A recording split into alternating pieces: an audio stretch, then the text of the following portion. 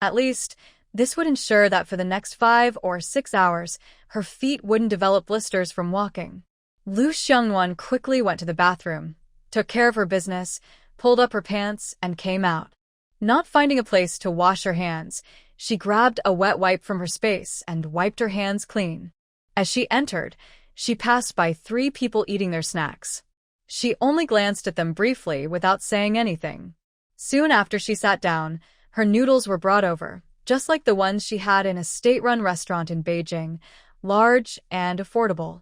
She preferred to eat her noodles without garlic, as the aroma would be halved. So, she peeled 2 cloves of garlic and ate them with her noodles. Su Jiaming and Wang Jiwen, seeing how delicious she was eating, imitated her and started eating as well. Meanwhile, Yang Tianjin, who was busy slurping her noodles little by little, frowned in disgust. "You guys eating garlic?" The smell, although she didn't say it directly, her expression clearly showed her displeasure. Holding a garlic clove and happily eating, Su Jiaming and Wang Jiwen were surprised when she said that. They paused for a moment, looking at the garlic in their hands, unsure whether to eat it or not. They felt stuck, but the garlic paired with the food was very fragrant. Lu Xiongwan, without even lifting her head, finished chewing and swallowing her noodles slowly, then said, "None of your business." She continued eating her meal quietly. The state-run restaurant in the county was actually tastier than the one in Beijing. Lu Xiongwan decided that if she came to the county for errands, she would definitely order a bowl of vegetable and shredded pork noodles before leaving. "How can you say such rude words?" Yang Tianjin was so upset that her rice no longer tasted good. She put down her chopsticks, frowned, and looked at her angrily. "If you want to eat, just eat. If not, get lost. There's no need for so much nonsense." Lu Xiongwan hated being disturbed while eating, so she snapped back without holding back. Yang Tianjin was so angry she cried, covering her mouth, and ran out. Lu Xiongwan didn't stop her. She just let her go and kept eating her noodles. Without anyone bothering her, the noodles tasted even better. Su Jiaming and Wang Jiwen didn't chase after her either, because they also had some small opinions about Yang Tianjin. Seeing Lu Xiongwan eating so happily, they continued to eat, 1 garlic clove and 1 noodle at a time. After Lu Xiongwan finished half her bowl, Yang Tianjin came in with red eyes, lowered her head, and silently ate the remaining noodles she hadn't finished earlier. Lu Xiongwan saw this but said nothing. She kept eating her meal, and in the end, she finished a big bowl of noodles and the broth, not leaving a single drop. She felt she had only eaten about a quarter full. She took a few sips of cola from her water bottle, planning to find a chance to sneak some more later. Then she grabbed her packed 10 plain steamed buns and left. Su Jiaming and Wang Jiwen exchanged quick glances, finished the last 2 bites of their noodles, and hurriedly took their packed buns and left too. They didn't want to stay in the same room as Yang Tianjin. "Girl, are you full?" Daqing asked with concern when he saw Lu Xiongwan come out. "Yeah," she replied, taking 2 buns from her pocket and giving them to Daqing and Jiancheng. "No, you keep them," she said. Daqing quickly took the steamed bun from his son's hand and hurriedly returned his own share. Eating food was so scarce now that he couldn't take advantage of a little girl. However, Wang Xiaoling looked at the big bun and couldn't help but swallow her saliva. She then firmly looked away from the bun and continued eating her own steamed corn bread. Things that didn't belong to her, she couldn't think about. "Today really was troublesome for you all. Here, take it. We still have a long way to go, and it's not good to go hungry," Lu Xiongwan said as she pushed the bun back to them. She was rarely generous to others this time. She wouldn't do it again. The 2 pushed and shoved until Su Jiayin and Wang Jiwen came out and saw the scene. They quickly took out 2 more buns from their pockets and handed them over. Although they didn't know why they did this, since Lu Xiongwan had, they followed suit. No one could refuse 1 bun, but now there were 2 more. Daqing was so worried he almost had a headache. In the end, helpless, he just took back Lu Xiongwan's 2 buns. As for Su Jiayin's and Wang Jiwen's, he refused to accept them and told them to pack them away. Daqing was thinking to himself that once they returned home, He would ask his wife to send some of their homemade pickled cucumbers to them. He didn't want to take advantage of others. They waited outside the door for a long time before Yang Tianjin slowly came out from inside. Although Hu Daqing was unhappy, he didn't show it. He said nothing and let his son drive the ox cart ahead while he followed with the educated youths behind. But after just a few steps, Yang Tianjin started complaining about being tired and sat down on the side, refusing to walk. Hu Daqing scolded her twice, making her cry. Only then did she reluctantly stand up and continue walking. It was probably about an hour later when Lu Xiangwan couldn't take it anymore. Yang Tianjin, unbothered by dirt, sat down on the ground with a plop. No matter how Hu Daqing scolded her, it was useless. She wouldn't move. In this remote countryside, Hu Daqing was afraid something might happen but didn't dare leave her there. He looked up and surveyed the group of educated youths, all exhausted and panting heavily. Especially that chubby girl. She looked like she was barely hanging on. His heart softened immediately. Today, he decided to let her rest a bit. When they returned to the village, he would feed her more grass to eat. So, Hu Daqing called out to them to get on the cart before he changed his mind. Yang Tianjin suddenly looked up, ignoring her dirty clothes, and quickly got on the ox cart. She found a place to sit down. The others also hurried onto the cart. Maybe the ox was carrying more than it should, and it was visibly tired. Hu Daqing felt sad, but had no other choice. He urged his son to hurry and drive the cart. Getting home early would mean the ox wouldn't suffer as much. Lu Xiangwan didn't expect that today. Thanks to Yang Tianjin, her legs would be freed. She was rarely pleased to see her. But when she saw Yang Tianjin glaring at her fiercely with her eyes, all her previous good feelings disappeared instantly. Sitting on the cart was uncomfortable. The road was bumpy, and Lu Xiangwan was almost about to from the jolts, but she held it in. If she couldn't handle this little discomfort, the next 10 years might make her go crazy. Everyone else also endured the discomfort, especially Wang Xiaoling, whose lips turned pale as she clenched her fists silently. Only Yang Tianjin kept shouting, but no one listened to her. Even Hu Daqing found a small piece of cotton from somewhere and shared it with them. They quickly took it and covered their ears. The world became much quieter. Hu Daqing didn't keep them on the cart all the time. He let them get off now and then to walk a bit, giving the ox a rest. Everyone could accept this. After some time, they finally reached Hongqi Brigade. But before entering the village, Yang Tianjin saw the dilapidated, low house and started crying again. She couldn't believe such a poor place existed. The thought of living there made her feel overwhelmed. Other young workers, except Lu Xiangwan, also found the environment hard to accept. But they didn't cry loudly like Yang Tianjin. At most, their faces looked grim. They knew crying wouldn't help or change anything. Since they signed up to go to the countryside, they were now part of Hongqi Brigade. They wondered when they could return to the city. Their household registration had already been transferred. Since that was the case, it was better to start adapting early. But Wang Xiaoling was thinking about how she could earn a few more small meals like Lu Xiangwan in this environment. She was eager to eat the steamed bun made from white flour that she held in her arms. However, she knew that with Lu Xiangwan's stinginess, it wouldn't be easy to get her to share the white flour bun. But still, she decided to try. Giving up was not her way. Persistence was her life principle. Hu Daqing told his son to drive the ox cart to the youth station. As soon as they entered the village, they were surrounded by villagers along with the ox cart. Team leader, why are you bringing so many young people back again? Asked Simazi, a man who had been single for over 30 years and was crazy about women. He thought about women all day and night, always hoping to find someone to keep him warm, but no woman was interested in him. He glanced at the ox cart and saw that among the 5 young people, 3 were women. One was too fat, probably so heavy she could crush him if she rolled over in bed. Another was very dark-skinned. At night, you wouldn't even find her if the lights went out. The third looked nice, but she was very thin, with a flat backside that suggested she wouldn't be able to have children. Such a woman wouldn't be suitable for marriage. She would only waste resources. Overall, he was very unhappy with this group of young people.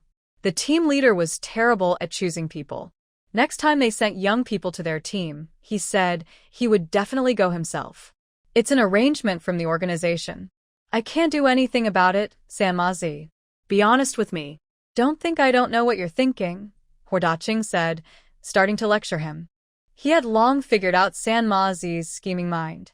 If he worked harder and was more willing, could he still not marry a wife? All of this was his own fault. He couldn't blame others. The villagers also knew what kind of person Sanmazi was. When they heard the team leader speak like that, they all burst into laughter. What ideas could I have? Sanmazi stubbornly defended himself, even when others pointed out his flaws. You better not have any ideas. If I find out you do, I'll cut off that thing of yours with a knife, the team leader warned. The people assigned to their youth station couldn't afford any mistakes. Otherwise, they would all be punished. So, Hordaching made sure to warn him up front. Hearing this, Sanmazi felt a chill down his spine.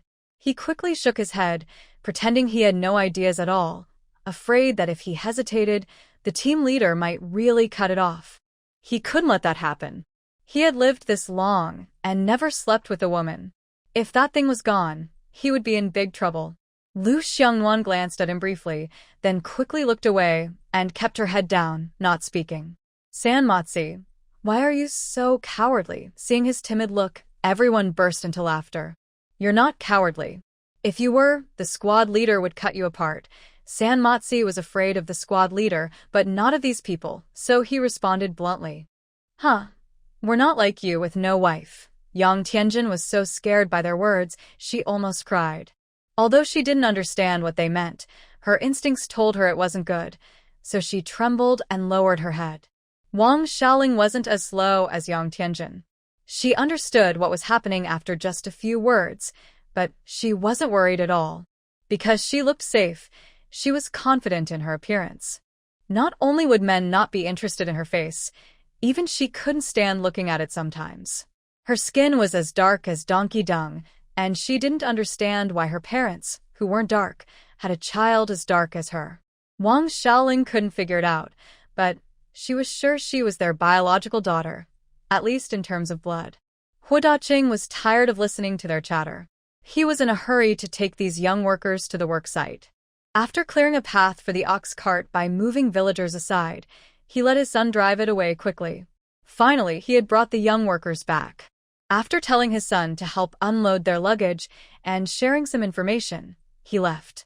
Halfway there, he remembered he hadn't explained the food supplies to them, so he hurried back.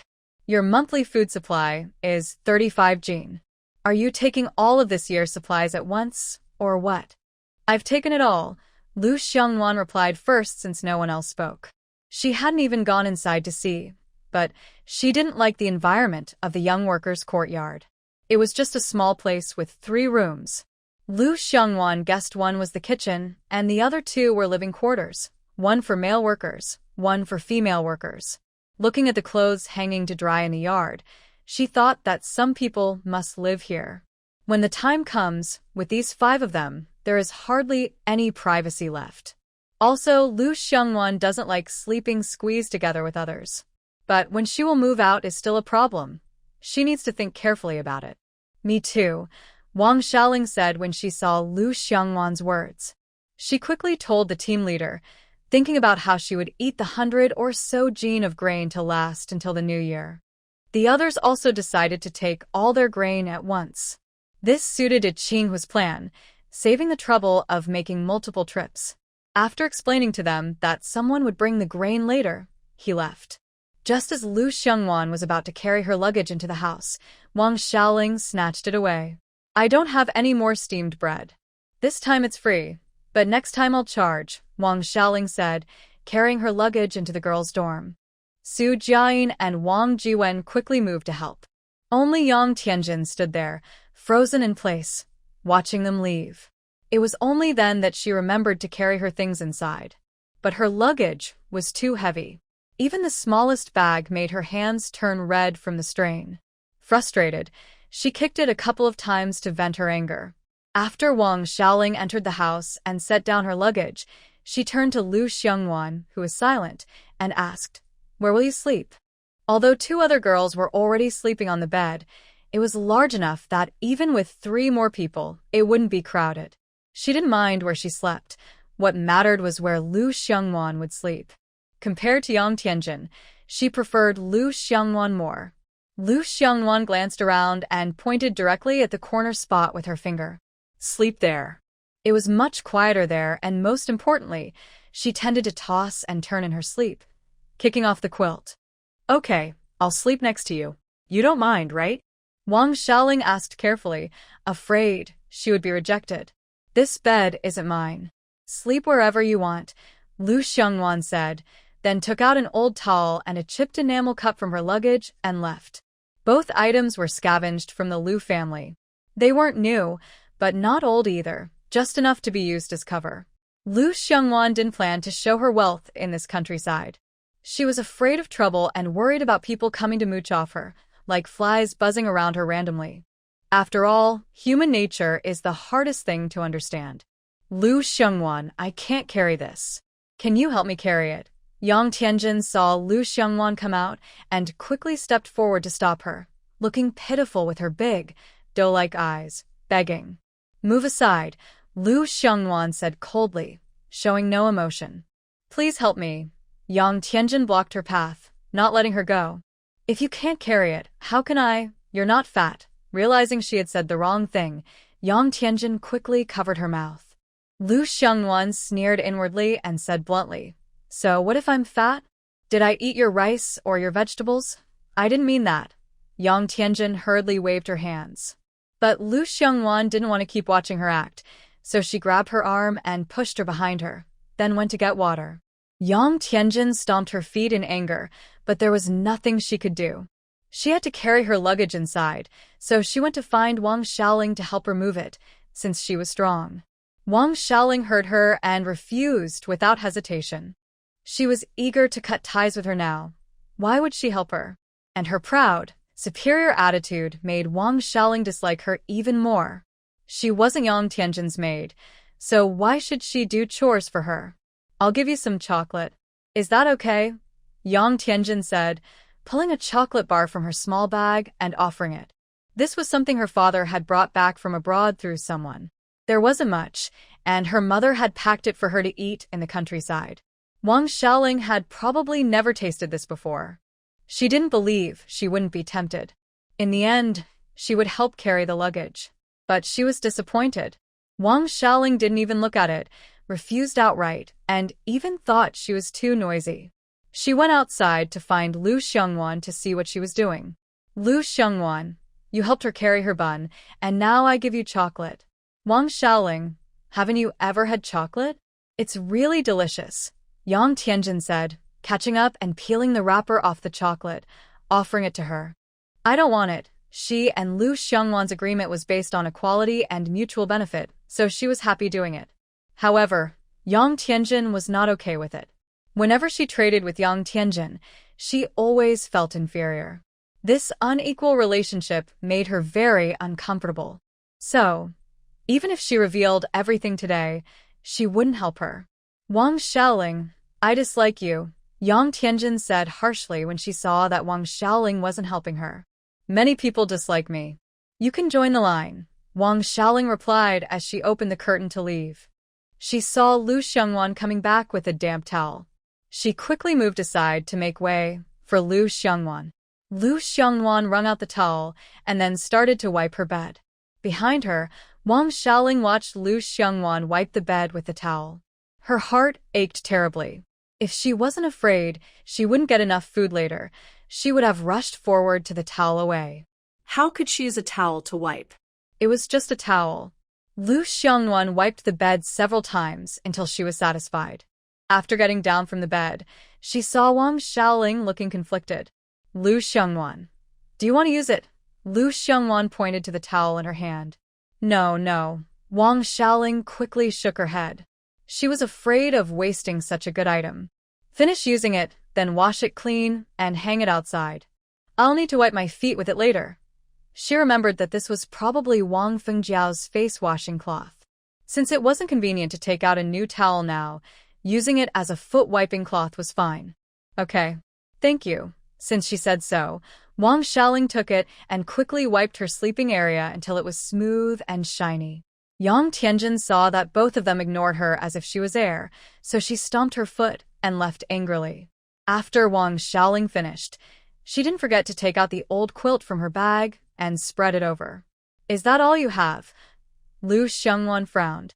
She knew Wang Xiaoling had few belongings, but she didn't expect it to be so little. "This is enough. We make our own life," Wang Xiaoling said with a satisfied look on her face. She believed her life would get better and better. She wanted to create wealth with her own hands. Lu Xiangwan saw her like this and said nothing, letting her go out to wash the towel. After she left, Lu Xiangwan took out the old, torn quilt that the original owner had made from the space. Although it was very worn out, it was still better than the one on her bed. She also found a piece of clothing that the original owner used to wear. While Lu Xiangwan was thinking about these things, Wang Xiaoling came in. "I washed the towels and hung them outside." Seeing that she didn't speak, Wang Xiaoling decided to take off the coat she was wearing to wash it. When it dried tomorrow, she could change into it, and she could also wash the clothes inside. She only had these 2 pieces of clothing. She didn't have more. The 50 yuan and the ticket from the youth work registration are gone. "Where did yours go?" Lu Xiangwan suddenly said this, which startled Wang Xiaoling. But she quickly recovered and said calmly, "They were taken by that couple." She didn't even bother to say parents anymore. Not all parents love their children. She was a product of a couple who valued boys over girls, born to serve their son. They even sacrificed her future marriage for his sake. She knew this from the start, but she woke up too late. Otherwise, she wouldn't let them take her money and tickets. "Then why did you sign up to go to the countryside?" "They wanted to marry me off to a fool for 500 yuan bride price." "I didn't want to." Wang Xiaoling didn't know why she was sharing her painful past with Lu Xiangwan. She thought she would see the same mocking look on her face as she saw on Yang Tianjin's, but she didn't. Instead, she inexplicably said, "And you? Why did you go to the countryside?" Lu Xiangwan looked at her and quickly looked away, responding to the country's call, accepting re-education from poor farmers. Wang Xiaoling heard this and felt like a flock of crows was flying chaotically over her head. But her hands reacted faster than her brain, and she gave Lu Xiangwan a thumbs up. Such awareness. However, her eyes looked at her as if she were simple-minded, as if she couldn't understand why someone would leave the city to suffer hardships in the Northeast. After all, these days, not many people have strong ideological awareness. Lu Xiangwan was the first she had ever seen. Lu Xiangwan could naturally tell what she was thinking, but she didn't say anything. Instead, she threw the torn blanket and the original owner's clothes toward her. Wang Xiaoling didn't understand, but worried they would get dirty if they fell on the ground, so she quickly reached out to catch them. "I'll lend you these. You're so kind." Wang Xiaoling looked at her in disbelief. After all, Lu Xiangwan was known for being very stingy. "Now, you return them to me." Lu Xiangwan reached out, trying to take them back. "You threw them to me, so they belong to me. Tell me, what are your conditions?" Wang Xiaoling quickly protected them behind her. 1 year later, return me a new cotton quilt weighing 4 jin. Why don't you go to heaven? A new one and 4 jin heavy? You're asking for my life. She thought to herself, she wouldn't be so kind. She was now completely broke, with nothing she could steal. She was just taking advantage of the situation. Wang Xiaoling felt bitter inside, but didn't say anything. "Are you deaf?" I said 1 year later. "If you can't make a 4-jean quilt in a year, don't blame me for not warning you. The winters in the Northeast are freezing cold. If you freeze to death, no one will bury you. Just find a broken mat, roll yourself up, and throw you on the mountain to feed the wolves," Lu Xiangwan said bluntly. I. Wang Xiaoling lowered her head, hesitating and unable to speak for a long time. But what Lu Xiangwan said was true. When she signed up to go to the countryside, someone from the youth office told her that the Northeast was so cold it could be deadly. At that time, she just wanted to get away from home. "Stop dawdling. Do you need me to say it again?" "Use your brain," Lu Xiangwan yawned, feeling sleepy. She wanted to finish early and go to bed. "I promise you, Wang Xiaoling closed her eyes and made up her mind to agree. Owing someone something was better than freezing to death in the winter. She would work hard to return her that 8-jean cotton quilt as soon as possible. Words are not enough. Put it in writing, Lu Xiongwan said. She took out a piece of paper and a pen from her bag. Actually, she had secretly brought them from her space, and quickly wrote on the paper, I, Wang Xiaoling, on September 20th, 1964, borrowed a quilt and a piece of clothing from Lu Xiongwan and promised to return her a new 4-jean cotton quilt in 1 year. After Lu Xiongwan finished, she checked her work and found nothing unusual. She then handed the paper to Wang Xiaoling. Your handwriting is really ugly, Wang Xiaoling said without paying attention to her. But as soon as she spoke, she felt a cold chill run through her body. She looked up and saw Lu Xiongwan's sharp gaze. Quickly, she changed her words and thought hard before managing to say, It's not ugly. It's quite unique. Before Wang Xiaoling could get angry, Lu Xiongwan quickly grabbed her pen and signed her name on the paper. Is that enough? Not yet, you need to stamp it. But we don't have ink paste, Wang Xiaoling said impatiently. I have a way. Hand me your hand, Lu Xiongwan said coldly, with a mischievous smile on her face. There was no choice. She remembered that Lu Xiongwan held a grudge. Wang Xiaoling didn't know what she was planning, but she did whatever Lu Xiongwan asked because she had no say in the matter. When she earned enough money someday, she joked she would hit Lu Xiongwan with a steamed bun. She wouldn't dare do that even if she had 100 brave hearts. Lu Xiongwan took out a sewing needle from her bag and quickly pricked Wang Xiaoling's finger. Wang Xiaoling felt a sharp pain and tried to pull her hand back, but Lu Xiongwan held her finger and pressed it onto the spot where she had just signed. All right, don't forget to pay me back then. Lu Xiongwan admired her work with satisfaction and carefully folded it, placing it into her pocket. Wang Xiaoling finally understood what Lu Xiongwan meant by having a way. She was angry, but dared not speak out. She still hoped to earn some steamed buns from her, but now she had an additional reason to be cautious. Lu Xiongwan was her creditor, and she had to treat her carefully. Don't worry, I promise to pay you back by this time next year, Wang Xiaoling said as she spread the quilt she borrowed from Lu Xiongwan over herself. Actually, she didn't need to say, borrowed. It was hers now. The weather wasn't too cold yet. She only had one blanket underneath and one on top, waiting for the cold to come so she could cover herself with both. Looking at her soft, cozy bed, Wang Xiaoling felt a deep gratitude toward Lu Xiongwan from the bottom of her heart. She now had a bed to sleep on and didn't have to worry about waking up cold at night. Lu Xiongwan did not respond to her words and kept busy with her work. Seeing that she hadn't finished spreading the cloth, Wang Xiaoling stepped forward to help her. No need, I can do it myself. Lu Xiongwan declined Wang Xiaoling's kindness and tidied up on her own. After finishing, Wang Xiaoling took off her clothes from inside out right in front of Lu Xiongwan. When Lu Xiongwan turned her back, she accidentally caught sight of the various scars on Wang Xiaoling's back. They looked similar to those on the original owner, but now, with the help of spiritual spring water, they had healed quite a bit. Afraid of being noticed, Lu Xiongwan quickly looked away, her eyes thoughtful, as if lost in her own thoughts. You're all women. Why are you so shy? Wang Xiaoling quickly changed into the clothes Lu Xiongwan had given her. She noticed the clothes were a bit loose, but it wasn't a big problem. She rolled up the sleeves a little, and it looked better. I'm not shy, Lu Xiongwan said after she finished changing, turning her body around. Do I look good? Wang Xiaoling, now dressed, made funny faces beside her. When she didn't manage to make Lu Xiongwan smile, she felt a little discouraged. What do you think? Lu Xiongwan said before heading out. She wanted to boil some water, take a hot bath, and then get some sleep. I think it doesn't look good, Wang Xiaoling muttered softly. After all, appearance wasn't something she could choose. If she had her way, she would make herself look like a beautiful person. Whatever looks good, she would take. Dreams are beautiful, but reality is harsh. Finally, Wang Xiaoling shook off her messy thoughts, grabbed her dirty clothes, and left. As for Yang Tianjin, she sat on her large bag of luggage, silent and with her head drooping, lost in her own thoughts. Seeing them come out, She only glared fiercely at them before quickly lowering her head.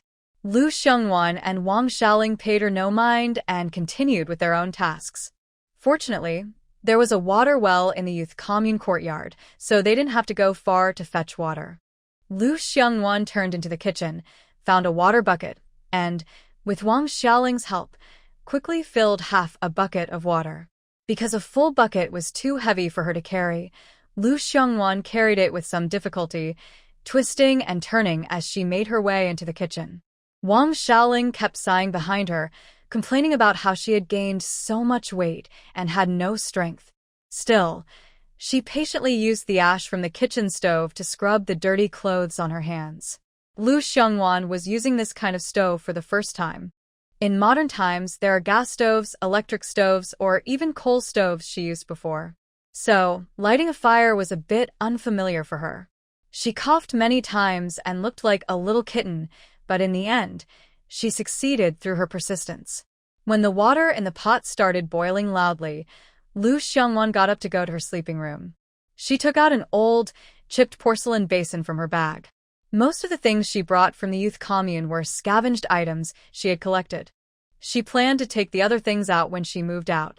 Since there were many people and it was easy to be noticed, and most of the young people at the commune came from big cities, had seen the world, studied and read books, she knew that any small mistake could be spotted easily.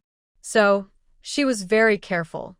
She poured hot water into the basin, carried it into her room, closed the door, quickly wiped herself with a towel, changed her clothes, and then carried the dirty bathwater outside. After washing her hair, she saw 5 strangers come in from outside, 2 women and 3 men. Without needing to introduce themselves, Lu Xiongwan immediately knew they were other young people from the youth commune, as mentioned by the team leader. Lu Xiongwan stepped forward and politely said, "I just used your firewood to boil water and take a bath. I'll return it after I go to the mountain tomorrow and gather some more." "No problem at all. You don't need to return it. The team leader has been talking about the young people coming here for a few days," Wang Yuxiang said cheerfully. "Yes, we just arrived today," added Wang Xiaoling, who was hanging her clothes to dry. Since they would be living together from now on, it was better to get to know each other. Seeing that these young people seemed friendly and easy to get along with, she thought life here wouldn't be too bad. Wang Xiaoling even started to look forward to the days ahead. Meanwhile, Yang Tianjin, who was dozing beside her luggage, was awakened by their chatter. She suddenly opened her eyes and saw several strangers entering the yard. "Who are you?" Yang Tianjin, still a bit confused from waking up, asked. "We are also young people from this knowledge youth point, but we arrived a little earlier than you. However, why did you sleep in the yard? It's so cold. My luggage. I can't carry it," Yang Tianjin said shyly. "That's easy. We'll help you," Wang Yuxiang said, calling Tan Fingjiao to help. As for the other 3 young men, they just helped a little because they couldn't go into the girls' room. Lu Xiongwan and Wang Xiaoling stood nearby, not planning to help at all. After a few trips, they finally carried all of Yang Tianjin's luggage into the house. Wang Yuxiang was very eager to help Yang Tianjin make the bed because she saw she didn't know how. Yang Tianjin was so grateful, she kept thanking her. But she also looked at Lu Xiongwan and Wang Xiaoling with a proud look. Since they didn't help, she thought others would. It made her happy. Lu Xiongwan just sneered at Wang Yuxiang, who was busy making the bed like a mother. The main person, Yang Tianjin, just stood there with her arms open, acting like a boss. Being kind is good, but you have to know who to help. Yang Tianjin was unlucky, and she would have to suffer in the days ahead.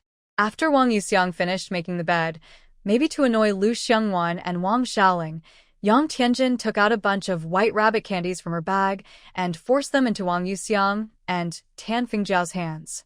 Tan Fingjiao and Wang Yuxiang didn't have good conditions at home. Even though they were from the city, white rabbit candies were a luxury for them. They helped her with some work and then felt guilty, so they tried to give the candies back. But Yang Tianjin refused.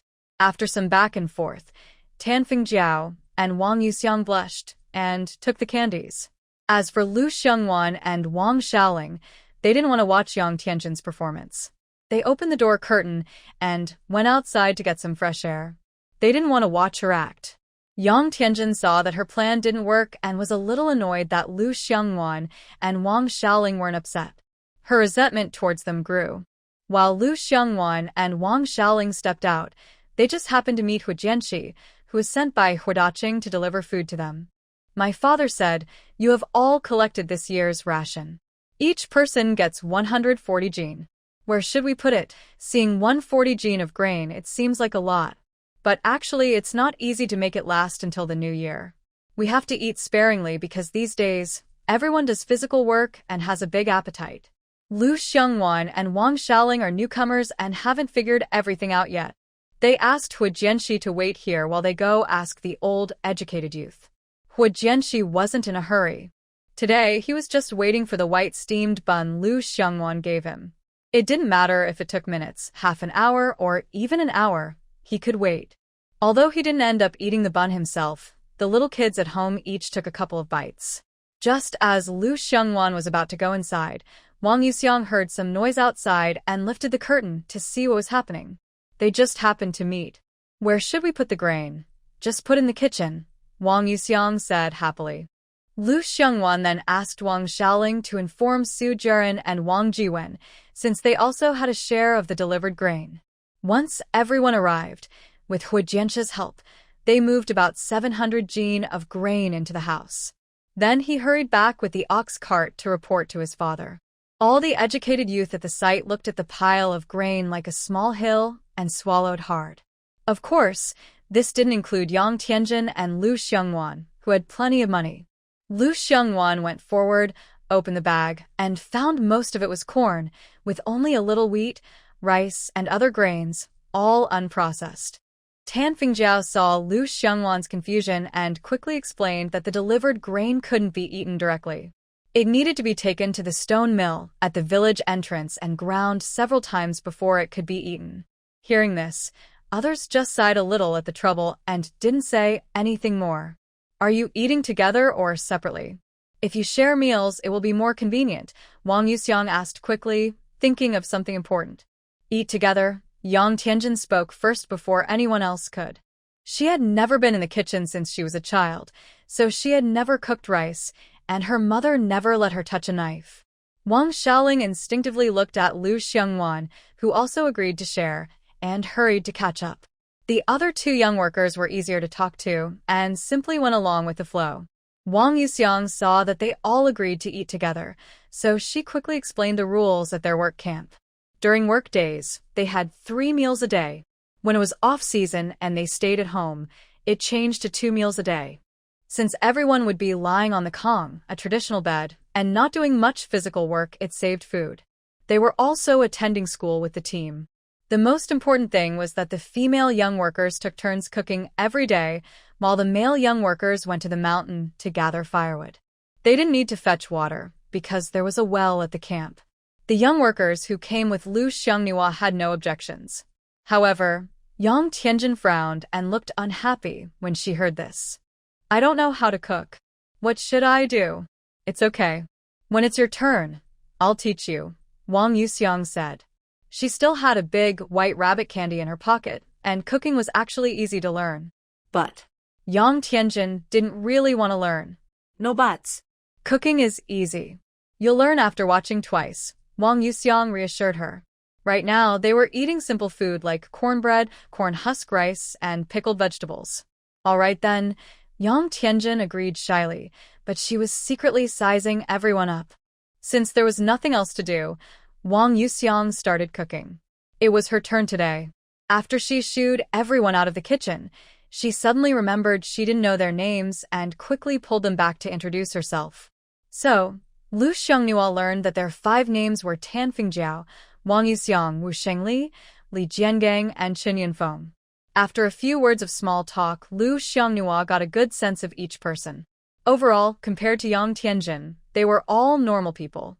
Except Wang Yuxiang, who seemed a bit like a good-natured person trying to be nice. Lu Xiangnua wasn't good at socializing. After a few more words, she went back to her room to sleep. Her biggest dream now was to eat well and sleep peacefully. Wang Xiaoling was eager to learn about the Red Flag Brigade. She held Tan Fingjiao's hand and kept asking questions. Tan Fingjiao was very patient and explained everything to her. Until she heard that there was a mountain behind the team's camp with richer resources, her eyes lit up immediately. It seems that by chance, she found a good place for herself, which made her even more confident that she could survive and live well. She kept thanking others, as if it cost nothing, saying many words of gratitude. This made Tan Fingjiao blush and feel a bit shy. Meanwhile, the young men from the countryside quickly became friends, almost like brothers. Wu Shengli and the others, along with Wang Jiwen and Su Jiayin, went up the mountain to gather firewood before the meal was ready, also to get familiar with the area. Only Yang Tianjin was not interested in the dirt. She just felt it was as dirty as Lu Xiangwan and went back to lie down. When Lu Xiangwan woke up again, she was awakened by Wang Xiaoling. The meal was ready, so Lu Xiangwan didn't delay. She put on her shoes and went out. You haven't finished grinding the noodles yet. Today, we'll start with our 5 people's share of the food. When you catch up, it will be fine. Wang Yuxiang saw everyone was there and quickly brought out the food. There was a bowl of thin rice soup, which was mostly water, with only a few grains of rice. There was also a small dish of dark, yellow pickled cucumbers and a plate of cold, unappetizing wild vegetables. Plus, a basket filled with small, mountain-high piles of steamed corn cobs. But it wasn't much, probably steamed in portions for each person. Seeing this, Lu Xiangwan hesitated, unsure how to start eating. Wang Yuxiang kept encouraging her to eat and even pushed a corn cob into her hand. Today, to welcome you all, we made a bit more food. We won't have such good meals often, so we should save some, Wang Yuxiang said while eating her own corn cob, feeling a bit sentimental. She originally wanted to use her knowledge to shine in this rural place, but unexpectedly, she ended up working in the fields every day. The physical labor was so intense that a month's worth of 35 jin of grain was not enough. So, when she and Tan Fingjiao cooked, they thought hard about how to save food. They didn't dare make the meals too tasty, trying to make them as plain as possible. Otherwise, if the food was too delicious, it would use up even more supplies. Hearing this, Lu Xiangwan's hand suddenly trembled, but she quickly recovered and nonchalantly drank the water in her bowl. No, the rice soup. The history books say that the conditions in northeast China during the 1960s and 70s were very good, better than 70 to 80% of the country. People didn't have meat every day, but they could at least eat enough to avoid hunger. But why does she feel that life now is so bitter, like biting into a bitter root? Has her memory become mistaken? Or has she traveled to a different, fictional time period? The word fictional is something Lu Xiangwan recently learned from her favorite novels, but the leaders and the current historical events seem correct. For a moment, Lu Xiangwan can't understand it, but she decides to wait and see what happens, taking things step by step. Delicious, Wang Xiaoling said happily while chewing a steamed bun. She sighed contentedly, wishing every day could be as good as today. Hearing Wang Xiaoling's words, Lu Xiangwan choked on her rice soup and was surprised. Luckily, she recovered quickly. This was sent by the team leader.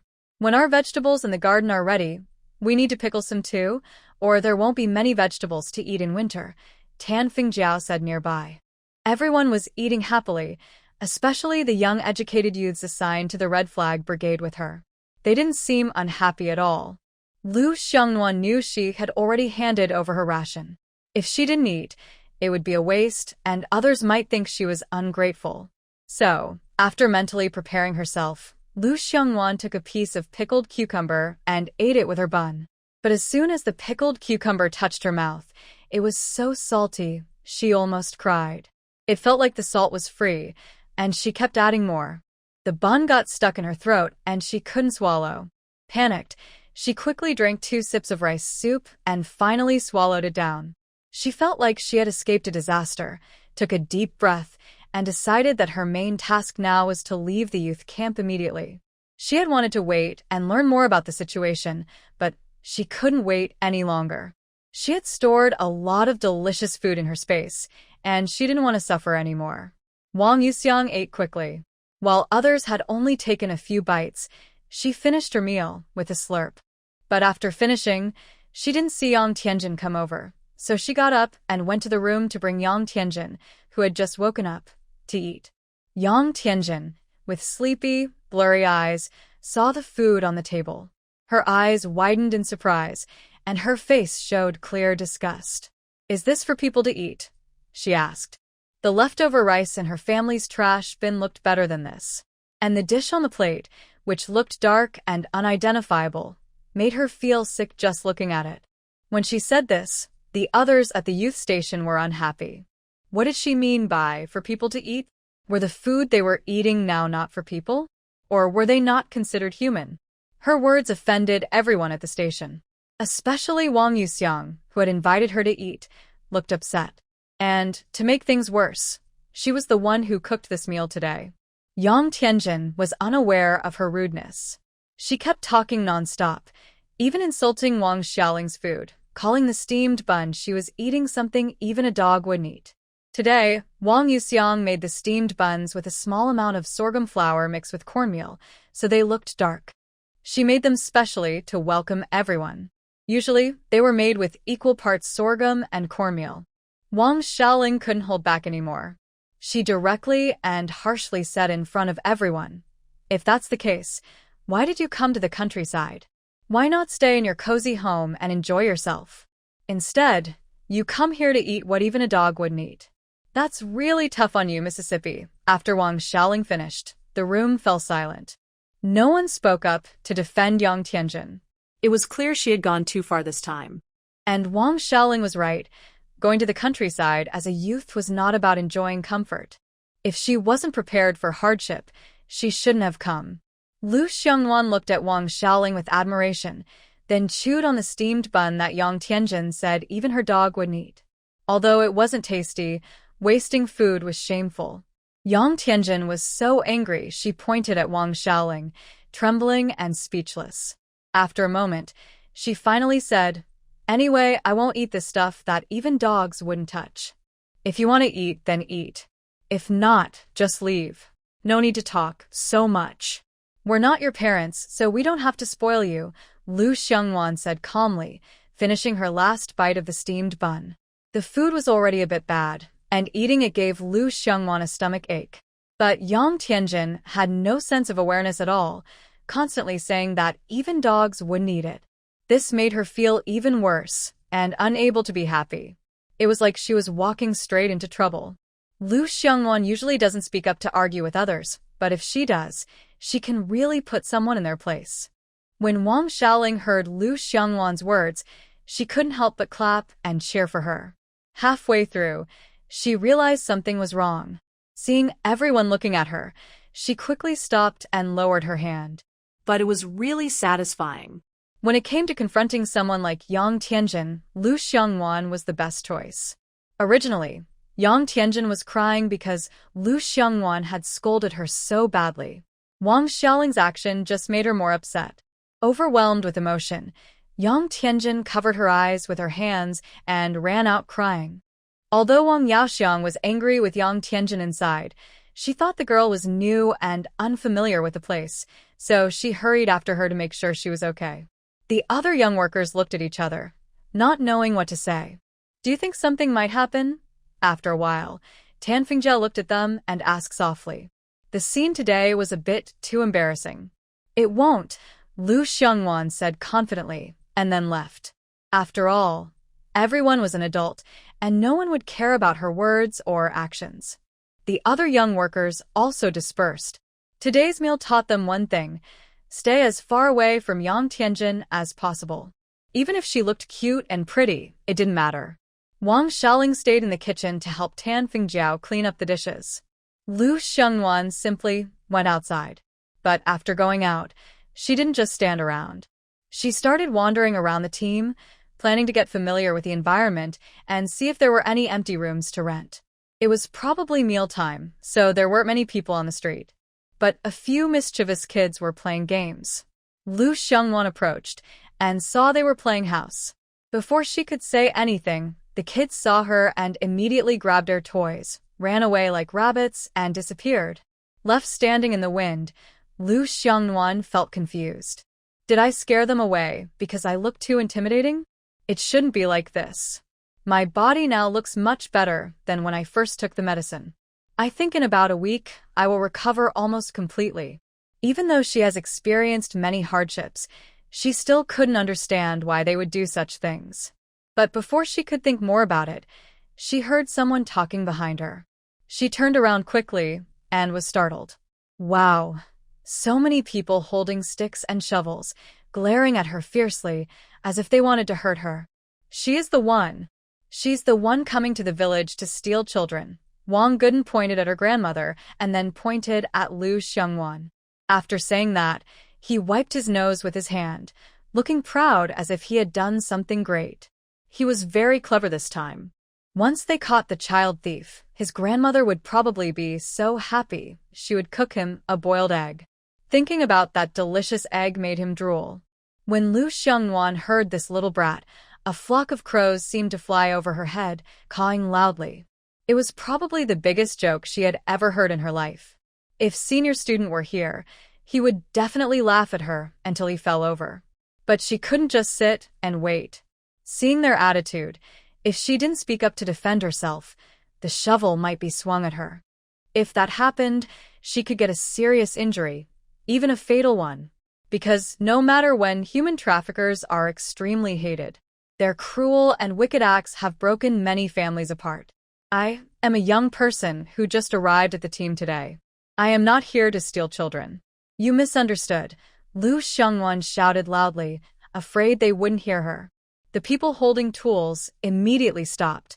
They looked at each other, unsure of what to do. But they didn't dare act rashly, afraid of hurting the wrong person. That would be terrible. However, in the past 2 days, the team leader mentioned they would bring a group of young people, but they hadn't seen many of them. When the team leader brought us back today, someone among you should have seen me. I was on the ox cart. If you don't believe me, go call the team leader. He can prove I am innocent, Lu Xiongwan said, trying to convince them more since they still seemed doubtful. If I had known it would be like this, I shouldn't have gone out today. I didn't see her on the cart either. Wang Erga scratched his head and looked at Lu Xiongwan for a long time, but he couldn't remember seeing her on the ox cart earlier. In one sentence, he immediately pushed the previously somewhat calm atmosphere to the top. The way they looked at Lu Xiongwan was like looking at a thief or a beggar stealing children. They seemed eager to hit her. I just took a shower and changed clothes. Maybe you didn't recognize me. Otherwise, you should go call the squad leader, he said. Perhaps it was your poor eyesight that didn't see her large figure, but he couldn't say this out loud. Finally, Lu Xiongwan sighed lazily, tired of arguing with them because she simply couldn't explain herself. She wondered how she could look like a kidnapper at all. Not at all.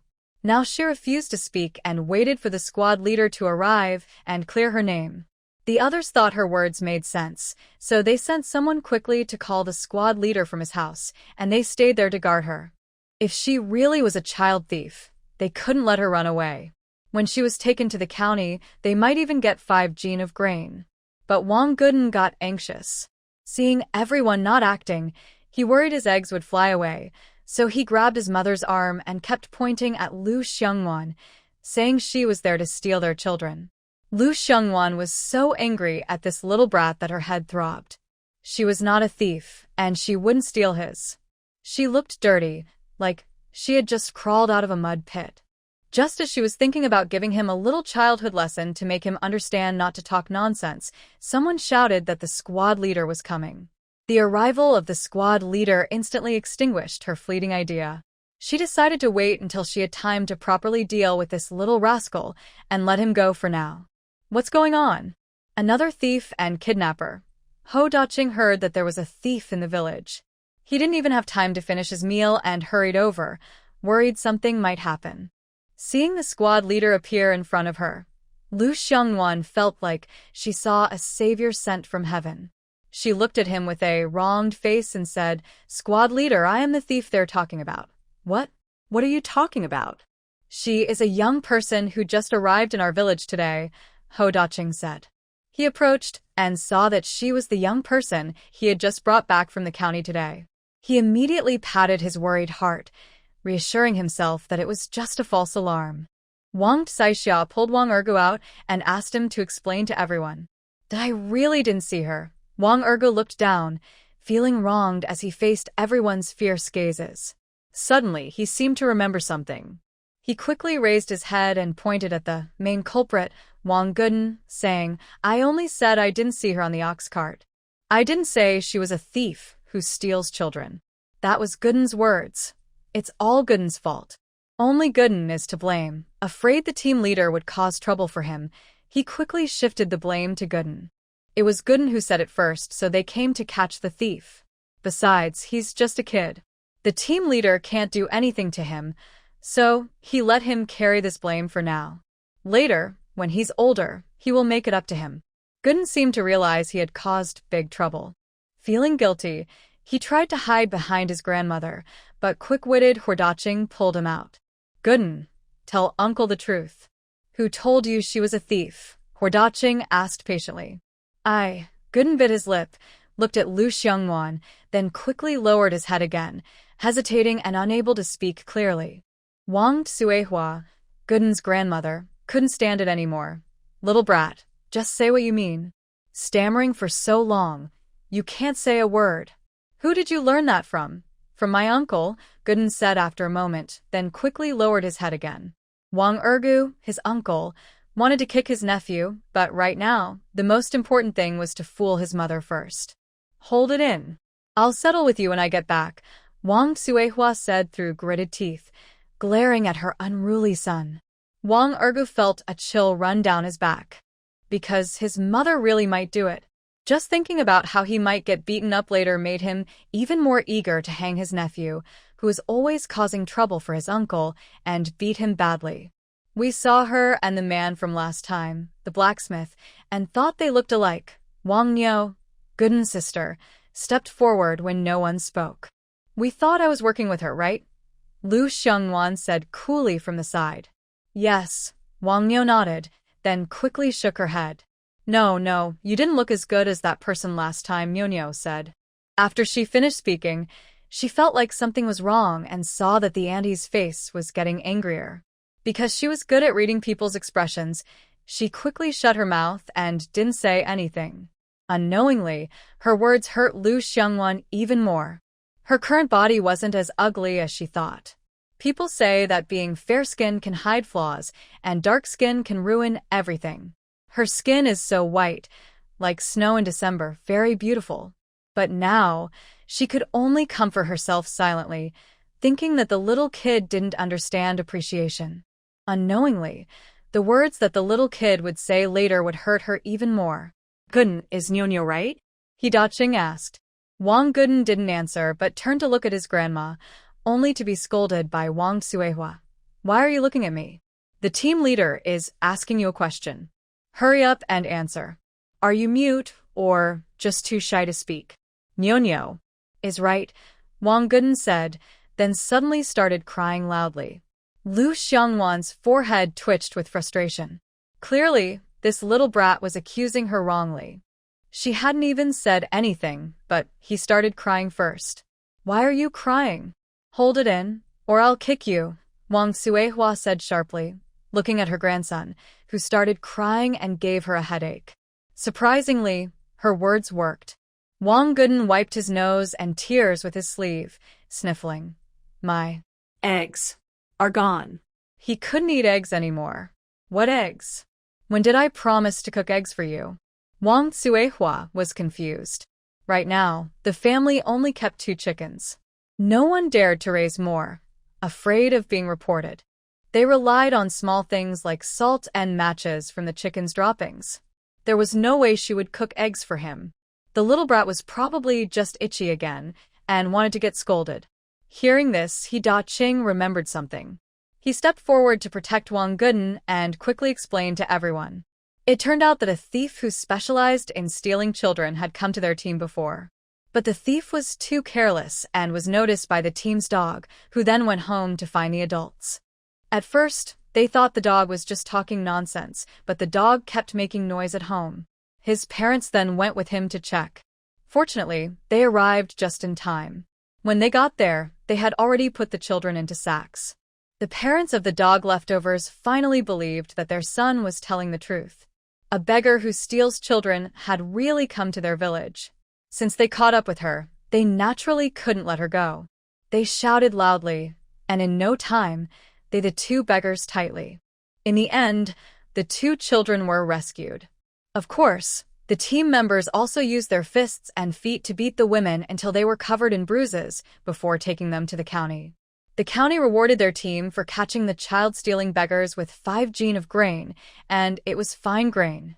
However, all this grain was given to dog leftovers family by Da Ching. After all, they were the first to find the children.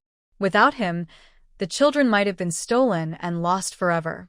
Although each family now has several children, everyone feels sad when they lose one they raised with so much effort.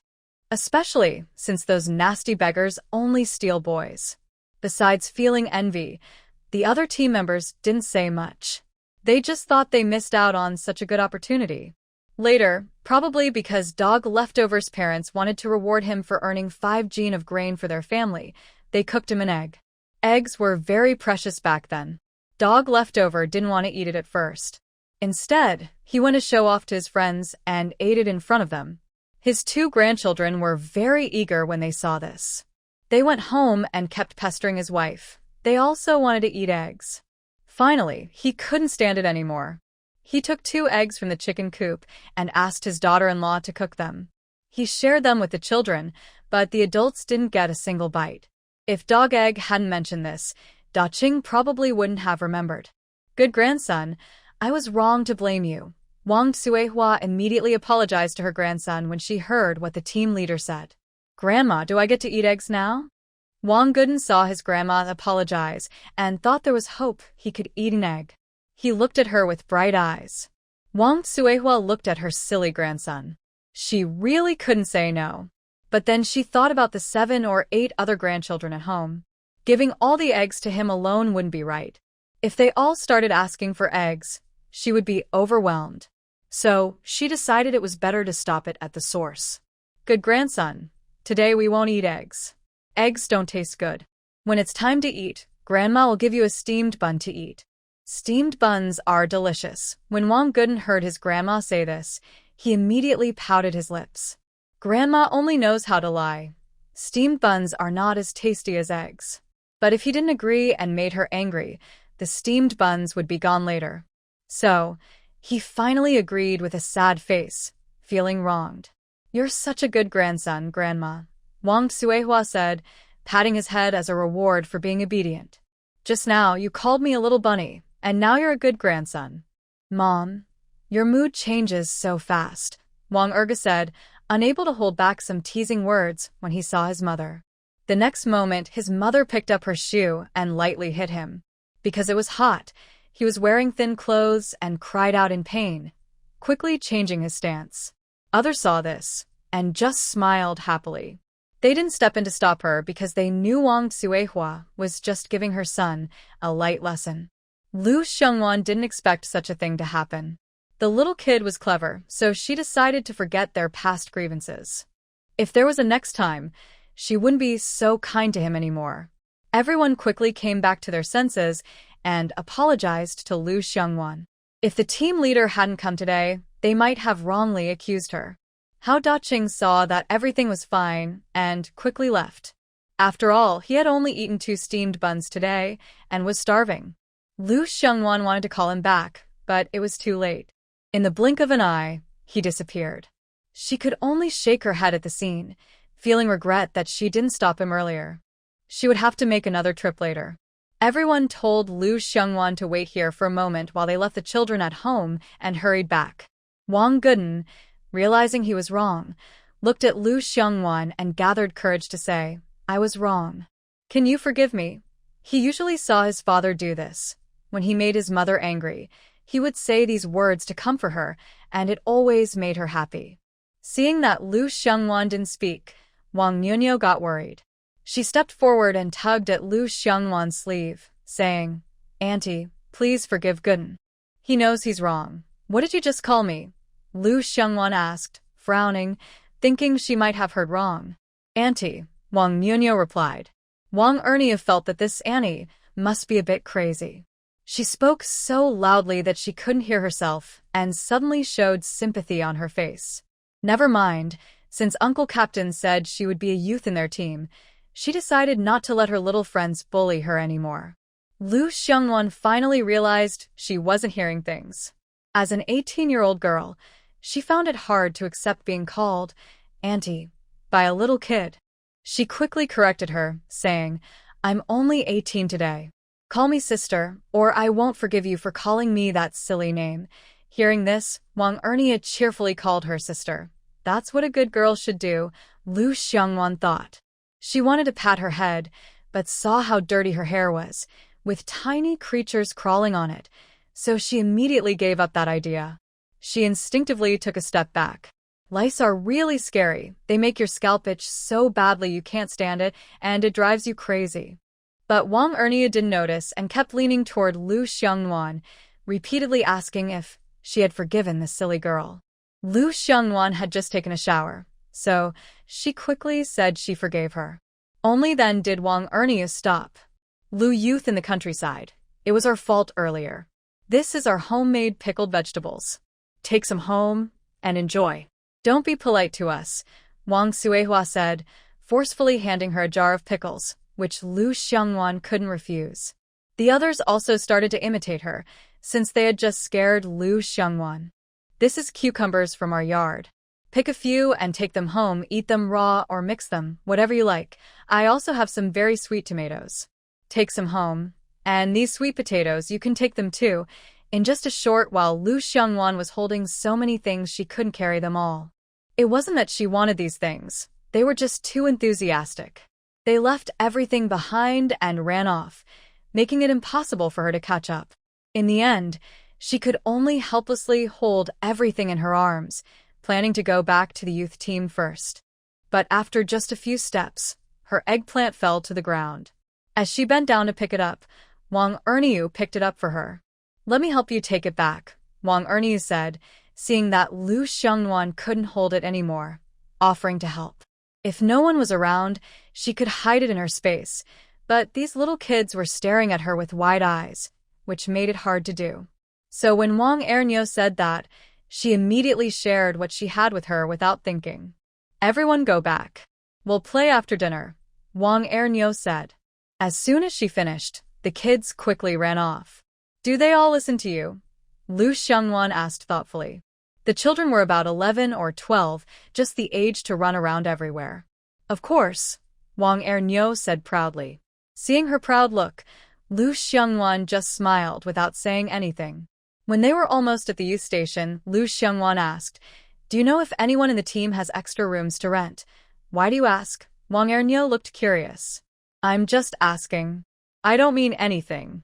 I just want to test you." "Well, you can't test me," she replied, then explained everything about the team in detail. Lu Xiongwan then realized how poor they were. When Wang Erniu said she, her parents, 3 brothers, and grandparents all slept on one bed, she was shocked. It was so bad that even TV shows wouldn't show such scenes. She guessed they probably couldn't even turn over in their sleep. She was now very sure this place was not the big Northeast described in history books. Even in the 1960s, the Northeast was poor, but not this poor. History books said that during this time, heavy industry was developed, so even this remote area was better than most places in the country. She wondered what kind of terrible place she had come to. Lu Xiongwan felt very headachy, unsure whether to follow the historical path or not. She just wanted to be a lazy person who eats and waits to die. "Big sister, what's wrong?" someone asked. "Nothing, I'm fine," Lu Xiongwan quickly denied, then hurriedly took her back to the youth station. She put the small pickled vegetables they gave her into the kitchen. As for the cucumbers and tomatoes, which could be eaten raw, she and Wang Erniu put them in her sleeping room. "Where did you get these cucumbers? They look so fresh," Tan Fingjiao said surprised, her voice loud enough to wake Wang Xiaoling, who had just gone to bed. She turned her head to look, then quickly withdrew her gaze and closed her eyes to sleep. "Sent by the team. You have good relationships. When we first arrived, we had nothing. Luckily, the squad leader brought us a small jar of pickles, and Wang Yuxiang and I would go to the mountain now and then to dig for wild vegetables. That was how we managed to eat. Oh, they sent me some pickles, I put them in the kitchen. Lu Xiongwan finished arranging the cucumbers and tomatoes without offering her a taste. Afterward, she left with Wang Erniu, because they were just sharing meals. Lu Xiongwan left the youth commune and took out a piece of the cheapest fruit candy from her pocket, giving it to Wang Erniu. Is this for me? Wang Erniu looked at her with wide eyes, unable to believe it. Thank you, sister. Wang Erniu took it but didn't want to eat it right away, so she put it in her pocket. Later, guided by Wang Erniu, Lu Xiongwan learned where Daqing lived. Then, at the intersection, she parted ways with Wang Erniu and went back to her own place. But she had no home. She returned to the youth commune. When night fell, Lu Xiongwan took out 2 taels of brown sugar from her bag and carried it out. This was a luxury item, an extravagance. In that era, 2 taels of anything was quite a lot. Tan Fingjiao and Wang Xiaoling watched her carry the sugar out in the dark, but said nothing. Seeing her like that, they knew she wouldn't tell if asked. So, they decided not to bother her. Using her remarkable memory, Lu Xiongwan quickly reached the squad leader's house. Before entering the yard, she called out. Wang Guiying, who was about to go to bed after dinner, heard someone calling outside. She quickly pushed her husband aside and told him to go see who was there. He didn't respond, so Wang Guiying, annoyed, kicked him twice, put on her shoes, and reluctantly went out. When she opened the door, she saw a big, unfamiliar, chubby girl. Lu Xiongwan, under the moonlight, saw the doubt in her eyes. To avoid a misunderstanding from last time, she greeted her first. Wang Guiying heard that a youth who had just arrived today was looking for her old man, and she hurriedly welcomed her inside. At the same time, she loudly called out, "Old man, someone is looking for you." Inside the house, Daqing heard the noise and quickly got up, tidying himself up neatly.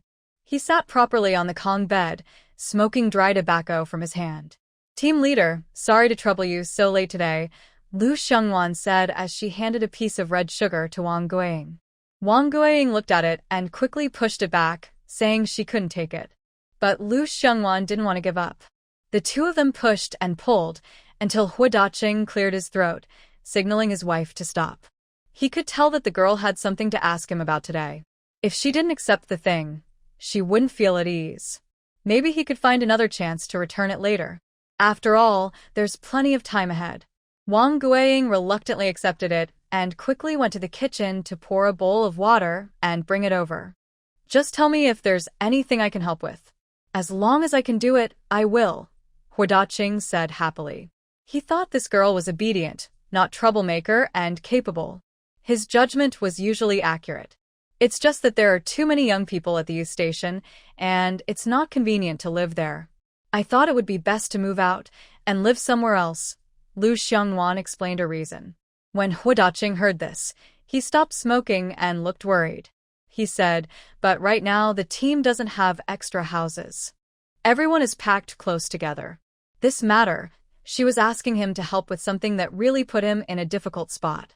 I understand that.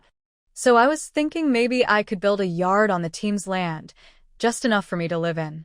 After all, I plan to settle here long-term, and having my own yard would make things easier, Lu Xiongwan said. When Daqing heard about building a house, he was surprised. Building a house costs a lot of money. But since he had seen many things in life, he quickly calmed down. "That's possible, but I need to ask the others in the team for their opinion. You need the team's approval to get a land plot, and I can't decide alone." Hearing this, Wang Guiying, his wife, got annoyed at his hesitation. She said, "It's just about a piece of land. You can decide yourself. Why do you need to ask the team? You wife, what do you know? That land belongs to the team, not to me personally. If it were mine, I would agree immediately." Daqing heard his wife's words and felt both angry and amused. He didn't argue with women, especially older women. Lu Xiongwan listened to their conversation and thought there might be a chance to build her house. She quickly tried to persuade Wang Guiying. "Auntie, it's okay. Building a house isn't something you rush. I just came to ask today. Look at that girl, and then look at you. I don't want to talk to you," Wang Guiying said, turning her head away and ignoring him. In the end, Lu Xiongwan stepped in. Before she said much, she managed to make Wang Guiying smile happily. Seeing his wife no longer angry, Hao Daqing finally spoke. "Girl, how big do you want the house? Tell me honestly. I want to have a plan in mind, so I can help you." "Yes, tell your uncle. He knows a lot about building houses," Wang Guiying quickly added. "I don't know much about this. I only live alone, and I don't have much money. I'll build it as cheaply as I can," Hao Daqing said. Lu Xiongwan really didn't understand. She was genuinely clueless about this. Especially in the Northeast, they still had to build heated beds, which was a real challenge for someone who grew up in the South. It was a real test for a child who had grown up in the South. "Since you're saying that, just help her out. A young girl coming to the Northeast isn't easy." Wang Guiying nudged her husband with her elbow when he didn't speak. Of course I will. "I'm just thinking about how to build the yard." Hao Daqing paused briefly and then asked, "How much do you want to spend? The less, the better. But how much money do I need? Tell me honestly, so I can plan. If it's not enough, I'll have to ask my uncle in the county for money," she replied. "Girl, you have an uncle here?"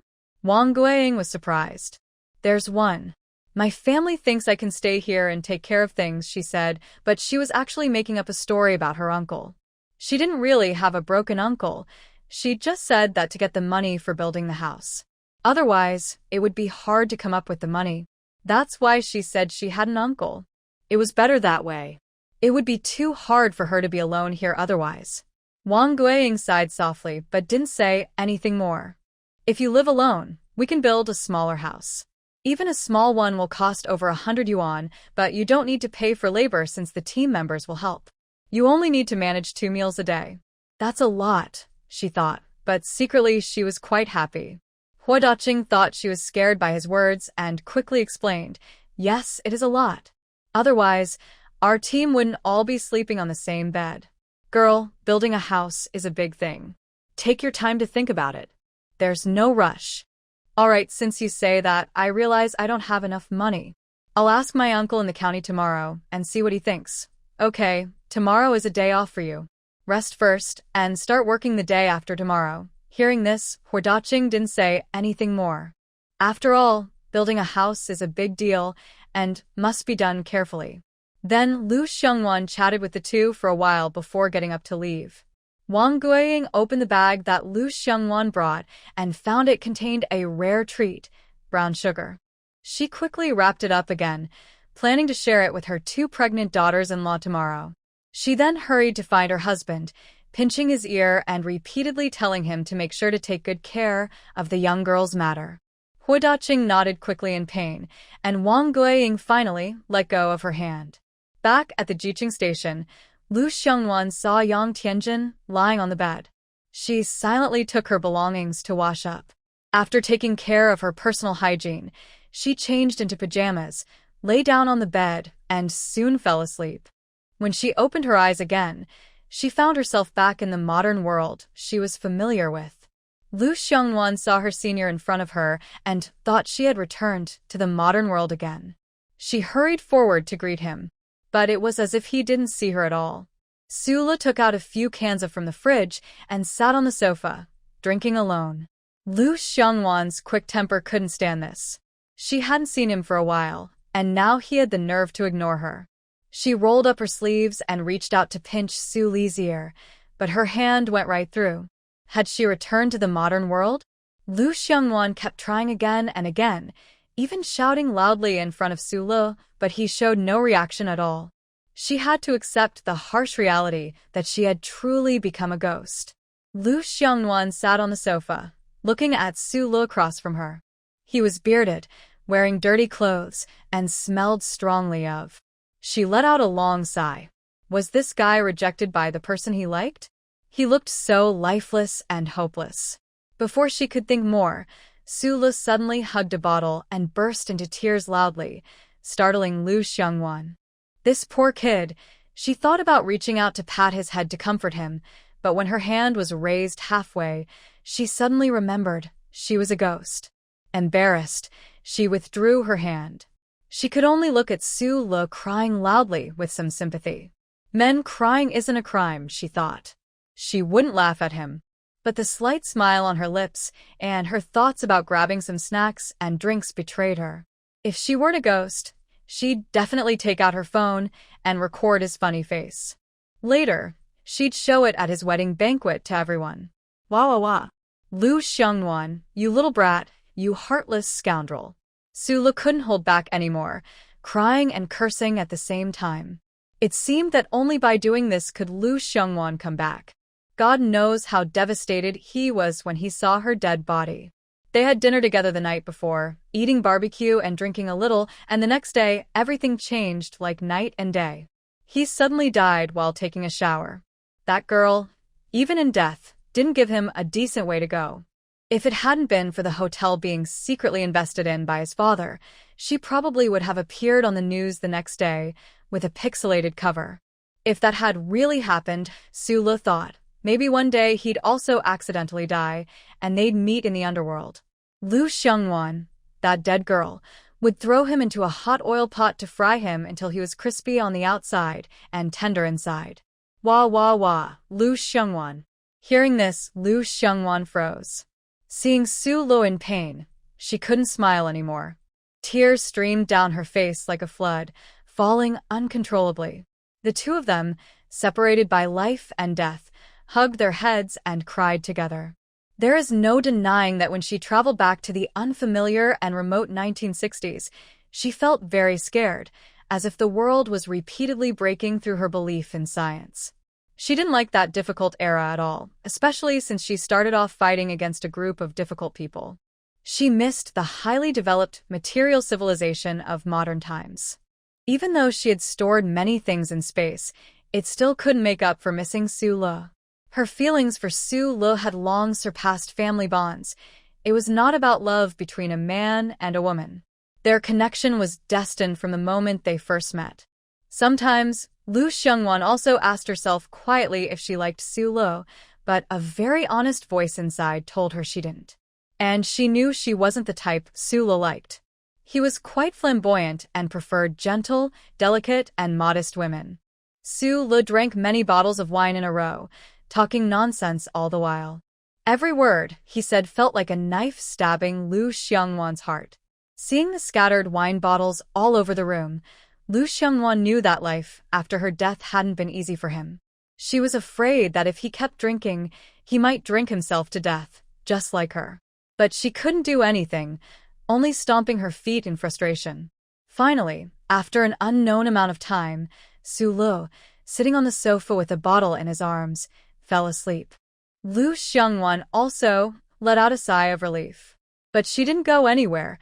She just stayed there quietly, watching over him. Because she was afraid he might go into a drunken rage. His drinking was not good. Back in high school, at a class reunion, he had drunkenly kissed a male classmate. That incident made Sulu so embarrassed that he never attended any more class reunions.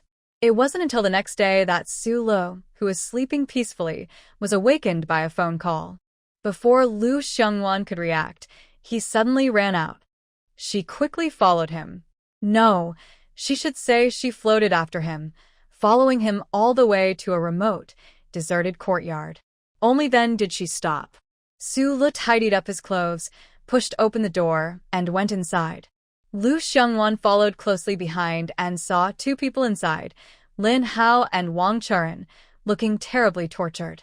As soon as they saw Sulu come in, they hurriedly ran over to kowtow and begged him to spare them. Sulu kicked both of them away with one kick, then casually found a chair and sat down without caring about how dirty it was. Lu Xiongwan just silently watched Sulu. Was he trying to vent his anger on her?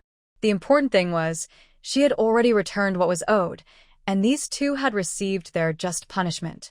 She was actually worried that Sulu might go crazy and cause more harm, possibly even taking lives. Looking at the two people on the ground, she felt their anger was greater than their breath.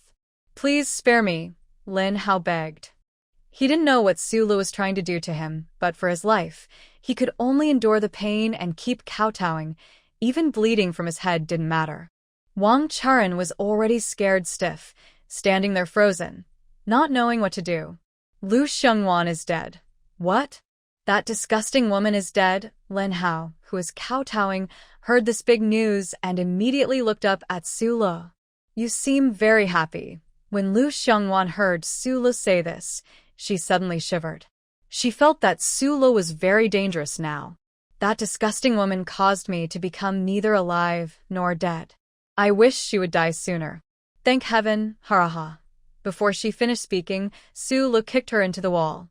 Several ribs broke, and she spat out blood, collapsing to the ground unconscious. But Su Le didn't stop there. He used a stick to force her to wake up. Good job. Lu Xiongwan felt very relieved and satisfied.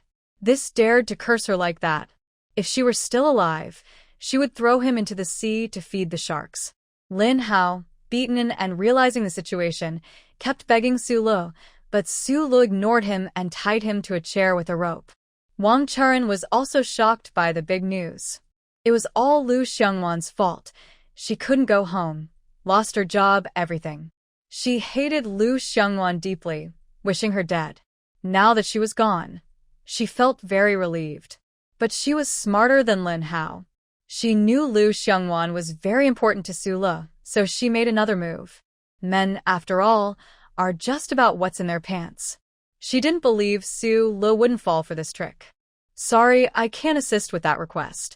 Su Le glanced at Lin Hao, who was cursing loudly, then made a phone call. Soon after, 10 strong men entered the room.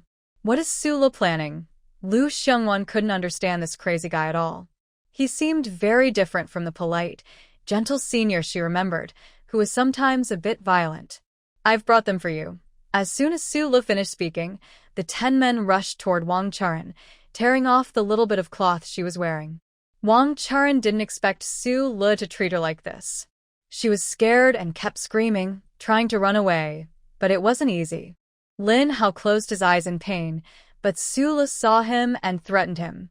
Lin Hao immediately widened his eyes in fear. Lu Xiongwan didn't know what to say. She apologized for accusing him earlier, but honestly, watching this scene was very satisfying. After some time, when it looked like the sky was turning dark, the men finally let Wang Charan go. Su Le waved his hand, and they all left. Only Wang Charan, rolling her eyes and looking hopeless, was left behind. Lin Hao had watched the whole thing, and had scratched his palms until they bled.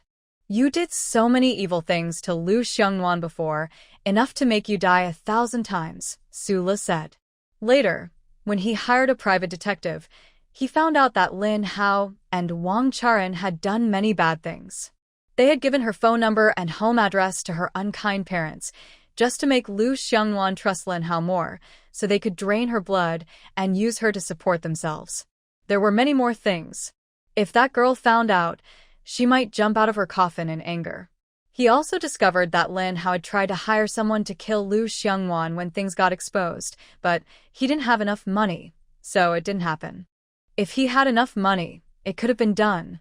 I'm sorry, Lin Hao begged on his knees. Go talk to Lu Xiongwan, Su Le said. Then he took out 2 pills from his pocket and forced them into Lin Hao and Wang Charan's mouths. These pills were made by him over the past month, working tirelessly, just to get revenge on that girl, Lu Xiongwan. Because she is his junior, he should have taken care of her. It's a pity there won't be a chance anymore. That stubborn girl is quite petty. She didn't even say she would live a few more decades so they could go to heaven and together. If there is a next life, I hope that silly girl Lu Xiongwan can be his real sister. The 2 of them were choking and trying to spit out the medicine, but they found it was useless. In just a few minutes, they started struggling and rolling on the ground, crying out loudly. In less than 5 minutes, these 2 living people turned into a pool of blood. After cleaning up the scene, Su Le left. Lu Xiongwan didn't know what to say. She only felt grateful inside that this guy was somewhat smart. More than anything, she was moved and hoped that in the next life, she could be Su Le's real sister. During these days, Lu Xiongwan had been staying close to Su Le. Seeing him gradually recover made her happy. She also felt relieved that she was glad she didn't appear on the news the day she died in the bath. The story that she died from taking a bath is a bit embarrassing. At the same time, Su Le quit his job at the research institute. He took her ashes to a Rai lake in Yunnan, scattered her ashes there, bought her a grave in Dali, and built a tomb for her. This was something she jokingly said before, and she was surprised that Su Lo still remembered. Later, Su Lo inherited the family business. With his quick and powerful methods and extraordinary intelligence, he made the family enterprise the top in the country. He also became the richest man in China and married the woman he admired most. That made Lu Xiongwan very happy. The couple loved each other deeply, like honey and syrup. They never argued or even got angry. They even had 3 big sons and a daughter. Their daughter's name was Su Nianyuan. When they chose this name, Su Li's wife, Wang Qianqing, asked about its meaning. Unexpectedly, Su Lo explained the bond between him and Lu Xiongwan, making Wang Qianqing regret not knowing Lu Xiongwan earlier. Later, Su Lo often visited Lu Xiongwan's grave with Wang Qianqing and her own children. In Su Li's children's hearts, Lu Xiongwan was like their aunt, so they showed her great respect. Every year on Qingming Festival, they never missed paying their respects. Lu Xiongwan, however, seemed like an outsider, watching Su Lo grow from a young man to an old man with white hair until she disappeared in a bright light. At this moment, Su Lo, lying in a rocking chair, slowly opened his eyes and a tear fell from the corner of his eye. "Grandpa, why are you crying?" Su Xinxin was playing a game with her brother when she saw her grandpa crying. She quickly dropped her toy and ran over. "The wind and sand were too strong. It blinded me." Su Lo wiped away his tears, then picked up his little granddaughter and sat her on his lap. He began telling her the story of Little Red Riding Hood and the Big Bad Wolf. Actually, he always knew Lu Xiongwan was nearby, but he couldn't let her know, or she might not be able to return. He didn't understand what the fortune teller meant by not being able to return, but he dared not harm Lu Xiongwan. Years ago, when he went to burn incense and pray for his wife, he was stopped by a fortune teller who gave him a free fortune reading. When he left, the fortune teller gave him a jade pendant to wear. This jade pendant allowed him to see Lu Xiongwan, so he never took it off all these years. He also never told anyone about Lu Xiongwan winning the lottery. Later, he checked her bank statements and found she spent billions on food, clothes, and daily needs. Some might think the world was ending, but all the things she bought mysteriously disappeared. He hoped Lu Xiongwan could live well somewhere he didn't know about, relying on those possessions. Lu Xiongwan was awakened by Wang Xiaoling.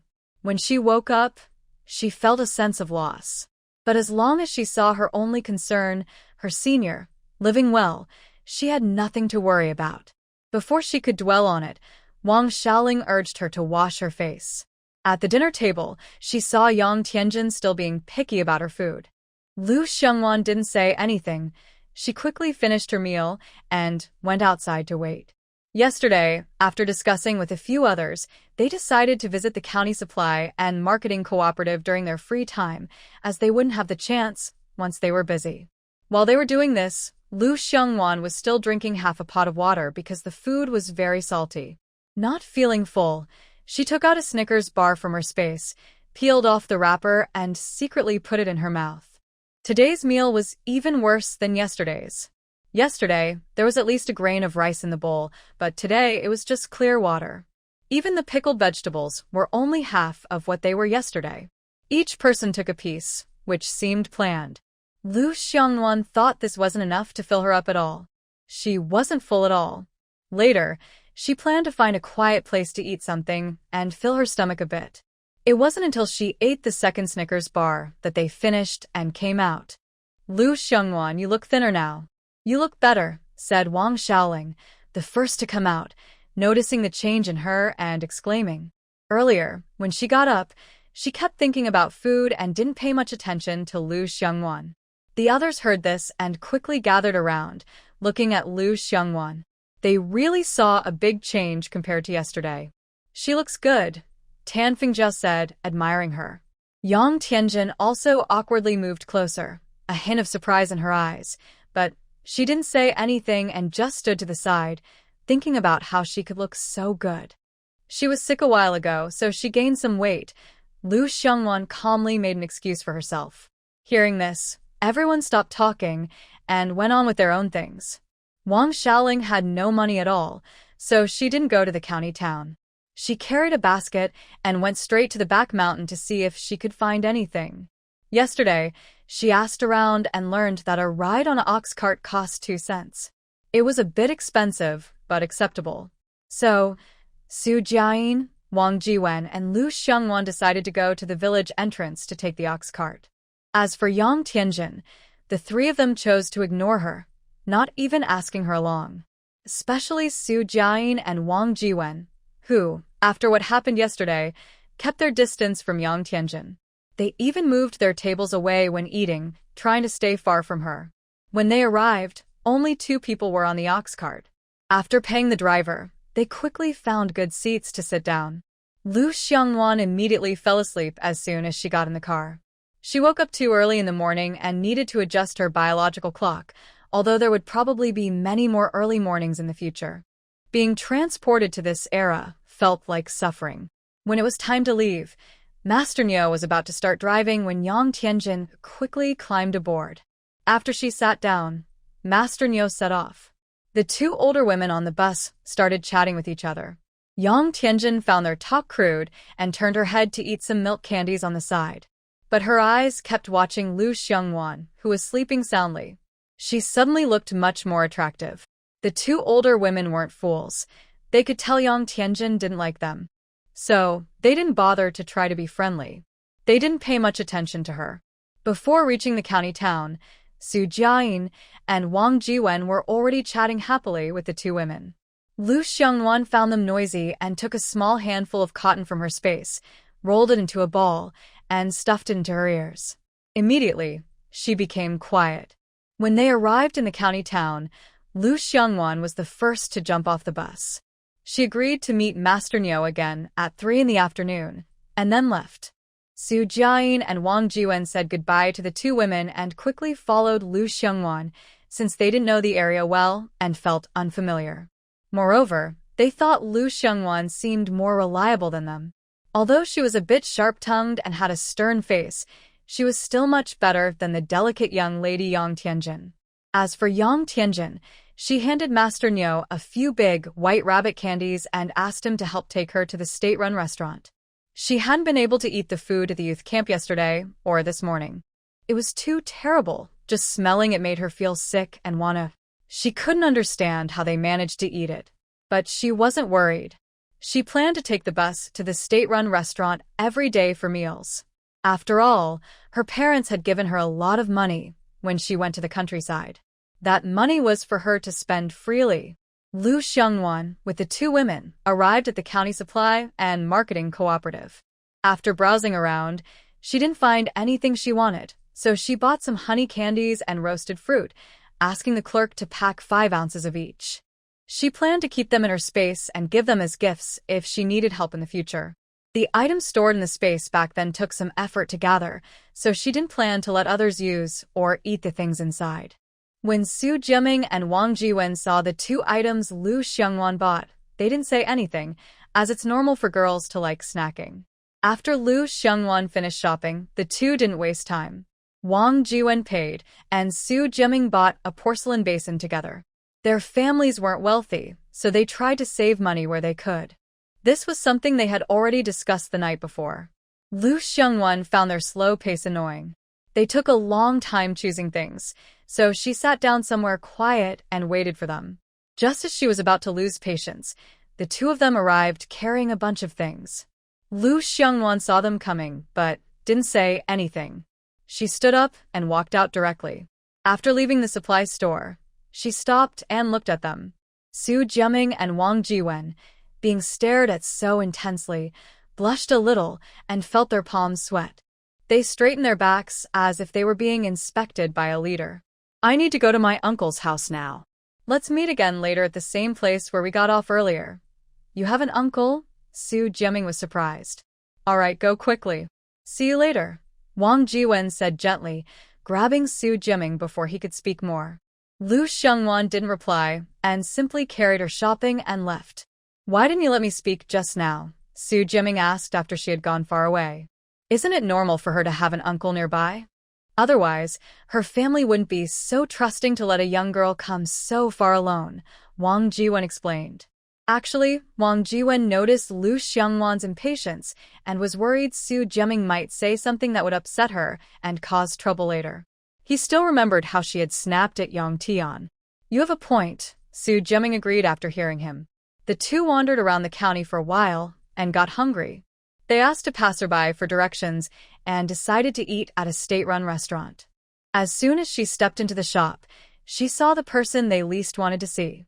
She couldn't run away, so she had to muster her courage and go inside. One person ordered a bowl of noodles and found an empty table to sit at. Yang Tianjin, who was eating noodles, also saw them. When she noticed that Lu Xiangwan wasn't there, she quickly picked up her half-eaten noodles and happily went over. Xiangwan found a quiet spot and entered her space. Oh my, she was so hungry. She had been holding on just to get through.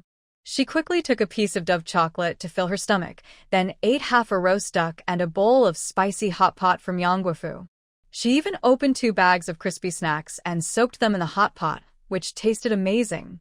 She only managed to eat half of her meal, then ate a meat bun with lean meat, 2 spicy chicken sandwiches from KFC, a red bean pie for Snow Mochi, and finally a cup of jasmine tea from Tea Baidao to finish herself off.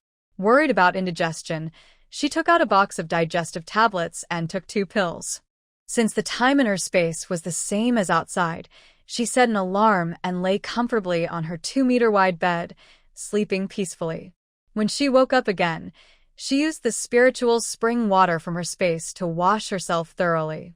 After washing, her skin was a shade whiter, making her look even more pure and beautiful.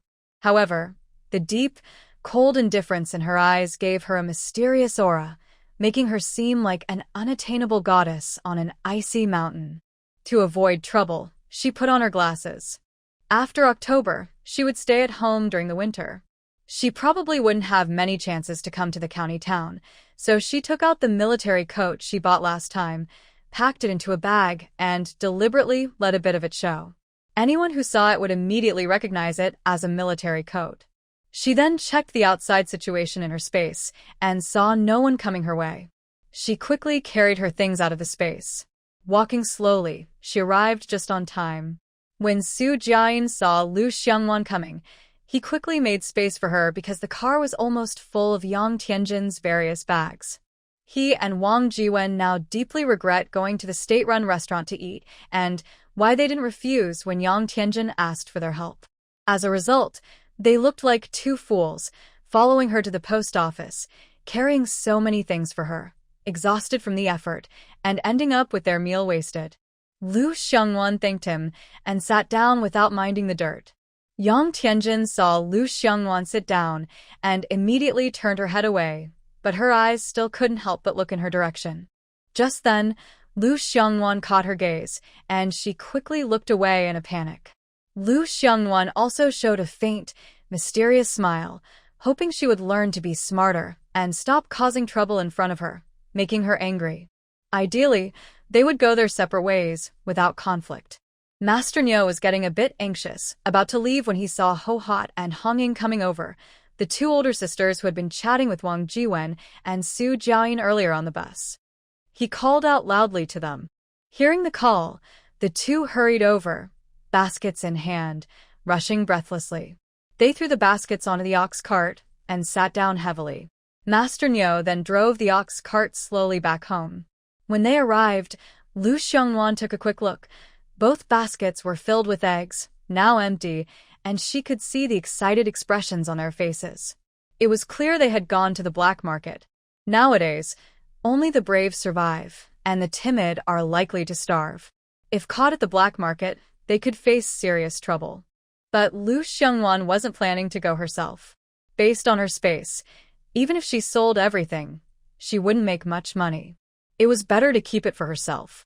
She was waiting for 2 years later, when she could make a fortune while lying around.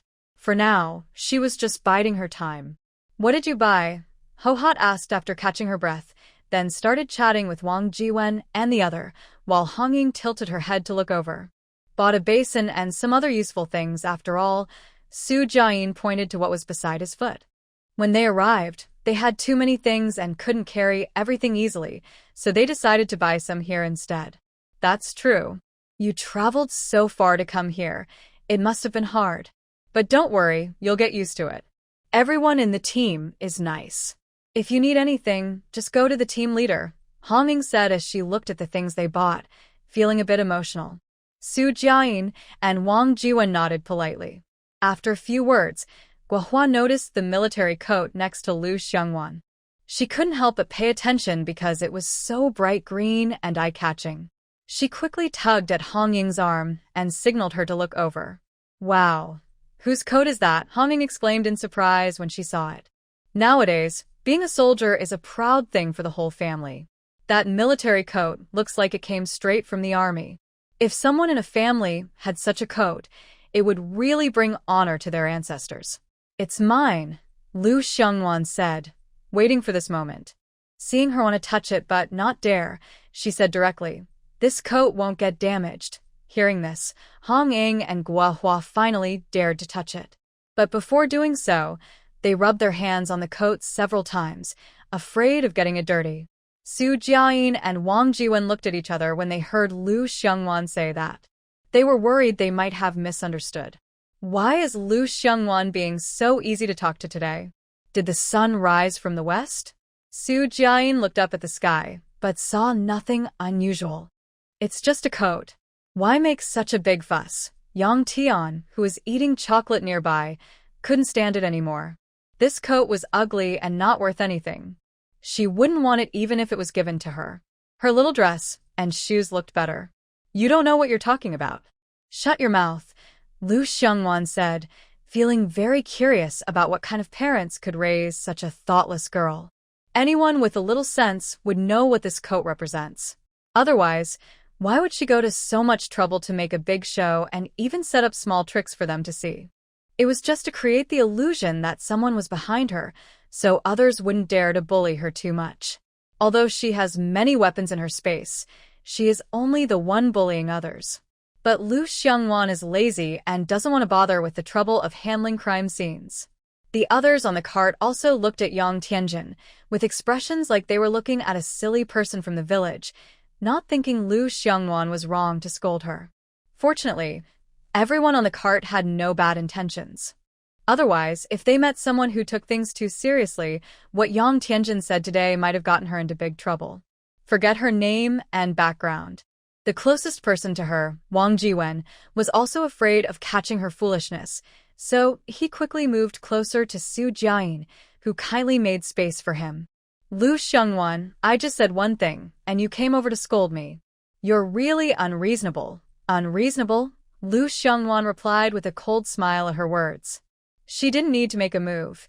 Yang Tianjin would ruin herself by her own actions. These days, people are most afraid of speaking without thinking. Yang Tianjin is exactly that kind of person. Isn't that right? I was scolded for no reason. Now you need to apologize to me. Yang Tianjin pointed at her, desperately demanding an apology. That girl is just trying to do good. Don't be ungrateful. Hongming couldn't stand her fussing anymore and stepped in to speak. Do I need you, a country girl, to tell me what to do? Her mother had never dared to say such things to her. She was from a mountain village and had no right to boss her around. Since she was a child, Yang Tianjin had never suffered much. But since coming to this countryside, she had been constantly annoyed by Lu Xiangwan. She was fed up. She believed she was innocent, so today she had to make her apologize. Yang Tianjin's words made Hong Ying furious. It's like a dog biting Lu Dongbin. Ungrateful. After saying that, she ignored her. But she turned to Ho Hot and asked, Did I say something wrong just now? It seems not. Wang Jiqing taught us that way. The two whispered to each other. It's not wrong. Su Jiayin forced a serious face and said, making the two feel reassured after hearing him. I really hate it when people point at me, Lu Xiangwan said, then reached out and snapped her fingers with a loud, followed by a loud wail that echoed through the sky. She used just enough force. Otherwise, it would be hard for her to break someone's arm with her current strength. Later, Lingquan will upgrade, and the female lead's strength will increase. Yang Tianjin, who had just been arrogant and demanding an apology from Lu Xiongwan, now hung her arm limply and looked pained, repeatedly crying out in pain. Yes, her arm had been dislocated by Lu Xiongwan. Witnessing Lu Xiongwan's fierce action, the four people present were all startled and swallowed nervously. Offending anyone is bad, but offending Lu Xiongwan is even worse. At this moment, Wang Jiwen and Su Jiayin's understanding of Lu Xiongwan deepened further. If you dare do it again next time, it won't just be your arm, Lu Xiongwan warned her, then covered her mouth and yawned. Yang Tianjin's tears kept falling, crying so sadly. Annoying, if you cry again, I'll just leave you behind, Lu Xiongwan said, annoyed by her crying, giving a brief warning. Seeing Yang Tianjin, who was trembling with her mouth open from fear, trying to hold back tears and look pitiful, made anyone who saw her feel sorry. But this didn't include the other four people in the car, and they all thought Lu Xiongwan was right. The old driver, Master Niu, was too old and deaf in one ear to hear what was happening in the car, so he didn't look back at all. Unfortunately, he missed this exciting scene. Lu Xiongwan saw her being so obedient and finally managed to put on a good face, but she didn't say she would help her reattach her broken arm. Are you still looking? Lu Xiongwan turned to Guohua and Hong Ying and asked. Yes. Hong Ying, who had just come to her senses, quickly reached out carefully to touch her, but only touched her twice before stopping. They had learned a lot today. This was new to them, and they could brag about it to the women at the village entrance for a long time. Girl, where did you get this clothes? Guohua asked, but as soon as she spoke, she realized she had said the wrong thing and quickly slapped her own mouth. She was just talking nonsense. What's the point? These days, everyone treasures their military coat. How could it be given away? No need to ask. Looking at it, I can tell it's from someone's home. My uncle's house. When I went there today, he was worried I might be cold in winter, so he asked me to bring this. My brother sent it from the army. He wore it when he was small, then sent it home. I didn't expect to find such a good deal, Lu Xiongwan said casually. She was sure that within a week, everyone in the Red Flag Brigade would know she had an uncle in the county town and a brother in the army. She wasn't worried about being exposed because she had her reasons. Wang Jiwen and Su Jiayin looked at her with envy. Why didn't they have such a generous uncle? That's really good. Here, you also have someone to look after you, Ho Hot said with a smile, secretly making her own plans. This girl shouldn't be offended. She should be friendly. Maybe someday she could help her out. Hong Ying had the same idea. Lu Xiongwan smiled and said nothing more, closing her eyes to rest. When she opened her eyes again, she was awakened by Hong Ying. Girl, don't sleep now. We're almost at the team. You can sleep more when you get home. Lu Xiongwan rubbed her sore waist, packed her things, and prepared to get off the bus later. In her bag, besides her military coat, there was a bar of soap and a jar of snow cream she took from her space, just for show. She wouldn't use them herself. As Lu Xiongwan looked around, she accidentally made eye contact with Yang Tianjin. Seeing her look annoyed at her but unable to do anything, Lu Xiongwan felt very happy, and a smile showed in her eyes. Yang Tianjin was holding her injured arm, watching her look so happy, and her face looked as sour as if she had eaten something bad. Now she was very sure she disliked Lu Xiongwan, this aggressive girl. She decided she would go to the team leader to complain later. Finally, they arrived at the team. Everyone got off the bus with their belongings. Su Jiayin and Wang Jiwen quickly grabbed their things and ran away like rabbits, afraid Yang Tianjin might come after them again.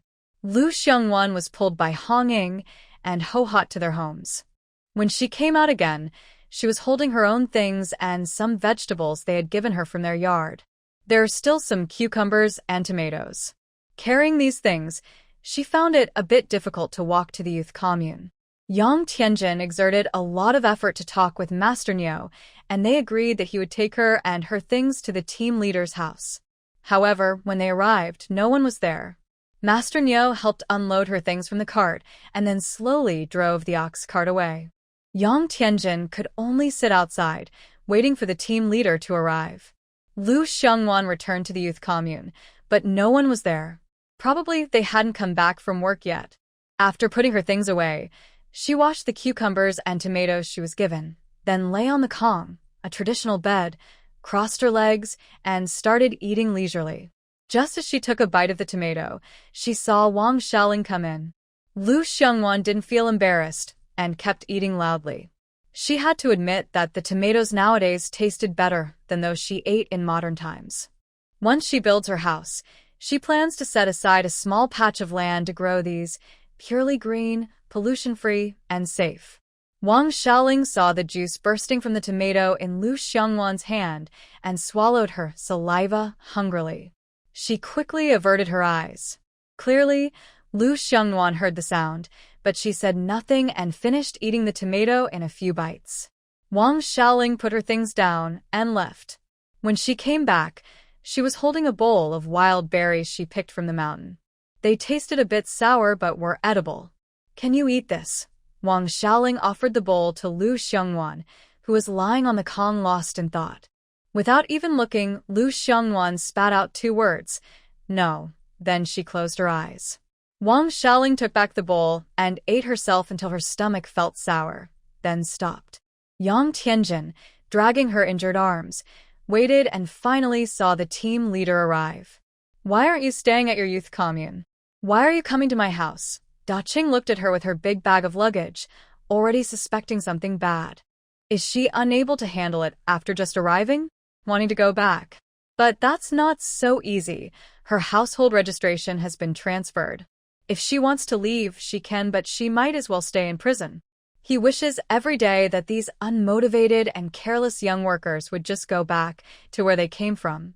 They never get anything done and only cause trouble for him. Team leader, Yang Tianjin saw him coming and felt like she was seeing her main support. She started crying loudly.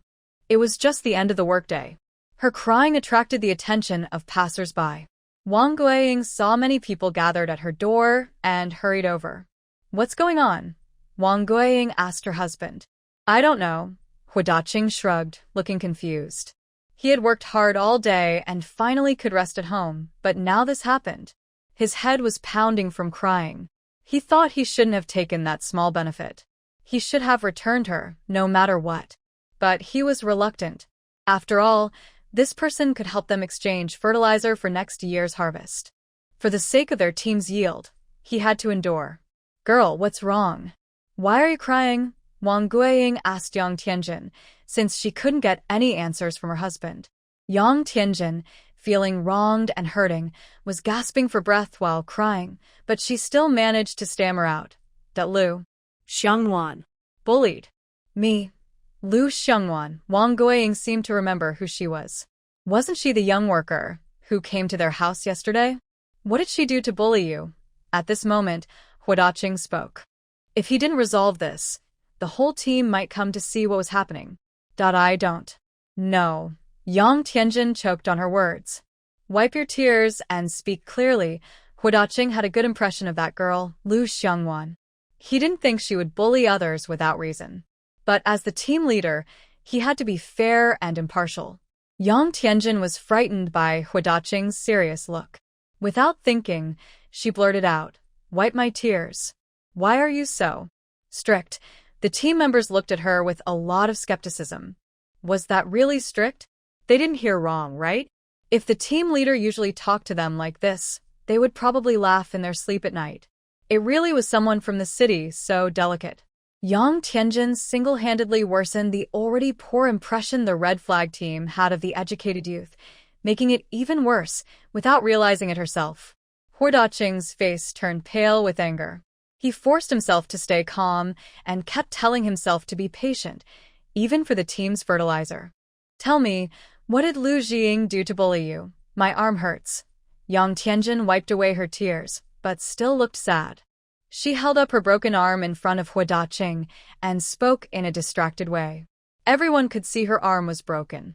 Seeing her like this, it was clear she wasn't causing trouble on purpose. So, Daqing quickly asked his wife to find old Yang. Her arm needed to be fixed today so she could go back to work tomorrow. In a short time, Wang Guiying found old Yang, who has a broken arm. He's good at setting bones. Thanks to his ancestors, He learned this skill from his wife and grandfather in his dreams. Surprisingly, he was very skilled. He managed to put the dislocated arm back in place, just like a master. Word spread quickly, and he became famous in the area. With this special skill, he could earn some extra money when he wasn't busy. When he heard someone had a broken arm, he hurried over without even stopping for water. Her. Huadaqing pointed at Yang Tianjin. Old Yang rolled up his sleeve, ready to set her arm, but Yang Tianjin dodged. Is he a doctor? She frowned at the scruffy, muddy old man. He didn't look like a doctor at all. Not exactly, but he can set bones, Huadaqing added. I don't want that. I want to go to the hospital and see a doctor. Yang Tianjin firmly refused. She wasn't a doctor. If he messed up, she wouldn't even know where to find her tears. Girl, I can do it.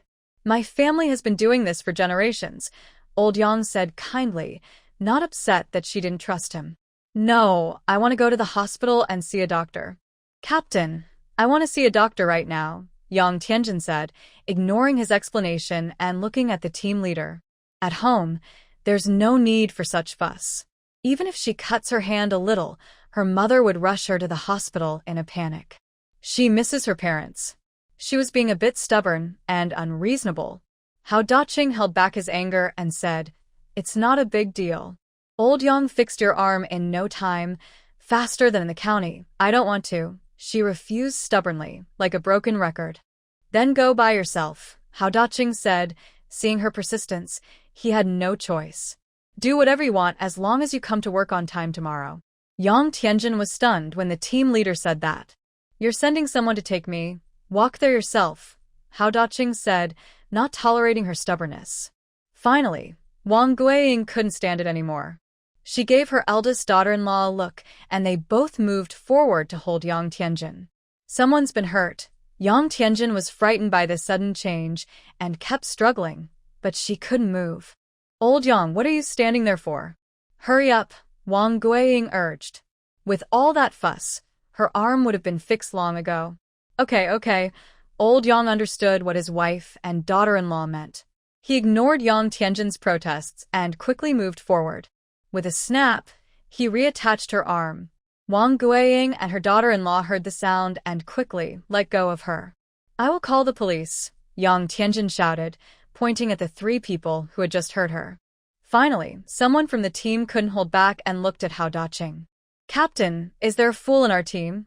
This young person looks like a fool. Shut up if you can't speak, Huadaqing, already annoyed, scolded them for their teasing. Why call the police? Look at your arm. Is it okay now?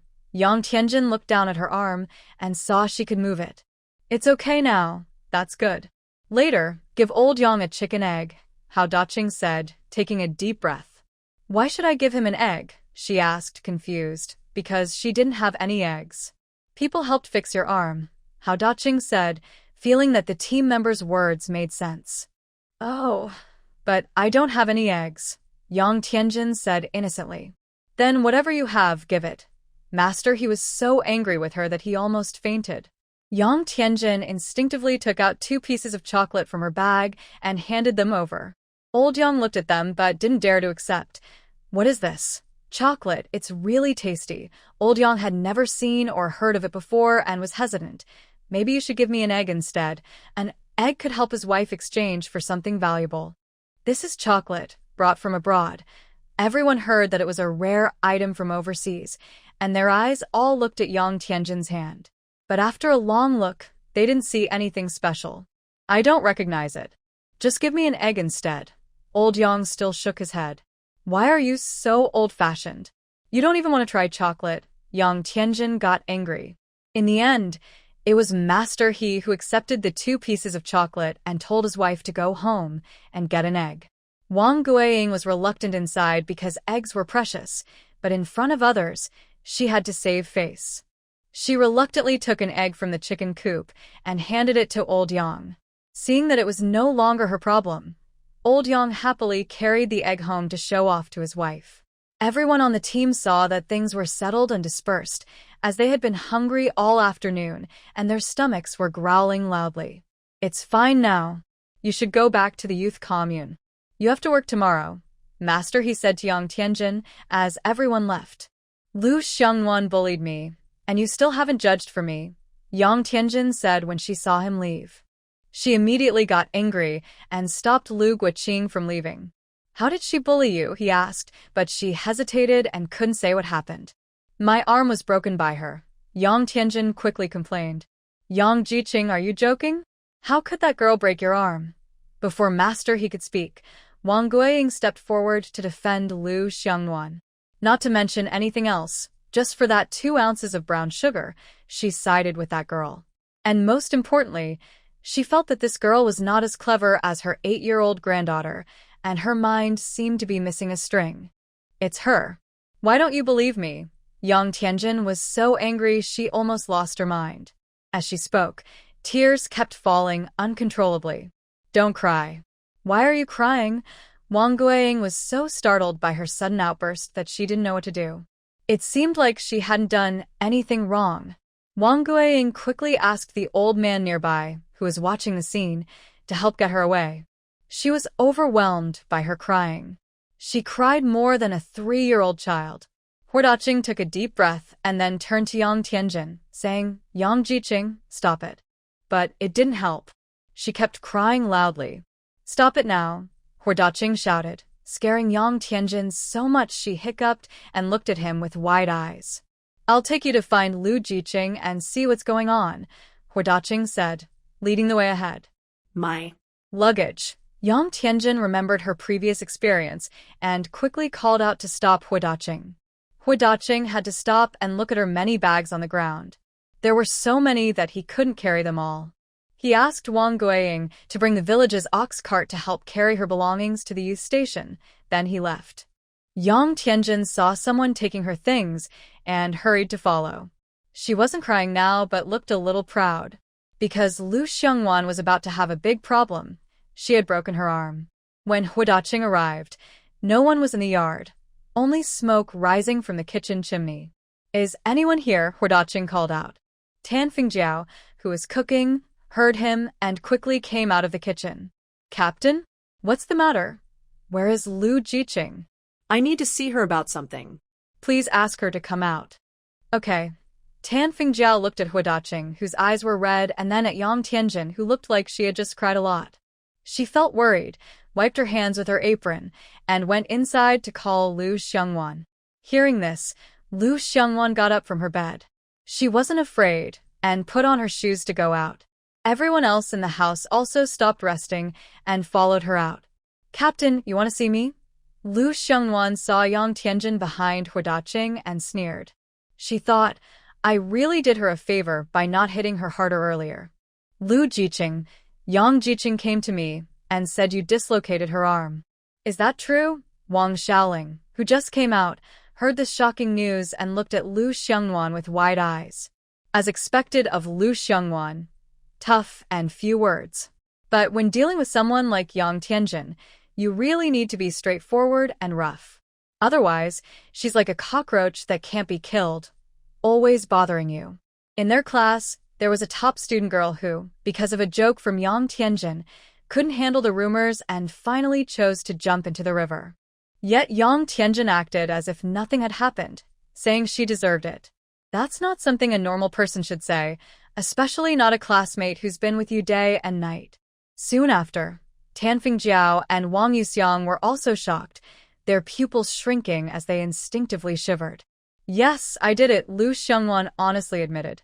She paused slightly, then looked at Yang Tianjin hiding behind Huardaqing, moving her wrist. This time, I was gentle. Next time, I'll be more serious. Everyone was stunned by Lu Xiangwan's statement, and even the air around them seemed to freeze. Is she really so bold to hit someone?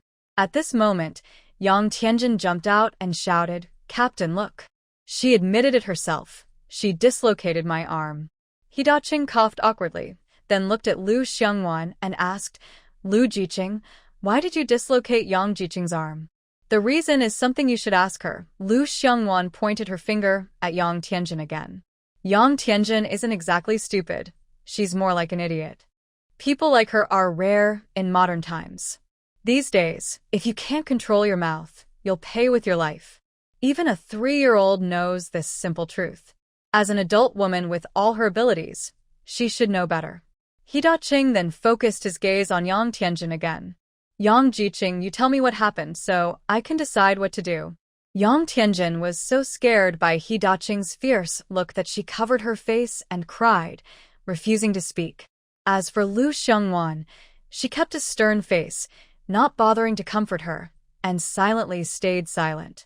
Big Qing, who was called in to settle the matter, was overwhelmed by these two people. He was worried as he tugged at his already sparse hair on his head. These young workers all had strong personalities. Team leader, stop pulling your hair. If you keep doing it, there won't be any left, said the doctor, who, although an obstetrician, couldn't stand to watch any more and kindly warned him. If this keeps up, he might go bald. She remembered that baldness can be hereditary and thought of the honest-looking mister. He from last time, silently wishing him well. When Big Qing heard this, his hand froze midair. He wasn't sure whether to continue or stop. Finally, he cleared his throat and said, Lu, there's a reason for hitting someone. You can't just hit someone without knowing why. That won't make sense anywhere. Although he was annoyed with the young worker, he knew hitting people was wrong. Ask her yourself if there's a reason, Lu replied. If I could ask her, I wouldn't be asking you, Big Qing thought, but he didn't say it aloud. Yang said she doesn't know, Lu added. Then her memory isn't very good, Big Qing said. The scene fell into silence. Just when everyone was at a loss, Wang Jiwen, who was resting inside and heard the noise outside, came out dressed. What's going on here? Su Jiaren also came out of the house. Lu injured Yang's arm, dislocating it. The team leader came to settle this, Wang Yuxiang kindly explained. Oh, Su Jiaren said, then said nothing more. He even took Wang Jiwen's hand and moved it toward Lu Xiongwan. That's all you have to say? Wang Yuxiang was confused. Shouldn't he say something about caring? After all, they would be living together in the future. What should I say? That Lu did a good job? That I'm relieved. In that era, men generally had respect and admiration for soldiers. Su Jiren was no exception. If he had better conditions, he would have already gone to join the army and serve the country. Yang Tianjin's insult to her clothes was like trampling on his noble beliefs. He thought Lu Xiongwan was right. If the situation had been different, he might even applaud her. Lu Xiongwan was amused by Su Jiren's reaction. This person was quite interesting. You. Wang Yuxiang was so angry she didn't know what to say. What's wrong with me? Su Jiming looked at Wang Jiwen with his innocent, clueless eyes, then turned to see him shake his head. Only then did he continue talking to Wang Yuxiang. I'm feeling very good, eating well, and my body is strong. Today's lunch, a bowl of noodles, digested too quickly. It's not even time to eat again, but his stomach has been growling loudly. Is my steamed bun heated up? Earlier, Tan Fingjiao was cooking, and he gave her a steamed bun he bought from a state-run restaurant yesterday. He asked her to heat it up while cooking because the food at the youth station isn't very tasty. But there's no choice. After finishing the few plain buns he has, even if they're not tasty, he forces himself to eat because he's poor. Done. Tan Fingjiao quickly nodded when Su Jiming spoke to her. Su Jiming then went straight into the kitchen and didn't come out again. Who am I? Where am I? Witnessing all this, He Da-ching was completely confused. Why are these new young workers all so strange? Dragging things out isn't a good idea. Seeing Su Jiming go into the kitchen, Wang Xiaoling also wanted to start the meal. She stepped forward and said something fair, but her words leaned toward Lu Xiongwan. Captain, Lu Jiqing wouldn't hit someone without a reason. You should ask again. He Da-ching felt like he had aged several years today. Finally, he resigned himself and looked at Yang Tianjin, who was covering her mouth and crying, and asked, Yang Jiqing, what exactly happened between you and Lu Jiqing? Yang Tianjin, crying with her face covered, shook her head without speaking. Then why did she unarm you? Yang Tianjin still shook her head. She didn't know, only that Lu Xiongwan was a bit of a troublemaker. Inside, Su Jiming was munching on a big bun and smelling the delicious aroma. When he heard the captain was here about this matter, He quickly peeked out from the kitchen and told everyone what had happened on the ox cart. Hua Daqing listened, frowned, and looked at Yang Tianjin with displeasure. What Lu Xiangwan did wasn't wrong. If others found out she had a drink with him, she might even get him into trouble. Hua Daqing had some resentment toward Lu Xiangwan for her harshness, but now all that was gone. Seeing Hua Daqing's unhappy face, Su Jiaming thought he had said something wrong. He immediately shut his mouth, turned back into the kitchen, and continued eating his big bun with some pickled vegetables. Lu Jiqing, thank you. Daqing sincerely thanked Lu Xiangwan. You're welcome. Her words of thanks were well-deserved. At least for now, the leader of the red flag team didn't seem like a careless fool, which was enough for Lu Xiangwan. Daqing turned to look at Yang Tianjin. He originally wanted her to apologize to Lu Xiangwan, but seeing her miserable look, he swallowed his words. In the end, he gave her a verbal warning. Yang Tianjin only knew how to cry the whole time and didn't really listen to what he was saying. Daqing thought she understood and told others at the youth camp, then left. But before he could go far, Yang Tianjin stopped him, shoulder trembling as she said, You haven't righted the wrong for me. What's the wrong? Daqing was confused now. Turns out, she didn't understand a word he said. Arm. Oh, that. You're in the wrong. If you keep causing trouble, you'll end up in jail, and it won't just be your arm. Your life could be at risk. Daqing knew arguing wouldn't help, so he used a threat instead. Though he was telling the truth. Seeing his serious face, Yang Tianjin was frightened and dared not pursue Lu Xiangwan's fault anymore, worried she might really get hurt. Her father had told her before she came that she must stay alive no matter what, waiting for him to come and pick her up. Lu Xiangwan watched the scene with a blank face, feeling bored. She yawned and was about to go back to her room when Tan Fingjiao stopped her. Dinner is coming soon. Although she had just been fed a big meal and wasn't hungry, Lu Xiangwan still washed her hands and obediently sat at the table. The others also started to imitate, and soon, only Yang Tianjin and Daqing remained at the door. Go back and eat, Daqing said, ready to leave after everything was settled. But Yang Tianjin hurriedly stepped in front of him, tripping herself in her haste. Just as Daqing was about to speak, he heard a loud, desperate cry. He suddenly shivered and looked down. He saw Yang Tianjin covering her mouth with blood on her hand. This scared him a lot. He thought something serious had happened, but it was just a chipped tooth. He felt a little relieved because he was worried about the young workers getting into trouble and not being able to explain to the commune. I need to go to the hospital to see a dentist. It's just a tooth. What's so special about it? Hua Daqing said casually. These days, who hasn't lost a few teeth? Old Wang from the team had already lost all his teeth and was wearing dentures. He guessed that in a few years he might be the same. But Yang Tianjin didn't want to go. She was worried about speaking badly and losing her voice. She cried and begged Hua Daqing to take her to the hospital. She almost knelt down to him. Hua Daqing was overwhelmed by her persistence. He quickly agreed, but it was too late today. Even if they went to the hospital, the doctors would be off work. So, he took Yang Tianjin to the brigade office, got her a referral letter, and told her to take it to the hospital tomorrow. He warned her carefully to keep it safe. If she lost it, she wouldn't be able to see the doctor.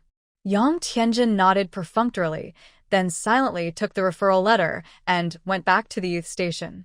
When Tan Fingjiao was serving rice, she did it evenly, making sure each bowl had just the right amount so no one would be at a disadvantage.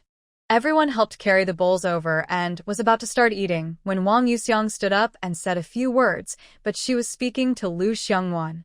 We come from all over the country, from different places. Now that we can eat together at the Red Flag Brigade, it's fate. In the days to come, we should look out for each other, share joys and sorrows, and support each other through these youthful years. As soon as she finished speaking, a sparse round of applause broke out. It was from the original group of young workers, plus Wang Xiaoling. Even Su Jiayin and Wang Jiwen, who were always slow to react, hurriedly clapped loudly. Well said. We are brothers and sisters. From now on, we are one family. We share good times and face difficulties together. Wu Shengli, who was so excited he pounded the table and stood up. The others followed quickly, speaking emotionally, almost kneeling and pledging loyalty on the spot. Only Lu Xiangwan, this unusual person, sat there without moving her buttocks, struggling to eat her steamed bread, then took a sip of porridge, trying to make herself feel better. Everything around her had nothing to do with her and couldn't affect her. Lu Jiqing, Li Jiangang looked at Lu Xiangwan, who was still and silent, and reminded her. Anything? Lu Xiangwan glanced at him, then continued to eat quietly. Nothing, Li Jiangang awkwardly replied. Why does she seem so different from everyone else? It was Wang Jiwen who noticed his embarrassment and quickly called everyone to eat. Li Jiangang saw Wang Jiwen helping him out and quickly looked at him with gratitude, then sat down and ate in silence. Lu Xiangwan ate quickly. Before their steamed buns were even finished, she had already finished and left. Her eating habit came from her high school days when she worked part-time in the cafeteria. When she had no money, she would run to work after classes. She had no money, but she could get 3 meals a day. Lu Xiangwan managed to do this until the night before the college entrance exam. Because of this, she didn't have much time to eat after selling food, so she would quickly fill her stomach and then rush to the classroom. Su had tried more than once to give her money, hoping she wouldn't work so hard, but Lu Xiangwan refused.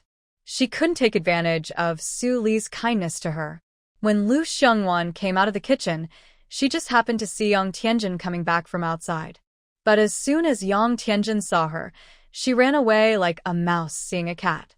Lu Xiangwan was very satisfied with her reaction. As long as she didn't do something stupid to herself, she wouldn't bother to teach her how to behave. Lu Xiangwan took a walk around the Jiqing courtyard. During this walk, she secretly ate a pound of strawberries, 2 pounds of cherries, and a pound of grapes. The more she walked, the fuller she felt. Finally, when her legs were tired, she turned back to her room. She lifted the curtain and saw Wang Yuxiang persuading Yang Tianjin to go to the kitchen and eat some food. Lu Xiangwan pretended not to see and went straight to her bed to lie down. Yang Tianjin saw Lu Xiangwan, shivered all over, then quickly looked away and buried her head low. Eat some, or you'll be hungry tonight and won't be able to handle it. Wang Yuxiang was older than the people at the youth station, so she always acted like a caring older sister. Today, she knew Yang Tianjin was upset, so after finishing her meal, she hurried over to comfort her. Lu Xiangwan came in, but she pretended not to see her and didn't greet her. In her view, Lu Xiangwan had been too harsh today. Even if Yang Tianjin made a mistake, they were all from the same youth station. They saw each other often, so why not talk things out nicely instead of resorting to violence? Yang Tianjin seemed like someone spoiled by her family, with no bad intentions. They just needed to be more tolerant of each other. If Lu Xiangwan heard this idea, she would probably give her a Global Best Motherly Figure award. Being more tolerant was just wishful thinking. She would be happy if she just rolled up her sleeves and fought back. I won't eat, she said. Even if I starve, I won't eat that stuff my dog wouldn't touch. I told you I won't eat it. Can't you understand? Yang Tianjin's princess-like temper was showing. Lying on the bed, Lu Xiangwan was eating a tomato and heard Yang Tianjin's words, a mocking smile appearing on her face. Wang Yuxiang's face turned red. She didn't know what to do, but in the end, she got up, put on her shoes, and left. Soon after, Wang Yuxiang came back holding a bowl of rice and a bun, pushing aside the curtain. Eat some. I just heated this for you, she said, offering the bowl. You're so annoying. I've told you many times I don't want to eat. Are you deaf or mute? Yang Tianjin snapped, flipping the rice away. The hot porridge flew through the air in a parabola. Stars and droplets of rice scattered on Wang Yuxiang's face, body, and nearby beds. Fortunately, Lu Xiangwan, who was farther away, was not hit. Otherwise, Yang Tianjin would have gotten another beating and would have cried out in pain all night, unable to sleep. Tomorrow, Wang Xiaoling was cooking, so after washing the dishes with Tan Fingjiao in the kitchen, Wang Xiaoling asked her about cooking tips, like how much rice to put in. Once she understood everything, she and Tan Fingjiao held hands and jumped happily into the room. A loud scream echoed through the roof. "What's wrong with my bed?" Wang Xiaoling was about to lie down on the Kong, a traditional bed, when she saw her bed in such a terrible state and immediately shouted in frustration. But when she turned her head, she saw that Wang Yuxiang's face was also like that. Tan Fingjiao looked at her soaked bed, said nothing, but kept her eyes fixed on Yang Tianjin. "Was it you?" Wang Xiaoling reacted at this moment, looked at Yang Tianjin, and spoke. "It wasn't me." It was her who didn't serve it properly and spilled it. Yang Tianjin quickly blamed Wang Yuxiang without thinking. Wang Yuxiang was stunned when she heard this. "It wasn't you who did it. It's not my fault. It's because you didn't serve it properly and spilled it. It has nothing to do with me." Yang Tianjin finished and quickly crawled into the quilt, covering herself and pretending to sleep. Actually, her little heart was pounding wildly. "It was me," Wang Yuxiang admitted, seeing her like that, thinking she was still young, and bit her lip to confess. Such a bad person. Lu Xiangnuan was gnawing on a cucumber nearby, thinking to herself, "Don't expect that fool to understand her feelings. After all, she'll still have many days of taking the blame in the future." "Why?" "Because she chose it herself, so she just has to accept it." Lu Xiangnuan looked out the window. "Why is it getting dark so slowly?" "Then you help us clean it up." Wang Xiaoling held Tan Fingjiao's hand, shook her head at her, and signaled her not to speak. Everyone could see that Yang Tianjin was responsible, but she still foolishly admitted it. It was just her making trouble for herself. After saying that, Wang Xiaoling took Tan Fingjiao out. Wang Yuxiang didn't expect Wang Xiaoling to say such a thing, and was stunned on the spot. But in the end, she had to accept her fate and start cleaning up. Fortunately, the bowls weren't broken. Otherwise, their work unit would have been in even worse trouble. Lu Xiangwan watched the whole scene like she was watching a show. Sometimes she thought, having someone like Yang Tianjin as a little troublemaker in life isn't so bad. At least, life wouldn't be boring. But as soon as that thought appeared, she dismissed it because she was too lazy. With so much time, she'd rather lie in her space eating snacks. Otherwise, all her stockpiled goodies, milk tea, cola, fried chicken, burgers, would go to waste, right? While Wang Yuxiang was alone tidying up the damaged beds, Tan Fingjiao and Wang Xiaoling came inside. Overall, the atmosphere in the room was very awkward. Everyone stayed silent, and only Lu Xiangwan's crisp chewing of cucumber could be heard, making everyone feel a bit hungry. But no one dared to ask Lu Xiangwan for food, especially after witnessing her fierce behavior before dinner.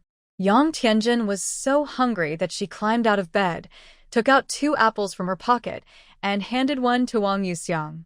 Wang Yuxiang was surprised and gratefully accepted it, then carefully put it into her cabinet.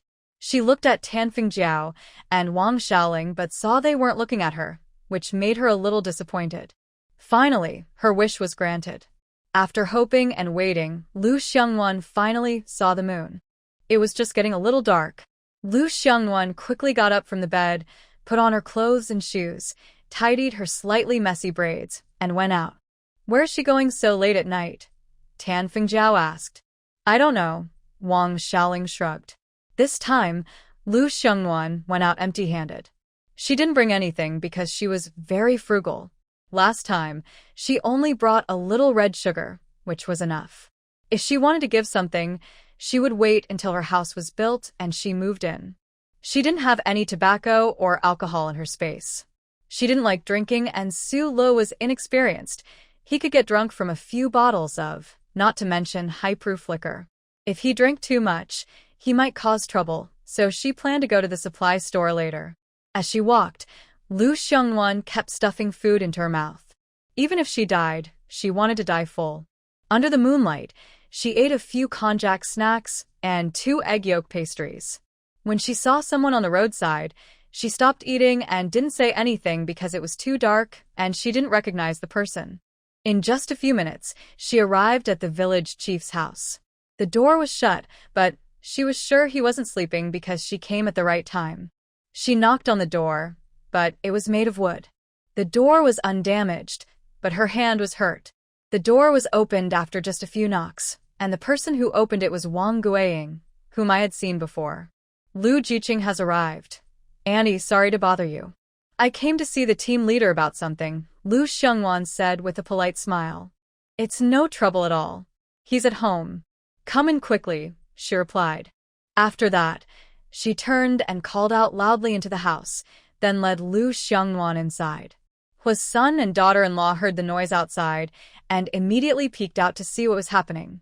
But Wang Guiying noticed and pushed them back inside. In the end, they could only helplessly light the kerosene lamp and continue repairing the shoe soles under its light. Don't take the matter of Yang Jiqing to heart today, Huadaqing said, thinking she was upset about what happened that afternoon. Before Lu Xiongwan could speak, he tried to comfort her. Lu Xiongwan replied. She didn't really care about that person. She didn't think it was worth wasting her time and energy. Seeing her response, Huadaqing felt relieved and happily picked up his cigarette. He loved smoking that much. However, while he was comfortable, Lu Xiongwan was coughing from the smoke, sneezing repeatedly, and her eyes turned red, looking like a rabbit's eyes.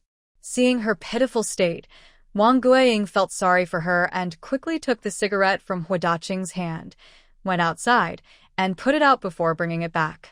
You're such a person. Can't you see how badly you made that girl cough? If I see you do it again, I'll throw away your cigarette. Huadaqing, realizing he had done wrong, didn't dare to make a sound.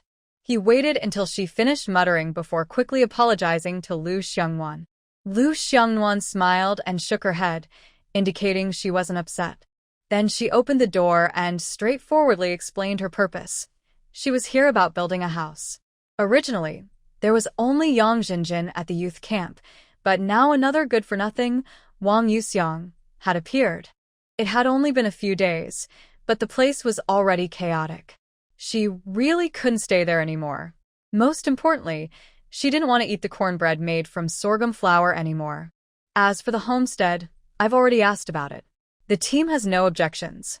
But since you're all youth, you still need to get approval from the county. I just remembered this morning. It should be possible. Now, it's just a matter of when you plan to start building. Even if it doesn't work out, he will still have to swallow his pride and get this done.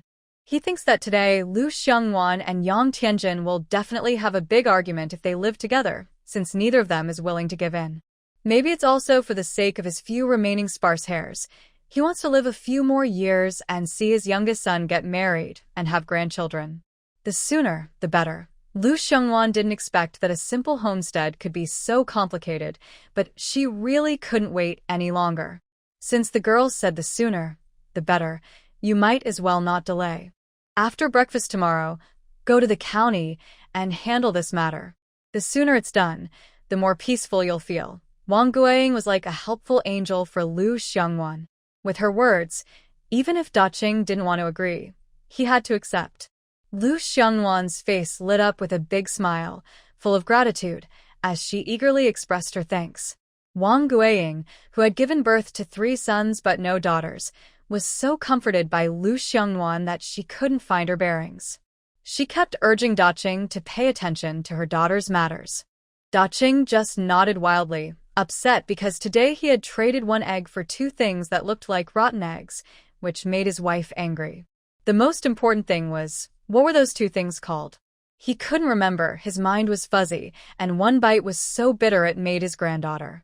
If Yang Tianjin found out, she would definitely mock them for being old-fashioned, not knowing that something as tasty as chocolate existed. But I don't know much about building houses either. I'll need your help when the time comes. There's no trouble at all, no trouble at all. Daqing smiled when she was polite. Even if she hadn't asked, he would still help. Seeing her about the same age as his 3rd son, he felt a bit sad, especially since she had traveled so far to suffer here. Thinking of his youngest son, Daqing suddenly remembered that his little rascal hadn't written back in over half a year. He couldn't help but curse him silently. He didn't dare to say it openly, because his protective wife would definitely kick him out if he scolded their son. Meanwhile, Jing Chuan, who was on a mission, couldn't help but sneeze, feeling like someone was secretly cursing him behind his back. Are you feeling sick? Jindaji asked with a mischievous smile, leaning in closer. Go do your work, Hu Jingchuan replied, then focused intently again, staring expressionlessly at the target a short distance away. He had been crouching for so long just for this moment. He couldn't let him escape. Here, it's like being at home. No need to be polite with your uncle. He's got nothing to do, so when you build the house, just have him watch over it. The two little troublemakers at home can also come help you. Try to finish building the house before the autumn harvest so you can stay warm in your own home. That would be great. Once the house is built, I'll invite you all to dinner. All right, Annie is looking forward to it, Wang Guiying said, though she probably wouldn't actually go. After all, these days, no one's life is easy.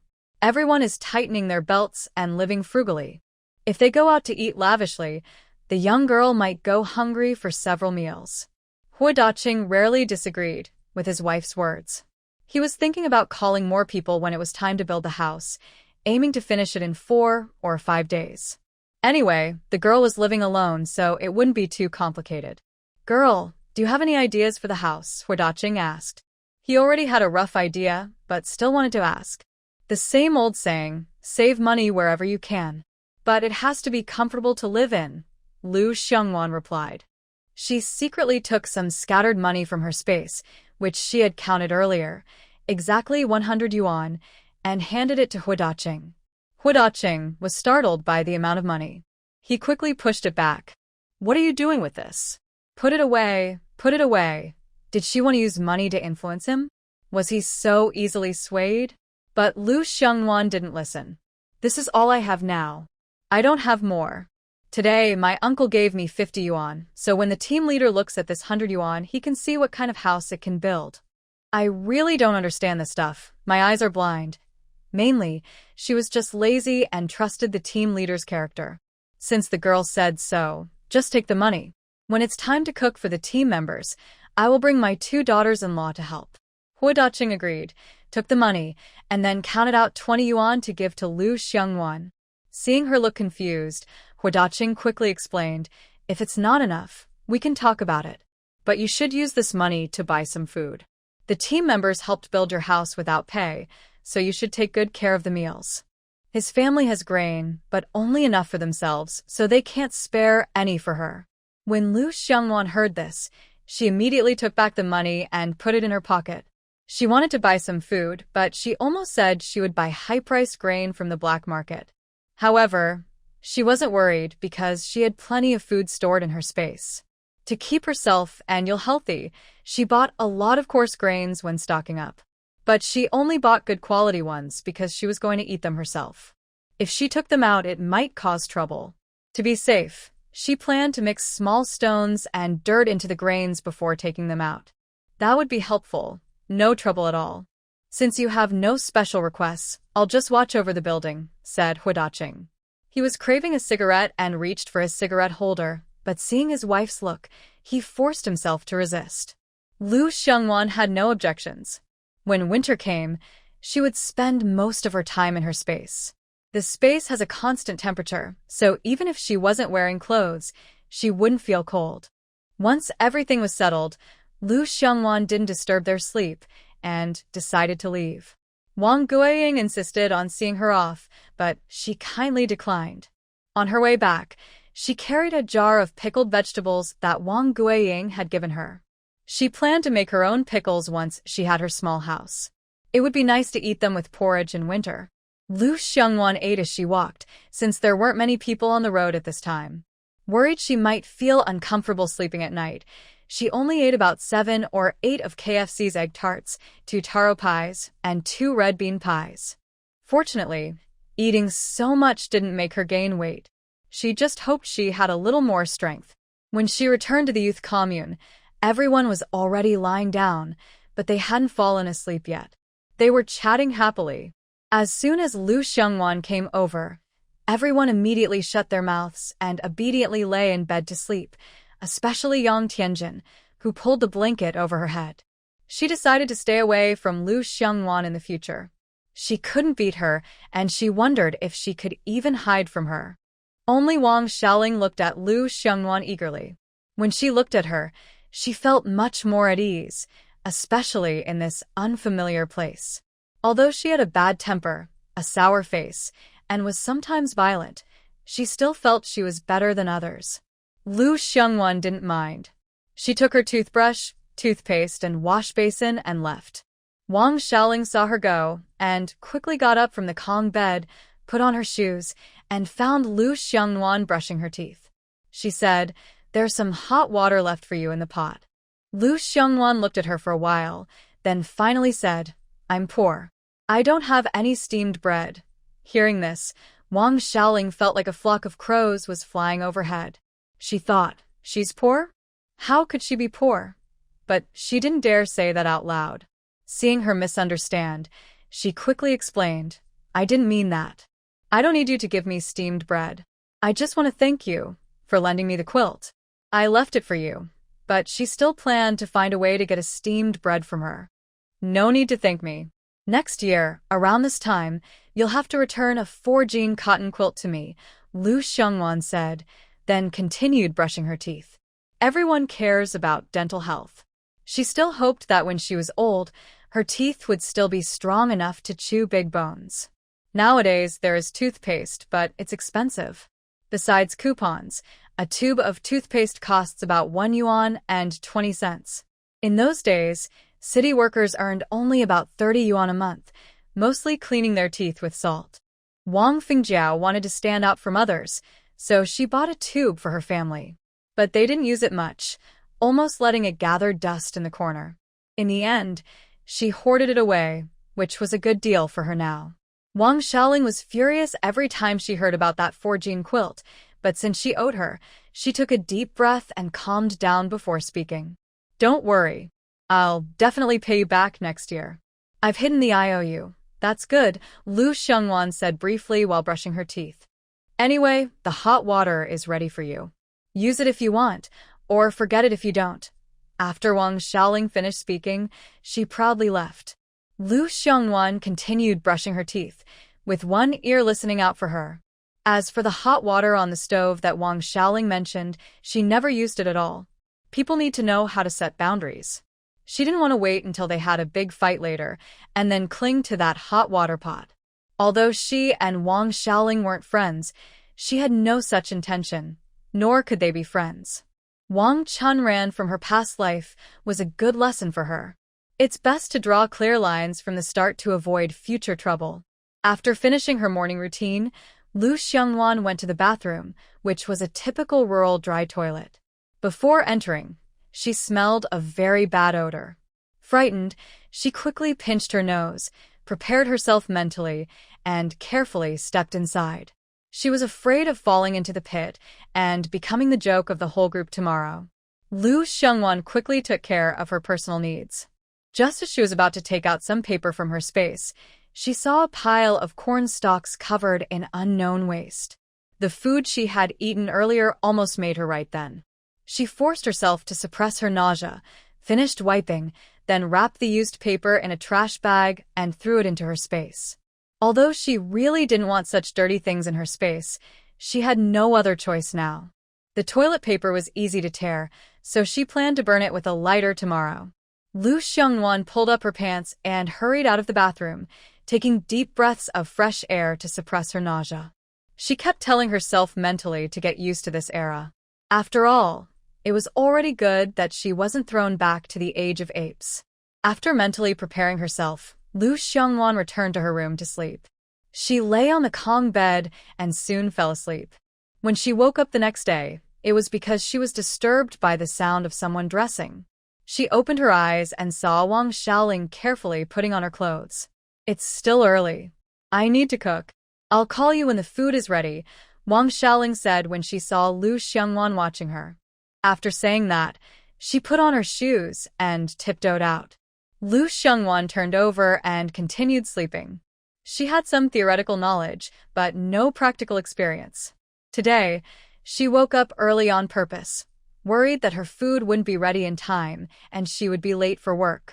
Following Tan Fingjiao's instructions, she scooped a small handful of millet rice without rinsing it and put it directly into the pot to cook on high heat. Then she started to make dough and steam the steamed bread. As usual, she mixed a little cornmeal into the sorghum flour, divided the dough into equal parts, and began steaming them. In Beijing, their family used a coal stove, so she was still not used to the stove, often lifting the lid to check if it was cooked. Seeing her bed was empty, Tan Fingjiao put on her clothes, tied her hair into 2 braids, and went to the kitchen. "Why did you get up so early?" "I just finished making the meal." Wang Xiaoling turned around when she heard movement at the door and saw Tan Fingjiao. "I was worried about you, so I came to check," Tan Fingjiao said as she approached, lifted the lid, and saw that Wang Xiaoling's cooking was quite good. It was her first time, but much better than her own first attempts. Once she became more skilled, it would get better. She smiled warmly and praised her. Hearing the praise, Wang Xiaoling felt more motivated to cook. When the food was almost ready, Wang Xiaoling asked Tan Fingjiao to watch the fire while she went to call Lu Xiangnu to get up. But when she entered the room, she saw Lu Xiangnu already dressed, so she quickly shut her mouth and went back to prepare the meal. As for Yang Tianjin, who was lying on the Kong and sleeping deeply, she pretended not to see her. She knew Yang Tianjin well. Calling her would only cause unnecessary trouble, which wasn't worth it. Wang Yuxiang woke up and called out to Yang Tianjin once. When she finished tidying up and was about to go out to eat, she still hadn't seen her get out of bed. But she wasn't angry. Instead, she kept calling Yang Tianjin to get up, patiently. Lu Xiangnu, who was brushing her teeth and returning, saw her like this and didn't say anything, simply leaving. "Are you annoying? Wait a bit, let me sleep a little more." Yang Tianjin had missed her parents last night and cried in her bed for a long time before falling asleep, so she was very sleepy now. Originally, she was already in a bad mood when she woke up, and now it was even worse. She grabbed the pillow under her head and threw it at Wang Yuxiang. Fortunately, Wang Yuxiang caught the pillow quickly. Holding it, she spoke softly, like comforting a child, and leaned toward Yang Tianjin. "Aren't you supposed to go to the hospital to see the dentist today?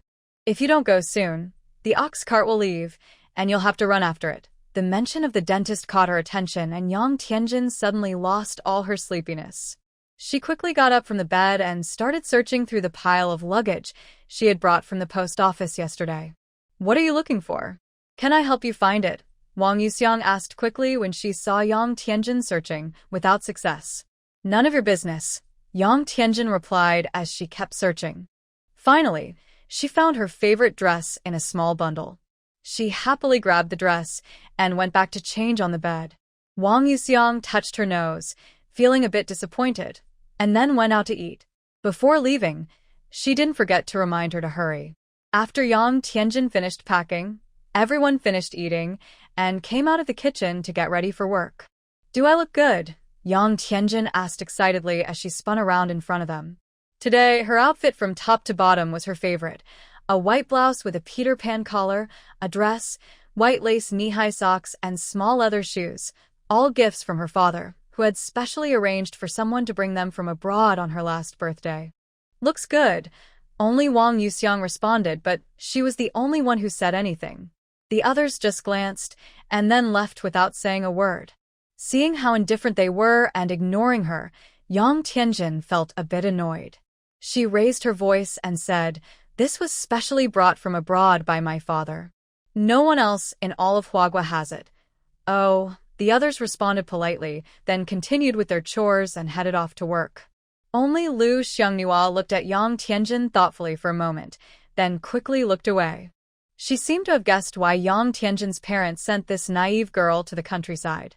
But judging by her current state, her future years probably wouldn't be much better. Whether she lives or not is still uncertain. However, that didn't really matter to her. Because her main task now is to go to work, she took a pair of gloves from the space and put them in her pocket. Then she grabbed a torn cloth to cover her face, afraid of getting sunburned again.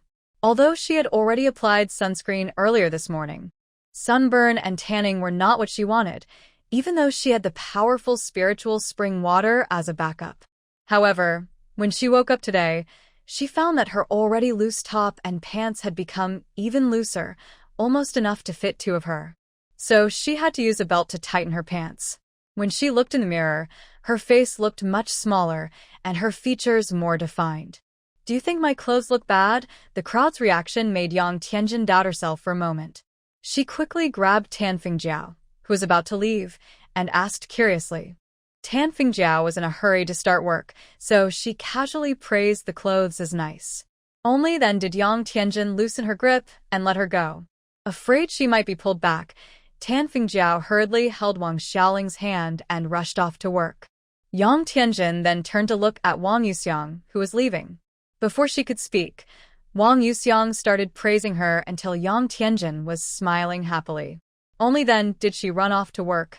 Of course, before leaving, Wang Yuxiang also reminded Yang Tianjin to eat the rice she had kept warm in the pot. Yang Tianjin pretended not to hear, went back into the house, took out her wallet, and took out some money and a ticket before heading out. As for the recommendation letter that Hu Daqing kept mentioning, she completely forgot about it and threw it out of her mind. Lu Xiongnu followed behind Tan Fingjiao and the others, then they gathered at the threshing yard in front of the brigade office. They arrived a little later, and by the time they got there, most of the team members had already arrived. When Hu Daqing saw them arrive, he glanced over but didn't say anything. He then began to assign the tasks for the day. Wang Xiaoling was very happy when she heard she and Lu Xiongnu were assigned together. She was almost jumping with joy because she could now get some of the steamed buns from her. Seeing her reaction, Lu Xiongnu quietly kept her distance.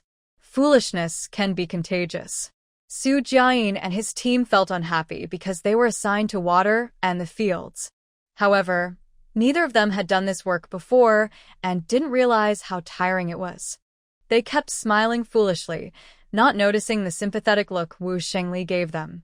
Lu Xiongwan picked up from Lin Fugui, the warehouse keeper, and followed Wang Xiulan to the cornfield.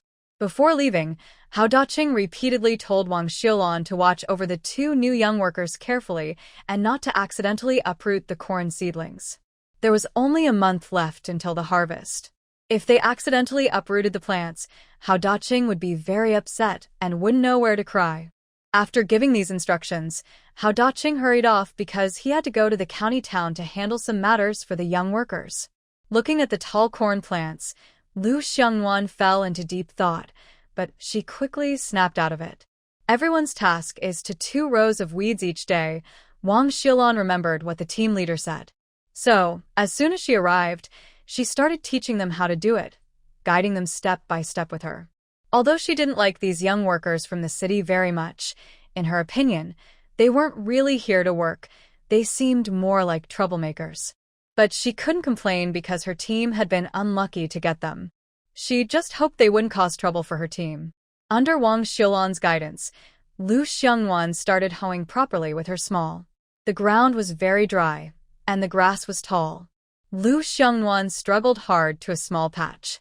Luckily, she brought gloves. Otherwise, her hands would have blisters.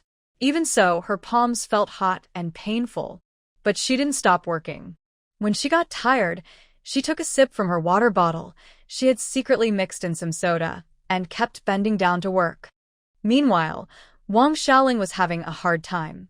When she arrived, she hadn't prepared any protective gear, and her face was cut by the sharp corn leaves, leaving a bloody mark. She didn't notice and kept working diligently with her. Even in such exhausting conditions, life was still much better than the hellish city life in Beijing. Yesterday, she asked Tan Fingjiao about it. The work points not only earn money, but also can be exchanged for food or other things. As long as she works hard, it won't be a problem to repay Lu Xiongwan with a quilt next year. If you can finish weeding, you'll get full marks, which is 7 work points, Wang Xiulan said, occasionally glancing at them while weeding. Seeing how diligent and capable they were, Wang Xiulan's face warmed up, and she started explaining to Wang Xiaoling and Lu Xiongwan. When Wang Xiaoling heard this, she looked at Wang Xiulan happily. So many work points. Exactly, but you need to finish weeding both rows. When the scorekeeper comes to check if everything is fine, you'll get the full points. Then, Auntie, with your quick work, you'll definitely get full points, Wang Xiaoling said, flattering her. You know the saying, praise is easy to give but hard to earn, and I always say nice things when talking to you. That's right. I never slack off when working. I always get full points. My husband does too. But men usually get more work points than women, 10 points over here, Wang Xiulan said proudly. She and her husband are hardworking, and their family isn't lazy either.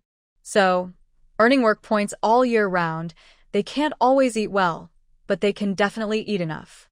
Not many families in the team can compare to her family. That's great. Wang Xiaoling couldn't help feeling envious.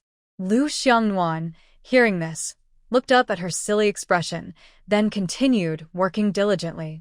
Although the work isn't technically difficult, it's tiring. In her previous life, Lu Xiangnuan had never even used a, let alone. Just work hard, and you'll do fine, Wang Xiaolan encouraged. Wang Xiaoling nodded desperately, then suddenly looked energized, waving her wildly and weeding furiously. Before long, Lu Xiangnuan was far behind the two, but she wasn't one to give up easily. She summoned her energy from her college 800-meter run days and chased after them. Unknowingly, it was time to finish work. Without saying a word, Lu Xiangnuan carried her and crawled out of the cornfield, plopping down on the ground in a clumsy, unladylike manner. Staying inside was both boring and hot. Her clothes were soaked, just like she had been pulled out of water. The torn cloth covering her face was so wet that Lu Xiangnuan could squeeze out a lot of water with a gentle press. She was so tired she didn't want to say anything. Her arms ached, her hands hurt, her back was sore, and her legs felt heavy, as if filled with lead. Thinking about living like this for another 10 years made Lu Xiangnuan feel desperate and eager to break free. She was determined to find a way to escape this miserable life. Later, Wang Xiaolan, carrying A, saw how exhausted Lu Xiangnuan looked and asked, "You must be very tired today." "Yes," Lu Xiangnuan replied with her head hanging low, feeling discouraged. "Take it slow. Today is the first day, so it's normal not to get used to it yet. You'll get used to it over time," Wang Xiaolan comforted her. She didn't expect these two young workers to be so capable. They worked nonstop all morning, almost catching up with her. It seemed their team had found two real treasures this time. Lu Xiangnuan tried to stand up bravely, but her legs trembled and refused to obey her. Fortunately, Wang Xiaoling quickly helped her, or she might have fallen and made a big scene. She politely thanked Wang Xiaoling, feeling a bit distant. The three of them hurried back to their home, but since Wang Xiaoling and Lu Xiangnuan didn't have a home yet, they could only return to the youth commune. When Wang Xiaolan parted ways at the fork in the road, she reminded Wang Xiaoling to learn from Lu Xiangnuan and cover her face with a cloth in the afternoon. Otherwise, her face might get scratched even more by the corn leaves. Wang Xiaoling suddenly realized her face was burning with pain, quickly thanked her, and told Lu Xiangnuan she would go back to the youth commune quickly. She still had to hurry home to cook. As for Wang Xiaolan's suggestion to cover her face with a cloth, she completely forgot about it. Let her face be scarred. It was already ugly enough. No matter how bad it got, it couldn't be worse. She never thought about getting married in her life. She was already suffering enough. If she had a child and still had to live this hard life, what was the point? It would be bad for the child, and even worse for her. Lu Xiangnuan was walking slowly behind, seeing the others in the team, but she didn't go over to greet them. First, she didn't know them, and second, she was so tired she had no strength to speak. She needed to save some energy for the afternoon work. When she arrived at the youth commune, Wang Xiaoling had already prepared the meal. Lu Xiangnuan wiped herself with a towel to remove the dirt, washed her hands, and then went into the kitchen. Sure enough, as soon as she entered, she saw Wang Jiwen and Su Jiaming looking tired and worn out. Lu Xiangnuan could tell they had been through a lot. Oh, these are poor kids. There's nothing she can do. It's just life. There are still many days ahead. Going back to the city seems unlikely now. If they had the ability, they wouldn't have come to this remote place to work. Why are you so tired? You didn't say this when you came. Su Jiaming, who had been carrying water all morning, sighed heavily at the dining table. It's not that he lacks determination. He's just so exhausted that even a tall man like him feels like crying. His shoulders hurt, and he can't even lift his arms properly. If he had known it would be like this, he would have preferred to stay in Haisher, eating well, rather than foolishly signing up for this rural work. When you came, You should have prepared for hardship. This is just the beginning. I heard from the team members that after the harvest, things will get really tough. They say you can peel off a layer of skin, Wu Shengli said casually after swallowing his steamed bun. Su Jiaming now looked just like he did when he first arrived at Hongqi Brigade. He was full of enthusiasm to use his knowledge to build a better rural life, but on the very first day, he was crushed. He cried loudly, clutching the team leader's leg, but it was no use. His household registration was already here, so he couldn't leave. If he really wanted to run away, he would face detention and lose the chance to return to the city later. So now, all he could do was accept his fate. Tan Fingjiao, who was eating nearby, nodded in agreement when she heard him. Hearing this, Su Jiaming let out a painful cry. He was already so exhausted. He couldn't imagine how tiring the harvest would be. It might even kill him. Although the person next to him was tired, Wang Jiwen remained calm and softly said, "Nothing you say now will help. It's better to eat your fill and save some strength for work this afternoon." "Exactly, just eat quickly," Wu Shengli added, placing a piece of pickled cucumber into his bowl and urging him. Su Jiayin reluctantly bit into the salty cucumber, then took a bite of the steamed bun in his hand. His current situation felt even more bitter than the salty cucumber. As a bystander, Lu Xiongwan quickly finished her rice and then got up to leave. Before reaching the bathroom, she covered her nose and went inside. After checking that no one was around, she quickly slipped into her space. She only had half an hour, so she ate some Yangzhou fried rice, then a bowl of Priyong cold noodles, and finally some fruit to fill her stomach. After slightly filling herself, Lu Xiongwan hid in her space to observe the bathroom area. Seeing no one there, she hurriedly came out. She pretended to have just finished using the bathroom, pulling up her pants as she stepped out.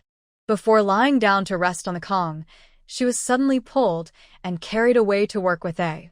Meanwhile, Hao Daqing was busy early in the morning, arranging the team members. After talking to the accountant, he quickly disappeared.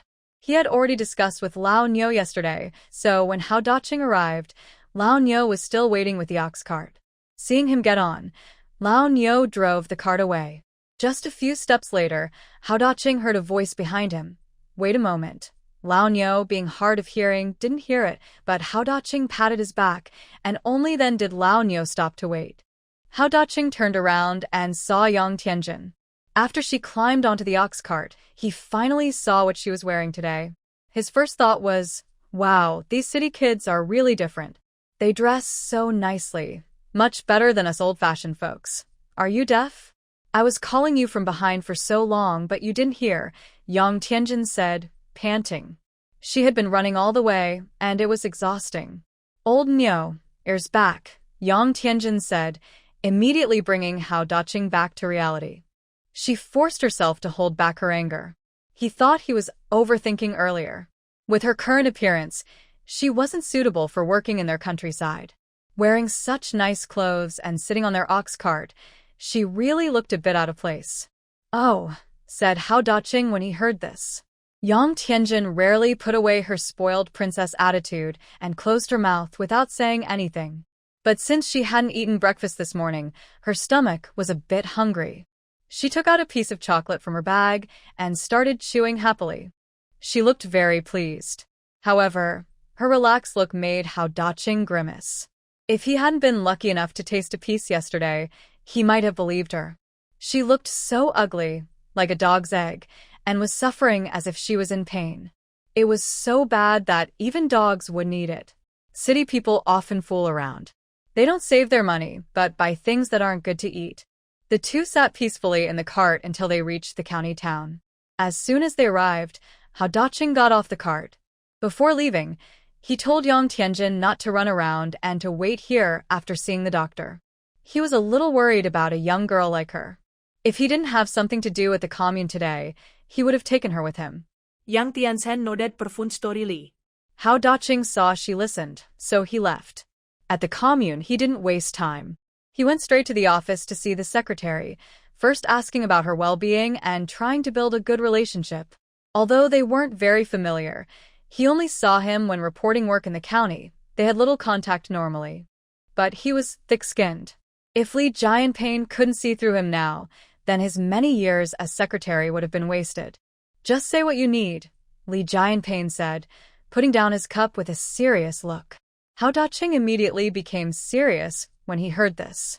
He quickly took out the house construction approval form, which already had their Red Flag Brigade stamp on it. Li Jianping looked at him and then reached out to take the paper. When he saw what was written, his eyebrows furrowed deeply. He looked at the paper silently, shook his head repeatedly, and the air around him seemed to grow colder. Hao Daqing saw this and felt worried. He quickly asked, "Secretary, what do you think?" "No," Li Jianping replied after a long pause. Hao Daqing panicked when he heard this. It couldn't be. He had promised the girl earlier that it would definitely work.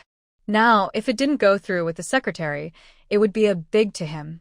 The most important thing was that if he couldn't get this approved, his wife wouldn't let him sleep in the same bed.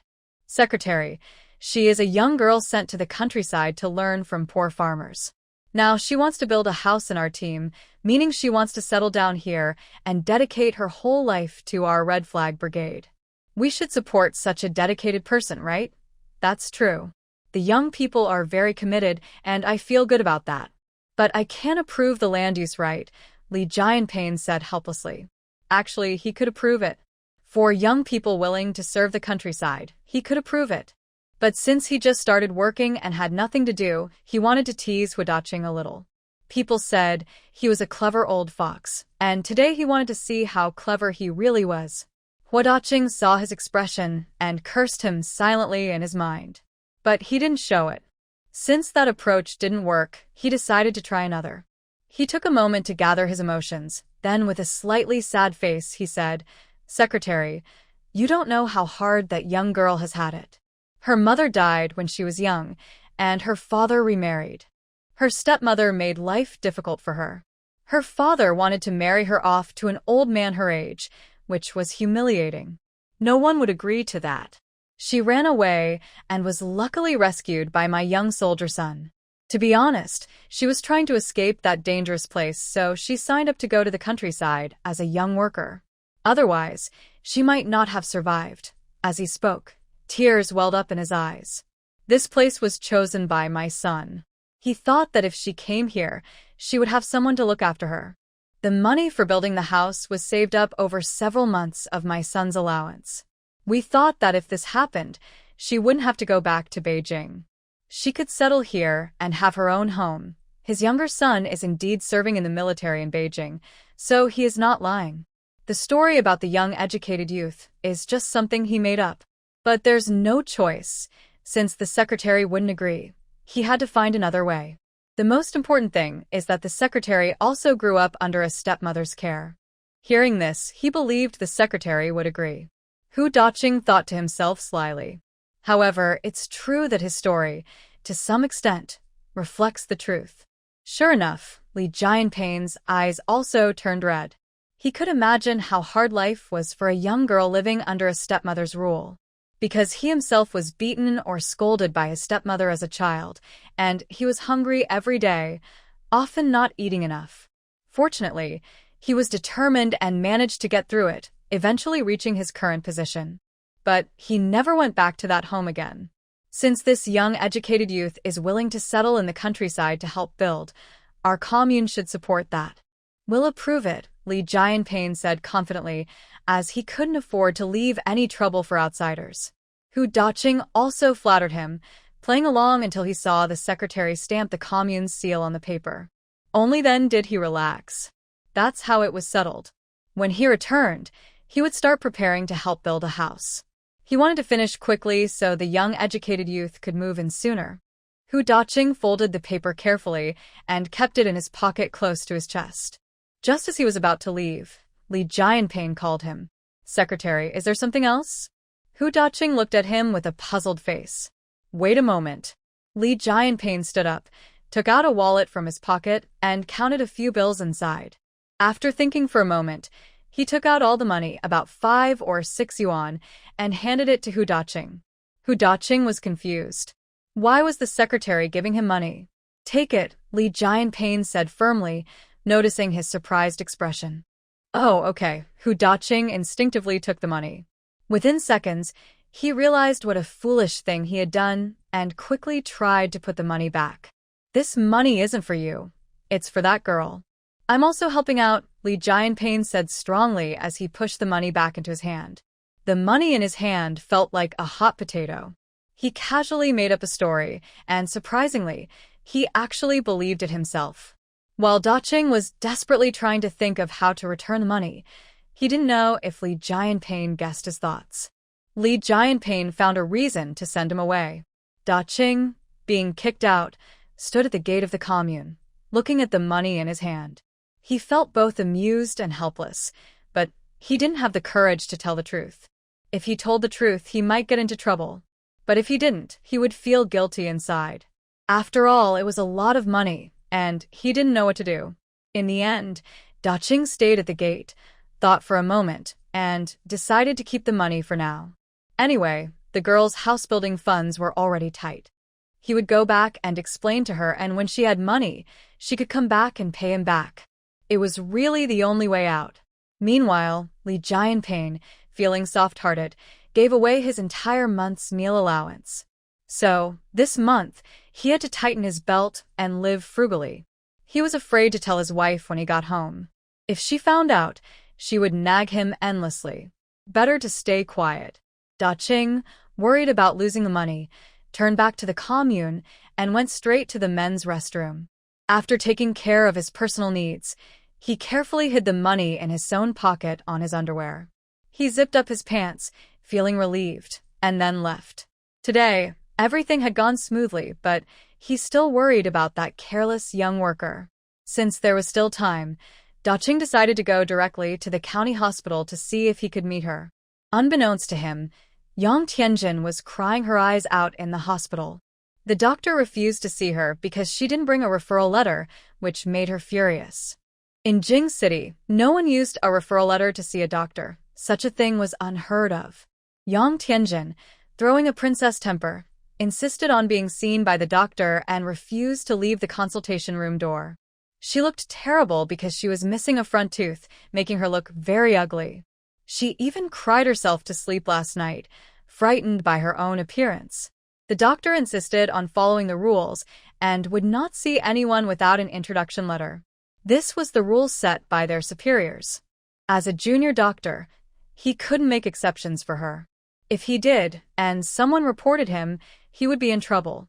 In the end, Yang Tianjin lost her temper and scratched the doctor out of frustration. The doctor, angry, called for security to remove her. It was really bad luck. Early in the morning, he had already encountered a difficult person. After cleaning the scratch on his face with iodine, he quickly threw himself back into work with full enthusiasm. Yang Tianjin, being thrown out, still wanted to go back in, but was warned that if she caused trouble again, she would be taken to the community office and possibly put in jail. This scared her, and she sat at the hospital gate, tears falling in frustration. Since coming to this place, she hadn't had a single good day. Earlier, she had tried to call her family using all sorts of methods, but her father refused to help her leave and told her to stay put and behave. He would send money and tickets, but she didn't want those things. She just wanted to go back home. She thought the people here were not kind at all.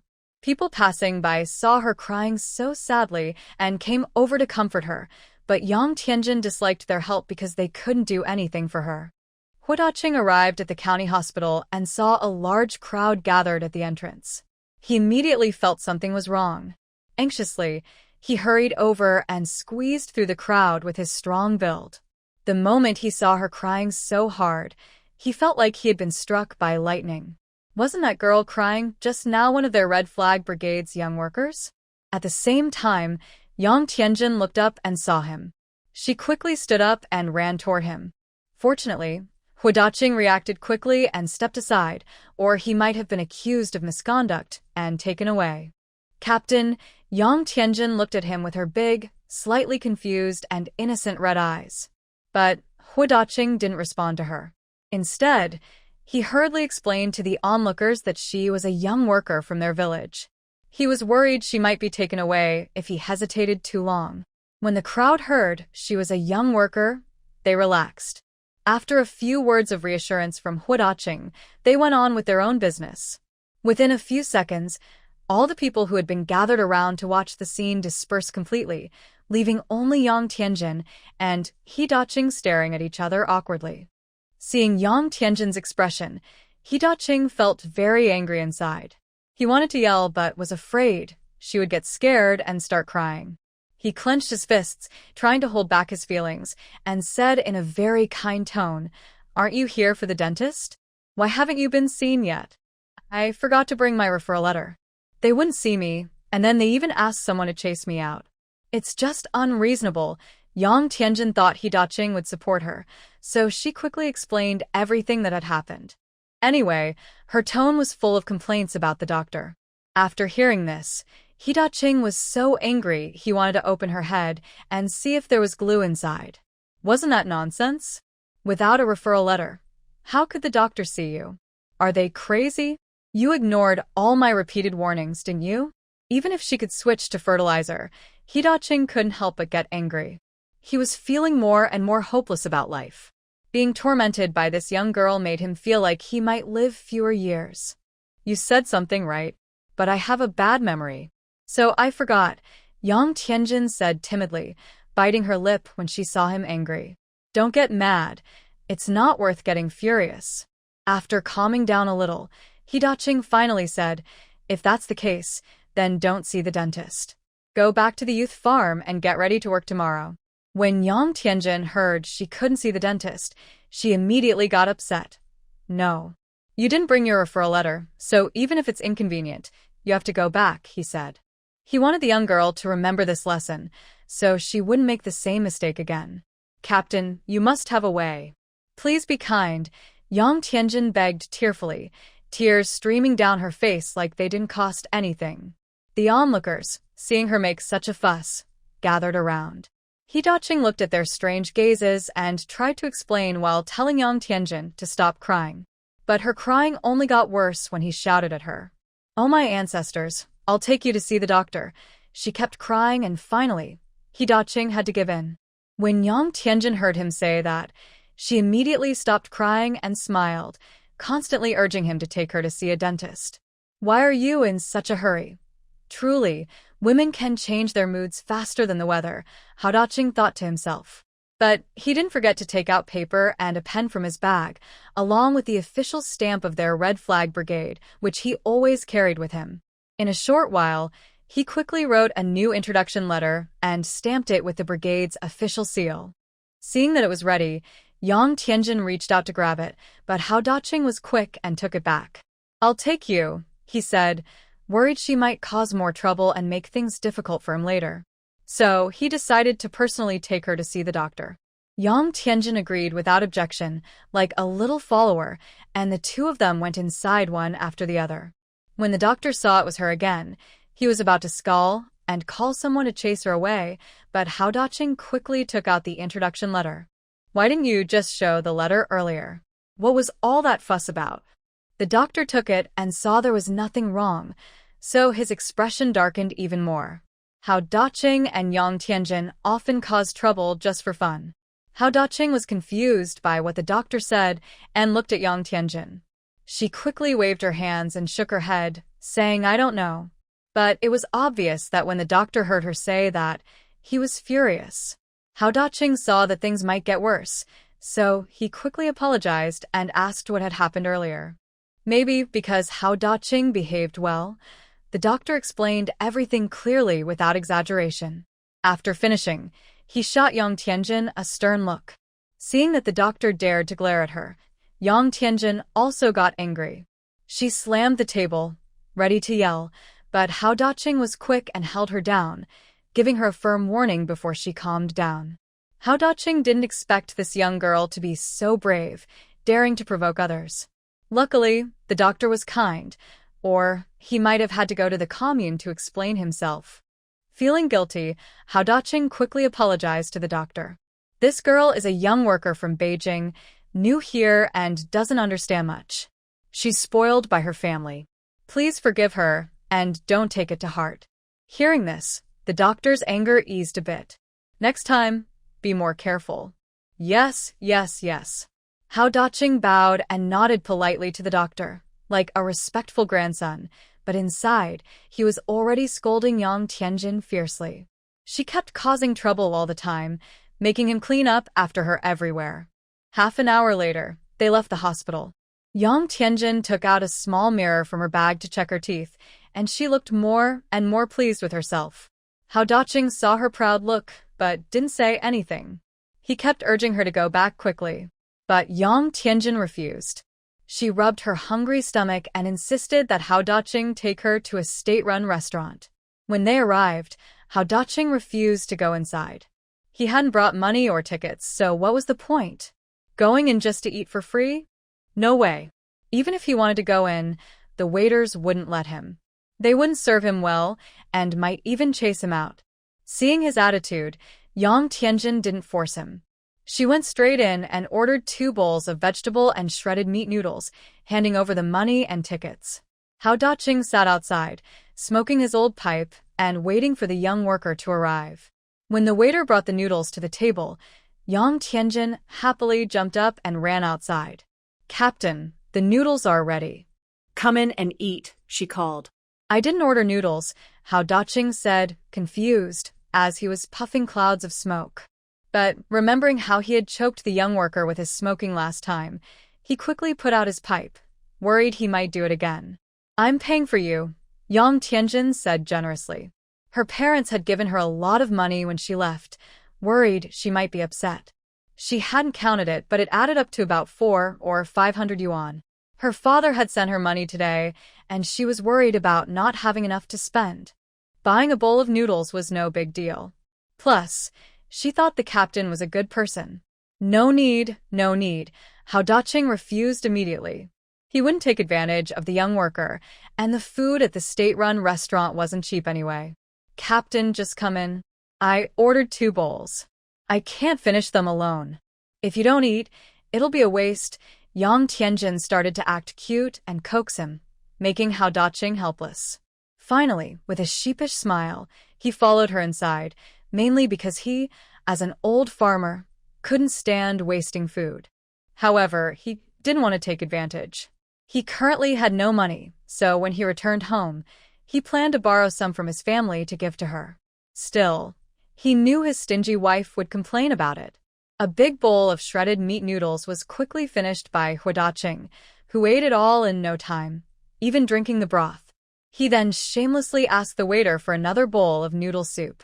Yang Tianjin thought he hadn't eaten enough and was about to ask for another bowl when Hao Daqing noticed her intention. He quickly told her he was full and only a bit thirsty. Seeing that he seemed sincere, Yang Tianjin relaxed and slowly ate her noodles, her face turning a little red from eating. After drinking all the noodle soup, Hao Daqing rubbed his slightly stretched stomach and let out a satisfied sigh. But when he thought about eating plain noodles alone while his family was still eating coarse bread at home, he felt guilty. He couldn't help but slap his face lightly. This action startled Yang Tianjin. "Captain, what's wrong? Why would someone slap their own face for no reason?" Yang Tianjin, still chewing her noodles, looked at him curiously. "It's nothing.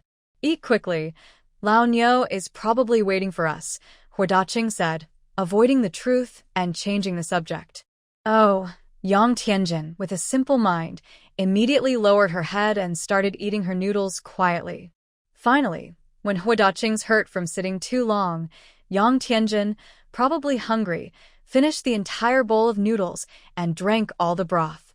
Hao Daqing looked at her clean bowl and felt even happier. She was a good kid who didn't waste food.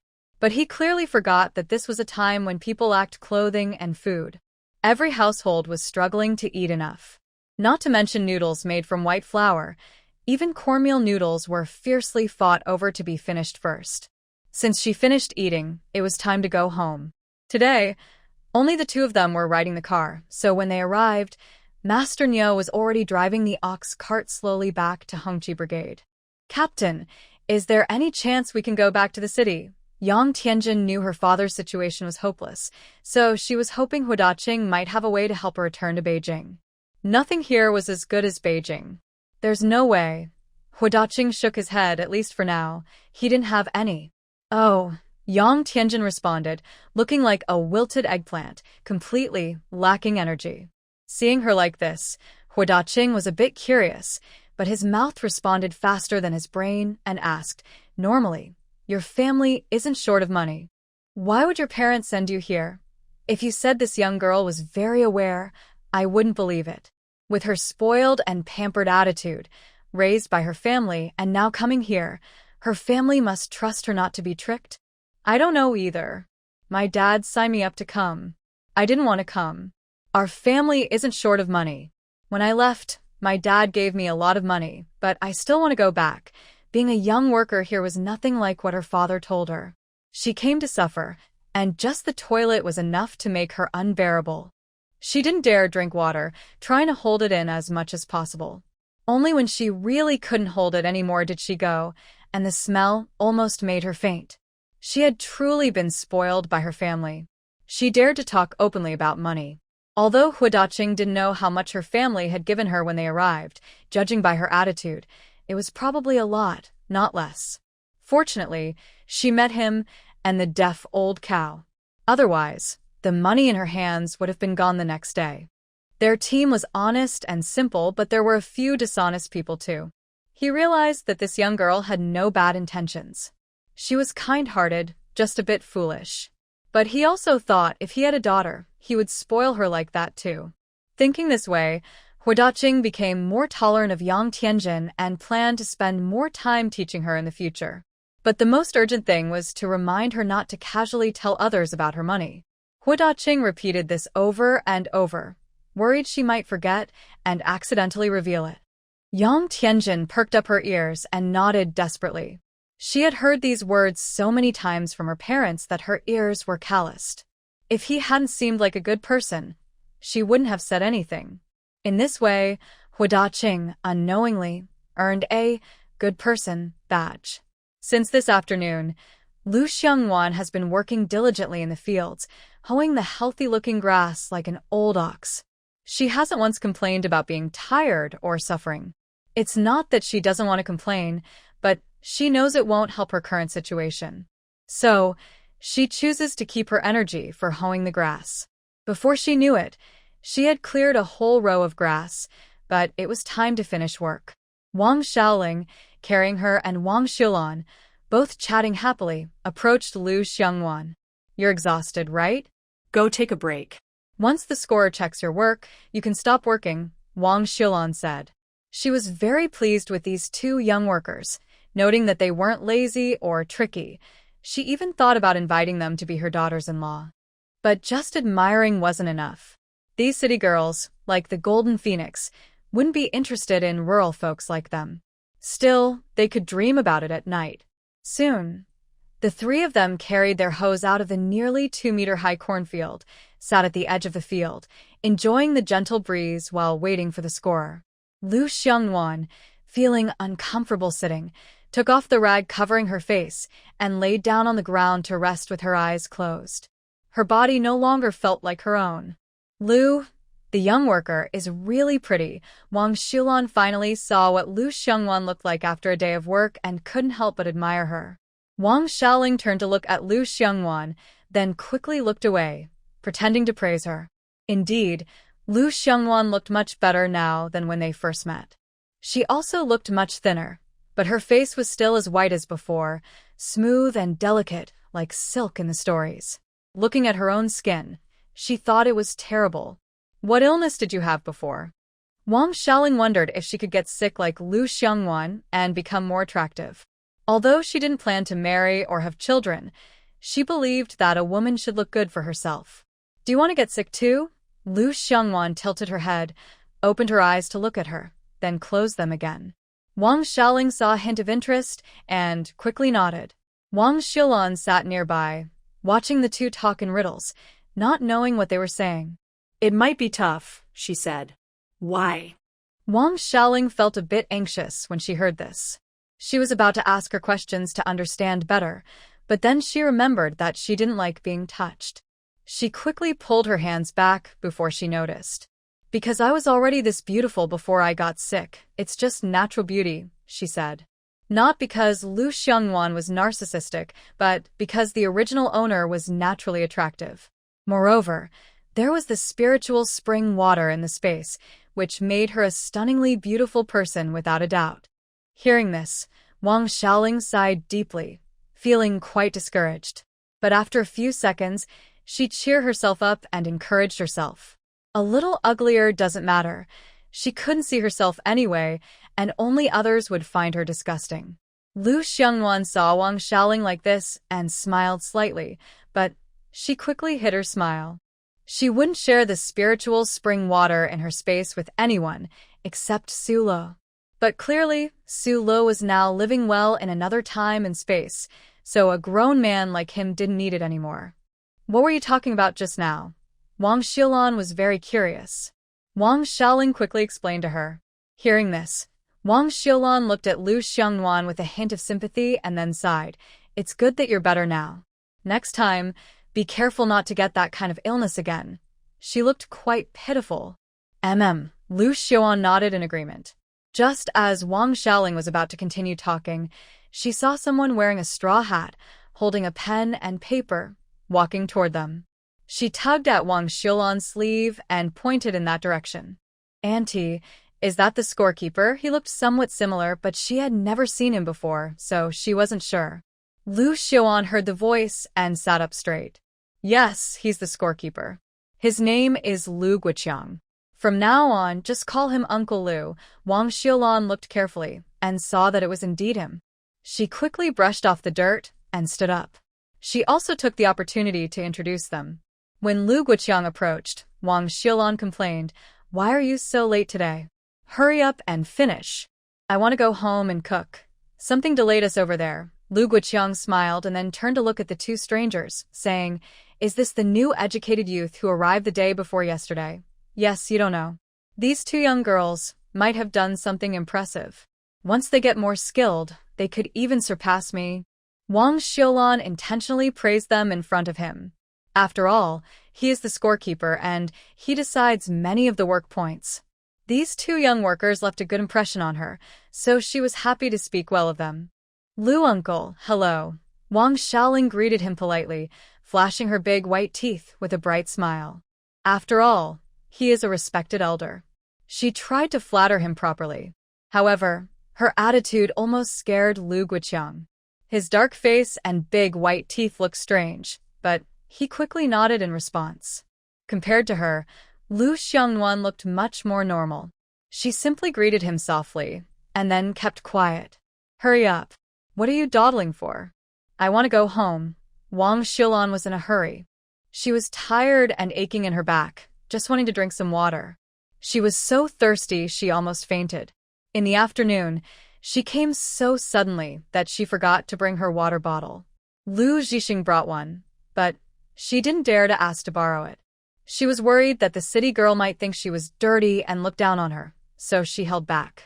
"There's no need to rush now," Lu Guoqiang said kindly with a smile. They've known each other for decades and understood each other's personalities. Her words didn't upset him. Then, Wang Xiaolan took him to check the 2 rows of land she had plowed, while Wang Xiaoling followed closely behind like a little shadow. As for Lu Xiangwan, she really didn't want to go into the hot, stuffy cornfield that prickled her skin.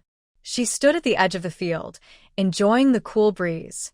The breeze was especially refreshing, so comfortable that she wanted to find a place to lie down and sleep peacefully.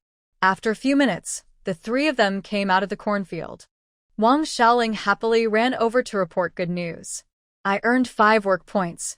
She was so excited she danced around, her face full of joy. Once she got more experienced, she could earn full points like Annie Xiaolan and support herself easily. Lu Xiangwan replied calmly. "Are you not curious about how many work points you earned?" Wang Xiaoling looked at Lu Xiangwan, who was so calm, and she felt a bit anxious. "You'll be speaking later, right?" "I'm curious about what it is." "That's true." Wang Xiaoling suddenly realized and couldn't hold back, saying, "You earned 4 work points." Yes, Lu Xiangwan was pleased with her performance today. She didn't care much about the points because she didn't lack food. As long as she could bring out an average value for everyone, it was fine. She was just here to pass the time. At this moment, Lu Guoqiang recorded the work points, put the pen in his pocket, and praised these two young workers so much that Wang Xiaoling's mouth almost couldn't close. Even when they returned the hose and went back to the youth station, they still looked the same.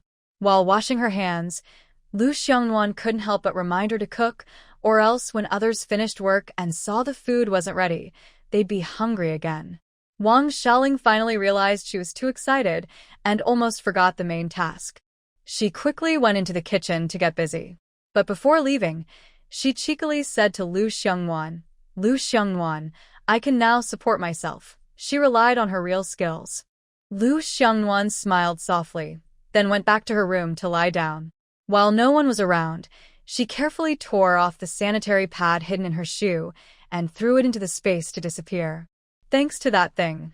Otherwise her soles would have been blistered from the friction. Fortunately, she had stocked up enough. Meanwhile, the others at the youth station gradually returned. When Wang Yuxiang pushed open the door curtain and saw Lu Xiongnuan sitting on the Kong, lost in thought, she didn't greet her and simply took her wash basin and left. Hua Daqing, after unloading the ox cart, followed Yang Tianjin over. At first, Yang Tianjin thought he was worried she didn't know the way and came to see her off, so she kindly said she could go by herself. But it turned out Hua Daqing wasn't there for her. After the big misunderstanding, Yang Tianjin didn't dare to speak and just lowered her head, following behind Hua Daqing. Looking at her new small leather shoes from this morning, now so dirty they couldn't be seen clearly, Yang Tianjin felt a wave of grievance. She inwardly cursed this terrible place. When Hua Daqing arrived at the youth station, just as they were about to start eating, everyone stopped and quickly stood up to greet him. Only Lu Xiongnuan was busy struggling with the bread in her hand, not even lifting her head once.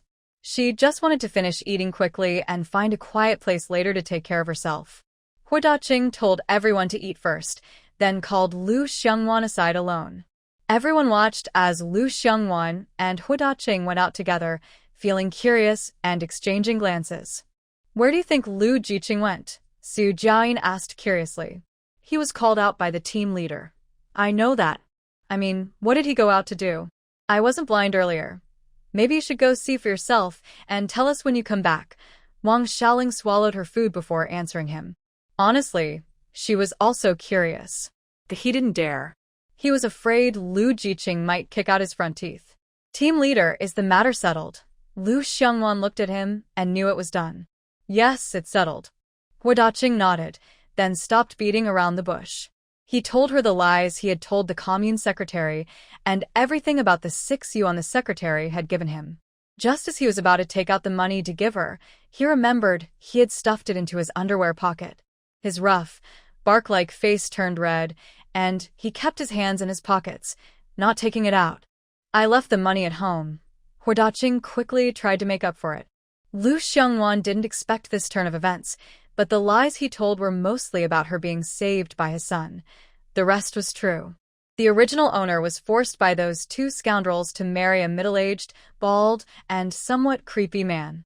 I'll keep this money for now to build a house. When you have enough money later, you can pay him back, Hua Daqing said quickly when he saw she was listening. Lu Xiongnuan had no objections, but she felt a good impression forming of the commune secretary she hadn't met before.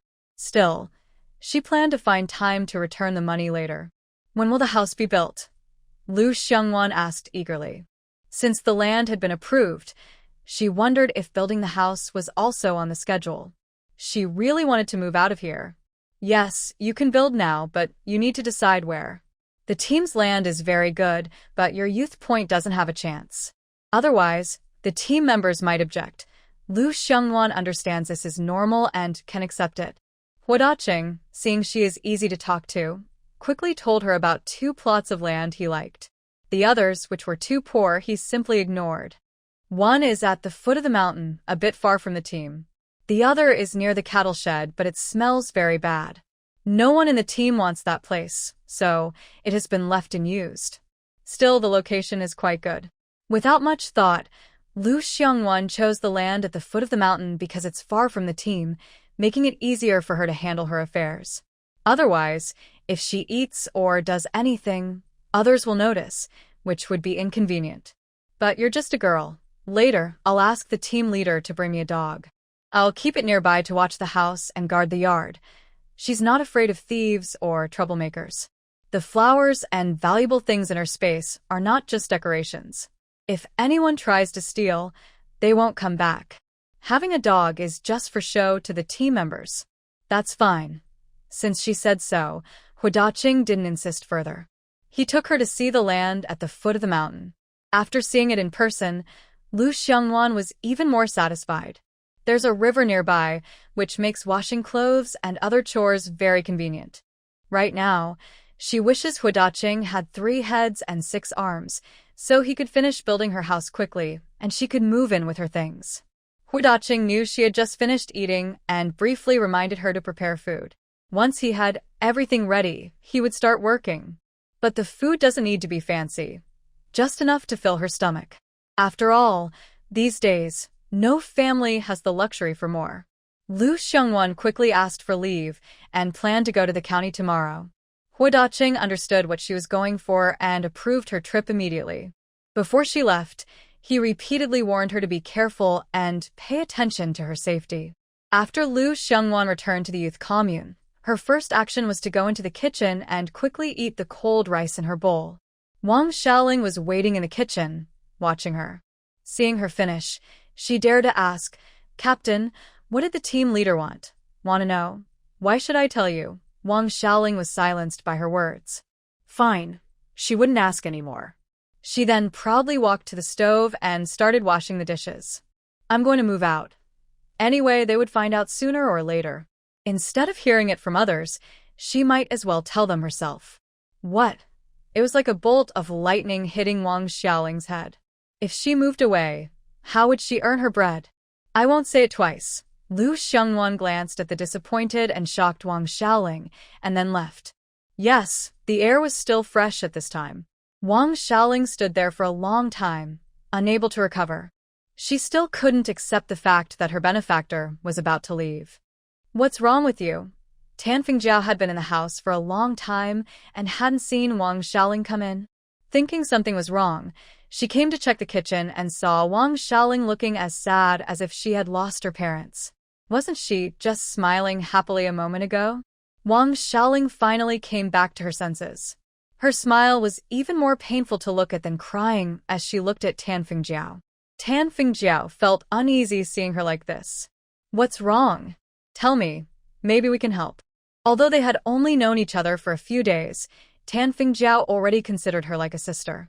"Lu Xiangwan is going to move out. Moving out is a good thing. Why are you so upset? It's not like you won't see each other again." Tan Fingjiao still couldn't understand why she looked so sad and was curious about where Lu Xiangwan might go. After all, they were among the first youth sent to the Red Flag Brigade, and the house they were living in was still a temporary setup. The team had no other vacant houses. But Lu Xiangwan's personality didn't seem like she would squeeze into a shared living situation with the team members. No matter how hard she thought, she couldn't imagine Lu Xiangwan spending 100 or so yuan to build a new house for herself in the Red Flag Brigade. After all, it seemed like a far-fetched dream. In the eyes of these young educated youths, they believed they could not stay in the countryside for their whole lives. They would eventually return to the city. Spending so much money to build a house was something only crazy people would do. "My steamed bread is gone." Wang Xiaoling felt heartbroken just thinking about her steamed bread that was about to be taken away from her. "What? Steamed bread?" Tan Fingjiao was surprised to hear her. "It's nothing. I'll go wash the dishes now." Wang Xiaoling didn't want others to know she was trying to earn her steamed bread from Lu Xiangwan. She was afraid Lu Xiangwan might find out. If that happened, her steamed bread would be ruined. "Just move out if you want. Later, she would find other ways to get her steamed bread." She didn't believe she wouldn't have a chance for so long. Tan Fingjiao saw she didn't want to talk and didn't ask further. Instead, she rolled up her sleeves and helped her clean up. These days, dishes were easy to wash because there was no oil or sauce to scrub off. Just a quick rinse with water was enough. They finished cleaning quickly, each in just a few minutes. Meanwhile, They boiled a pot of hot water. While waiting for it to heat, Tan Fingjiao also roasted the 2 sweet potatoes that Aunt Mao had given her during work this afternoon. Soon, the kitchen was filled with the smell of roasted sweet potatoes. Wang Xiaoling, who had just eaten, smelled it and felt her stomach growl loudly. Realizing she had just made a fool of herself, Wang Xiaoling quickly covered her stomach and was about to leave, but Tan Fingjiao stopped her just in time. "Why run? Eat this sweet potato first," Tan Fingjiao said, pulling one out of the stove and stuffing it into Wang Xiaoling's hand. "I can't take this. It's too precious," Wang Xiaoling said, trying to return it. But Tan Fingjiao refused to accept, and finally, she threatened that if Wang Xiaoling didn't eat it, she would throw it into the trash. Wang Xiaoling knew she was lying to protect her. After all, who would be willing to throw away such a treat? But in the end, she took it. She thought she would return it to her someday, when she had the chance. Seeing her accept it, Tan Fingjiao quickly grabbed another sweet potato from the stove, peeled it without waiting for it to cool, and ate it. Then you can't just skip work all the time. Even if you don't rely on work points for food, you shouldn't be publicly criticized by the whole county, someone said. Work? What work? Yang Tianjin looked confused, with several big question marks above her head. The others almost fainted from shock, but Lu Xiongwan simply shifted to a more comfortable position and kept eating her tomato, acting like a bystander. She really wanted to see how this spoiled young lady, who couldn't tell grains from grass and was lazy, would look tomorrow when she waved a and weeded the cornfield. But unfortunately, she had taken a day off tomorrow. Lu Xiongwan felt very disappointed about that. "You'll find out tomorrow morning," Tan Fingjiao added with a teasing tone, while also urging them to hurry and wash up with water, or the hot water would turn cold later. The 3 lying on the Kong slowly got up.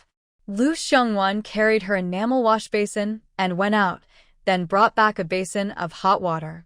Taking a hot shower was not possible because there was no bathroom at the youth commune. Every night before bed, Lu Xiongwan would wear her clothes, wet a towel, wipe herself down, and then change into her pajamas. When the house was built, she planned to ask the team leader to build her a bathroom and find a carpenter to make a bath bucket. That way, after work, she could take a bath before sleeping at night. She finished packing quickly because tomorrow she was on duty to make breakfast. Just thinking about waking up early made her want to bang her head against the wall. She poured out the dirty water from the basin. As she turned to leave, Wang Xiaoling, who had been hiding nearby for a while, pulled her aside. "What's wrong?" Lu Xiongwan squinted at her, annoyed, as she saw Wang Xiaoling grabbing her arm. Until Wang Xiaoling, who had crossed a line, quickly let go and apologized, then shifted to the main topic. Anyway, she didn't mind earning some bread for herself. "Can you help me cook, and I'll give you some bread?" Lu Xiongwan repeated what she had just said. When she saw Wang Xiaoling nod desperately, she confirmed she hadn't misheard. Lu Xiongwan looked down, silent for a long time, lost in thought. Wang Xiaoling saw her like this and didn't dare disturb her, afraid that the plan might fall apart. After a while, Lu Xiongwan looked up at her and slowly said, "It's not impossible. I can make 2 small steamed buns a day, but any more than that, I can't because I need to eat too, okay?" Wang Xiaoling agreed without hesitation. To her, making 3 meals with just 2 small buns was already very worthwhile. She originally thought that Lu Xiongwan, being so frugal, could only manage 1, but unexpectedly, there was a bright turn, and she couldn't be happier. Seeing Lu Xiongwan's excited expression was like looking at a lucky charm. "Just tell me if you need anything in the future. I promise you'll be satisfied," Wang Xiaoling said, patting her thin little body, though her words didn't seem very convincing. Clearly, Lu Xiongwan thought the same. "I'm poor. I can't afford it," she said, then turned and left with a basin in her hand. But inside, she was very happy because she wouldn't have to wake up so early to cook for so many people tomorrow. To her, this kind of fair exchange of labor was very worthwhile, and she hoped Wang Xiaoling would continue to promote this behavior. Wang Xiaoling didn't realize how many times Lu Xiongwan had told her she was poor. This time, she simply ignored it. Lu Xiongwan was awakened by someone because she was so tired from working yesterday that her arms and shoulders were sore this early in the morning. Her hands were so tired she didn't even want to wear her clothes, but knowing she had to go to the county today, she forced herself to put on her clothes, washed up briefly, and sat at the dining table. "Why are you cooking again today?" Wang Yuxiang asked casually when she came into the kitchen to serve the food, looking at Wang Xiaoling, who was busy. "Next time, when it's her turn to cook, I'll do it," Wang Xiaoling replied. "Why?" Tan Fingjiao also leaned over, looking at her curiously. Then Wang Xiaoling told them about the agreement they made yesterday, which made Wang Yuxiang and Tan Fingjiao very envious. After all, the food at their work unit was barely enough to fill their stomachs. They had only been there a short while, and their stomachs were already empty again.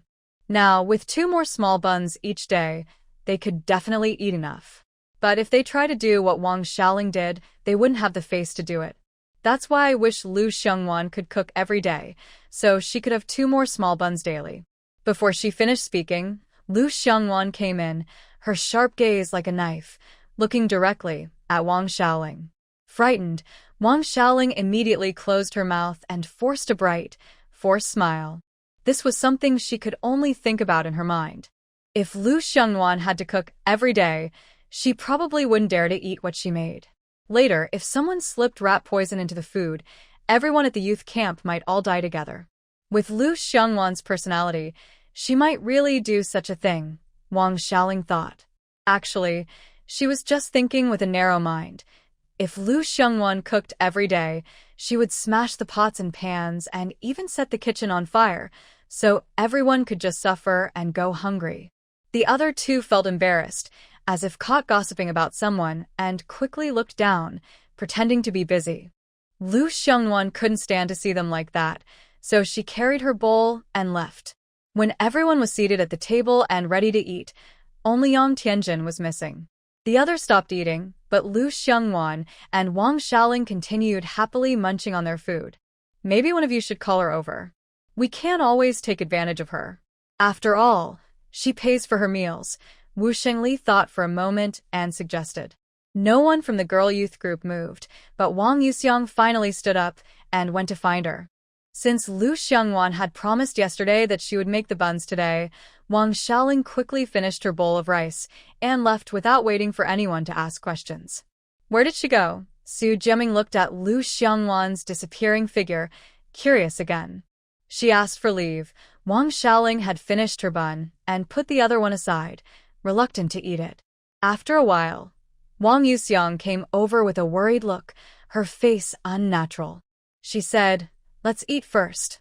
While speaking, she awkwardly brushed her bangs to hide the bruise between her eyebrows, then buried her head in her food. This small action didn't escape Wang Xiaoling and Tan Fingjiao's notice. They exchanged glances and silently continued eating. After all, she didn't get angry herself, so what could outsiders say? If not careful, they might even be treated badly by everyone. It's better not to invite trouble for myself. When everyone finished eating and left, Wang Xiaoling quickly split the leftover bread she had gotten from Lu Xiongwan into 2 parts, one for herself and the other she handed to Tan Fingjiao. "Why are you giving this to me? Take it back quickly," Tan Fingjiao said, feeling the hot bread in her hand and wanting to return it, but Wang Xiaoling blocked her hand. "You treated me to roasted sweet potatoes yesterday, and today I give you half a bread. If you keep doing this, I'll get upset." Since Tan Fingjiao is kind to her, she also wants to be kind in return. Only through giving and receiving can they keep in touch often. Seeing her say this, Tan Fingjiao could only accept it. She also advised her not to do this next time. When Wang Xiaoling nodded, she felt relieved. Today, only Lu Xiongwan was alone on the bus, for some reason. She was happy and relaxed, lying down to rest. When they arrived in the county town, it was Master Niu who woke her up. Lu Xiongwan thanked him and then slipped away, wandering aimlessly on the street. There wasn't much she needed there. Just as she was about to find a quiet place to hide in her space and sleep, she saw Wang Guan at first glance among the crowd. His upright and serious appearance made it impossible to ignore him. Thinking about what she heard from the staff at the county guest house last time, Lu Xiongwan suddenly had an idea. Yes, she wanted to create a chance encounter. The saying, having connections in high places makes things easier, has always been true, especially for an outsider like her. Since she plans to stay here for many more years, if something happens and she needs help, she should have someone to turn to. It's better than being completely helpless. Although she could handle problems herself, she was lazy. She approached him and deliberately bumped into him. He was too tough and thick-skinned, so the collision made Lu Xiongwan's small body a little sore. But she didn't care about that now. She quickly lowered her head and apologized to him. It's okay, it's okay. At this moment, Lu Xiongwan finally looked up, using her impressive acting skills that could shock the entertainment industry. Really not good. Before she finished speaking, she looked surprised, her pupils dilated, and she quickly changed her tone. Oh, it's you, Uncle Wang. When dealing with someone useful to her, Lu Xiongwan, usually reserved, learned to act familiar like Wang Xiaoling and started to get close. Clearly, Wang Guan recognized who Lu Xiongwan was. A few days ago, he was still talking about this chubby girl at home with his wife. He didn't expect to meet her so soon, and he looked very happy. Chubby girl. As soon as he said this, Wang Guan realized he had said the wrong thing and quickly corrected himself. Girl, why did you come to the county town? Lu Xiongwan heard what he said but didn't pay much attention, since she was indeed quite chubby at the time. I took leave today from the team leader and came to the county town to buy some things. Wang Guan looked back and forth at Lu Xiongwan, feeling that she seemed much thinner than before. It had only been a few days, and she had lost a lot of weight, her face almost sharp with a pointed chin. Could it be that the team leader mistreated her and didn't give her enough food? Hua Daqing, who was busy working, suddenly sneezed loudly. He didn't know why, but he always felt like someone was whispering behind his back, talking about him badly. Uncle Wang, what's wrong? Seeing that he hadn't spoken and that his gaze was full of concern, Lu Xiongwan was a bit confused. Why did you lose weight? Although this chubby girl, now she was slim, looked much better, he still felt a bit uncomfortable with the sudden change. He didn't know what kind of madness he was in, but whenever he saw this girl, he felt an instant connection, like wanting to adopt her as his daughter. His wife even said he was crazy about missing his daughter. Yes, he was crazy about missing his daughter. What's wrong with that? It wasn't shameful, but his own land was not producing any crops, so he couldn't grow her. Isn't that frustrating? When I went to the countryside, I happened to get sick. My face and body swelled up, so I looked a bit chubby. Now that I'm recovering, I look thinner. Lu Xiongwan replied with a vague excuse, just like she did with Wang Xiaoling. Medical conditions back then were quite poor, and many strange illnesses couldn't be diagnosed. Anyway, having one more person doesn't matter much. Just get better soon. When you're in the countryside, don't starve yourself. As a young girl, it's better to be a little chubby. Hearing this, Wang Guan didn't say anything more. Uncle Wang, you're busy. I'll look around a bit more, Lu Xiongwan said and started to walk away, but Wang Guan stopped her. What are you busy with? I'm off today and I happen to be free. Come on, let's go home and have dinner together. Wang Guan looked at this obedient girl. For someone who wanted a daughter so badly, he liked her more and more.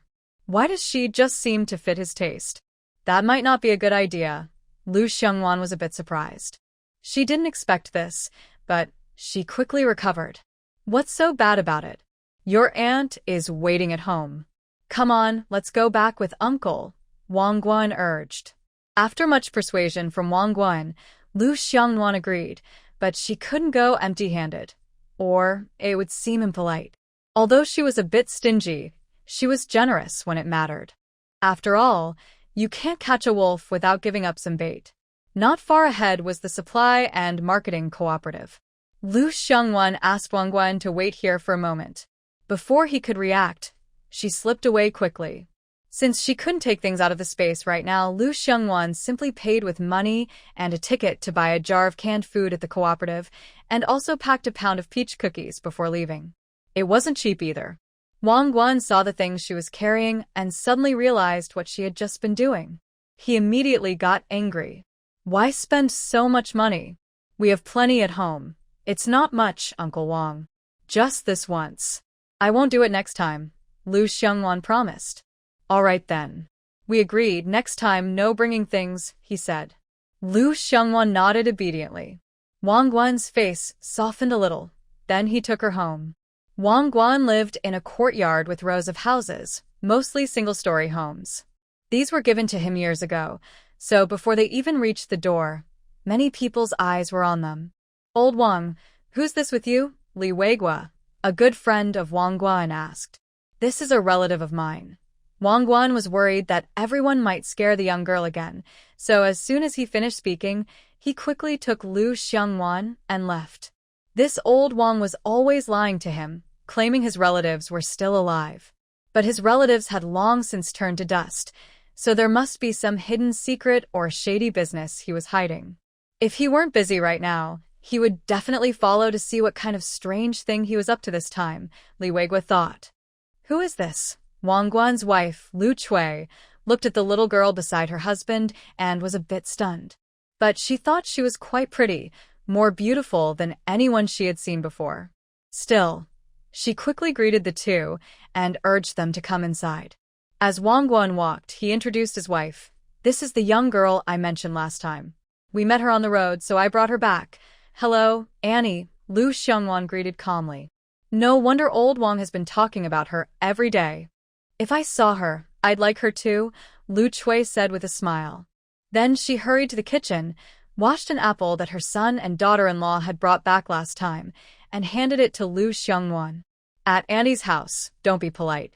Just treat it like your own home. Xiongwan didn't know what to say, so she just smiled and didn't eat the apple. Seeing her obedient look, Lu Chui's heart almost melted. This was the precious girl she had always wanted to have, but couldn't have. Thinking of this, she couldn't help but glance at Wang Guan beside her. It was all his fault. His useless son had tried so many times but never succeeded. They had only one child all these years, and he kept coming to upset her. She even wondered if she owed the Wang family in her past life, and now she was here to make amends. Wang Guan lowered his head and reflected for a moment, but he couldn't think of anything he had done to upset his wife.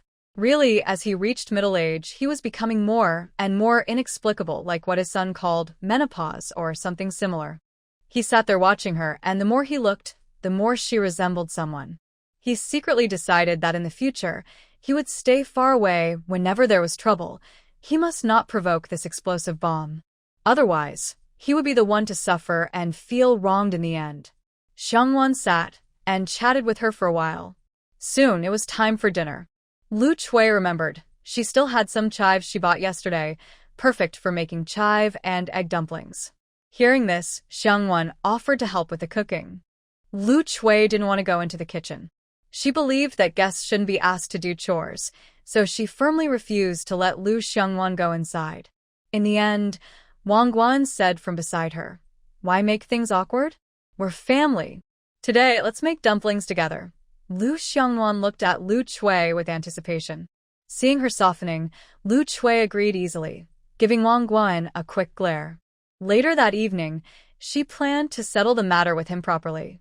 But Lu Chui was worried about getting Lu Xiongwan's clothes dirty, so she found an apron and tied it on her. Lu Chui was kneading dough, mixing plain flour with some cornmeal. Meanwhile, Lu Xiongwan and Wang Guan sat on small stools, preparing chives. After handling the chives, Lu Xiongwan carried a bowl to wash her hands, but Lu Chui, who was kneading dough, took the bowl away. "Young lady, don't use cold water. Let your uncle do it. He's tough and can handle it." Wang Guan took the bowl and smiled happily. "I'll listen to your wife." Then he went to wash the chives. Making chive and egg filling is easy. Lu Chui cut the clean chives into pieces, then fried 3 eggs and added some vermicelli. She seasoned it with salt and a little sesame oil, mixed everything well, and that was it. The method for making chive and egg dumplings today was similar to how she did it in modern times. Only salt and plenty of sesame oil, without any other seasonings like 13 spice.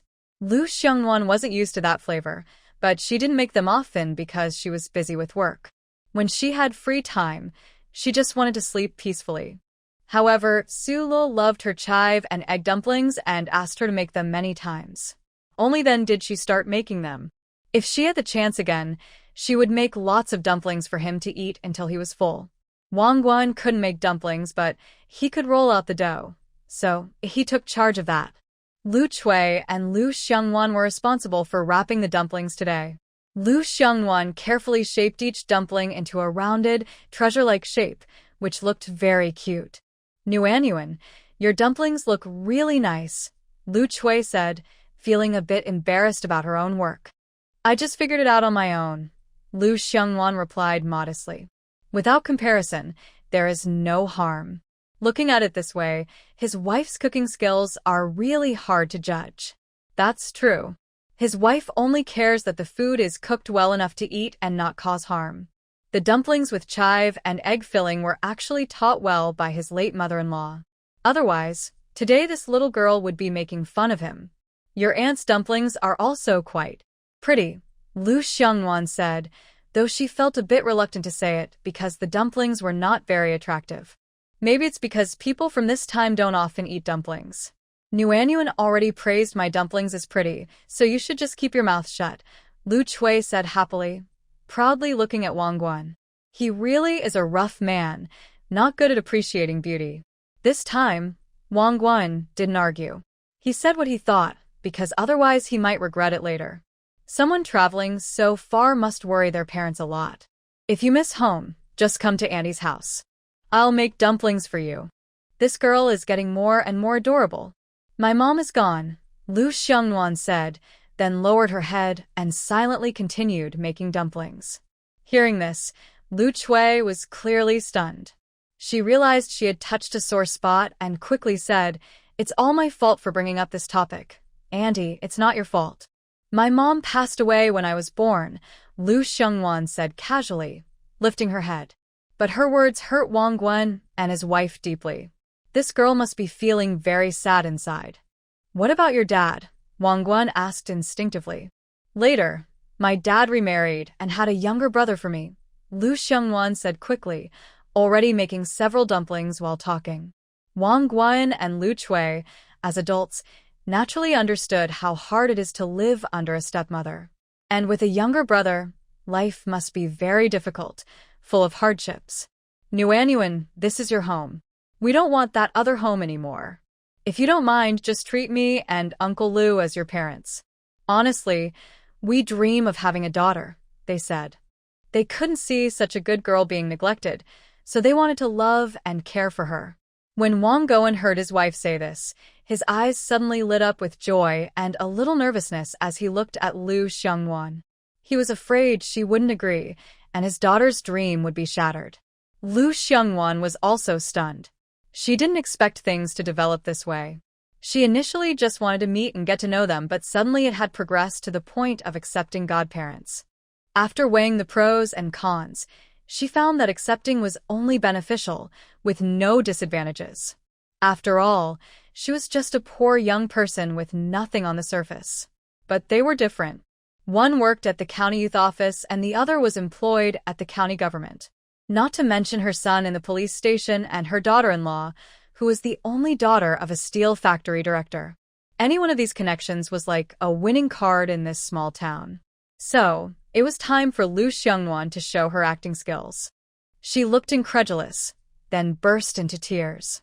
At this moment, she didn't dare make any small moves. Both of these people had many years of experience in official circles. She tried to think of sad things to make herself look genuine. Then she collapsed into Lu Chui's arms, crying painfully. This scene made Lu Chui feel heartbroken, and she also started to wipe her tears. The old and young were both crying. Seeing this, Wang Guan, the big man nearby, also had red eyes and didn't know what to say. After a while, Lu Xiangwan stopped crying. Actually, she couldn't cry anymore because her eyes were so red they looked like rabbit eyes. Lu Chui quickly took a handkerchief from her pocket and wiped her tears from her face. Don't cry anymore. A girl's tears are precious, she said, emphasizing that her own heart hurt whenever she cried. Lu Xiangwan replied with a hint of a crying tone. Wang Guan still had wide eyes, watching her anxiously, feeling nervous and fidgety. Lu Xiongwan noticed this too, so she tentatively called out, "God. Dad. Good girl," Wang Goen said happily, almost overwhelmed with excitement. He, Wang Goen, finally had a daughter. He was so happy, he almost couldn't contain himself. He thought about how he would make those old guys jealous. Nuanyuan, and me.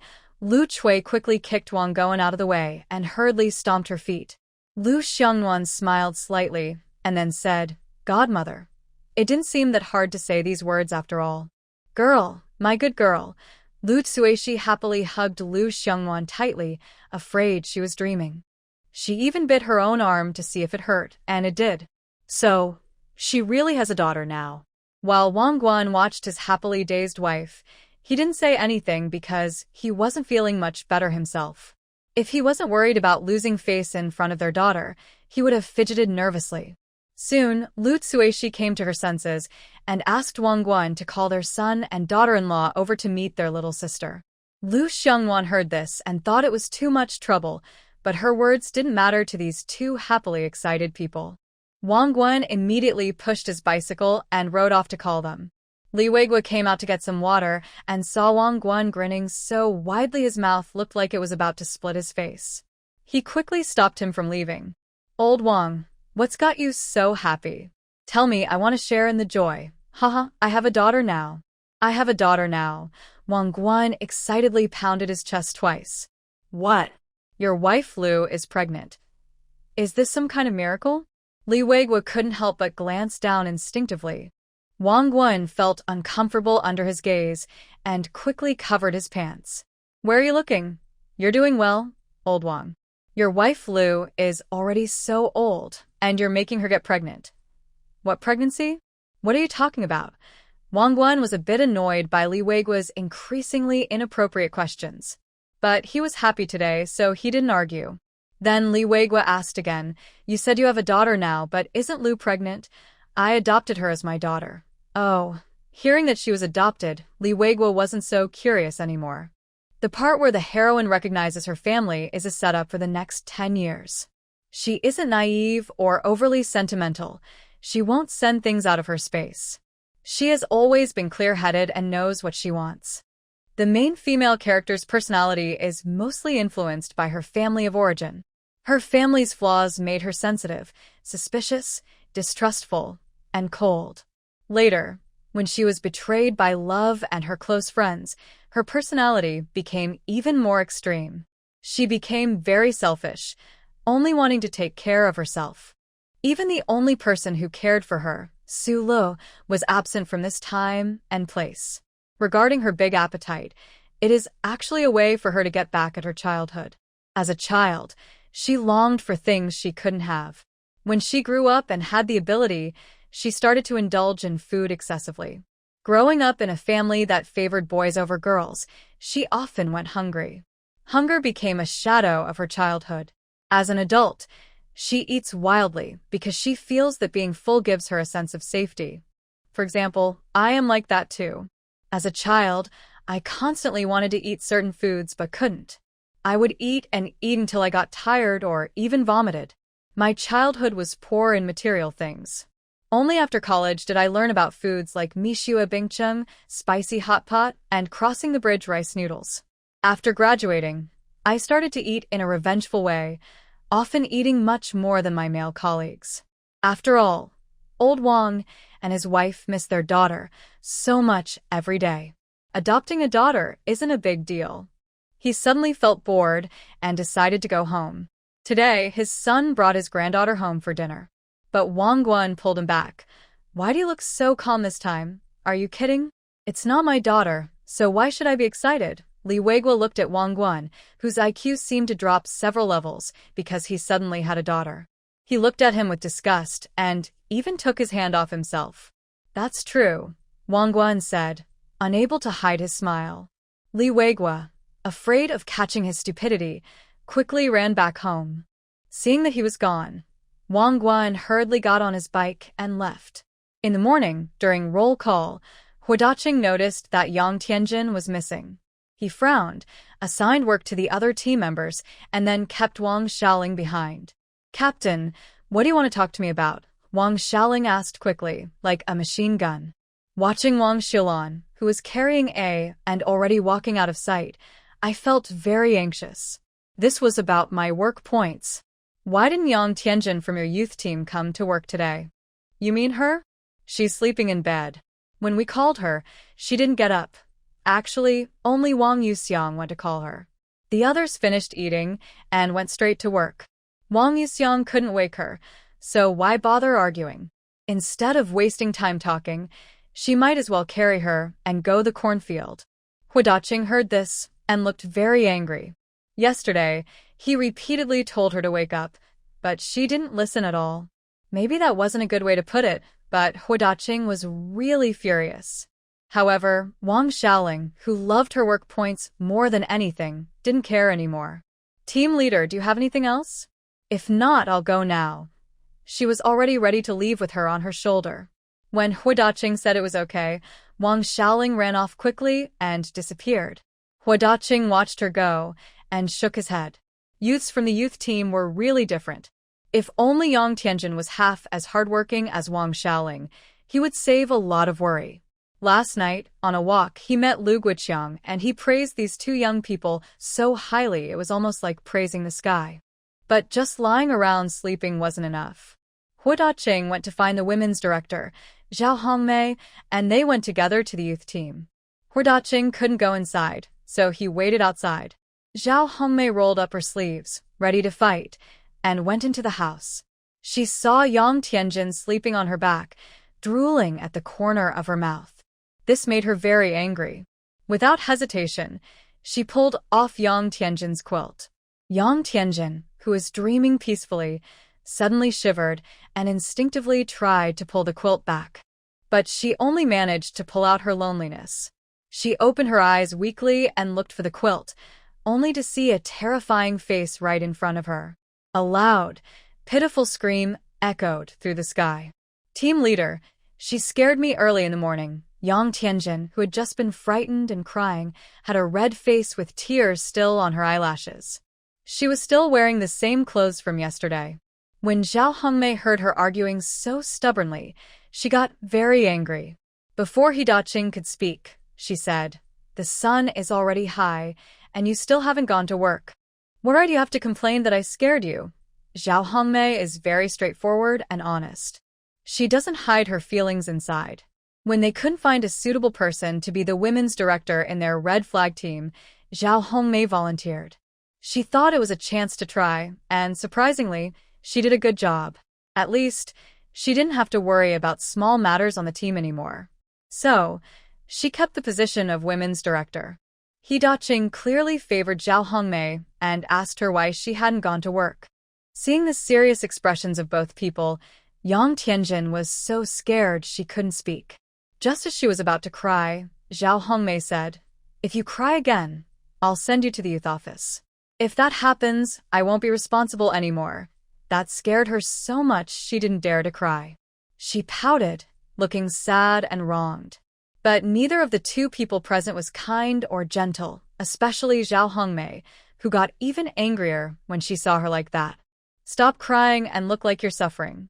People might think I and the team leader are bullying you. It's clearly your fault." Zhao Hongmei stopped talking, someone said. If she kept talking, this young girl would start crying for real. Look at how scared she was. If she cried, she would suffer more. Her head was pounding from crying so much. Just as Zhao Hongmei was about to say more, she heard the team leader warn her, so she shut up. But her eyes showed she didn't like this young girl. Her attitude was still not better than her 3-year-old grandson. She was just a young person sent to the countryside, and she should go back home sooner. Hu Daqing knew they wouldn't get much out of her. It was obvious she was lazy and didn't want to get up. He quickly told Zhao Hongmei to take her to find Wang Xiaolan and hand her over. If they waited too long, she would finish her work, but she still hadn't gone. Before Zhao Hongmei could speak, Yang Tianjin refused to go with her. In the end, Hu Daqing had no choice but to take her himself. Zhao Hongmei went to do her own work. But Yang Tianjin left a bad impression in her mind. As soon as they left the youth station, He Daqing stopped. If Yang Tianjin hadn't reacted quickly, he might have bumped into her. Go back to the house, change your clothes, and dress more properly, or you'll regret it later. These clothes don't look like work clothes at all. They look more like what a noble young lady from an old-time landlord's family would wear on a tour, and he is just the servant helping her. But Yang Tianjin stubbornly refused. In the end, under He Daqing's firm insistence, she reluctantly went back inside to change, though she didn't look much better. She still wore a skirt and small leather shoes. This back and forth took up a lot of time. He Daqing was too tired to argue anymore. She would learn her lesson after experiencing some hardship. "Captain, what is this?" Yang Tianjin asked, pointing at the tall grass in the field. She had never seen this before. Seeing the round, chubby fruit in the middle, she found it interesting and reached out to pick it. "Stop!" He Daqing was so scared that he broke out in a cold sweat. Luckily, after he shouted loudly, Yang Tianjin immediately pulled her hand back and looked at him helplessly. "It is this girl, fool? She doesn't even recognize this thing. Is heaven just bored and sent her here to torment him?" Now, a few sparse hairs on his head were pulled out again. "Don't you know what this is?" He Daqing was almost losing his temper. He didn't feel happy about her doing something so stupid. Yang Tianjin shook her head seriously. She really didn't know.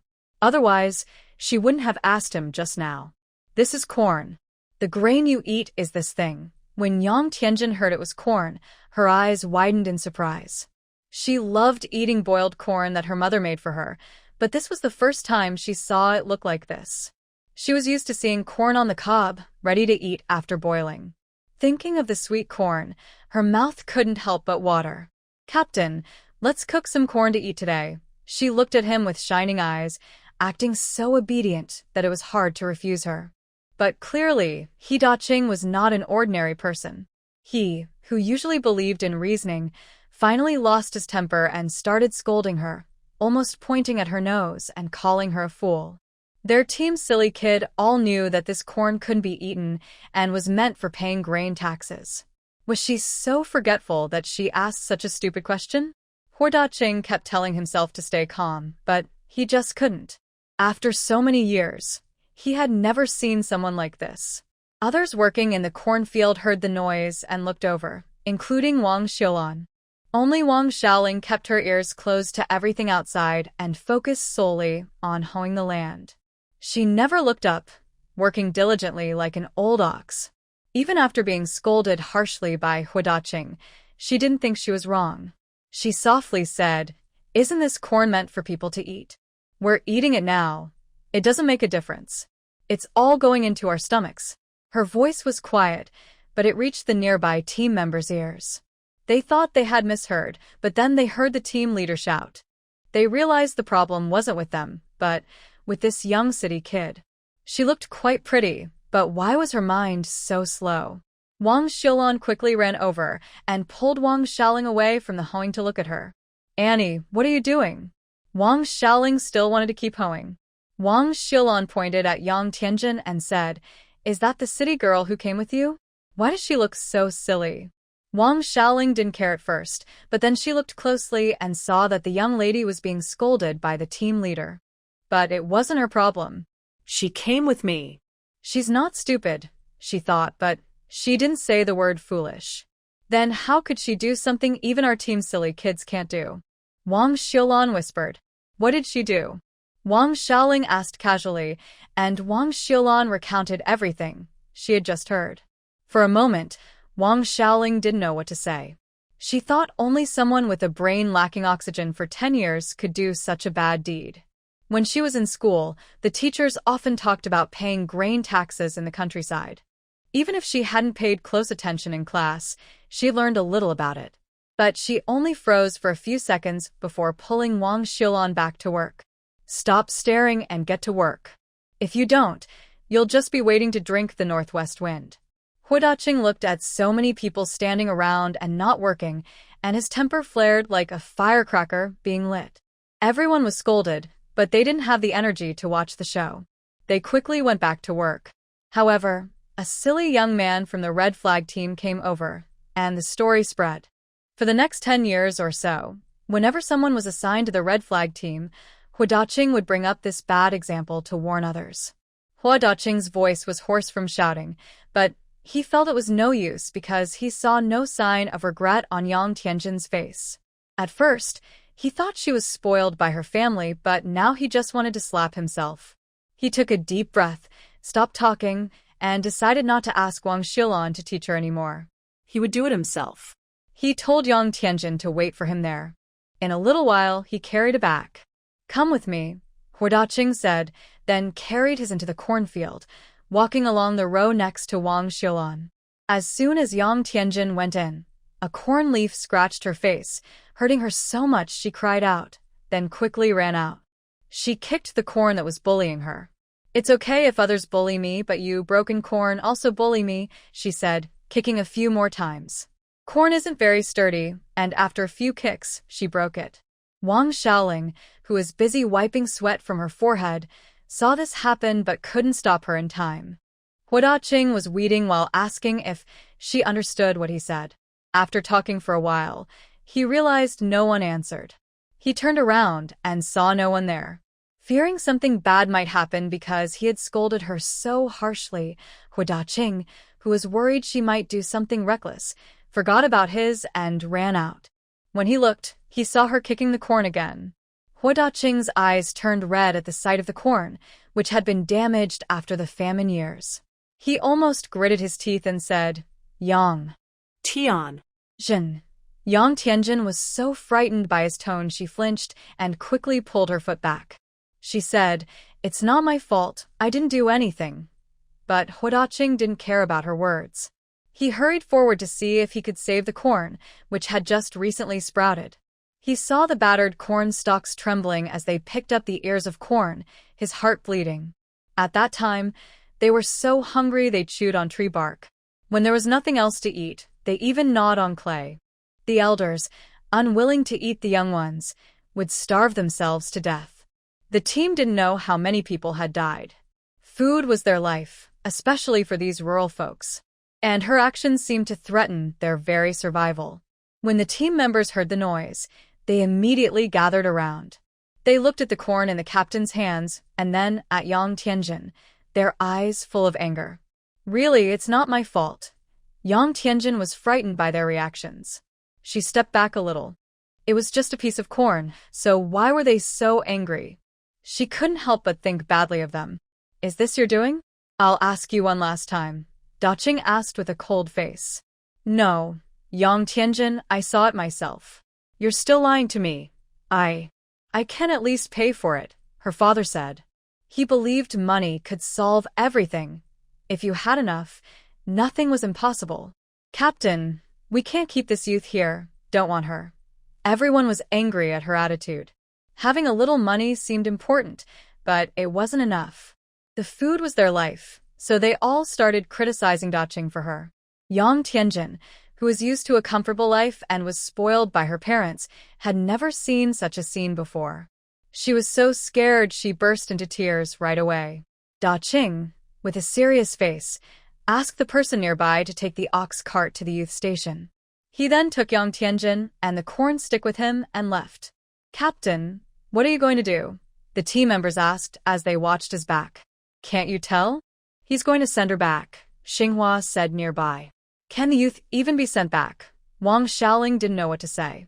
Clearly, she had touched a sensitive nerve among the team members. She hoped she would be lucky, and then started working. Daqing took out the tickets and money he had put in his pocket that morning and returned them to her.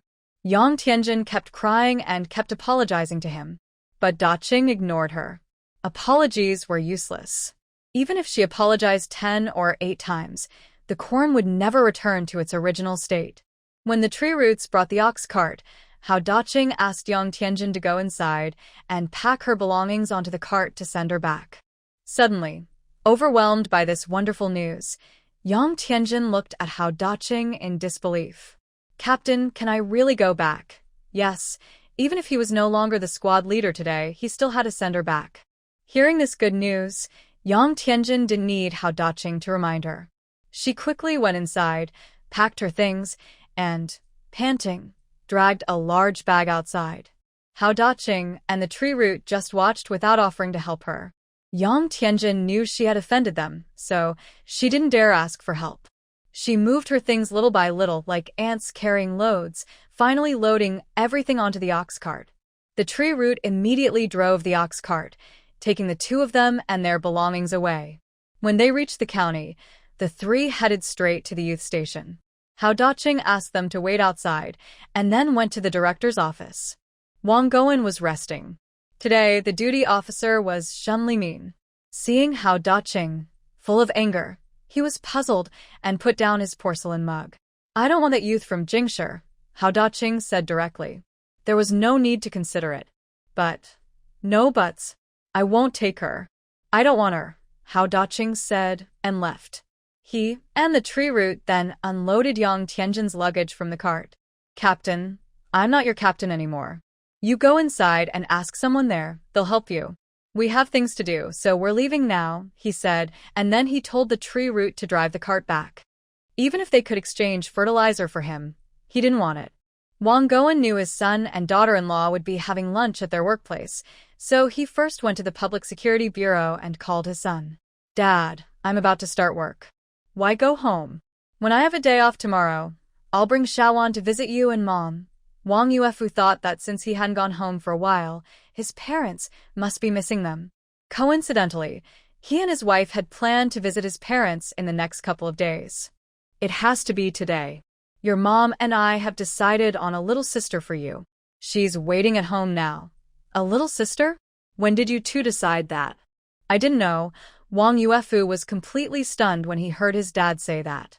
Seeing his father look so proud and happy, he was afraid they might be tricked again. He didn't even finish his meal and quickly asked for leave from his boss to go home. Not far after leaving, his father turned his bicycle, heading toward the textile factory. Wang Yuefu followed behind on his bike. "Dad, Shawan is at work. Tomorrow we'll go see you and Mom." "No, your mom said we shouldn't." Since his mother had already told him, Wang Yuefu kept quiet and simply followed his father, accepting it. They rode their bikes to the factory gate and asked the guard to call Li Shawan, who was eating nearby. "Dad, Yuefu, why are you here?" "I told you yesterday I'd take a day off tomorrow to visit you and Mom. My dad just came back from the south with some good things for me to deliver." His in-laws were very kind to her. They always thought of her and her family also thought highly of her. The relationship between the two families was very good. Wang Yuefu kept making subtle gestures to his wife, trying to hint at something. But Li Shawan, who wasn't very good at understanding, thought he was just having a twitch in his eye. She quickly suggested they go to the hospital to see a doctor. Wang Yuefu sighed in frustration and didn't say anything. Wang Guan understood his little tricks. Right now, they were busy with something important, so they didn't bother to scold him. Yet. They planned to deal with him next time. Wang Guan told Li Shawan to go inside and ask for leave from the boss, then follow them home, thinking something was wrong at home. Anxiously, Li Shawan hurried to ask for leave. But when she stepped outside, she realized something was off. If something serious had happened at home, her father-in-law wouldn't be so happy. She sat on Wang Yuefu's bike, puzzled. While her father-in-law rode ahead, Li Shawan pinched Wang Yuefu's waist. "Wife, that hurts," he said. She was really hitting him hard. "I'm being careful. Don't turn away." "Why did Dad suddenly call us back?" "They're just bored and pretending to have a daughter." "What?" Li Shawan thought she had misheard. But Wang Guan repeated the same words, and only then did she believe it. However, she didn't have many thoughts. As long as her parents-in-law were happy, that was enough. After all, they often went to work and didn't stay at home much. In a few years, the elderly couple would also stop working, and having someone around to keep them company would be good. Lu Xiongwan helped Lu Chui finish wrapping the unfinished dumpling filling. The rows of dumplings looked very cute, and the water in the pot was already boiling. However, they didn't put the dumplings in yet. They planned to cook them together when Wang Guan returned. Dumplings taste best when eaten hot. Soon, Wang Guan arrived with his son and daughter-in-law. This made Lu Xiongwan, who was standing at the door, feel a bit shy. This is the daughter my mother just adopted, right? She looks very handsome. Li Xiaowan broke the awkward silence first. She casually took Lu Xiangwan's arm and led her into the house. She was quite surprised by her small appearance. If she were a bit thinner, she would be a stunning beauty who could captivate any eye. Just looking at her, she already liked her very much. "Hello, sister-in-law," Lu Xiangwan said, feeling a little uncomfortable being pulled so close. After thinking for a moment, she didn't push her away and greeted her warmly. Wang Yuefu was obviously stunned too.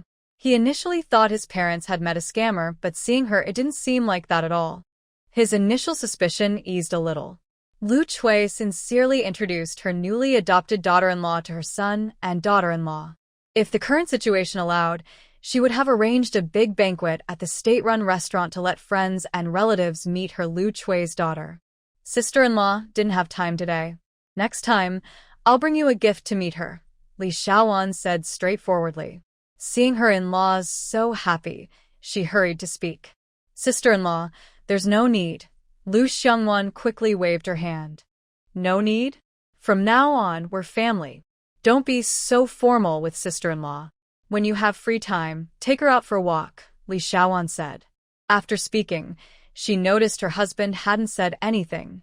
She secretly pinched his waist fat. Wang Yuefu initially wanted to get angry. His wife was addicted to pinching him. But when he saw her quietly giving him a meaningful look, he suddenly realized and quickly greeted her. He also added his usual catchphrase, "Girl, if you have any trouble in the future, just go to the police station and find me." But as soon as he finished speaking, he felt the intense gaze of 3 deadly eyes on him, which made him a little scared. It seemed he hadn't said anything wrong after all. Especially the look in his wife's eyes, as if she wanted to hurt him with a knife, made it impossible for him to ignore. Don't listen to your brother. He's just a bit silly at work, Li Xiangwan quickly explained to Lu Xiangwan, worried she might take it to heart. After saying that, she turned to scold Wang Yuefu, who was nearby. On such a happy day, do you really have to talk like that? Sister-in-law, it's okay, Lu Xiangwan smiled. Wang Yuefu felt quite wronged when he heard his wife say that about him. He scratched his head, unable to figure out what he had done wrong. But he sincerely apologized to Lu Xiangwan right away. The 3 women were having a lively chat. While they were talking happily, Wang Yuefu took the opportunity to pull his father outside. Outside the yard, Wang Guan looked at his son with a dark face. He had never felt that this kid was so troublesome. His tone was impatient. Say what you need to say. If you have something to say, say it. He was delaying his own chance to see his daughter. After saying that, he kept trying to look inside, as if he was afraid of missing something. Wang Yuefu looked at his useless father with a lot of frustration. Knowing how much he wanted to see his daughter, he didn't argue with him. Instead, he started his usual questioning. After all, nowadays people are honest, but there are still scammers who take advantage of opportunities. Especially given their family situation, they are somewhat well known in the county town. He was worried that his parents might be tricked and then come crying to him. He had no problem accepting his daughter, but he wanted to understand the situation clearly before recognizing her. Do you think I'm a criminal? Why are you questioning me like that? His tone of suspicion made Wang Guan slap him on the head. Dad, I didn't mean it that way, Wang Yuefu said, holding his head in pain and looking at his father with a helpless expression. He was protecting his family so much that he hadn't even done anything yet. If he dared to say he disagreed, his parents would probably kick him out of the house immediately. I don't care what you think. I've decided that Lu Nuanyuan is my girl, Wang Guan said firmly, then went back inside. Only Wang Yuefu, who was anxiously scratching his head at the gate, was left behind, unsure of what to do. But it was only for a short while. He soon followed inside. The dumplings were finished, and the visitors had been seen off. The fake Wang Yuefu and Li Xiaowan quickly left for work. You say Dad and Mom are under some spell calling that girl Nuan, and even talking about her makes people uncomfortable, especially since he is the biological son. Seeing how the old couple treated that girl during dinner, Wang Yuefu felt jealous. He had lived so long and never seen his parents speak gently or softly to him. Sometimes, they even used a whip. Li Xiaowan saw his awkward expression and knew he was overthinking again. She quickly shared what her mother-in-law had secretly told her while cooking dumplings.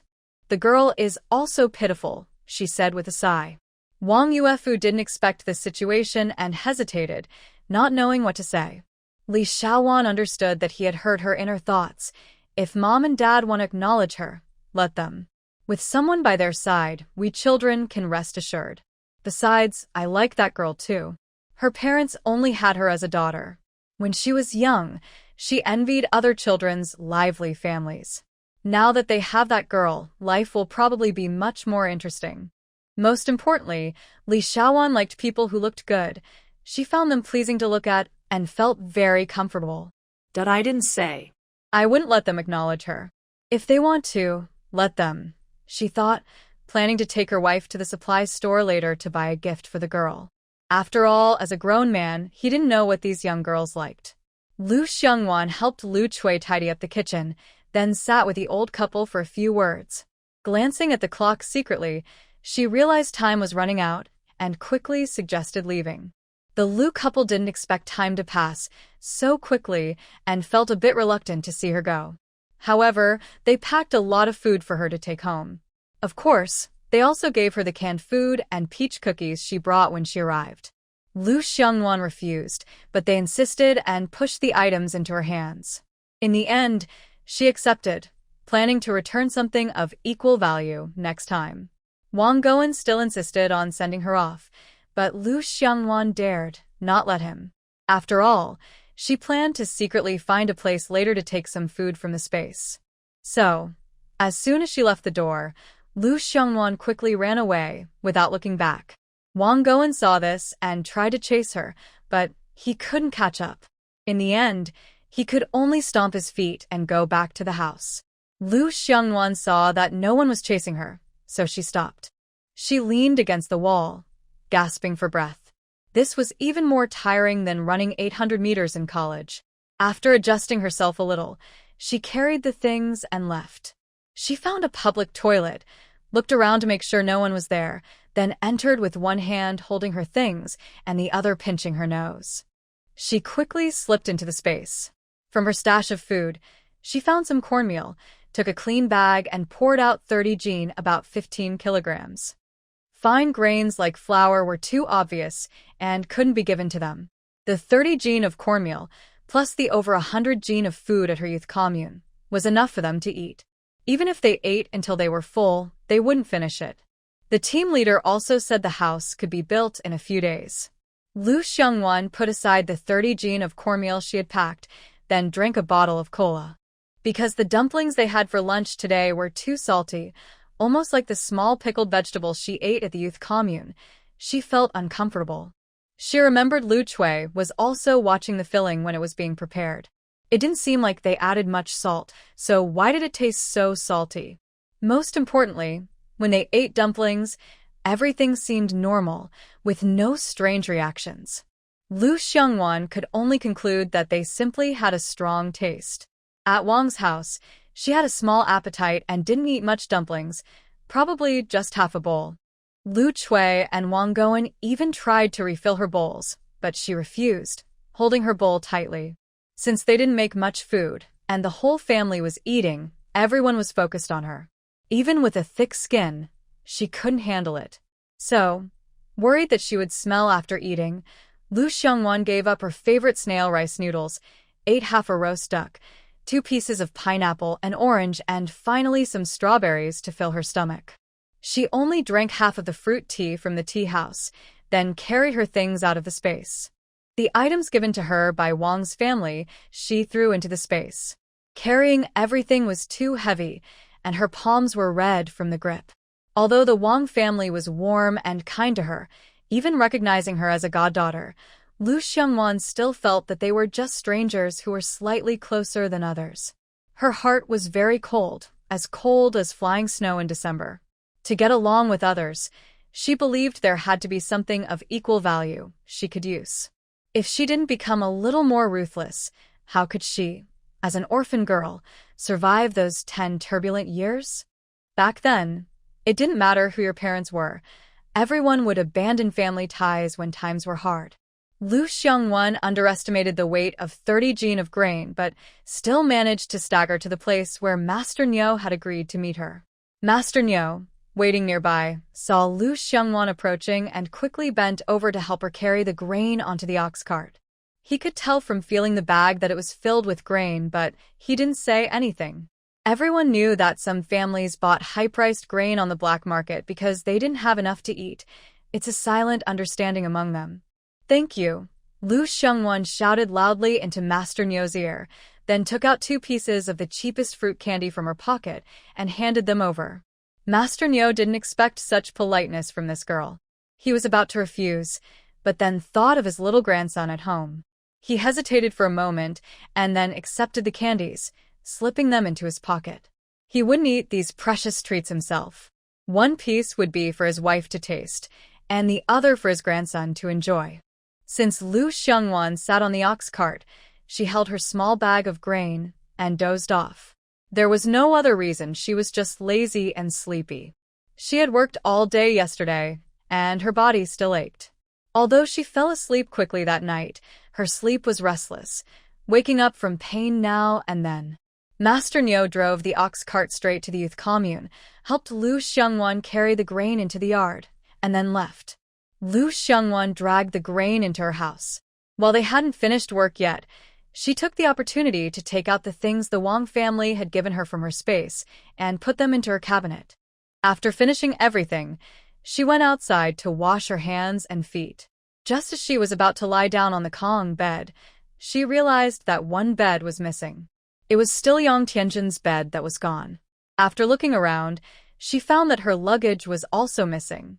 Lu Xiongwon frowned as she looked at the empty space. But it was only for a short while that she covered herself with the blanket and fell into a deep sleep. When she opened her eyes again, she was awakened by Wang Xiaoling calling her to eat. Thanks to her persistent effort today, she finally earned 6 work points. She believes that soon she will earn full points. Although she was very tired after a whole day of work, Wang Xiaoling was full of energy, like an unstoppable hero. Lu Xiongwon put on her shoes and went to eat. She found the atmosphere at the dining table was very gloomy. She almost frowned as she finished her rice. Just as she was about to leave, Wu Shengli called her back. Lu Xiongwon looked at him in confusion. That Lu Jiqing, Yang Jiqing, has returned to Beijing. They heard today after work. They were quite envious because she no longer had to do the tiring and heavy farm work in the countryside. Among these people, especially Su Jiaming was most jealous. But if he really learned from Yang Tianjin's way, he probably wouldn't be alive after being scolded by everyone in the team. He could do it himself.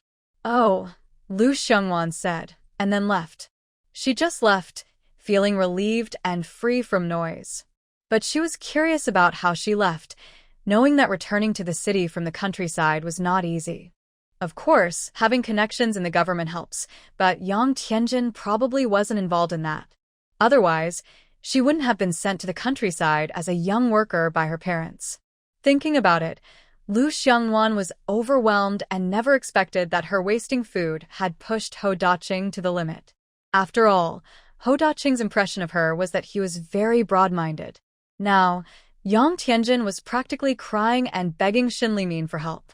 Because the team leader lied to her, she couldn't go back to Beijing and see her parents. Now, the team leader didn't want her anymore, and she was left as a homeless little girl. The more she thought about it, the more wronged she felt. Yang Tianjin couldn't cry anymore today because her tears had run out. In the end, she yelled loudly. Xin Limin was also annoyed by her noise, feeling his head was about to explode. Even if she cried herself to death today, he couldn't help her.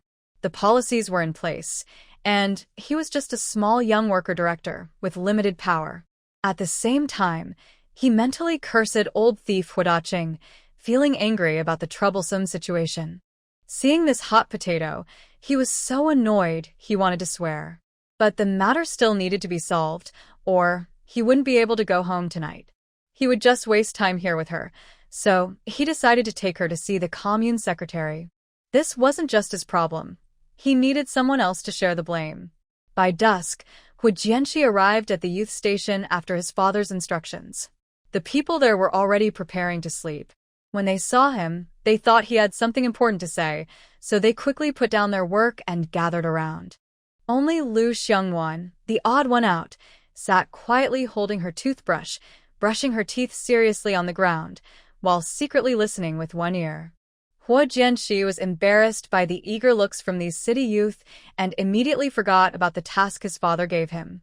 Seeing him silent and smiling foolishly, Wang Xiaoling couldn't stand it anymore. She asked, Uncle, are you here at the youth station for something? When Hu Jianxi heard her call him uncle, his smile froze instantly. He felt very annoyed. Does she think he's that old? Last time, this young girl called him dad and uncle. Now, are he and his father the same age? He muttered quietly in his mind. But Wang Xiaoling didn't realize this and thought he was lost in thought. She kept calling him uncle. Finally, Tan Fingjiao noticed something was wrong and quickly tugged at her clothes to stop her from talking. Brother, just tell us if you have something to say, Tan Fingjiao said, giving Wang Xiaoling a meaningful look. Seeing Hu Jianxi's face change from gloomy to bright, she realized she had spoken out of turn. She was so angry she wanted to slap her own mouth, but then thought it would hurt too much. She couldn't bring herself to hit herself. Still, she couldn't just apologize. She couldn't say he looked a bit old, or she'd offend him even more. In the end, she could only bitterly gape at him. Hu Jianxi was quick to get angry and leave. When he saw that the young girl knew she had made a mistake, he didn't mind much. Only later did he realize what he was here for, and quickly spoke up. He was afraid that if he went back late, he'd get another slap from his father. Everyone heard this and felt a little disappointed, but they still took Hu Jianxing to the kitchen and moved Yang Tianjin's food supplies away. Yang Jiqing really went back to the city. Su Jiayin looked at Hu Jianxing's distant figure and sighed heavily. Just go back, but don't think about it. Focus on settling down in the countryside and work development. Try to make the most of what you've learned.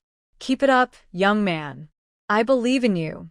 Wu Shengli patted his shoulder to comfort his wounded heart, then walked away with a look of glee.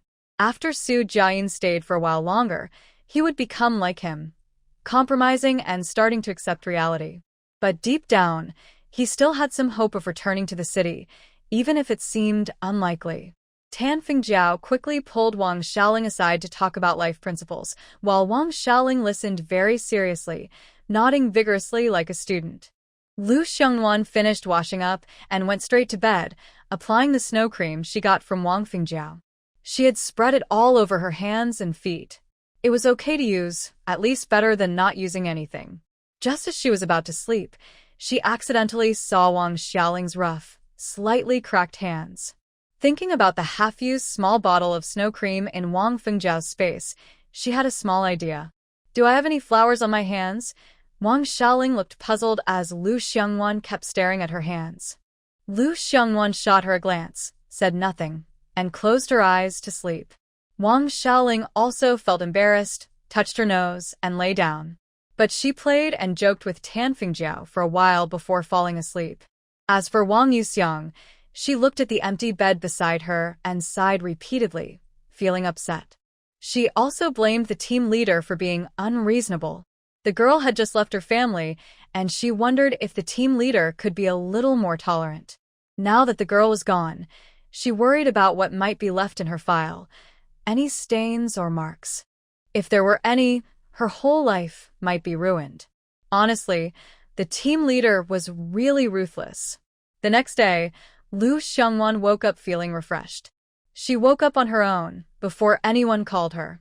As she was getting dressed, Wang Xiaoling came over. Lu Xiangwan instinctively covered her chest with her clothes, and Wang Xiaoling's face immediately darkened with 3 black lines. She is a woman, and she is also a woman. There's nothing inappropriate about women being with women. Her body parts are just like anyone else's, but she doesn't bother to think about that now. She looks around and sees no one, then leans in mischievously and asks in a whisper, "Who is Su Lo?" When Lu Xiangwan hears her mention Su Lo, her guard immediately goes up. She looks at her with a curious gaze. Wang Xiaoling also feels uncomfortable under her stare. Just as she's about to walk away and stop asking questions, Lu Xiongwan blocks her path. How do you know Su Le? Lu Xiongwan asks softly, pretending to be harmless. She tries to control her feelings, talking to Wang Xiaoling like she's chatting with a good friend. You kept talking in your sleep last night, mumbling about Su Le and some other things. I couldn't hear everything clearly, so I got curious and asked. Maybe she's someone you like, she teases playfully. Last night, she woke up because she needed to. When she returned to bed, she heard Lu Xiongwan mumbling in her sleep. She quietly leaned closer and finally heard the name Su Le. Because Lu Xiongwan kept talking in her sleep, she didn't sleep well all night.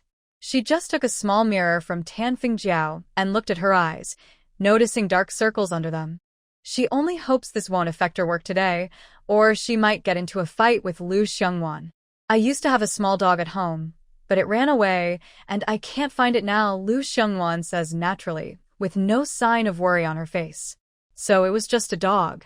That's why I was curious all night, Wang Xiaoling says, surprised. She's not used to people naming their pets after human names. She really does things differently. Her curiosity is satisfied, so she quickly grabs her bent willow branch and goes to brush her teeth. After Wang Xiaoling leaves, Lu Xiongwan's eyes turn deep and thoughtful. It turns out her original body still has the habit of talking in her sleep. That means she can't stay sleeping in the communal bed at the youth station. If she accidentally reveals her secret while sleep-talking one night, she'll be doomed. She needs to push the team leader more from behind the scenes. But Wang Xiaoling was right. She did dream about Su Le last night. She returned to the modern day, and the two of them spent the whole night drunk at a KTV, acting wild.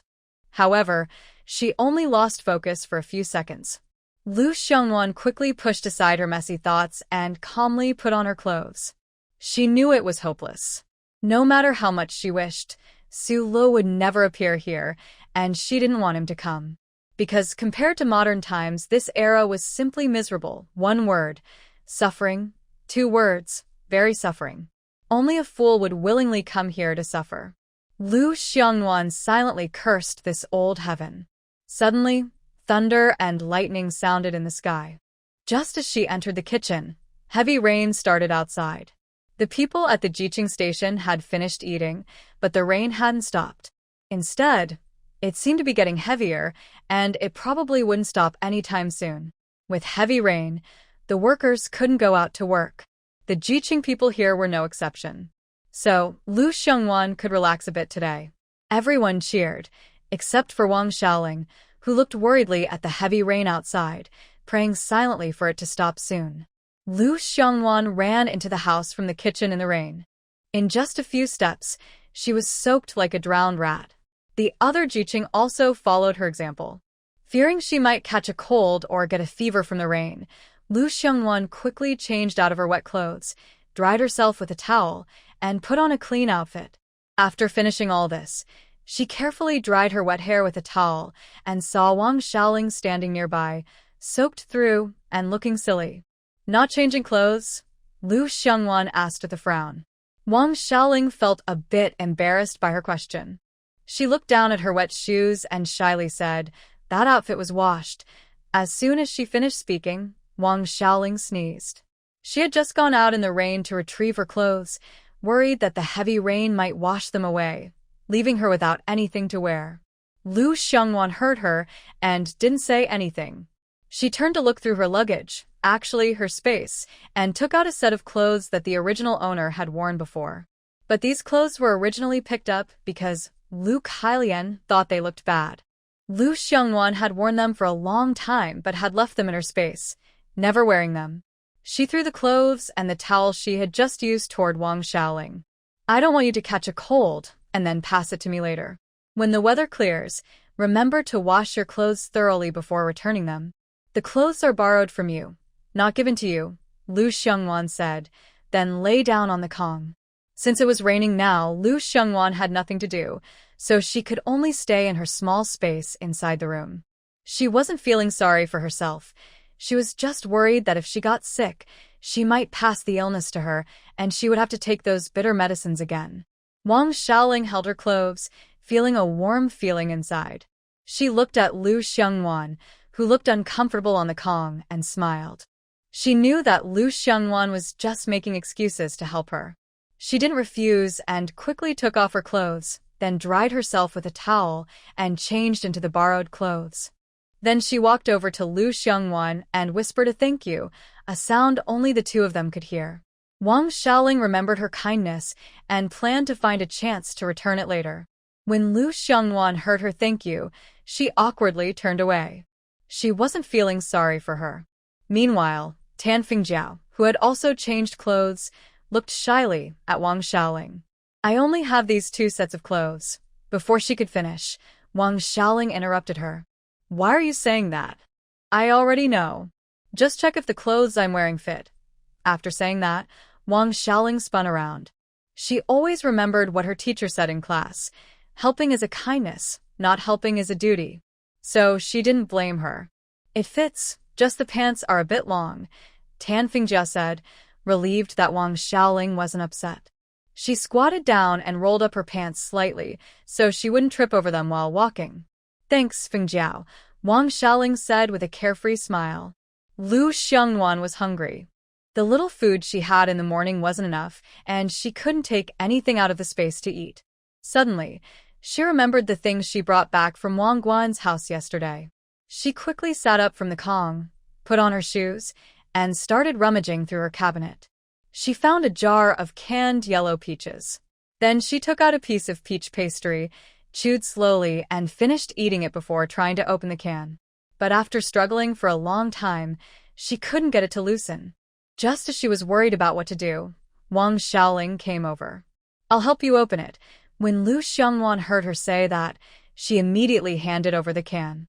However, Wang Xiaoling twisted it forcefully and easily opened the can.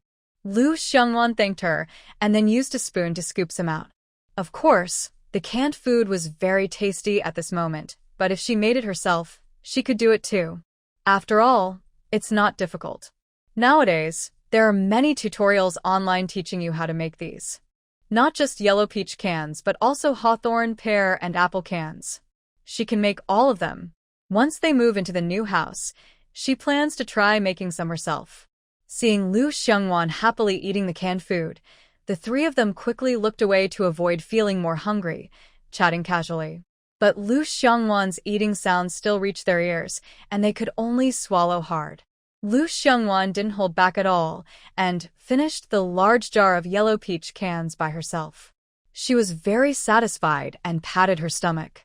She even drank the syrup from the can, which was sweet and delicious. Just as she was about to casually throw the can into the trash, she suddenly changed her mind.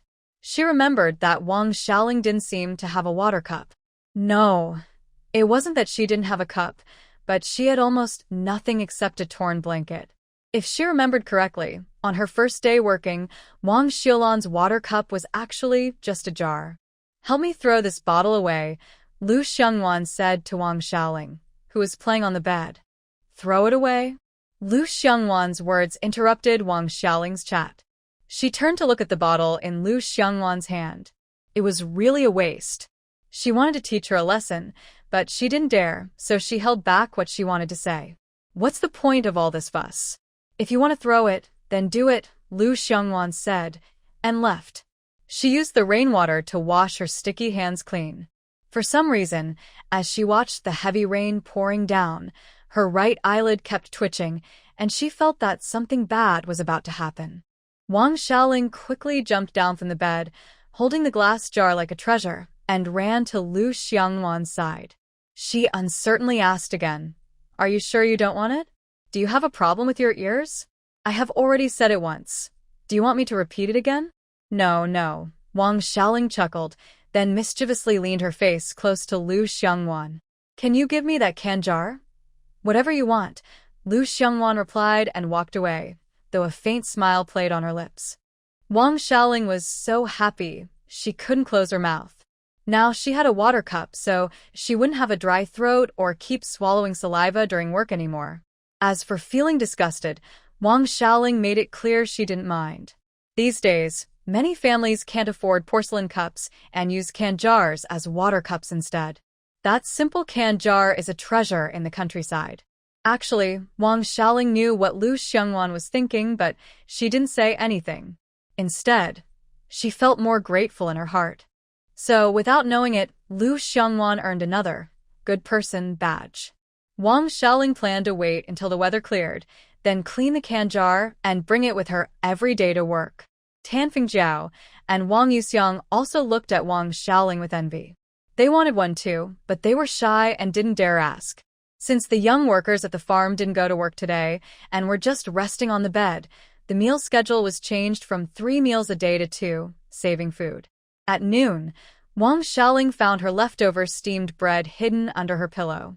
She had made it yesterday while helping Lu Xiongwan cook, but didn't want to eat it. Without hesitation, she handed the steamed bread to Lu Xiongwan. Here, you can have it. Lu Xiongwan, who was distracted and a bit angry earlier, felt a little better when she saw the slightly hard steamed bread in front of her. Are you giving this to me? She asked, looking up at Wang Xiaoling, who was nervously swallowing and staring at her. Wang Xiaoling nodded, struggling to look away from the bread. Meanwhile, her stomach was growling loudly. Embarrassed, Wang Xiaoling quickly covered her stomach and looked at Lu Xiongwan with an apologetic expression.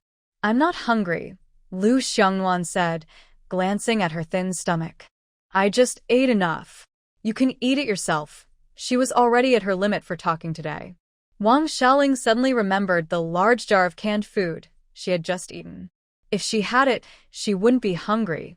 Since she wasn't hungry, she decided not to hold back. Just as she was about to nibble on a cornbread, 2 sets of eyes looked her way, making it impossible for her to ignore them. Politely, Wang Xiaoling asked, Would you like some too? Tan Fingjiao and Wang Yuxiang quickly shook their heads, saying they weren't hungry and that she should eat by herself. Since they said that, Wang Xiaoling didn't refuse anymore. She was truly hungry. The light broth she drank in the morning wasn't enough for her big appetite, so she started nibbling on the cornbread slowly. This cornbread, made from sorghum flour, wasn't very tasty to begin with. After night, it made Wang Xiaoling's cheeks ache from chewing. Afraid she might choke again, she chewed very carefully. It took her about 10 minutes to finish one piece. Outside, thunder occasionally roared, making it hard for Lu Xiongwan to sleep. But she didn't have anything else to do. She wanted to take a book from her space to read, but worried that if she did, they might find it later and hold it against her in the future. So she decided to give up. Meanwhile, Wu Shengli from the male youth dormitory watched the rain pour down, worried that the kitchen might leak. He told Wang Jiwen about it, then went outside with a basin on his head. But with such heavy rain, the basin was hardly useful. He got soaked like a drowned rat, but he didn't care anymore. He gently placed the basin on the ground, quickly took the key from his waistband, and opened the kitchen door. As expected, the roof had a big hole, and rainwater was pouring in freely, flooding the floor. Wu Shengli instinctively looked at the grain next to the stove. There was already a large puddle of water there. Panicked, he hurried over, reached into the grain bag, and found it was wet.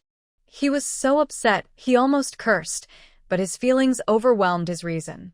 Tears suddenly fell. He couldn't think about anything else and quickly ran outside, shouting loudly, "The kitchen is leaking, and the grain is soaked. The grain is soaked." When the educated youths inside heard the news, they quickly jumped off their beds and rushed to the kitchen, ignoring the heavy rain soaking them. To show she was not so different, Lu Xiongwan thought carefully and decided to go out too. She promised herself to take a cold medicine when she returned. Everyone looked at the wet bags of grain with a heavy heart. They looked like wilted spinach, all drooping and sad. Even Wang Xiaoling couldn't hold back tears, muttering, "A disaster," under her breath. Overall, the atmosphere at the youth camp was very gloomy. No one expected such an unexpected accident, but they still had to take action. If they did nothing, the kitchen would be ruined. Fixing the roof was impossible because none of them knew how to do it, and with such heavy rain, they couldn't climb up there anyway. In the end, the youths didn't hesitate to bring their wash basins to catch the rainwater. They placed the basins to collect water, then poured it out manually once full. It was a simple method, but it worked well. Meanwhile, Wang Xiaoling and Tan Fingjiao used brooms to sweep water out of the kitchen as much as possible. Seeing this, other youths also helped. Soon, they cleared all the water from the kitchen. But looking at the damaged grain, everyone sighed and scratched their heads, unable to think of a solution. The rain had soaked the grain, causing it to mold, which meant it was no longer edible. What should we do? Are we going to go hungry now? Su Jiayin said with a sad face. He was already exhausted from working hard, and now this disaster made things worse. Sometimes he felt like banging his head against the wall. But when he looked at the wall, he quickly pushed that foolish thought away. After all, dying was not better than surviving. If they were going to starve, they would all die together at the youth camp. Thinking this way, Su Jiayin calmed down a bit, though he only managed a bitter smile. The team leader won't just leave us like this, Wang Yuxiang said. But we've already taken out all our grain, and the team has no more left, Wang Xiaoling weakly said, immediately making the previously calm atmosphere turn stiff. Frightened, Wang Xiaoling quickly shut her mouth and dared not say anything more. The other young workers looked at the pile of soaked grain in front of them and fell into silence again. Instead of asking others for help, it's better to think of ways to deal with the grain ourselves, Lu Xiangwan said, feeling a bit impatient. She wasn't worried about these people. She cared more about the hard-earned grain. She hated waste more than anything in her life. Lu Xiangwan, do you have a plan? Wang Xiaoling asked eagerly when she heard her. She was so excited she reached out to touch Lu Xiangwan, not noticing herself. Lu Xiangwan subtly pulled her hand back and even took a step back, afraid her hand might reach out again. Realizing she had done something wrong, Wang Xiaoling quickly apologized, but after apologizing, she kept staring at her expectantly. The other young workers also looked at Lu Xiangwan, their eyes wide with hope, afraid of missing any chance. Lu Xiangwan looked at their eager eyes and remained calm, explaining her idea slowly and clearly. Whether they would do it or not was up to them. Her idea was to use their sleeping mats to dry the grain, a method she saw in a novel. She wasn't sure if it would work, but she thought it might because in the story, the heroine successfully dried the grain this way. Besides that, there weren't many options. It was pouring outside, and it probably wouldn't stop anytime soon. Another idea was to take the grain into the space to dry it and then use a fan, but that was more complicated, and Lu Xiangwan didn't know how to do it. She wasn't stupid. The others thought her idea was good enough. In the end, they decided to give it a try, hoping for the best, and followed Lu Xiangwan's plan. Fortunately, the male young workers, led by Wu Shengli, put all the firewood they usually collected into the sleeping house because the kitchen couldn't hold so much. Otherwise, they wouldn't be able to dry the grain at all, since a skilled cook can't cook without rice. At this moment, for the sake of saving food, the young workers no longer cared about gender differences. Wang Xiaoling and Tan Fingjiao first moved their sleeping mats away, then collected some small clothes from the girls' homes. Next, Wu Shengli and others carried the grain, which was covered with something to prevent it from getting wet again, to the girls' dormitory. After placing the grain down, they went out to carry more. Tan Fingjiao and Wang Xiaoling were busy spreading the grain evenly on the Kong, heated bed. Wang Yuxiang hurriedly started a fire to heat the Kong. The total grain at the youth camp was less than 1,000 jin, with about 600 or 700 jin soaked by rain. The remaining 2 or 3 bags of dry grain were carried by Wang Jiwen to their room. They were afraid it would get wet again, which would be very upsetting.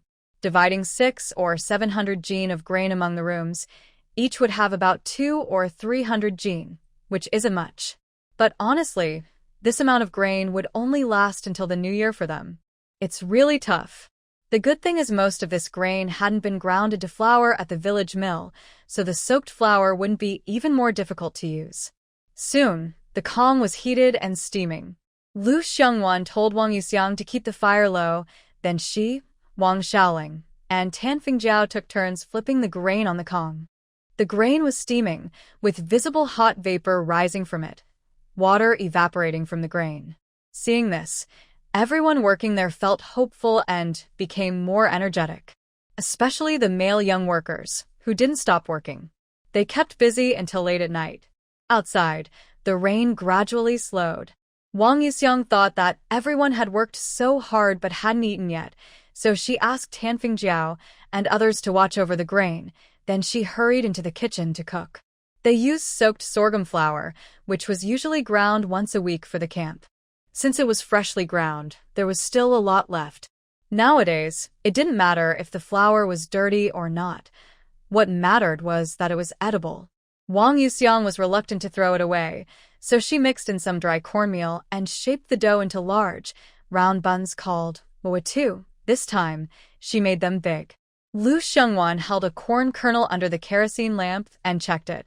It was still a bit damp, so she knew she would have to stay up all night working hard. Suddenly, she sneezed unexpectedly. She quickly got off the bed and, while pouring water, secretly took out 2 pills to swallow. She couldn't afford to catch a cold. These days, medical care was poor and a cold could be dangerous. After drinking the bitter and unpleasant medicine, Lu Xiongwan quickly took a piece of candied fruit to soothe her mouth while drinking water. This helped relax her furrowed brow. She disliked bitter things because her modern self had already tasted all the bitterness in life.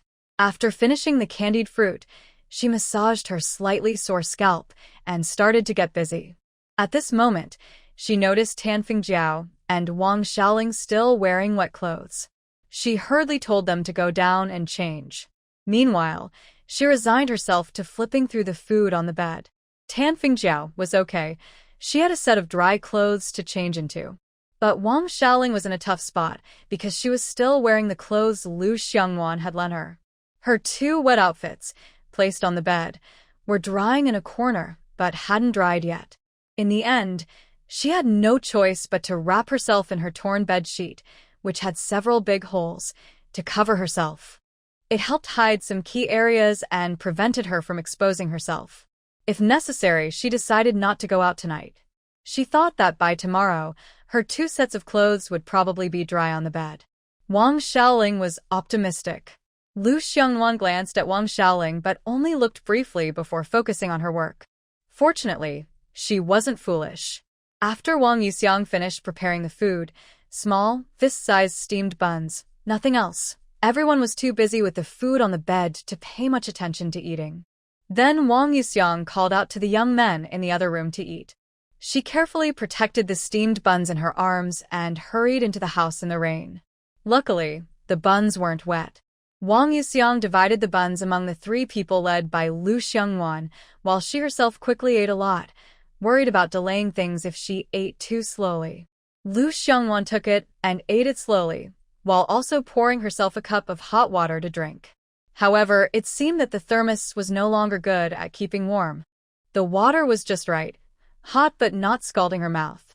This thermos was a wedding gift from the once balding middle-aged man who had come to marry her. But unfortunately, they had miscalculated. After finishing the water in her cup, Lu Xiongwan looked up at them.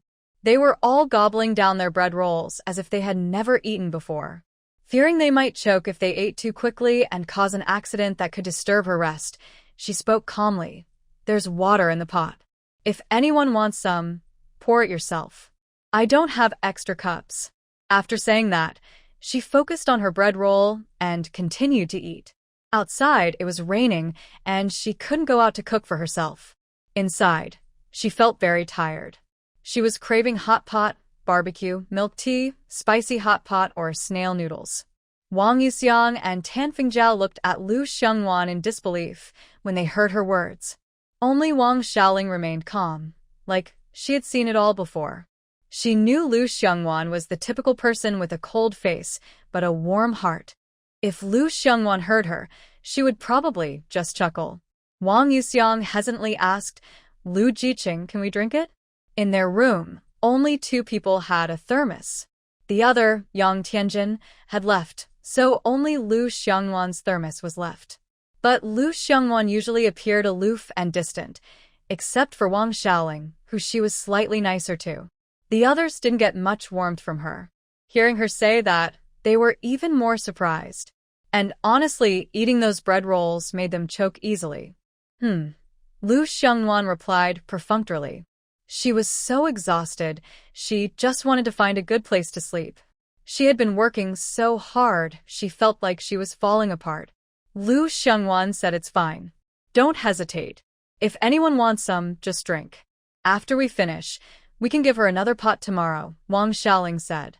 But as she spoke, she lost her confidence because Lu Xiongwan looked at her. "You're good at making arrangements," Lu Xiongwan said softly. Seeing she wasn't angry, Wang Xiaoling grinned happily and quickly flattered her. "Because you're such a good person." "I am not a good person," said Lu Xiongwan. Then she stopped talking. The other three quickly found their cups and poured some water from Lu Xiongwan's water bottle. Wang Xiaoling didn't mind that her hands were holding a bottle that Lu Xiongwan had just eaten canned food from and hadn't washed yet, because she could tell the difference between choking and living, and she knew which was more important. Since she was wrapped in a bedsheet and couldn't go outside easily, she was worried about being seen and accused of inappropriate behavior. However, everyone was careful and only poured enough water to drink. Wang Yuxiang ate her steamed bun with water, then walked over to Lu Xiongwan and said shyly, "Lu Jiqing, I'm sorry. Because of Yang Zhiheng's matter, I took out my anger on you. Can you forgive me?" Lu Xiongwan gave a vague answer without lifting her head, continuing to sort through her food. She didn't really care about that matter. Honestly, she didn't care about herself. Wang Yuxiang thought she had been forgiven, so she felt happy and worked even harder. The other two finished their steamed buns and also joined in the work. They worked all night, and the wet food finally dried out a bit on the bed. But outside, the rain kept pouring without stopping. Lu Xiongwan, who hadn't slept for a day and a night, had dark circles under her eyes. The others in the room weren't much better. They all yawned and covered their mouths, but they kept working. "Looks like we can't go to work again today," said Wang Xiaoling, looking at the rain outside with a tired voice. "Probably, it depends on when it stops. But from how it looks now, it doesn't seem promising," said Tan Fingjiao, also helping, though she kept nodding off. She was very sleepy but didn't want to say so because everyone else was still working hard without complaining. Finally, Lu Xiongwan couldn't take it anymore. She was worried she might die of exhaustion before reaching old age, so she stayed up all night. "Two people sleep, two people work, take turns. If we keep going like this, we'll all collapse," she said. The three in the room agreed that her point made sense. So, Lu Xiongwan and Wang Xiaoling formed a team, which was actually something Wang Xiaoling had asked for herself. Whenever Lu Xiongwan is nearby, Wang Xiaoling feels safe. Tan Fingjiao and Wang Yuxiang work together as a team. Lu Xiongwan and Wang Xiaoling go to bed first, but the bed is too hot.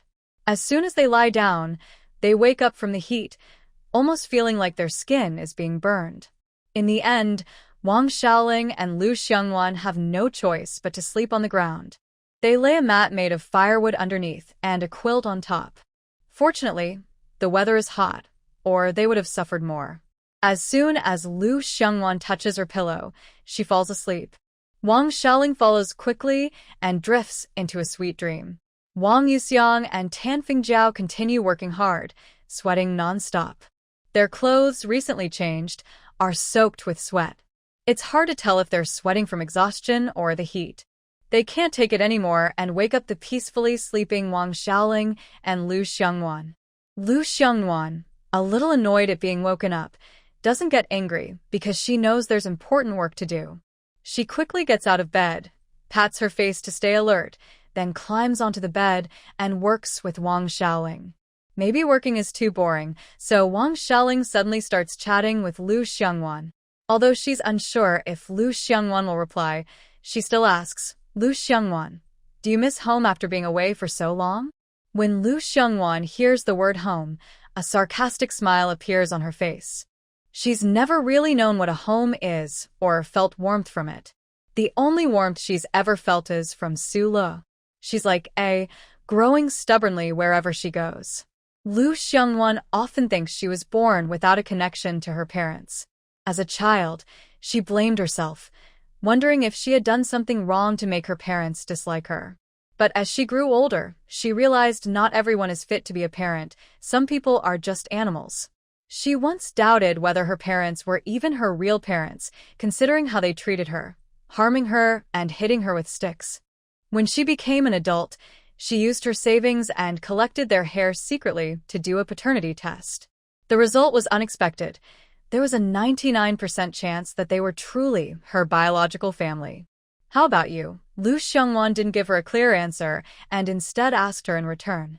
She didn't want to or couldn't show her raw, painful scars to others, because doing so would only give them more reasons to hurt and bully her. As for me, I don't want to. Since they married me off to that old man, I haven't had a real home, Wang Xiaoling said, holding back tears that threatened to fall. She wouldn't shed tears for those beasts, they weren't worth it. I hope you can keep your promise, Lu Xiongwan said, still holding a bit of admiration for Wang Xiaoling, because she saw a shadow of her past in her. But it was only admiration, nothing more. I definitely will, Wang Xiaoling said confidently. If she still held hope for that family, she would be foolish, like her mind was clouded with pig fat, hopelessly naive. Hao Daqing had been pacing back and forth at home since morning. He kept smoking without ever putting out his cigarette. Watching the heavy rain pouring down all day and night, he worried about the young workers at the youth station. Finally, he decided to put on his raincoat and hat and went out, leaving a note saying, "Don't worry about me," then disappeared into the rain. Wang Guiying was worried that her husband might get into trouble in the rain, so she hurried to her eldest son's room, told him to pack up quickly, and followed him. Hao Jianxi, hearing his mother, didn't hesitate. He quickly put his daughter down in front of his wife and went after his father. Wang Guiying was afraid he might catch a cold or get sick from the rain, so she chased after him, urging Hao Jianxi to put on his raincoat. "Dad, why are you running so fast? I can barely keep up," Hao Jianxi called out loudly from afar as he saw his father's figure. But the rain was falling so heavily that Hao Daqing, worried that the young workers at the youth station might not hear him, didn't stop. Instead, he quickened his pace. Seeing his father not only didn't stop but actually sped up, Hao Jianxi was furious but still hurried to catch up. In the rain, the road was slippery. Hao Daqing, focused on walking, forgot to watch where he was going and suddenly slipped, falling into a small puddle. His clothes were soaked with mud. Hao Jianxi quickly ran forward and helped his father up. "Dad, are you okay? If you're fine, I'll shout a little louder so you can hear me." Now, Dad finally heard me. He quickly shook his head. I wanted to ask what he was doing here, but considering the current situation, I decided not to say anything and just keep moving forward. Fortunately, Dad is still quite strong and didn't break any bones. That scared me a little, so I helped him walk slowly. When Dad and I arrived, everyone at the youth camp was busy drying grains on the bed. Dad didn't want to go into the girls' room, so he stayed in the boys' room. But he was soaked, especially his clothes, and mud water was dripping down his pants. To avoid making a mess, Dad stood at the door after entering and took off his hat. Only then did Wu Shengli and the others realize who had come. "Team leader, why are you here?" Wang Jiwen asked while still checking the grains, worried they might burn if they get too hot. "I was worried about you all, so I came to check." You. Dad hadn't finished speaking when his eyes saw the grains on the bed. He stopped talking. He didn't care about dirtying the room anymore. Dad stepped forward, touched the grains, and his face immediately frowned. It looked like the grains could kill a few flies. He said seriously, "Why are these wet?" The young workers looked at each other, then Wu Shengli explained the situation briefly. He also mentioned Lu Xiongnu's idea, since it was her contribution. After hearing this, Dad's face darkened, but then cleared up a little. Still, he wasn't happy. He's a stubborn old farmer. To him, food is everything, especially after experiencing the 3 years of famine. To him, grain is life. But the young worker's idea was good. At least it saved the grains. That was a lucky break. That's a good idea. Keep working on it. Don't worry about me. I just came to see if you need any help. Because the houses at the Knowledge Youth site have been empty since old Yang Tu passed away, and they are old and poorly maintained. Hao Daqing was worried that the heavy rain might cause the houses to collapse. Now it seems his worries have come true. Fortunately, the food is safe, and no one was seriously hurt. There's nothing much to help with, just a hole in the kitchen roof that needs fixing, squad leader. But none of us here know how to do it. Look at you, Wang Jiwen hadn't finished speaking before Ho Daqing interrupted him. Why are you fussing so much? When the weather clears, I'll have Ho Jianxi, that little rascal, fix it for you, Ho Daqing said. The rain was falling too hard, and he didn't want his son to risk climbing onto the roof. If anything happened, his wife would definitely scold him to death when he got home. Hearing this, the young male knowledge youth quickly expressed thanks to Ho Jianxi standing outside. Ho Jianxi was a bit uncomfortable with the praise and didn't know what to say. He just smiled foolishly, showing his slightly yellowed teeth. Ho Daqing couldn't bear to see his son look so silly. He told everyone he had something to do at his house, and then took his foolish son away. He was still worried about the lonely elderly folks in the team, afraid something might happen to them in this heavy rain. Outside, the rain was pouring down loudly, as if trying to create a big hole in the sky. The water in front of the house had already risen to about calf level. If it continued like this, it wouldn't be good. The water might flow into the house, leaving no place to step. So, 2 men from the male knowledge youth dormitory were sent out to dig a drainage ditch. Wang Jiwen and Su Jiaming worked together, digging a trench outside to drain the water. Meanwhile, others were busy inside, working hard and not even having time to eat. They had no tools at home, only small shovels used for digging wild vegetables in the mountains. Wang Jiwen and Su Jiaming, both grown men, rolled up their pants and stepped into the muddy rainwater, digging the small ditch bit by bit. Su Jiaming was almost crying while digging because life was so hard. He felt that his suffering now was worse than eating bitter yellow lotus. Isn't this work inhuman? But he didn't give up. His hands had already developed 2 blood blisters from the shovel. Fortunately, with perseverance, they finally managed to divert the water outside the house away from the door. Lu Xiangwan yawned while busy working on her tasks, her mind drifting elsewhere. After 2 days and nights, they finally dried the several hundred jin of grain on the Kong. The young workers looked at their hard-earned result, and some, feeling emotional, shed tears. But they all remembered to thank Lu Xiangwan.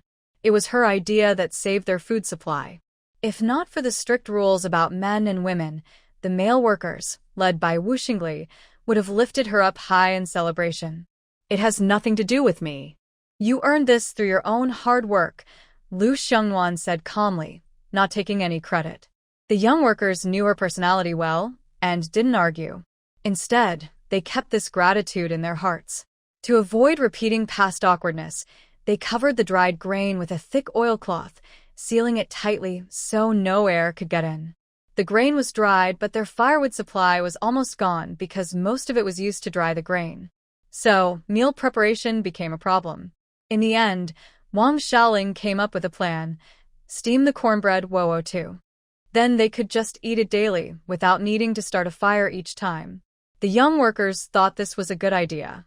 Wang Shaoling, along with a few other women workers, including Lu Xiangwan, began steaming the cornbread.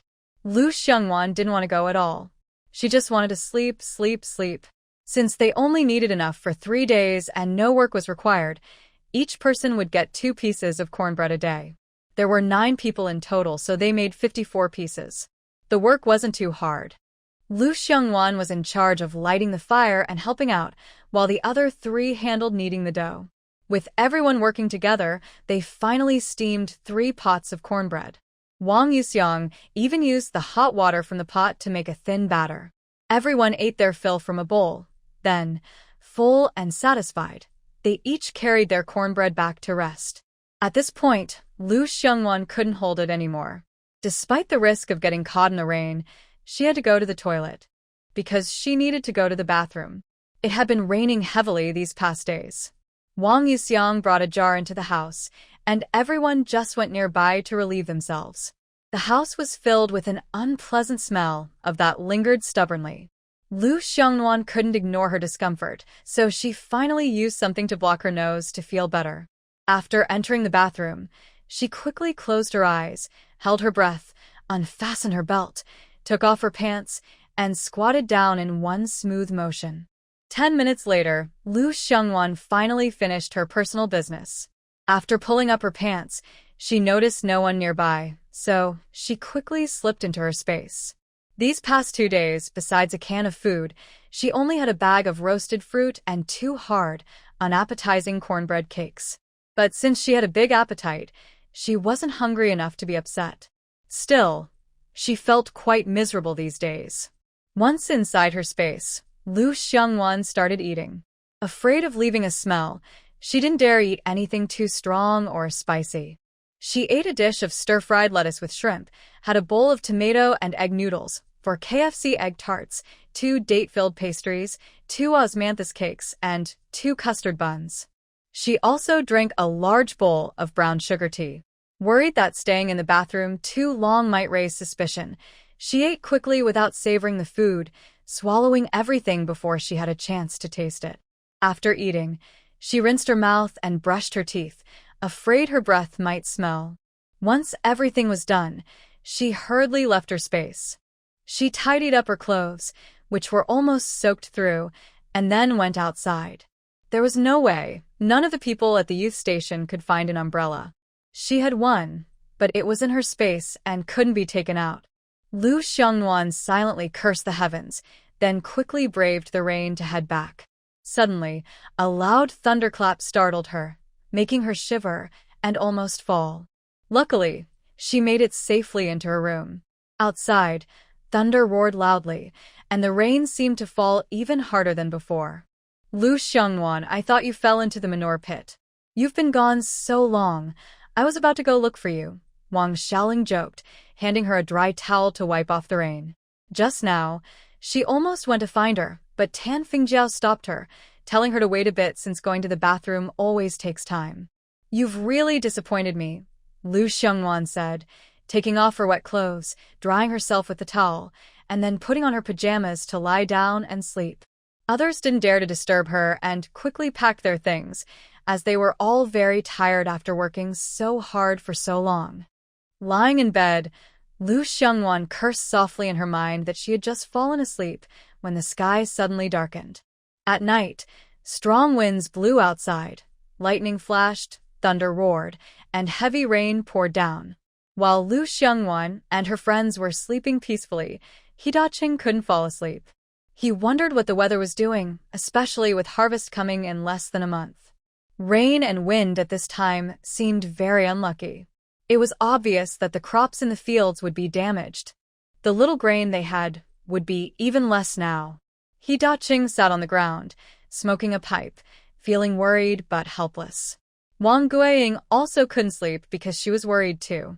Old man, what should we do? She asked. The team had worked hard all year just for this small harvest, but now the weather was ruining everything. It felt like they were being punished.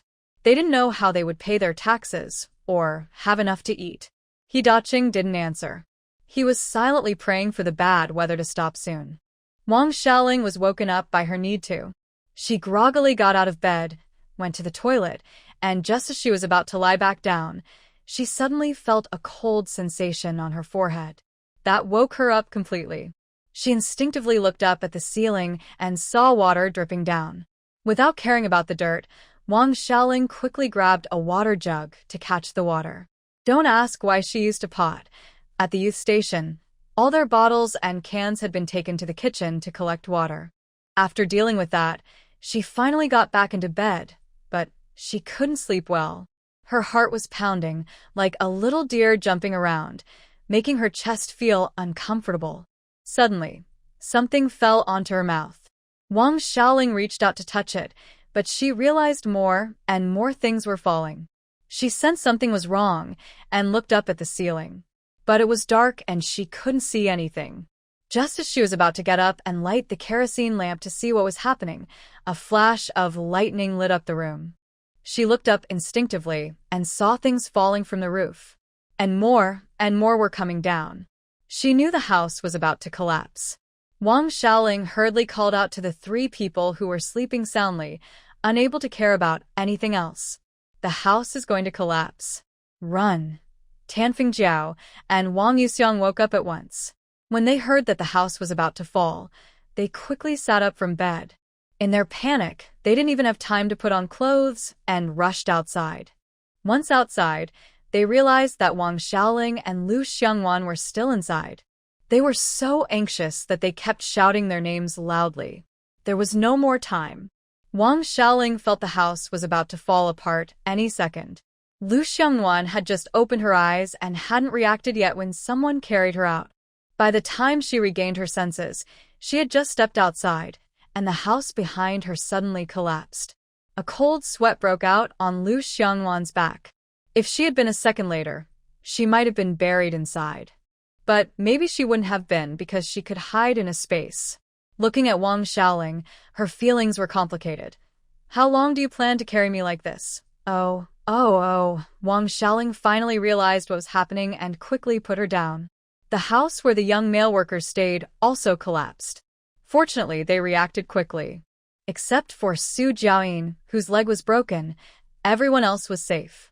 Su Jiaoyin, being carried on Wang Jiwen's back, was crying loudly from the pain, shouting whether his leg was gone or not. Lu Xiangwan found his noise annoying and told him to shut up. She also reminded Wang Jiwen to carry him to the kitchen. The kitchen was still visible, though leaking water, which was much better than being caught in the rain. Meanwhile, she asked Wu Shengli to quickly find the team leader, since such a big incident had happened at the youth station. They ran so fast that they didn't even have shoes on, so Lu Xiangwan simply rolled up his pant legs. You're being a pervert, Su Jiayin blushed. He wanted to pull his leg back but couldn't move because Lu Xiangwan held it tightly. Do you still want your leg or not? Lu Xiangwan said sharply, feeling that this man was very noisy. I do. Su Jiayin was so scolded that he didn't know what to say. He could only silently mourn his lost youth. He was a dishonest man, but if this person had been Lu Zhigang, he wouldn't mind feeling a little wronged. As he looked at Lu Xiangwan's profile, he surprisingly felt a bit moved. Then shut up. Su Jiaming, don't speak. Wang Jiwen also responded nearby, noticing that Lu Xiangwan seemed to be treating him. Lu Xiangwan looked at his injury, then asked Wang Xiaoling to bring some thicker sticks. She then went up and tore off Su Jiaming's pants. No need for words, if she didn't tear his, she might as well tear hers. Before everyone could react, Su Jiaming's pants were already torn quite a bit. Su Jiaming wanted to speak, but Lu Xiangwan's gaze stopped him, quickly crushing his small hopes. Forget it, he's not worth it. Lu Xiangwan took the stick handed to her by Wang Xiaoling and used it along with cloth strips to secure Su Jiaming's injured leg. She also handed him a small wooden stick for him to bite down on. She was worried that the pain might make him shout out loud and annoy her. Is it okay now? Wang Jiwen asked. No tools on hand. He still needs to go to the hospital tomorrow. I just fixed it temporarily to prevent the bones from shifting. Lu Xiangwan stood up and wiped the rain from her face with her sleeve. Thank you, Lu Jiqing. Su Jiaming quickly thanked her, enduring the pain. Lu Xiangwan didn't reply. She looked at the collapsed house, feeling furious inside, cursing loudly. It seemed her luck had run out. She had used up her chances of winning the lottery and gaining a personal space. Otherwise, she wouldn't have come to this era, where life was just suffering after suffering, so miserable it couldn't get worse. Wu Shengli rushed through the heavy rain to the village chief's house. He ran so fast that he fell many times, looking like a muddy little doll crawling out of a mud pit. Seeing the door was shut, Wu Shengli pounded on it desperately, as if trying to break it down, not noticing the pain in his hands. He knew everyone at the youth station was waiting for him, so he couldn't delay. Village chief, village chief. Wu Shengli shouted loudly outside, calling for Hao Daqing with all his might, even if his throat went hoarse. Inside, Hao Daqing, worried, looked out at the heavy rain and seemed to hear someone calling him.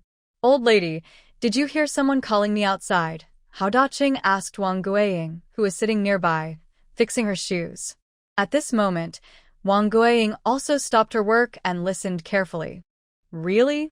Old man, go check quickly. It might be someone's house having trouble. Before Wang Guiying finished speaking, her husband had already run out, not even bothering to put on his raincoat. She also lost interest in making shoes and looked outside, pacing back and forth inside the house. Captain. Something happened at the youth training site. At this time, Wu Shengli saw Hao Daqing. His eyes sparkled, and he choked on his words, trying to finish his sentence.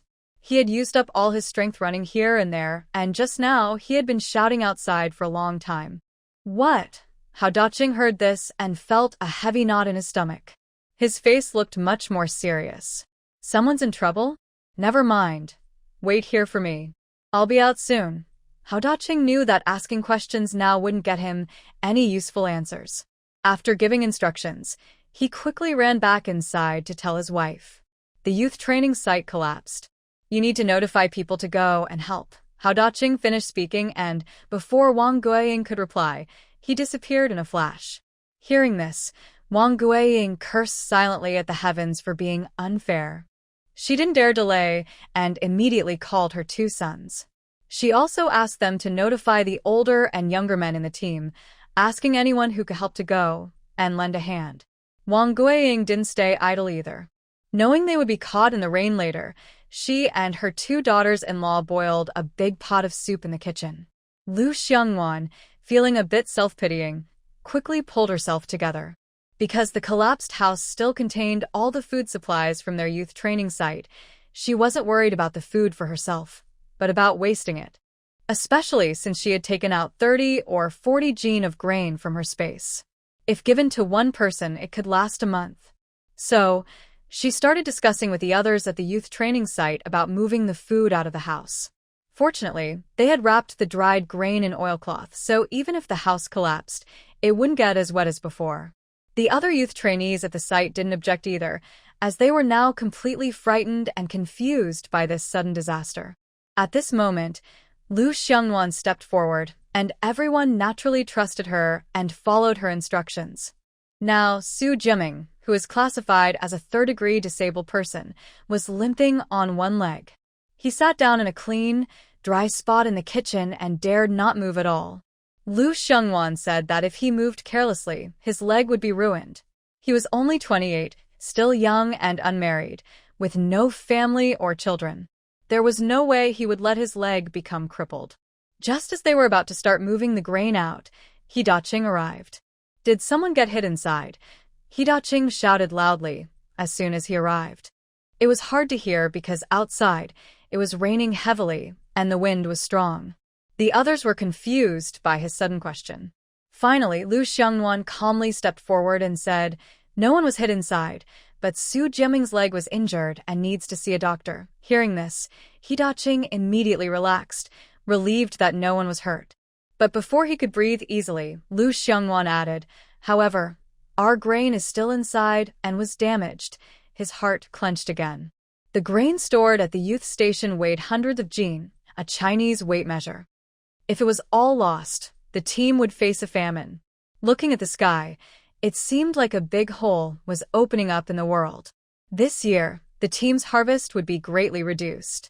If that happened, not only the young workers but everyone in the team would go hungry. To keep everyone calm, Hao Daqing forced himself to suppress his sadness and said, "It's good that no one is hurt. Once the rain stops, we can go inside and check the supplies. But, Captain, our grain." Wang Xiaoling was so anxious, she started crying. She had finally dried the soaked grain, only for the weather to turn against them again. It felt like the heavens simply didn't want them to survive. "We need to get the grain out first," Wang Yuxiang repeated Lu Xiangwan's earlier plan. "Just stay put. It's pouring rain outside. If we go out, someone might get hurt again, and that would be even worse," Hao Daqing said firmly, choosing to protect the people over the grain. But Wang Xiaoling was still unwilling to give up. She wanted to dig through the ruins to find the grain, but Lu Xiangwan stopped her. "Listen to the captain. Recently, she was careless, focusing only on the food and forgetting about people's safety." Wang Xiaoling saw Lu Xiangwan say the same and, biting her lip, still listened to Director Hao Daqing's advice. At this moment, the villagers who had been called to help were arriving one after another, wearing raincoats. "Team leader, where's the person?" Wang Taizhu asked as he approached. Others gathered around, hoping to help. Hao Daqing was quickly surrounded by everyone. "Don't worry, the person is safe. Everyone, rest assured. It's just that the food got damaged." Hearing this, everyone felt relieved, but their faces looked a bit grim when they heard the last part. Despite that, the men and women didn't forget to comfort the young educated youths with chatter. If the food was lost, so be it, saving lives was more important. As they said this, their hearts ached. They were honest farmers who dealt with land all their lives, relying on that food to feed their families. At this moment, it was clear how good life in the city was. At least they didn't have to worry about starving, and they all had jobs. No wonder people said they wanted to rush to the city no matter what. However, many city folks looked down on these rural people, thinking they were better than others. Xiongwan, they're really kind, Wang Xiaoling whispered to Lu Xiongwan. But Lu Xiongwan didn't reply. She looked at the heavy rain outside the kitchen, hoping it would stop soon. The big problem now is that the youth station's house had collapsed. The young people had nowhere to stay. It wasn't possible to let so many people stay in the kitchen. If it collapsed again, it would be a serious problem. Huodaqing, squeezed into the small kitchen, scratched his head but couldn't think of a solution. Does anyone have extra rooms? Let these young people stay there for a few days. When the weather clears, the team will find someone to rebuild the youth station's house, and then they can move out, he finally said, helpless. But clearly, the team members all lowered their heads and said nothing. Their families were poor, often sharing a single bed in one room. They used to sleep so tightly packed that their arms almost couldn't stretch out, but now if more people come, they might be squeezed into a meat patty. The deeper reason is that the food at home is very tight now. There's not enough to eat. The whole family is living on a tight budget. If these young workers had enough food, it would be better. They could maybe take a little advantage during small chores like fetching firewood or getting water. After all, a skinny camel is still bigger than a horse. Even though these young workers from the city are poor, they wouldn't be poorer than them. But now, their food and belongings are stored in that room below. If more people move in, everything they eat and use will be theirs, which would only worsen the shortage. Huodaqing saw that no one was stepping forward, so he knew his idea wouldn't work. But he didn't blame them because he understood life was hard for everyone. The young workers started to feel worried and didn't know what to do. They couldn't let them all sleep in the leaking kitchen during the rain, so they all looked at Huodaqing for help. Only Lu Xiongwan stayed calm the whole time because she knew Huodaqing wouldn't ignore them. Finally, Huodaqing had no choice and told the team leaders, Wang Zhiqing Guoguzi, Zhao Hongmei, you lead by example. Take 2 people each, and I will take the remaining 3 home. You won't lose out. The food ration will be cut in half from their work points, and the team will add half. Since the team leader said so, the 3 of them had no choice but to agree. They just had to squeeze in and sleep later. The other team members thought this was good, because at least no one would have to stay at their house. Next was the allocation.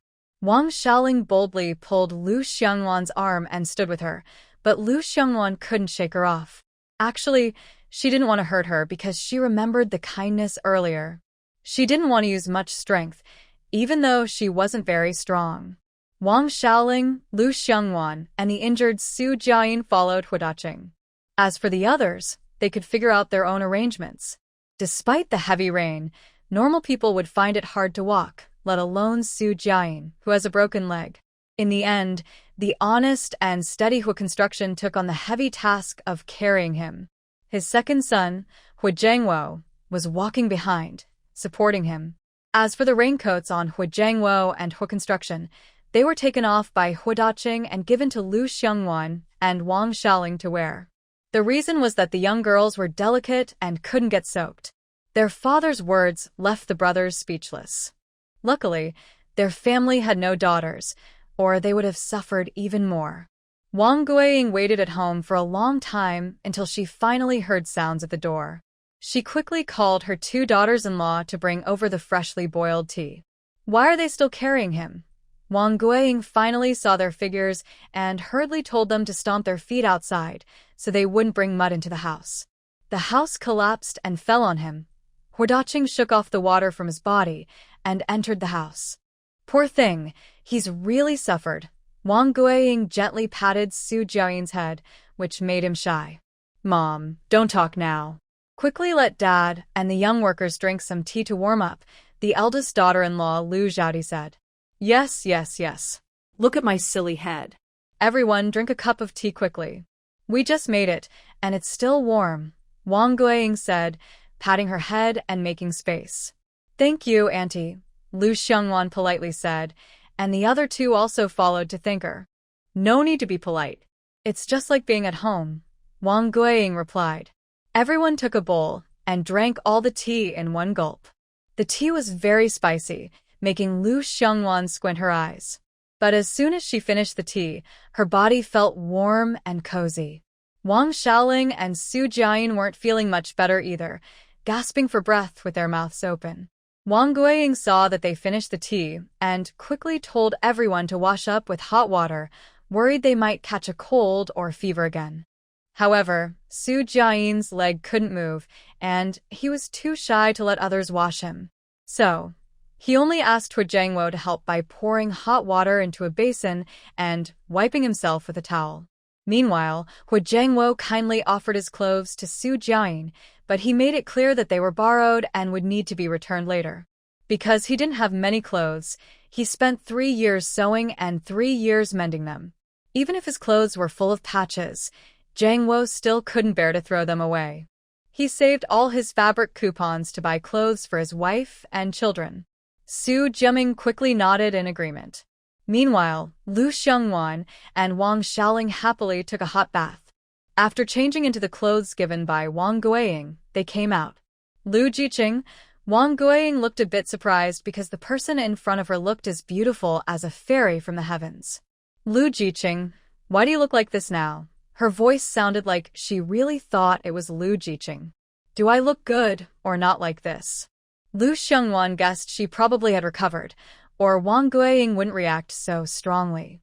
Looks good, Wang Guiying muttered softly. Lu Xiongwan, you really look more beautiful every day, Wang Xiaoling praised, not just flattering but genuinely sincere. However, her words also revealed a bit of envy. She wondered why she wasn't sick like that. As soon as the thought appeared, she dismissed it. Bah. She was now penniless. If she got sick, it would be a matter of waiting for death. She often saw Lu Xiongwan in the kitchen drinking dark, bitter medicine. Lu Xiongwan was naturally beautiful, but she was different. She was born unattractive, and even with later efforts, it probably couldn't be fixed. Her only hope was to be born beautiful in her next life. Little did she know that was just a trick Lu Xiongwan used to deceive them. Since she claimed to be sick, she wanted to make it believable, but the medicine was actually for her own health. It was bitter, so after drinking it, she had to eat several pieces of candied fruit. Wang Guiying's bah snapped her back to reality. She asked Wang Xiaoling, "What's wrong with you?" Even Lu Xiongwan crossed her arms, looking sly, as if she was ready to give her a good lesson for not explaining herself clearly today. Wang Xiaoling felt nervous under their gazes. She knew they were probably misunderstanding her. She hurriedly explained everything she had just thought, without hiding anything. After finishing her words, she felt a bit shy and lowered her head. Wang Guiying was so amused by this young, educated youth that she couldn't stop laughing, her stomach hurting from laughter. This little dark-haired youth was really funny, but she still tried to comfort him. It's nothing. Lu Jiying's looks alone could make even this old wife of mine feel moved, let alone you. Who knows, maybe you'll get lucky and end up with some lucky girl in the future. Hu Jingchuan, who was busy attending a celebration banquet, suddenly sneezed but quickly regained his composure. After Lu Zhaodi entered the room, she heard her mother-in-law's hearty laughter. Curious, she asked, "Mom, what's going on? Why are you laughing so happily? Look at this person. Isn't she beautiful?" Wang Guiying didn't answer directly, but instead pulled her to look at Lu Xiongwan. Lu Xiongwan also confidently let her look, since it wouldn't cost her anything. Because of the heavy rain, her glasses, which she brought, were pressed under the beam. She didn't have such glasses in her space. If she had known earlier, she would have asked him to prepare an extra pair just in case. But now it's too late. She could only let things take their course.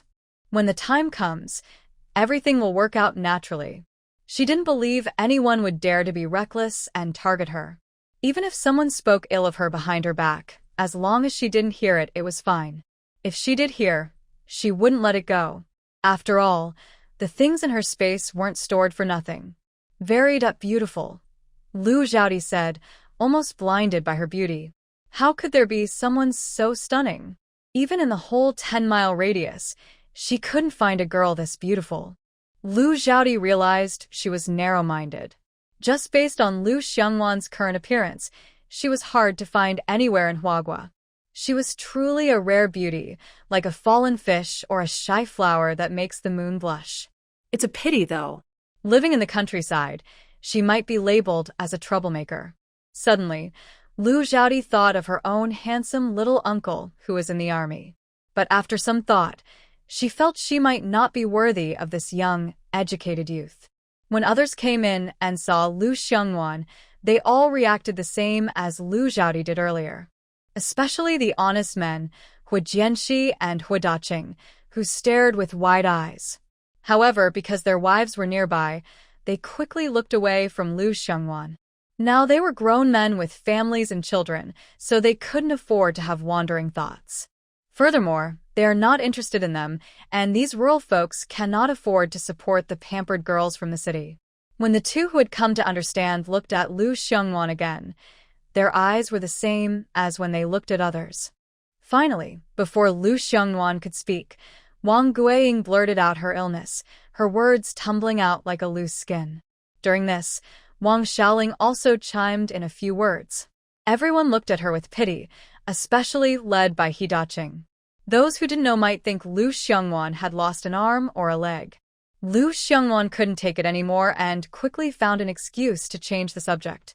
When she mentioned the crops in the fields, He Daqing's face darkened like a storm cloud. He was probably thinking that because of the rain, the entire county's grain would be affected. That was truly a tough time. The grain harvested then had to be strictly used for public grain quotas. Could it be that they would have to go through another famine like in the past? Thinking about the 3-year famine that had caused many deaths in their team, He Daqing couldn't sit still. He immediately stood up from his chair. "Dad, what's wrong?" Hu Jianxi was frightened by his father's reaction. "Old lady, how much money is left at home?" He Daqing didn't answer him but turned to Wang Guiying to ask again. "Why are you asking about money all of a sudden?" Wang Guiying was puzzled by this. When Lu Xiangwan heard them mention the sensitive topic of money, she quickly took Wang Xiaoling and left, also making sure to take away the injured Su Jiayin. She guessed that the team leader was asking about money to buy high-priced grain. "Lu Jiqing, why are you asking me to leave?" Su Jiayin, limping, followed the two into the inner room. But as soon as he entered, he sensed something was wrong. Because he was the only man in the house, he wanted to go out for their reputation. But when he met Lu Xiangwan's gaze, he shrank back, timid like a quail, cowering to the side. Lu Xiangwan didn't say anything, and Wang Xiaoling, usually very talkative, also remained silent because she felt Su Jiayin was so clueless she couldn't find words to describe him. The atmosphere inside the house suddenly became very awkward, but outside, the He Daqing family was not doing much better. Hearing He Daqing analyze the situation, everyone felt a cold sweat run down their backs. Wang Guiying hurriedly and anxiously went inside to get money. They used the money they had saved together. As for the small son's monthly allowance sent home, Wang Guiying didn't want to spend it. It was his future dowry and savings for his future wife, so she kept it safe. As parents, they couldn't do much to help, so they didn't want to hold things back. She carefully folded the wallet with a handkerchief and quickly handed it to Hu Daqing. "Why are you giving this to me now? Keep it for yourself. I need to go see how the fields are doing," Hu Daqing said as he put the money back into his pocket. He then put on his raincoat with his 2 sons and headed out. Meanwhile, the 2 daughters-in-law of the Hu family clasped their hands tightly and sincerely prayed in their hearts for good luck and safety. Wang Guiying was anxious and couldn't sit still. The family had no umbrella, and their 3 raincoats had been taken by the 3 of them. So, she covered her head with a broken wooden board and went down to the cellar. Fortunately, the cellar wasn't flooded with water. After experiencing the Great Famine during those 3 years, they had repaired and deepened the cellar, making it larger and deeper. Their family had strong, hardworking people who were willing to endure hardships. Throughout the year, they earned many work points and received plenty of grain. Wang Guiying and her two daughters-in-law were diligent and thrifty. They often went up the mountain to gather wild vegetables to supplement their meals. Their small vegetable garden was well-maintained and tidy. "Mother, what are you doing here?" Lu Zhaodi asked when she saw her mother-in-law come out. "I'm here to check if the cellar is leaking." "Hurry back quickly," Wang Guiying said, her voice strained from the rain. She wasn't sure if Lu Zhaodi heard her, so she pulled her back home. Not long after, Hua Daqing and his two sons met Wang Ziqing and Guoguzi. When they asked about the reason for their visit, they found out it was about the field work. What a coincidence! Hua Daqing quickly gathered them, and they hurriedly headed to the fields. When they arrived, they saw the corn in the field was leaning over and many were soaked in water. Guoguzi was so upset, he turned red in the face. He immediately jumped into the field to help support the fallen crops. But there were so many, how could he possibly help them all? The ones he managed to lift up would fall again in just a few seconds. Guoguzi sat down in the cornfield and started crying loudly, cursing the heavens in frustration. Others saw this scene, and all cried their eyes out. Only brother Hua Daqing managed to hold back his sadness, and quickly told his two sons to help Uncle Guo up. "The crops are gone now. If people lose everything else, it's not worth it. Crops, my crops, oh, heavens. Please have mercy on us. Give us a way to survive. Please just help us a little stop the rain." Guoguzi suddenly seemed to lose his mind, kneeling in the dirt and praying to the sky. Brother Hua Jianxi and his brother tried to help Uncle Guo up, but instead, they were knocked down by him. They fell onto a pile of broken corn stalks. Hua Jianxi quickly got up and helped his brother to stand. Seeing the broken corn stalks he had crushed, Hua Jianxi felt guilty and kept slapping his own face. No matter how hard Hua Jiangwo tried to stop him, he couldn't. "Old Hua, what should we do?" Wang Ziqing looked at everyone acting crazy. He wiped his tears, but more kept falling, like they didn't cost anything, pouring down and blocking his view. Hua Daqing didn't speak. He took a few steps forward, helped Guoguzi up, and then slapped him a few times on the face. Guoguzi's eyes slowly cleared a little. He stared blankly at Hua Daqing, as if his soul had been drained. Hua Daqing understood why he was like this. During the 3-year famine, Guoguzi's parents and wife had all died of hunger. Only he and the children survived by eating ground-up Buddhist statues. This was a deep pain in Guoguzi's heart. If not for the children, he would have gone with them back then. "Have you lost enough of your mind? How can you let Fu Gui live like this?" Hua Daqing, seeing him calm down a bit, started to reason with him, though his voice was loud and angry. "If anyone is to blame, it's the heavens, pouring rain like it's free." Fu Gui. Hearing his son's name, Guoguzi mumbled. Fu Gui was a name his wife chose, hoping their son would be safe and prosperous forever. But she never saw it. Thinking of this, Guoguzi covered his face and cried loudly. The others saw this and said nothing. They just let him cry. Once he cried, it felt a little better.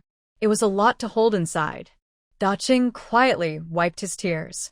Although now, his face was so wet that it was hard to tell if it was rain or tears. After a few minutes, Guoguzi finally calmed down completely. He looked at Daqing and the others with red eyes. "Think about Fu Gui. He only has you as his father now. If you die, he'll be free from suffering, but he will have no father. Are you going to let his mother and father both be gone now?" "Old Guo, listen to old. Things have happened, and crying won't fix anything. We need to find a way," Wang Ziqing said nearby. He felt very sad too. During the 3 years of famine, his family had lost many.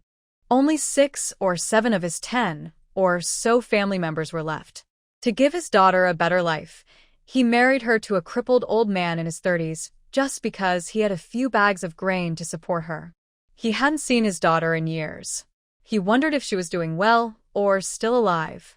Now he just hoped he could see his daughter one last time before he died. "For Fu Gui, I have to stay alive," Guoguzi said firmly, clenching his fists with a determined look. If his son couldn't be taken care of, he wouldn't have the face to meet his second daughter after he died. "That's good," Daqing patted his shoulder to comfort him. But, what do we do now? Guoguzi asked. First, go door to door and call all the team members to the big team office. We'll hold a meeting and decide what to do next, Daqing said. He felt anxious inside, like a tangled mess, as he looked at the crooked corn. If only the rain could stop for more than a month, instead of falling right when the corn was about to mature. It just kept raining, making life hard. Okay, we'll go call people. Everyone agreed and split up to do their tasks.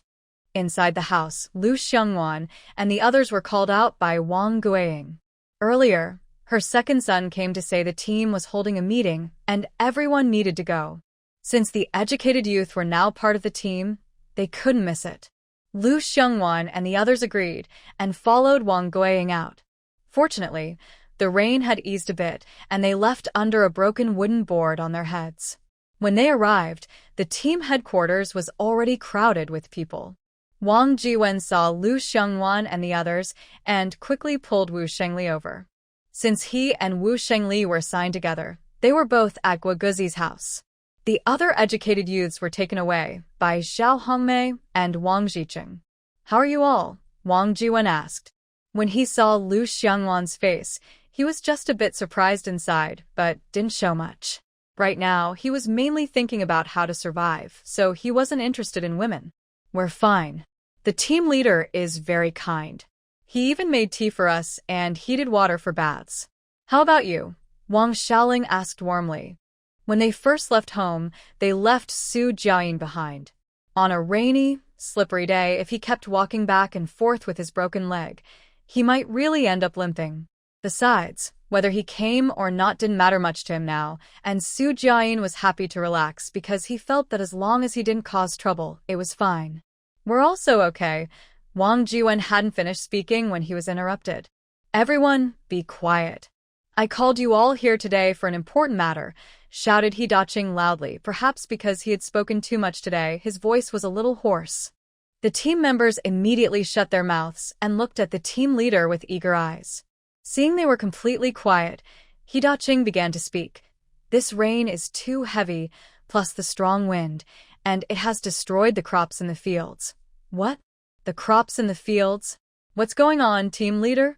3 Motzi couldn't sit still when he heard about the crops. He started to get anxious. He had no wife, and if the crops were gone, he thought it would be better to just hit his head against the wall and die. The others weren't doing much better. They all fell into panic, asking he Daqing what was happening. But some clever people could guess a little. Otherwise, they wouldn't have gathered for a meeting in such heavy rain. Their hearts felt heavy as if they had a hot iron brand on them, and they started to wonder how long their food would last at home. Only the people at the educated youth camp were a bit better off. They didn't look at the team leader but instead looked at Lu Xiongwan, who was unusually calm beside them. Because of the recent series of tragic events at the youth station, everyone has become used to relying on Lu Xiongwan as their mental support and life guide. Lu Jiqing, don't ask me. I don't know what to do now. Just follow the captain's instructions, Lu Xiongwan said directly, shutting down Wang Yuxiang's ideas. She didn't want to get involved in such matters. She and the others at the youth station weren't close enough to share their food supplies. Everyone else was so poor they couldn't afford to eat, and she had food. Wasn't that just leading herself to disaster? Right now, wealth was a sin. Moreover, human nature is insignificant in the face of death. She is cold-hearted enough to ignore others in danger. Anyway, she wouldn't expose herself. Wang Xiaoling, however, was different. She had no hesitation in carrying herself out of the room, which touched Lu Xiongwan a little. She thought that if it really came to that, she would share her bread with her to save her. Only bread could keep her alive since nowadays, most people ate simple bread. The other youths listened to Lu Xiongwan and looked discouraged. What are you all doing? People can't be killed by being starved to death. Sister Yuxiang said there's plenty on the mountain. If we work hard and go up the mountain more often, we definitely won't starve, Wang Xiaoling said optimistically, though she wasn't entirely confident. She sensed a heavy atmosphere in the air, hoping it wasn't as bad as she feared. Yes, listen to Wang Xiaoling. When the time comes, we all stick together and try to survive, Wu Shengli added encouragingly. The others felt a bit better but planned to wait until the rain stopped before rushing to salvage what they could from the collapsed houses. Is it you or me who should speak? Ho Da-ching, unable to control the situation, suddenly struck the long-forgotten gong loudly. He was a little angry, so he hit the gong hard, immediately drowning out the voices. Say it, Captain. We'll listen to you, said Shu Zhen sincerely, and others started to imitate him. Suddenly, the room was chaotic again. Ho Jiangwo snatched the gong from his father and kept hitting it without stopping, causing everyone's heads to throb painfully. Even Lu Xiangwan lowered her head and covered her ears. If they kept knocking like this, someone with a weak heart might have a problem. Don't say anything else. Just listen to my father. After he finishes, then you can speak, Ho Jiangwo said, feeling he had no choice but to do this. Normally, if someone slapped him, he wouldn't dare cross his father. Father, you speak, Ho Jiangwo said, seeing the team members nod, then stepped back and handed the main stage to his father. Every word I say now concerns the lives of our Red Flag team members. You all must listen carefully and not speak, Ho Da-ching warned again, then began to talk about the crops. Inside there was crying and wailing. Some cried, some wiped tears. It was a scene of great suffering. They didn't expect that right after the famine ended, another one would come. It felt like heaven was giving them no way out. Stop crying. Wipe your tears. I, Ho Da-ching, swear on my life that our team won't go back to the way it was in those past few years, Ho Da-ching said firmly. When he said this, everyone looked at him quietly, as if they had found a leader they could trust. Seeing they were a bit calmer, Ho Da-ching continued. This is a natural disaster. There's no way to avoid it. It's not just our team. Other teams probably aren't doing much better. That's why I called you here today, to discuss what to do. If there's a poor harvest and we still have to pay taxes and leave enough for planting, life in the second half of the year will be very hard. So, we need to find a way to help ourselves. I have an idea. Those who don't have enough grain at home can spend money to buy high-priced grain. While the other teams haven't reacted yet, we should act first. During the 3 years of famine before, our team did exactly that. The main thing was to stay alive, no matter what. Ho Da-ching was not the kind of leader who ignored common sense. On the contrary, he knew how to be flexible and always put people first. That's why he was loved by many team members of the Red Flag team. The team members didn't speak. They all looked down, calculating how much money they had and how long their food would last. Ho Da-ching also knew his words might be sudden, so he gave them time to think. He just stood there, silent, pondering what to do next. All our money is buried in that house. What should we do? Wang Jiwen awkwardly said that he had run away in a hurry, leaving everything behind. Did I also have a little? Tan Fengjiao timidly raised her hand. Did I have a little too? I do too, Li Jiangang finished speaking, feeling a bit embarrassed. When he arrived, his grandmother was worried that someone might steal his money, so she sewed a pocket into his underwear and added a zipper. That way, only he could access it and no one else. His money got wet in the rain, but once dried, it could still be used. After all this, Wang Jiwen thought to himself that he was just a fool. Unexpectedly, Wu Shengli, acting like he was close brothers with him, patted his shoulder. Brother, I don't have any either. Same boat, same trouble. Wang Jiwen's wounded heart felt a little better. As for Wang Xiaoling, she was even worse off, completely broke and owing Lu Xiangwan a large debt. After a heated discussion at the youth camp, they decided that everyone who had money should contribute to buy grain, and later they would split the cost equally. They planned to take the supplies from inside, then return the money to everyone afterward. Lu Xiangwan had already made her stance clear before the discussion began. She refused to participate in buying grain and said she wanted to leave the group. The others initially wanted to persuade her further, but seeing her determined face, they didn't say anything. After all, she had relatives in the county town, which was much better than their situation. Wang Xiaoling's money was borrowed from Tan Fengjiao first. When she had money, she would pay her back. Wang Xiaoling was very grateful and kept bowing to Tan Fengjiao, promising to write an IOU tomorrow and repay her early. It seemed she wouldn't need her help anymore. Seeing the two acting like close sisters, Lu Xiongwan wisely kept her mouth shut. The others also reached a conclusion. They agreed that if they lost their money, they could earn more, but if they lost their lives, that was truly the end. They told the team leader and hurried home to get their money. Wang Yuxiang, who came prepared, took out a bundle of money from her pocket, wrapped in layers, and handed it to Hidaching. All the money at home is enough to buy grain, she said. Okay. Hidaching took the money and also asked Wang Jiqing to record how much was given. The team members gradually returned with their money. Some members only brought a small amount of money from home to buy grain, planning to mix it with wild vegetables later. Hidaching counted the team members' money and checked it against Wang Jiqing's records. When they matched, he carefully tucked the money into his shirt pocket. Then he told the team members and left with his two sons, Wang Jiqing, Guogosher, and Xu Zhen. They wanted to buy grain at the black market before other production teams realized what was happening.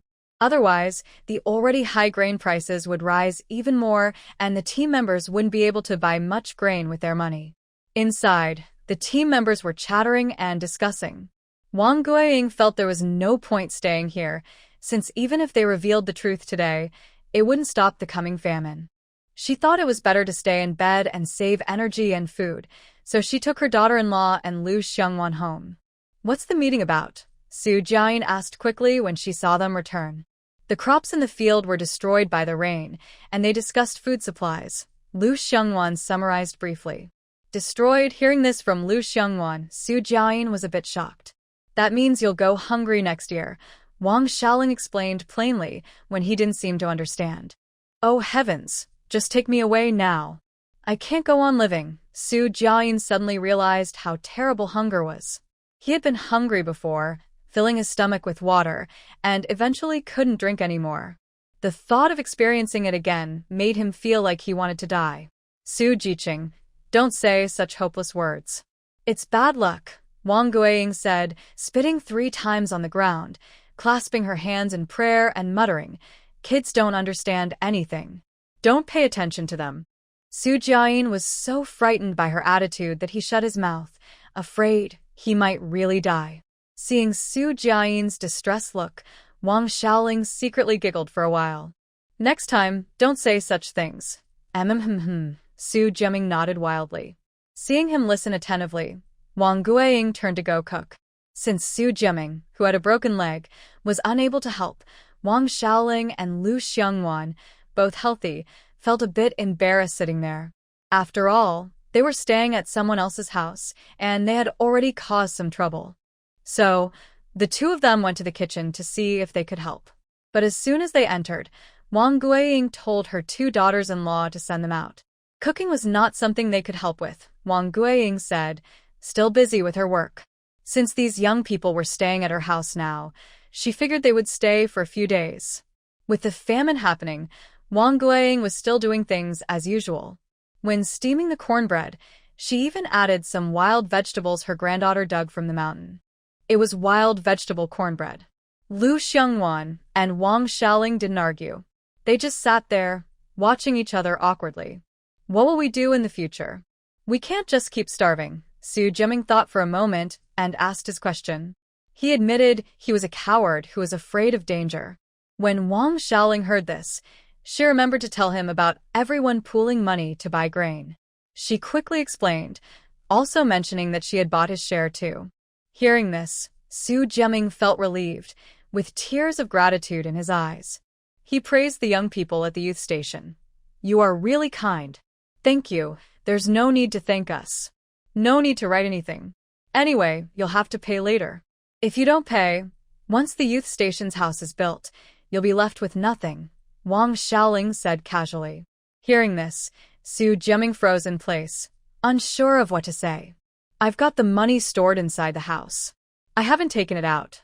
It's okay. If you can't find it later, just write an IOU. That's how I do things, she replied. All right then, he thought that by that time he would probably have enough money to pay back.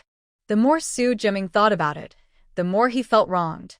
He had only been in the countryside for a few days and had already spent all the money he brought with him. What would he do in the future?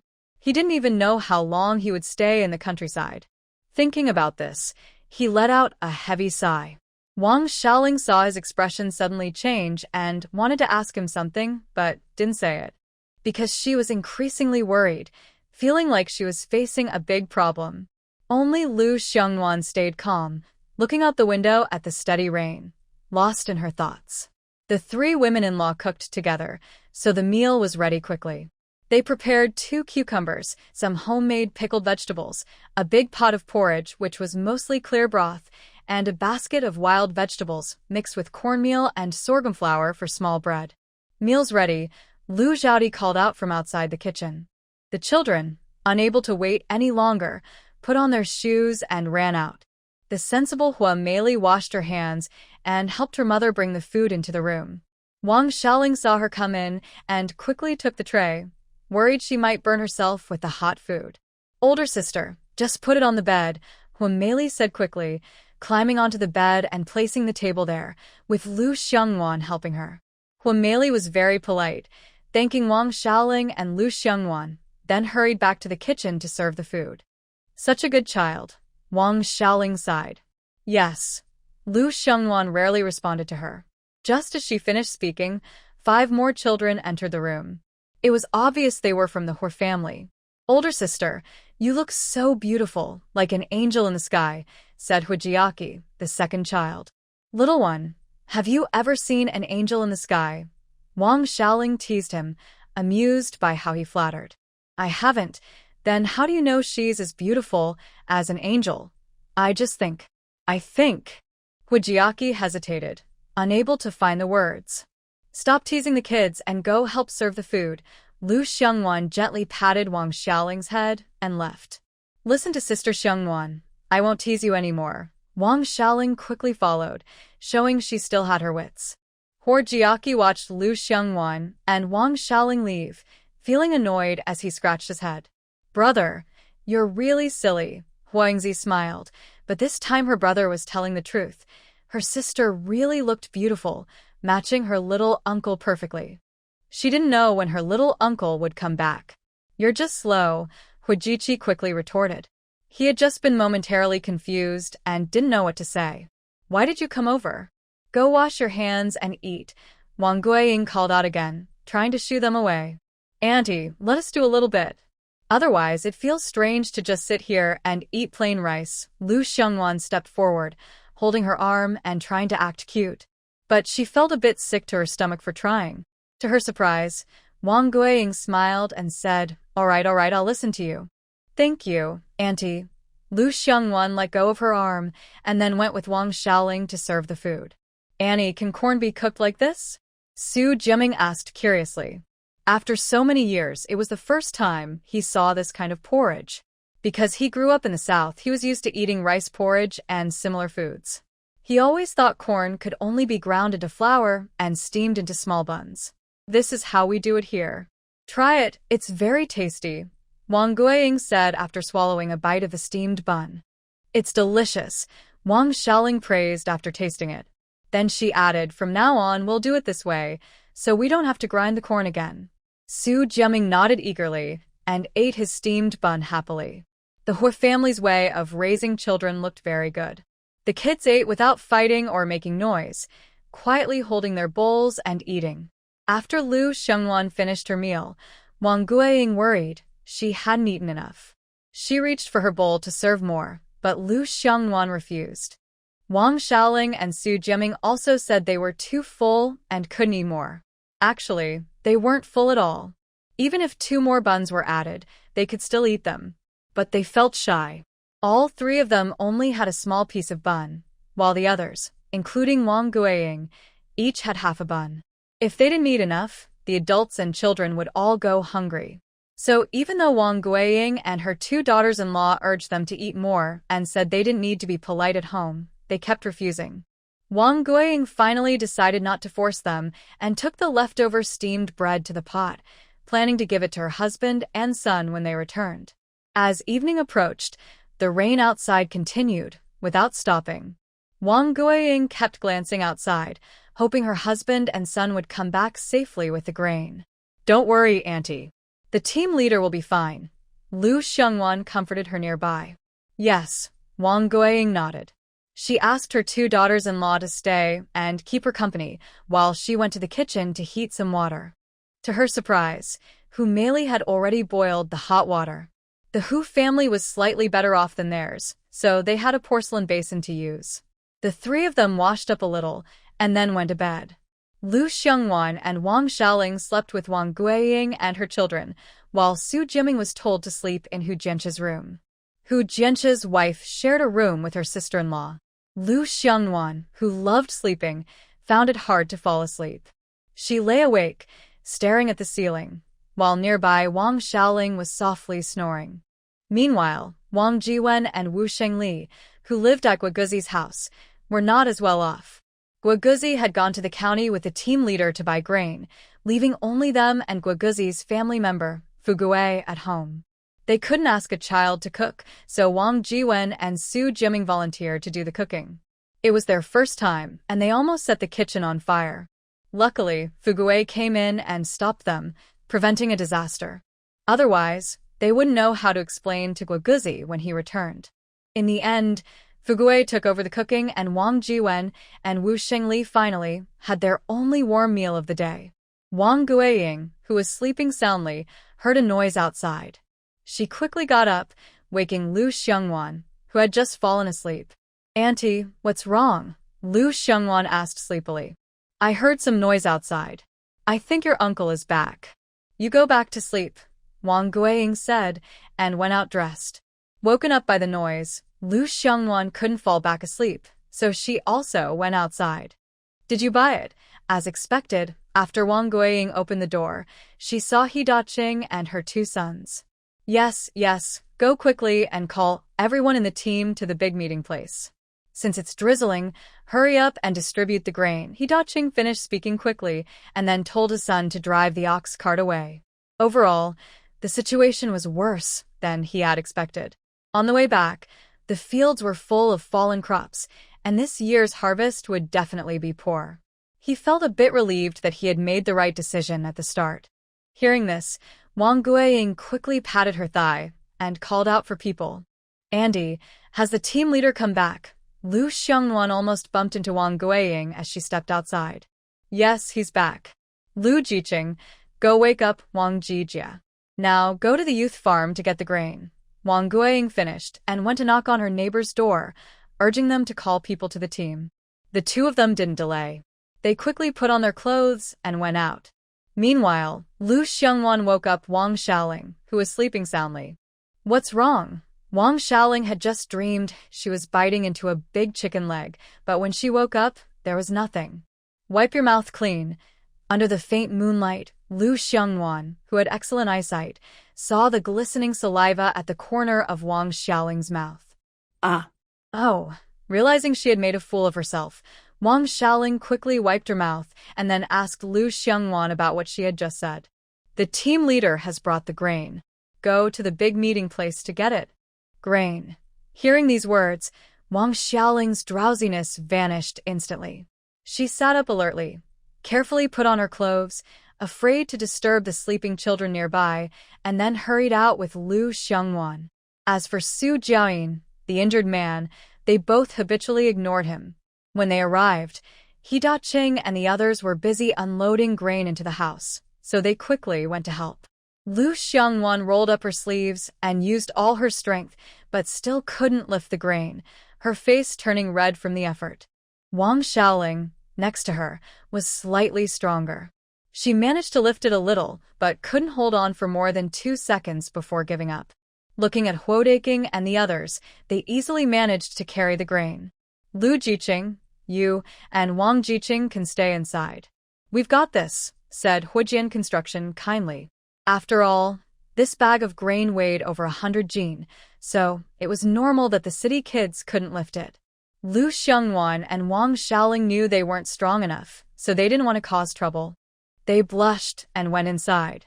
Xiongwan was already red from earlier, and Xiaoling was shy because she had so little strength. About half an hour passed, and the team members with their families arrived. Suddenly, the house was noisy, all talking about the grain. Wu Xingli also came over to join in and touched the grain.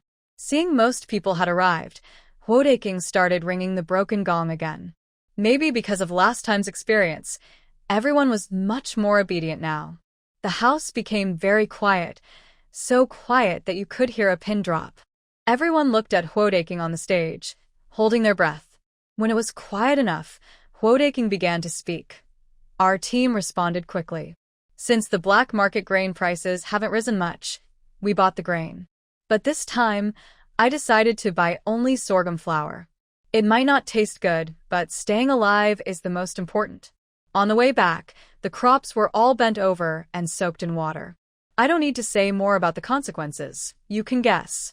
The house suddenly felt heavy, and everyone spoke hoarsely. We'll follow the team leader's instructions. After some reassurance, everyone calmed down. Huodaking didn't waste time and continued. The black market price for sorghum flour has risen to 1.5 mao per jean, no tickets needed. So, everyone line up and we'll distribute according to the previous records.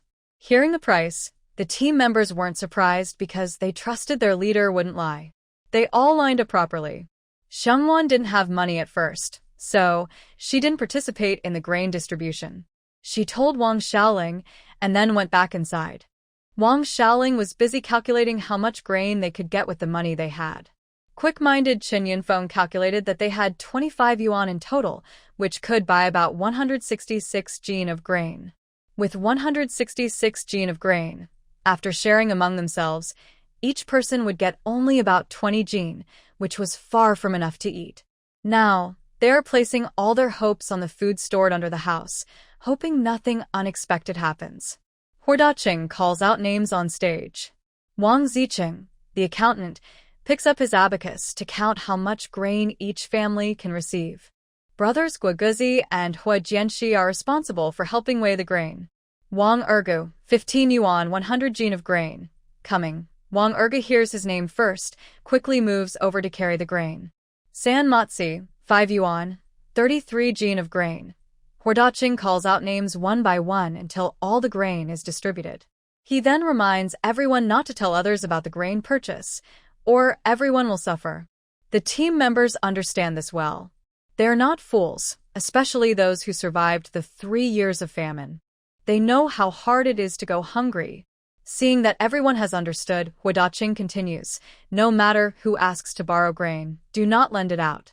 If you lend your grain, you won't have anything to eat yourself. No one can help you if you get into trouble. Do you hear me? Yes, the team members reply together. Good. Now go home and hide your grain. Huodaking waves them away. He then hurriedly takes his family and the 200 jin of grain back home. Lu Xiangnua finds a quiet place and quickly hides in her space. First, she drinks a bottle of milk to settle her stomach, then eats a double-layer Angus beef hot pot, 2 red bean pies, and some fruit to stimulate her appetite. Only then does she stop. Actually, she wants to eat meat more, spicy and numbing boiled beef that makes her drool just thinking about it. But nowadays, people's noses are too sharp. They can smell even a little scent, especially Wang Xiaoling, who sleeps next to her. Her nose is as sensitive as a dog's, so it's better to be careful. Once she has her own house, things will be better. At least she won't have to eat in such a frustrating way. She had hoped to move into a new house in the next few days, but given the current situation, that seems unlikely. After all, the crops in the fields are still soaking in water. If she dares to bring up building a house now, Lu Xiangnua thinks the team leader will scold her loudly. By then, the new house would be even more out of sight. Sigh, it's really hard to find a new house. Lu Xiangnua, feeling full and heavy-hearted, sighed deeply. But she didn't dare to be careless. She used water floss to rinse out the dirt stuck between her teeth, then quickly brushed her teeth clean. Lu Xiangnua thought it was about time. If they were late, they would come back. She quickly undressed herself completely, rinsed her body, and used the unscented body wash she had stored before, quickly lathering herself up. After rinsing off the foam, she put on her original clothes and left the space. As for her hair, she didn't dare to wash it. More than half the time had already passed. Lu Xiangnua didn't want to delay any longer, so she jogged all the way home. Fortunately, they hadn't arrived yet. She tidied up a little and then lay down to sleep. After Ho Dacheng and the others carried the grain back, they immediately told their two sons to put the 2 bags of grain into the cellar without delay. Wang Guiying quickly reheated the steamed bread and brought it to them to eat. To prevent choking, she also poured a few bowls of hot water and asked her daughter-in-law to bring them over. Ho Dacheng, gnawing on the tasteless steamed bread, suddenly looked up at Wang Guiying and said, "From now on, be more careful when cooking. As long as we don't starve, it's fine." Actually, she already had a feeling about that without him telling her. After they finished eating, Wang Guiying hurried them to rest. They had been tired all day, and there was still so much work to do tomorrow. Once Wang Guiying finished tidying up and returned to the bed, she found Lu Xiangwan already asleep. But her sister-in-law, Wang Xiaoling, was nowhere to be seen. She turned around and went to the bathroom. She called out twice at the door, but got no response. She quickly went back to the room and woke Lu Xiangwan. "Lu Jiqing, where is Wang Jiqing? Has she not come back?" Lu Xiangwan rubbed her eyes and said, "No, I just went to the bathroom and couldn't find her," Wang Guiying said anxiously. Don't let anything happen in this dark night, and when she returned from the brigade, she hadn't seen her either. She thought she had already come back. Hearing Wang Guiying's words, Lu Xiangwan lost all sleepiness. She quickly got off the bed, not even having time to put on her clothes, and comforted her. "Auntie, we'll go look for her."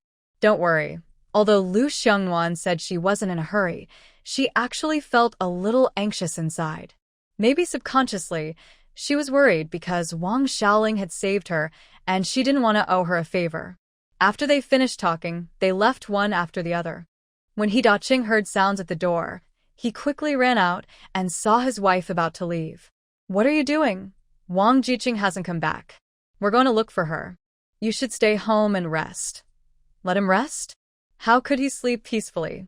So he also went along to look for her. The rain had stopped now. Lu Xiangwan had only taken a few steps when she stopped and turned back to tell Wang Guiying and her husband, "Go to the youth station." Just as He Dacheng was about to ask something, he saw Lu Xiangwan turn around and run back. He didn't have time to think and hurried to catch up with his wife. Maybe because they were worried late at night, everyone ran quickly toward the place. They stepped into muddy puddles without caring, letting mud splash on them. When they finally reached the youth station, they saw Wang Xiaoling, who was busy doing something among the ruins of the houses. Besides her, a few other young people from the youth station were there. Except for Su Jiaming, who had a broken leg, everyone else was gathered. "Wang Xiaoling," Lu Xiangwan called out. Hearing her name, Wang Xiaoling, who was busy looking for something, turned her head. Under the faint moonlight, she saw it was Lu Xiangwan. "Why did you come here? It's not just me. The team leader and my aunt also came." Lu Xiangwan took a deep breath, trying to keep from losing her temper. "Zijiking, are you guys rummaging through things?" He Dacheng asked as he stepped forward. From his tone, it seemed so. But when he saw Wang Xiaoling, he finally felt relieved.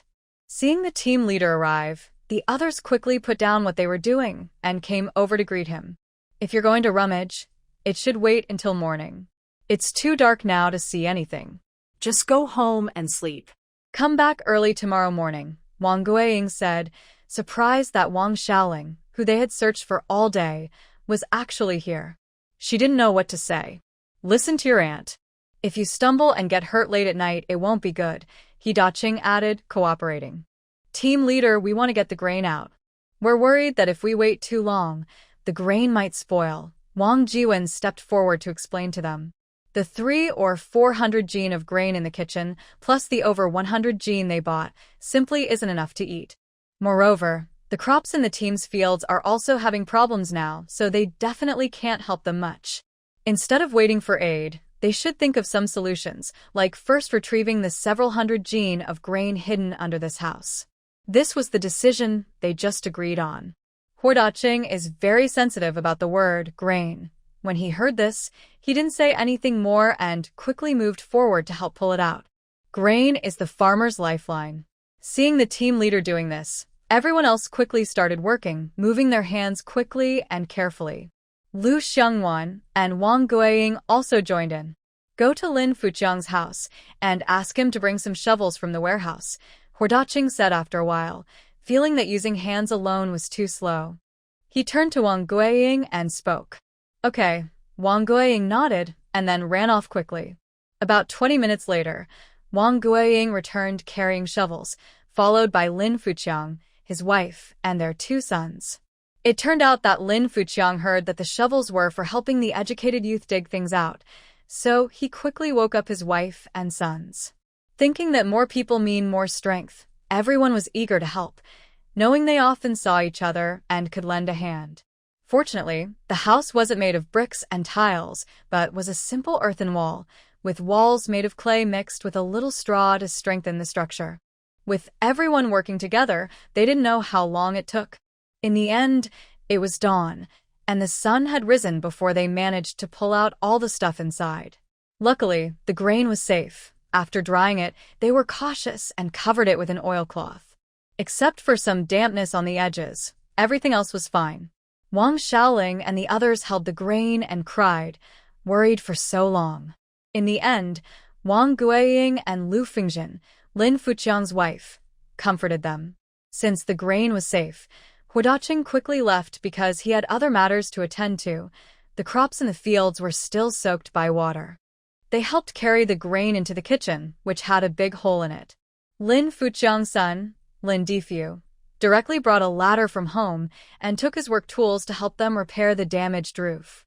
Before the people at the youth station could thank them, they had already left, leaving the others to clean up the remaining mess. In the end, the young workers could only keep their gratitude in their hearts, planning to thank them properly once the house was finished.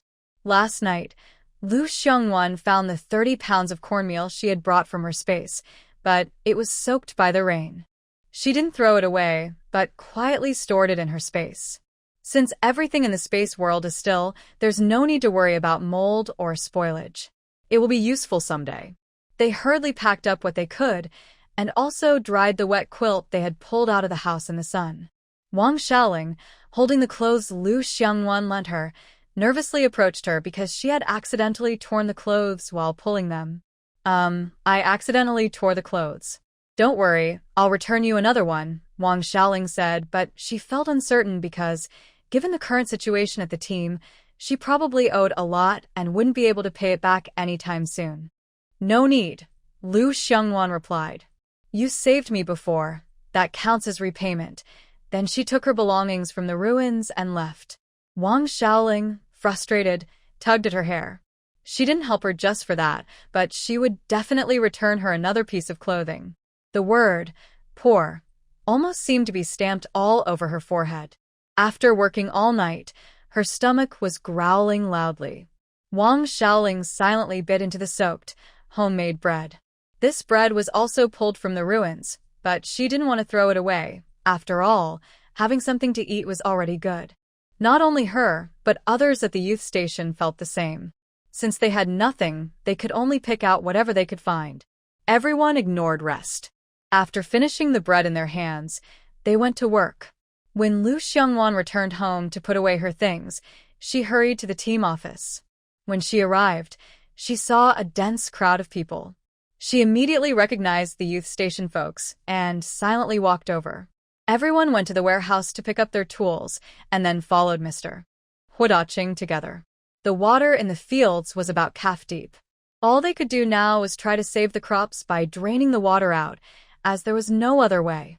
If they didn't act, the crops would turn yellow, wilt, rot at the roots, and die. Everywhere they looked, there were crops lying in water, all soaked and helpless. The team members forced themselves to work despite their sadness. They had to hurry because if they waited 3 or 4 days, the water wouldn't drain and the corn roots would suffocate.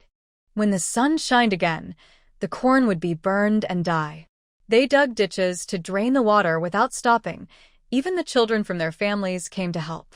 The women followed behind, carefully lifting the fallen corn stalks, working in pairs, one holding the stalk, the other covering the roots with soil and pressing it down with their feet. They used this simple method to save their crops. Although their efforts seemed small compared to the large fields, they believed that saving even one plant was worth it. They worked from morning till night, often skipping meals. Luo Xiongwan and Wang Xiaoling worked together, helping each other when tired. Luo Xiongwan felt her back was about to give out, and her stomach was growling loudly, but everyone else was working so hard that she didn't want to stop. Finally, when the moon rose and it got dark, Mr. Huadaqing called everyone to go home and said they could come back tomorrow. But no one wanted to leave. They were soaking in water with their crops, and none of them listened to him. They kept working hard. Seeing their determination, Mr. Huadaqing said nothing and continued working. It was past 2 or 3 in the morning when Luo Xiongwan was about to collapse from exhaustion, and Mr. Huadaqing called everyone to go home. Even if they didn't want to leave, they had to go because they couldn't see clearly anymore and had to carry their tools home. Luo Xiongwan quickly sat down on the ground, gasping for breath. She was so tired, her legs, waist, and even her hands were sore, with 2 big blisters. It was really a hard day. She didn't rest long before Wang Xiaoling urged her to go home. When Wang Guiying returned home, she immediately went into the kitchen and started working with her daughter-in-law. A few people ate some simple food, and then went back to their rooms to rest. Even Lu Xiongwan was trembling while eating and couldn't hold her chopsticks steadily. They worked hard for almost a week before they had to stop because some of the corn had been soaked for too long and the roots had died. There was no way to save it. The team members watched their crops, which they had worked on all year, get ruined. They all cried and held their heads in sadness. Only then did Lu Xiongwan finally get a chance to breathe. Huadaqing hurried to the commune for a meeting to see what the leaders there had to say. After all, with less grain, farmers had no way to survive. Their village had 1,200 acres of land, but 700 acres of crops were ruined. The remaining 500 acres had been rescued by the team members day and night. But they couldn't restore the crops to their previous state, and the harvest would definitely be smaller this year. Fortunately, their team had prepared well, so they wouldn't starve to death like before. Now, Huadaqing's only hope was that the team members would keep their mouths and hands in check and guard their own food supplies tightly. During the 3 years of famine before, Old Gao's family from their team kindly lent out their grain. But after that, the debt never ended. Relatives they hadn't contacted in hundreds of years came to borrow grain. Old Gao was very proud and didn't want to admit defeat. In the end, he lent out all his grain, leaving his family with almost nothing to eat. They all walked around with swollen stomachs from hunger, going door to door to ask for food. When people came to ask, he simply said he hadn't borrowed any grain and sent them away. In the end, Old Gao's family of 6 all starved to death because they had nothing left to eat. He just hoped that such things wouldn't happen again in their team. During this time, he was busy rescuing crops during the day and couldn't sleep at night. He was so worried that his already sparse hair turned white, and he didn't know how many strands he lost. However, Lu Xiongwan didn't rest for long before Wang Guiying pulled her up the mountain to gather mountain goods. Also going with them were 2 of his daughters-in-law and Wang Xiaoling, who was happily bouncing around. After the rain cleared, many mushrooms would grow on the mountain. This was very good news for the team members, who were short of clothes and food and facing a famine. So, before they even reached the foot of the mountain, they saw many women carrying baskets heading up the mountain. Wang Guiying didn't know when these 2 young educated youths would return to the city, but for now, they had to live with the team. So, whenever she met someone on the road, she kindly introduced them. Both of the young women greeted politely, but Lu Xiongwan's smile almost froze, and eventually, she just looked annoyed. Others were surprised by how Lu Xiongwan and Wang Xiaoling looked. Don't think too much, one was stunning, and the other was surprised because these city girls who came from the big city were darker than the rural folks who often worked in the fields. Because of this, Wang Xiaoling earned the nickname Little Dark City Girl, though she didn't know that her teammates secretly called her that behind her back. Later, when she heard this nickname, she found it funny and a bit embarrassing, but that was a story for another time. Even Lu Guofu, who often took her daughter up the mountain, almost couldn't walk when she saw Lu Xiongwan. She kept sighing. Wow, who is this fairy? So beautiful. No wonder she came from the big city. She's different from our rural girls. But a hint of cleverness and scheming flickered in her eyes, which Lu Xiangwan noticed. It made her feel uncomfortable and even a bit sick, so she frowned and looked at her. She instinctively took a step back. However, Wang Xiaoling, as if she had forgotten her brain at home, kept agreeing with Lu Guofu, almost revealing Lu Xiangwan's secrets.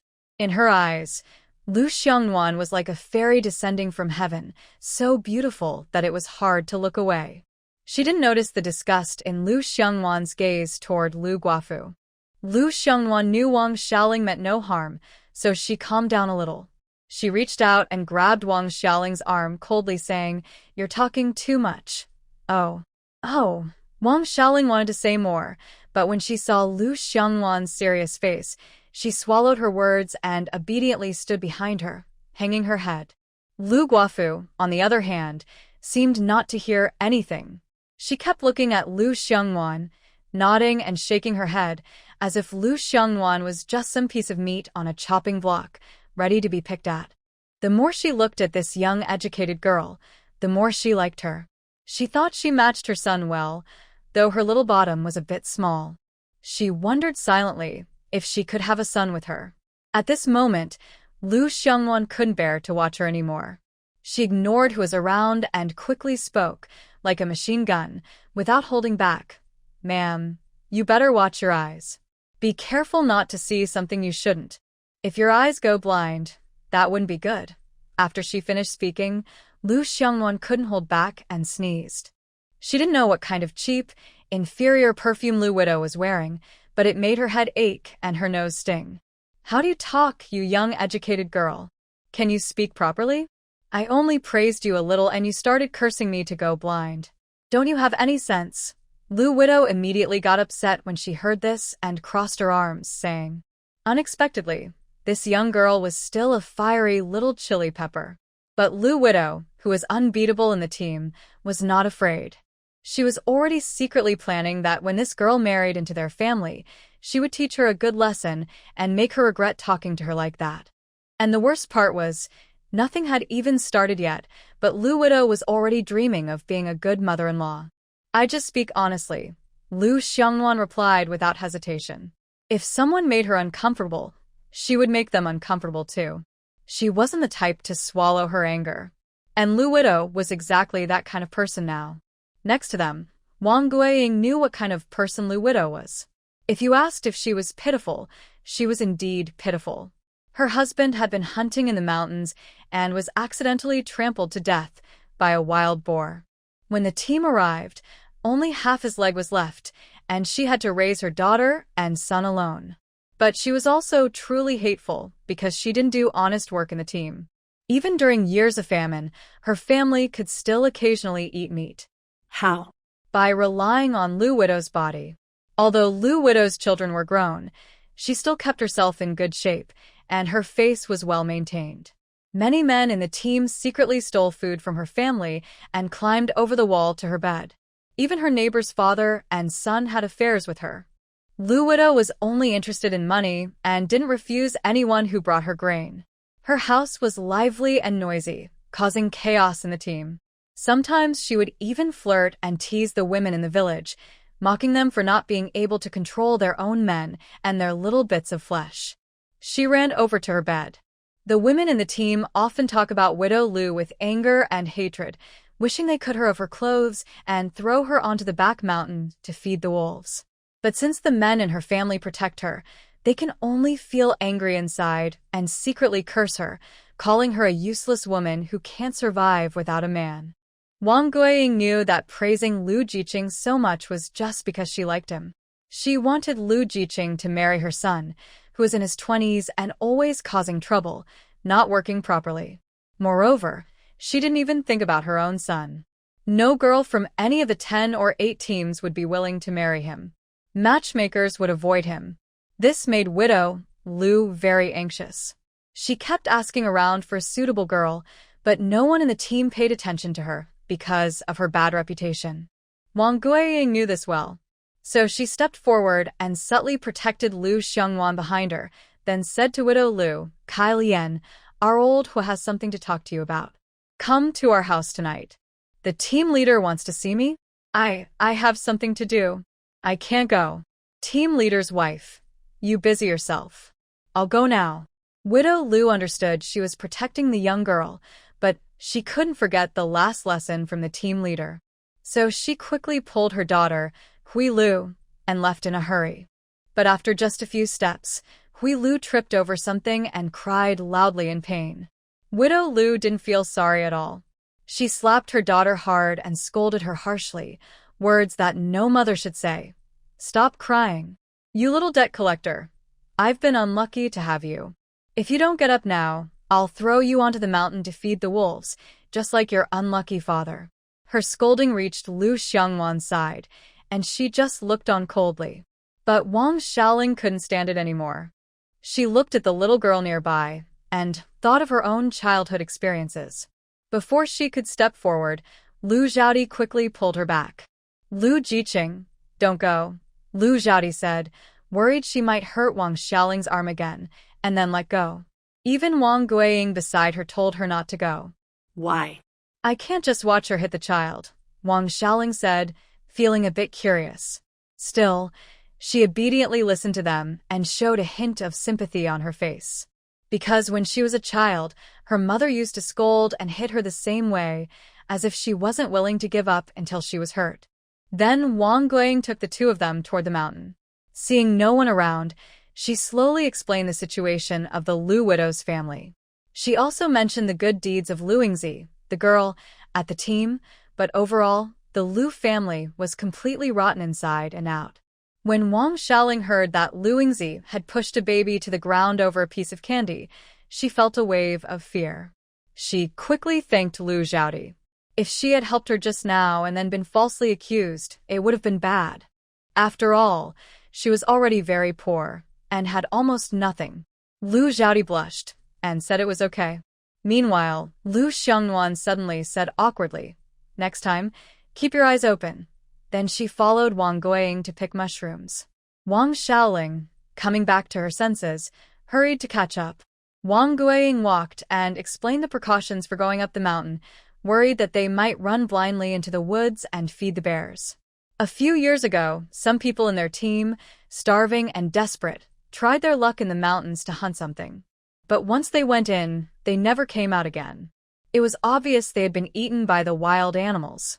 Since then, no one in their team dared to go into the mountains, even if they were starving. But Wang Guiying, worried that the new young workers might not understand, kept reminding them to only pick mushrooms around the mountain's edge. When Wang Xiaoling heard that there were wild boars and bears on the mountain, she quickly assured Wang Guiying she wouldn't go inside. After all, her life was precious. Lu Xiangwan, standing nearby, looked up with a sly glint in her eyes. Others didn't dare go in, but she was willing. If she encountered those animals, she would just hide in her space. Wang Guiying kept walking and taught them how to identify mushrooms, since some are poisonous and eating them could be deadly. The rich resources in the northeast made it easy to find mushrooms. In just a short while, Lu Xiangwan and the others had already filled about a third of their small baskets. Hazelnut mushrooms, yellow mushrooms, thigh mushrooms, tree chicken mushrooms, chicken leg mushrooms, white mushrooms, and so on. Even Lu Xiangwan also collected very rare matsutake and porcini mushrooms. The few of them, including Wang Guiying, kept praising Lu Xiangwan's good luck. They had been climbing the mountain for many years and had rarely encountered such treasures. They wandered on the mountain for several hours until their baskets were full, then headed down. Suddenly, something hit Lu Xiangwan while she was walking. She cried out in pain, attracting the attention of the others, who quickly turned back to see what was wrong. Lu Xiangwan picked up the object that had hit her from the ground. Before she could speak, Wang Xiaoling curiously asked what it was and why it had so many little spikes. "It's a chestnut, and it's edible," Wang Guiying said. She took the chestnut from Lu Xiangwan's hand and skillfully peeled off the tough outer shell, revealing the raw chestnut inside. "I didn't know chestnuts looked like this." "I've learned something new today," Wang Xiaoling exclaimed. "Wait a few more days, and these will be ripe. Then you can pick some and store them at home for winter. The team members usually do this. But when the time comes, you need to be quick, or others will pick them all. Not just the chestnuts, but the hazelnuts from the mountain too, Wang Guiying explained. When she heard it was food, Wang Xiaoling became interested and planned to gather more of these. Meanwhile, Lu Xiongwan suddenly craved roasted chestnuts. It seemed she hadn't stored any in her space, but she could gather some now and keep them for winter, making roasted chestnuts or chestnut cakes. She also wanted to leave some of the mountains produced to send to Jing City, the original owner, and she had received favors when she first arrived, and she wanted to return them. This was the most impressive thing she could show openly, and it wouldn't raise suspicion. Later, they happily headed home. Once home, Wang Guiying first laid out all the mushrooms they collected to dry. The dried mushrooms could be kept for winter. Wang Xiaoling and Lu Xiongwan watched and learned, knowing that after they moved out, they would have to do these chores themselves. P.S. My male lead, I'm currently struggling with how to start. I'm worried that if I write romantic scenes, it might become too cheesy, since I don't have much experience in writing love scenes. Hu Daqing returned with a very serious face.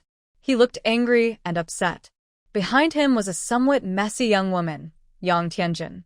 She didn't look as proud and bossy as before. Instead, she looked downcast, with no sparkle in her eyes. It's clear that this young lady, who has never experienced hardships, has not had an easy time these days. As for why she was sent back and then ended up back with their happy group, it's because other teams refused to take her in. They all shook their heads when they heard about her trouble. Another reason was that Yang Tianjin couldn't go back to Beijing anymore. The way back was blocked, and her household registration was still here, so she couldn't transfer it back. Otherwise, she would be an unregistered person. In the end, the local leaders forced Hu Daqing to bring her back. He even argued loudly with the leaders, but it didn't help. Finally, he had to accept the situation and bring her back. When Lu Xiongwan saw Yang Tianjin, she frowned so hard it could have squished a fly. But she quickly stopped caring. She knew she would have to leave the youth commune soon anyway. No matter how much trouble she caused, she wouldn't be able to stay in charge. It was sad for the others at the youth commune, but it didn't really matter to her. So Lu Xiongwan took a chipped enamel basin she found at the collapsed youth commune and went to wash clothes. Is she back again? Wang Guiying quietly pulled Hu Daqing aside and asked. Yes, Hu Daqing responded with a nasal sound, showing his strong displeasure. He was actually quite easy to get along with, as long as you didn't do anything terrible like murder or arson. He could forgive and tolerate most things. Of course, he also deeply hated wastefulness, especially after seeing so many people starve to death during the 3-year famine. Even if the emperor himself came, he wouldn't change his mind about wasting food. It was obvious that Yang Tianjin heard his dissatisfaction. Her small face was full of nervousness and unease. She fidgeted nervously, not knowing where to put her hands, afraid that the team leader might reject her. In the past few days, she had managed to call her family and received shocking news. Her father had been called away for investigation for some unknown reason. Her mother cried as she told her that their home was gone and urged her to take good care of herself. Before she could ask more, the call ended. When she called back, no one answered. Having grown up in the courtyard, she was somewhat used to hearing such things. Naturally, Yang Tianjin understood what her mother's words meant. She also guessed why her father was so determined to send her to the countryside at that time. Why? Didn't the commune give a reason? Just sent me back without any explanation. If anyone was least liked at the youth station, it was definitely Yang Tianjin. The commune forced it on us. I have no say. By the way, is the food ready? I've been in meetings all day and am starving. Hu Daqing quickly moved past the topic, as talking about it gave him a headache. It will be ready soon. Go wash your hands and eat, Wang Guiying hurriedly said, also calling out Yang Tianjin. Yang Tianjin was a bit surprised to be called and quickly followed Wang Guiying. When Wang Xiaoling saw Yang Tianjin, she was truly shocked. But since no one else spoke, she didn't dare to say anything and hurriedly focused on her meal. Because the Ho family usually prepared meals in fixed portions, and Yang Tianjin had just returned unexpectedly, they hadn't made her a meal. But they couldn't let her go hungry. Wang Guiying asked her eldest daughter-in-law, Lu Zhaodi, to add another bowl of water to the pot, Stir it, and she ate it quietly. As for the steamed bread made from 3-ingredient dough, Wang Guiying gave her own share. Whether she disliked it or was full, Yang Tianjin didn't take it and instead sipped her porridge quietly. Tears slipped down her cheeks into the bowl without her noticing. So, Wang Guiying didn't insist and took back the steamed bread to eat herself. After everyone finished eating, Ho Daqing sent the family members away, leaving the 3 young educated youths there. He reached for his waistband, intending to take out a cigarette. But when his gaze accidentally met Lu Xiangwan's, he quickly retracted his hand. It seems this young youth is easily choked by cigarettes. Team leader, is there something you need? Wang Xiaoling saw him silent and lost in thought, feeling a bit anxious, worried he might send them away, especially since the youth station was still a pile of ruins. Since the harvest hasn't started yet, tomorrow I will ask the team members to help set up your youth station, said Director Hu Daqing slowly. Thank you, Captain, Wang Xiaoling said, feeling relieved as long as they weren't being asked to leave right now. Hu Daqing then turned to Lu Xiangwan and asked, Are you still building the house? Lu, the young worker. This year's harvest isn't very good. I think it's about the same as in previous years. His real meaning was that they might soon face hunger and starvation, so saving money now is the most important for survival. Today, he attended a meeting at the commune. Everyone, including the commune leaders, looked worried. The heads of various brigades asked for solutions. Unexpectedly, a leader from the commune said, If you can solve the problem yourselves, do so. Don't trouble the organization, and then no further instructions were given. If the brigade leaders had any real solutions, they wouldn't be coming here to ask. Right now, the only option was to try to save themselves. Some brigades were doing better. They at least tried to rescue their crops. But many others just left their crops submerged in water, and everyone could guess what the outcome would be. Today, it seemed things might change. I'll trouble you then, Captain, Lu Xiangwan said firmly. Even if the heavens sent a storm, she wouldn't change her mind. She had to build the house. She had been working in the countryside for many days, always sneaking around to eat or do things, feeling frustrated. Now she finally had her own space, so why not build it? All right, once the youth station's houses are ready, we'll start building for you. You already paid me the money before, said Hu Daqing, seeing her determined, and he didn't try to persuade her further. Yang Tianjin looked at Lu Xiangwan when she said she wanted to build a house, then quickly looked away, lowered her head, and stared at her toes without speaking. After settling their matters, Hu Daqing then turned to scold Yang Tianjin seriously. Yang Jiqing, don't think I'm being rude today. I've told you clearly. If you don't work hard, don't cherish your food, and keep acting like a capitalist lady, don't blame me for sending you back. Hu Daqing directly put a hat on her. Yang Tianjin's face turned pale instantly. She quickly shook her head and waved her hands. Captain, I promise I will work hard from now on. I won't make the same mistake again. Because once she was labeled like that, she would really be sent to the farm for reform. She only learned about this in the past 2 days. And from what they said, the farm was even harder than here. The most important thing was that her family had problems. Just thinking about it made Yang Tianjin want to cry. Hu Daqing didn't say anything more. That night, when they went to sleep, the already crowded Kong bed was made even tighter with Yang Tianjin added. It was so crowded that even turning over was difficult. But this time, Yang Tianjin didn't cause trouble.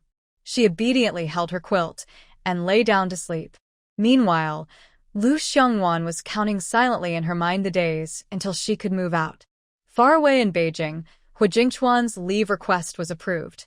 At this moment, he was coldly packing his luggage with a handsome face. Boss, what do you think about Xiaowei? She's really into you. She's been coming to see you every day, but you don't even look at her. That's really hurtful, whispered Su Dale, who was nearby, with a hint of envy in his voice. Xiaowei was a star in the cultural troupe.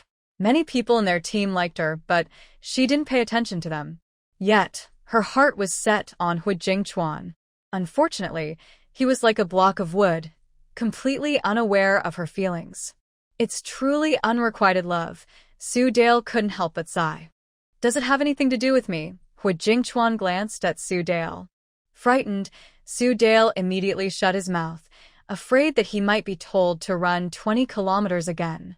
That would really be unlucky for him. Hu Jingchuan's ears, which had been buzzing, finally quieted down a bit.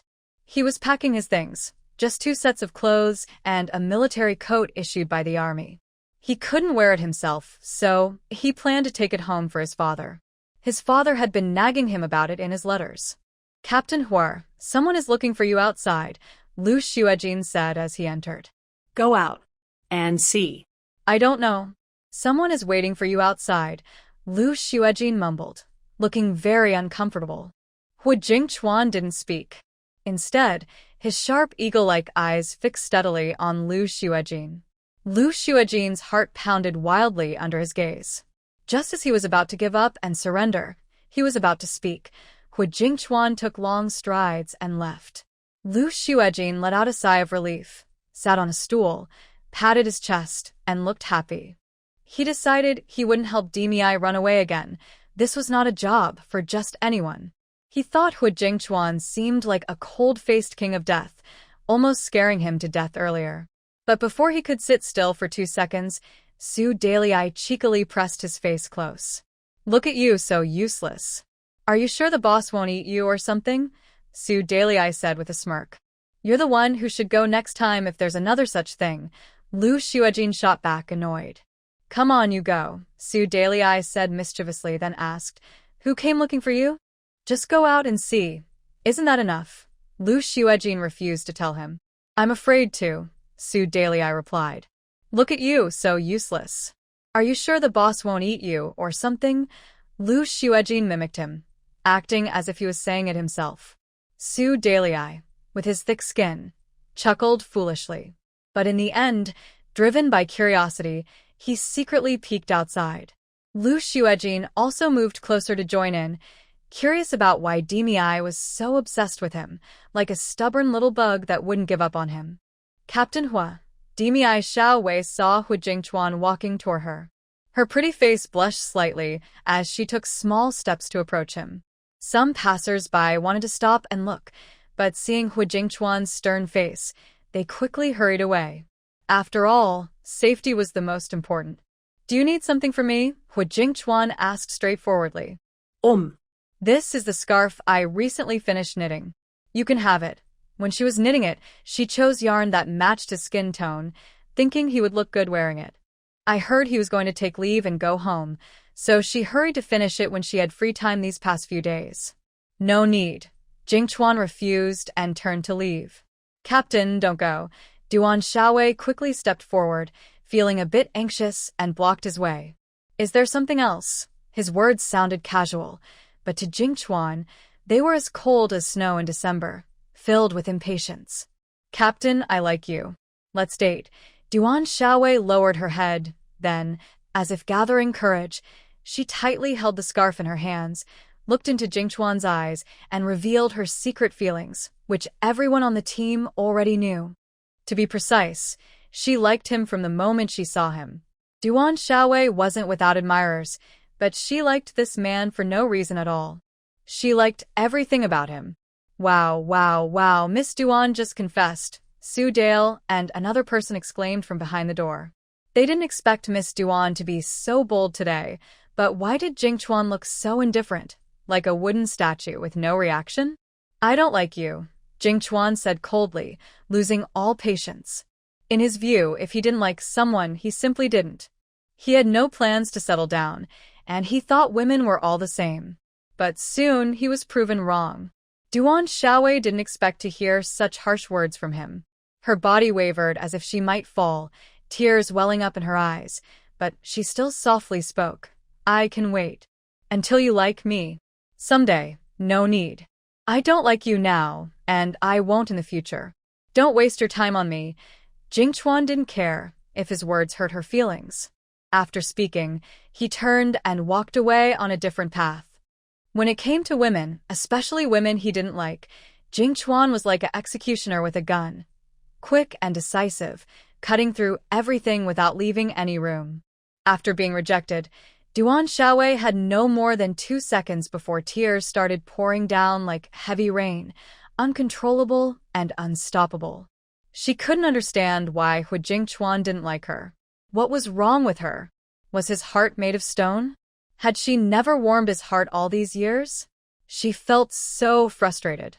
People around saw Duan Xiaowei crying so sadly and stopped, wanting to go comfort her. But in her eyes, they were just there to watch her joke.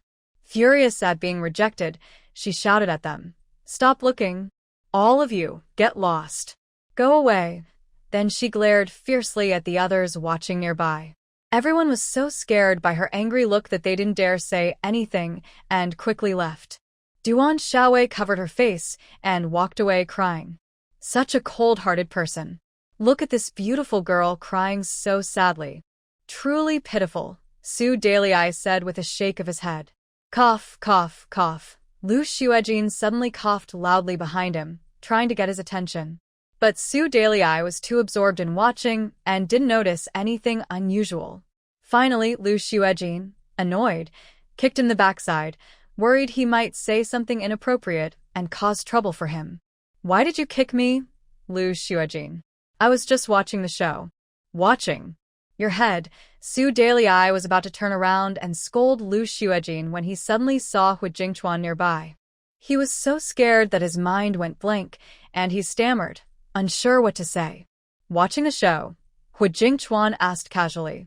No. Su Dalei suddenly felt a chill in his head and looked at Hu Jingchuan with a submissive expression. "Really?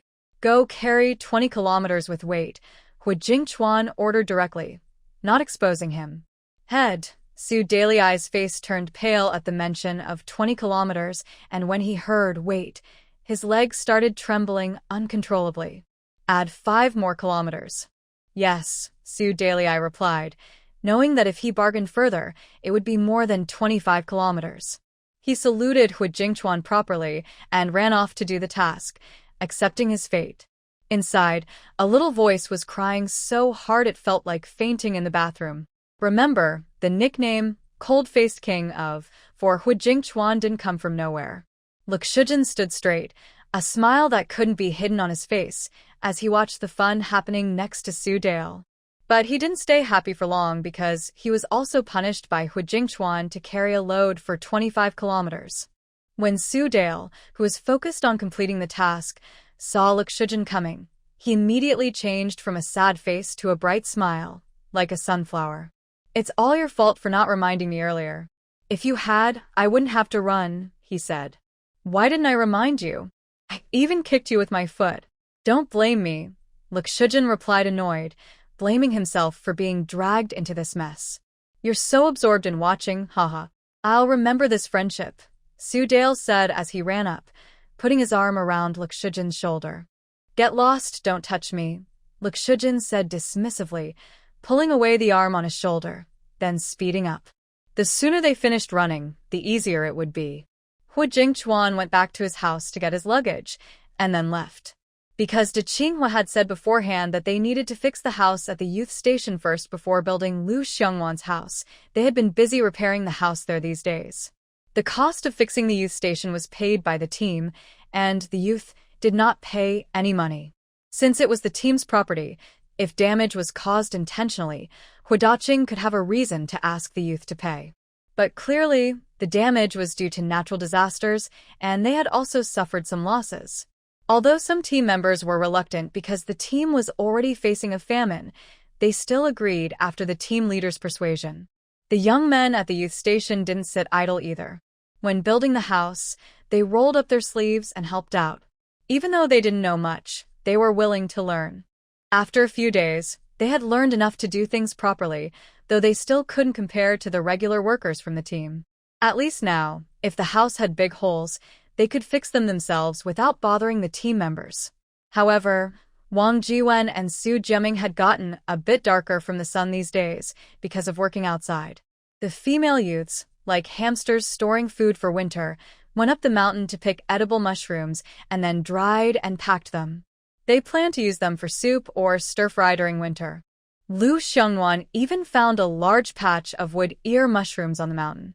Because of this, The Hoare family has been eating dishes related to wood ears every day, such as cold wood ear salad, wild vegetable and wood ear soup, and spicy stir-fried wood ears. There are also many miscellaneous dishes with no names, which almost exhausted Lu Xiangwan. This made her often wonder if she would turn into a wood ear mushroom if she kept eating them. As a result, for many days afterward, Lu Xiangwan couldn't even look at the words, wood ear, without feeling uncomfortable. Despite all this, they didn't finish all the mushrooms. Later, Wang Guiying dried the collected mushrooms in the sun. They kept some for themselves, and the rest were divided between Lu Xiangwan and Wang Xiaoling. The wild chestnuts on the mountain also didn't escape the notice of these young workers. With no special tools, they could only peel off the spiky shells from the chestnuts. Then they roasted the chestnuts over the fire, and a tempting, mouth-watering aroma filled the air. Recently, everyone had been eating at the team members' homes. They thought that life at the young workers' station was already tough enough, eating only corn buns and plain rice soup, so they hoped to eat enough to feel full. But unexpectedly, the team members had it even harder. The small portion of corn buns they received was made from a mixture of 3 kinds of flour. After eating, the food was gone in no time. The uncracked chestnuts were hard to peel, but the young workers didn't care. They used their teeth to bite open the shells, swallowing whole chestnuts. They looked like little cats with their faces full of food, but they ate eagerly and didn't want to put the chestnuts down. Only after finishing all the roasted chestnuts did they stop. They were full and satisfied, probably the most comfortable and filling meal they had in days. Considering the young male workers helping to build the house at the station, Wang Xiaoling and the others also picked some chestnuts, roasted them over the fire, and brought them back for them. When Su Jiayin tasted the delicious chestnuts, he almost couldn't help but stand up in excitement, if not for his leg injury. He then eagerly cracked open the chestnuts with his mouth, as if his teeth weren't his own, worried that someone might the chestnuts away if he hesitated. Wang Jiwen, meanwhile, was eating the chestnuts and suddenly thought of a good idea.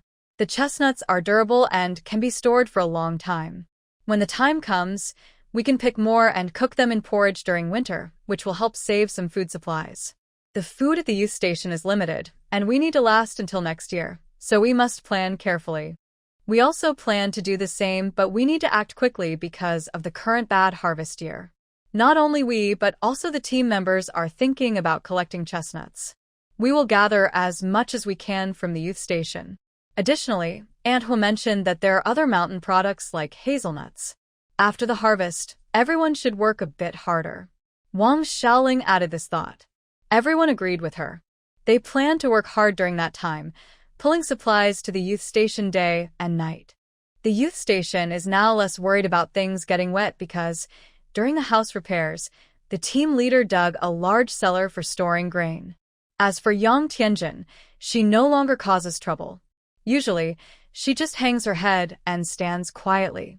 The people at the youth station feel very happy about this because they really couldn't stand Yang Tianjin's spoiled attitude. But the sudden change surprised everyone. The youth workers were curious, but didn't ask her directly. Finally, after several days of hard work, the house at the youth station was finished. Everyone was so happy they couldn't stop smiling because they could finally move out. As the saying goes, a cozy nest is better than a fancy one. Even though the youth station belongs to the team, it is also where they live. It's better than squeezing into a single bed with others from the team. They didn't know how they managed these days. It's not that they disliked their living situation. They were grateful. It was just that their living habits were very different. At the same time, Lu Xiangwan was also happy because once the house at the youth station was finished, her own house would soon be built. Meanwhile, at this moment, Hu Jingchuan had already gotten off the train with his luggage. Since the house at the youth station was now complete, the youth workers had no reason to stay at the team members' homes anymore. Tonight, Wang Guiying prepared a richer meal than usual. It wasn't very luxurious, just a slightly thicker porridge and 2 small green vegetables from her own garden, stir-fried with pork fat. There was at least a faint smell of meat. Eat more, and if you want to eat again later, just come back. Auntie will cook for you, Wang Guiying said warmly. Over these days, she had really grown fond of these young workers. If her family had better conditions and could support so many people, she would truly want to keep them at home, to enjoy the lively atmosphere. Especially in the past few days, her opinion of Yang Tianjin had improved quite a bit. As long as she didn't cause trouble or make a fuss, she was a good girl. Auntie, I'll come to see you often in the future. I love your cooking, Wang Xiaoling said with a smile, though she probably wouldn't do that, especially since no family's grain was easy to come by. All right, I'll be waiting for you at home, Wang Guiying replied. After finishing this meal, De Qing ordered his two sons to take Wang Xiaoling and Yang Tianjin's luggage back to the youth camp. Lu Xiongnuan still needed to stay here for a few more days until her new house was built, then she could move out. But tonight, she was a bit happy because she could finally stretch out her legs while sleeping. Just as she was dozing off, she heard sounds outside the door. She struggled to get up, thinking about whether to go out and see what was happening, but Wang Guiying held her down. It turned out she had also been awakened. Wang Guiying told Lu Xiongnuan to keep sleeping. She put on her clothes and shoes and went out to check. Who is it? Late at night, Wang Guiying squinted her eyes, unable to see clearly, worried it might be a thief trying to steal something, so she grabbed a broom at the door, holding it tightly. Mom, it's me, Hu Jingchuan, came a voice from the deep night.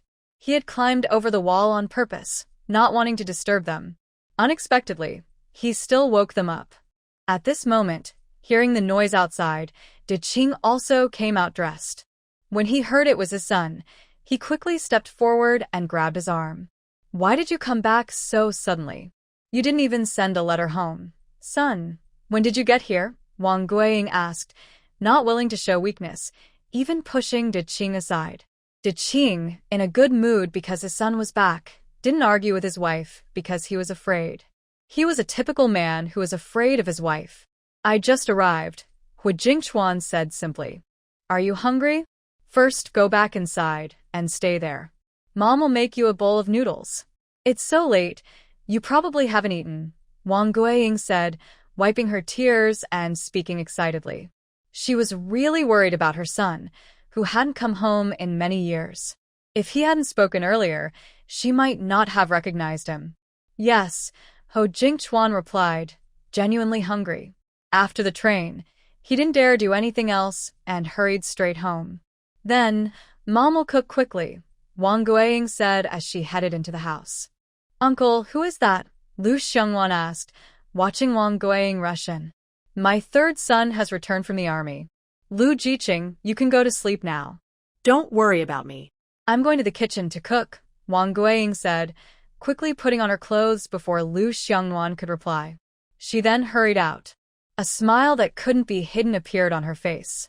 Lu Xiongnuan wasn't curious and simply rolled back into bed to continue sleeping, though she didn't know why she kept tossing and turning and couldn't fall asleep. She lay stiffly on the bed, staring at the roof beams. Suddenly, the image of the squad leader's sparse, smooth forehead flashed through her mind. She thought about the third son of the Ho family, whom she hadn't met before. He probably looked like his father, because a man's receding hairline is often inherited, as many scientists have proven. Even in modern times, some academic papers confirm this, especially since the eldest and second sons of the Ho family are also losing hair on top. So, before even meeting him in person, Lu Xiongnuan had already imagined his middle-aged receding hairline. But then she realized she was probably just bored and thinking nonsense. She quickly shook those thoughts out of her mind. Although Hu Jingchuan didn't know why his father brought him to his older brother's room, he didn't say anything and followed inside. He saw that his older brother and second brother were both there. At this moment, perhaps noticing the younger son's confusion, Hu Daqing calmly explained that the young man was temporarily staying at their home. Hu Jingchuan listened but didn't speak, because in his eyes, his father could do anything unusual. However, Hu Jiancheng and Hu Zhengwo, who hadn't seen Hu Jingchuan in many years, were very happy. They grabbed his hands and started chatting excitedly. They were all chattering away, while Hu Jingchuan sat quietly, occasionally agreeing with a few words, but not saying much. The others didn't feel awkward because Hu Jingchuan had always been a quiet person since he was young. He had a stern face, like someone owed him 200 yuan, which made him seem unapproachable. However, among the group, he was the most successful. He joined the army at a young age and was promoted to a company commander. He was the pride of the Hu family and their red flag battalion. Now, whenever people mentioned Hu Jingchuan's name, they would give a thumbs up. Wang Guiying specially took out some plain flour from home, which wasn't much, and quickly made a bowl of chewy hand-pulled noodles. She also cracked an egg on top and drizzled a few drops of sesame oil. Once the noodles were ready, she hurriedly brought them to the other room. Kids, stop talking for now. Eat the noodles while they're hot. Wang Guiying interrupted the father and son's conversation. Okay. Hu Jingchuan took the noodles from his mother. When he saw the egg and white noodles in the bowl, he hesitated for a moment but quickly regained his composure. He picked up the noodles and started eating eagerly. This made Hu Jianhua and his brother drool with envy, tilting their heads and licking their lips, wishing they could have some too. Their mother's noodles looked so delicious, just looking at them made their mouths water. But soon, Wang Guiying gently slapped their heads back down. What are you looking at? The three kids haven't been home in so many years. What's wrong with eating some noodles? Don't forget, everything at home, food and supplies, are paid for with the allowance from the three kids. Without them, you have long gone off to fend for yourselves. Although she said this, she secretly kept the allowance money Hu Jingchuan sent every month. She planned to give it to him when he got married. Wang Guiying was always worried about her sons, especially afraid they would be jealous of her treating Hu Jingchuan well. She loved her children dearly. She knew her son always kept his troubles to himself and didn't complain. Besides, he was already grown up, but he still didn't have a wife. Other men his age had wives and children, living happily at home, but he was still single, eating alone and not worrying about the family. This is almost like Wang Guiying's secret worry. She worries so much about it that she can't sleep well or eat well, afraid that one day she might suddenly be gone and not even get to hold her grandchildren. Mom, why are you hitting us? We haven't said anything wrong, Hu Jianxi said, covering his head and looking upset. Usually, whenever the third son comes back, his mother ignores everyone else and only cares about him. Although Hu Jianxi doesn't say it out loud, he secretly envies that. His mother has never treated him like this before. Not being hit is already a good thing. Mom, the second son is right. If the third son doesn't have enough to eat, just go for another bowl. We finally came back, so of course we want everyone to be full, Hu Jiangwo said honestly, then smiled sincerely. That's more like it. Wang Guiying felt relieved hearing them say that. Meanwhile, Hu Daqing, who hadn't spoken for a while, added, We're all family. Why argue over small things? The third son works hard outside. Eating a bowl of noodles isn't a big deal. When the harvest is good later, I'll have your mother cook fried eggs for you every day. Father is right. Hu Jianxi immediately knew that his father was trying to comfort them. When the harvest is good, they'll soon face hunger again. They won't even have plain noodles, let alone noodles made from white flour. At that time, even the cornbread will be hard to eat. But he knew how to act, especially on the surface, so he quickly agreed with his father. Look at you, acting so proud, Wang Guiying said with a smile. Hu Jingchuan, meanwhile, seemed to be outside, focused on his noodles. He quickly finished the bowl of noodles. Are you full? If not, I'll go get you another bowl, Wang Guiying asked kindly when she saw him finish. I'm full, Hu Jingchuan replied calmly. Seeing that he was full, Wang Guiying didn't say anything else. She took the bowl away and went to wash it in the kitchen. Little guys, have you met someone you like in the army? Tell Mom, Wang Guiying asked directly, not giving him a chance to avoid the question this time. At that moment, the three, her father and son, looked at him eagerly. No, Hu Jingchuan answered without hesitation. After all these years, he hadn't fallen for anyone. Maybe he was destined to grow old alone. He also feels that marriage is very troublesome. The team's instructor is a clear example. He argues and fights with his wife every day at home, which has led the leaders to call him in for talks several times. If this continues, he will definitely be dismissed. Wang Guiying saw his words and clearly looked disappointed. The others also felt the same. Don't you like anyone? Wang Guiying still asked, not giving up. As long as the young man likes a girl, regardless of age or appearance, she can accept it. Mom, I'm tired. Hu Jingchuan interrupted his mother, rubbing his forehead wearily. Since the kid just arrived, don't ask so many questions. Let's avoid bothering third brother. Go back to your room and rest. Huodaching saw his son's impatience and stepped in to help. Wang Guiying still had many questions, but she wasn't in a hurry. Seeing her son so tired, she didn't bother him anymore and simply told him to rest well before leaving. Hu Jingchuan got up early. Before dawn, he ran 3 laps around the Red Flag Brigade. After running 10 kilometers, he returned home full of energy. At this time, the 2 daughters-in-law of the Hu family had already woken up and were cooking.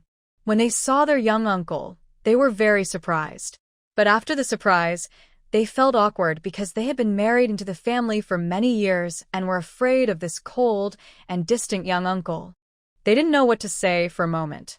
Finally, Lu Xiaodi tremblingly said, "Young uncle, you're back." Hu Jingchuan replied and went into the house. After he disappeared, the 2 daughters-in-law of the Hu family let out a long breath. They were almost scared to death. It's only been a few years, but he seems more and more intimidating. Then, the sisters-in-law hurriedly went to the kitchen to cook, afraid of delaying their father-in-law and others' work. At this moment, Lu Xiangwan finally got up from the Kong, a traditional bed. She sluggishly put on her clothes and tied her shiny hair into 2 braids hanging in front of her chest. Actually, she wanted to tie a high ponytail, but her hair was too thick, making her head ache. She planned to find a hair salon in the county to thin her hair when she had time. Otherwise, washing, drying, and drying her hair each time took a long time. Huangzi's first words every time she opens her eyes are always the same, just to see that beautiful sister. Her mother calls her back to that room to sleep, but she never goes back. However, it would be great if her little uncle were here. At first, Lu Xiangwan was a bit uncomfortable with this little kid constantly praising her and talking to her a lot, but it didn't help. Instead, she became a bit more persistent. So Lu Xiangwan decided to go along with her. But she also told the truth. Her current appearance has already recovered, and she looks much more beautiful than her modern self. Whenever she had time, even Lu Xiangwan, looking in the mirror, almost got mesmerized by her own reflection. She is truly beautiful, with a kind of breathtaking, stunning beauty. Now, she is deliberately reducing how often she drinks the spiritual spring water, worried that if she drinks too much, she might become too weak to even hold a cup. If that happens, she could be in trouble if something happens, unless she hides in her space. But she can't completely give up the spring water because, just like in modern times, it seems addictive. You also look good, Lu Xiangwan, lost in her thoughts, complimented her casually, then carried her enamel wash basin and went outside. Inside the Hu family's yard, there is a well built years ago by Hu Daqing with his 3 sons, so they didn't have to go outside to fetch water. Lu Xiangwan squeezed toothpaste onto her toothbrush and squatted on the ground to brush her teeth carefully because she cares a lot about her teeth. After all, toothaches can be terrible, especially in the 1960s when medical conditions are poor. As an obstetrician, she really doesn't know much about dental care. At this moment, Hu Jingchuan came out with his toiletries, ready to wash up at the well, but he saw someone already there. Just from the back, he could tell it wasn't a family member. Likely, it was the educated youth his father mentioned last night. So, Hu Jingchuan instinctively took 3 steps back. He doesn't like close contact with women, not even with a mosquito. Hu Xiangwan heard the noise and looked back with her toothbrush still in her mouth. Her first reaction was that the man looked a bit handsome, not the trendy pretty boy type, but a tough, rugged kind with a sharp jawline and star-like eyebrows. But then she quickly pushed aside those messy thoughts. No matter how handsome he is, he can't fill her stomach. Still, she made room for him. Looking at his thick, close-cropped hair, she thought he probably wouldn't follow the captain's example and go bald in middle age. Lu Xiongnu quickly spat out the foam in her mouth, then drank a few sips of water to rinse her mouth.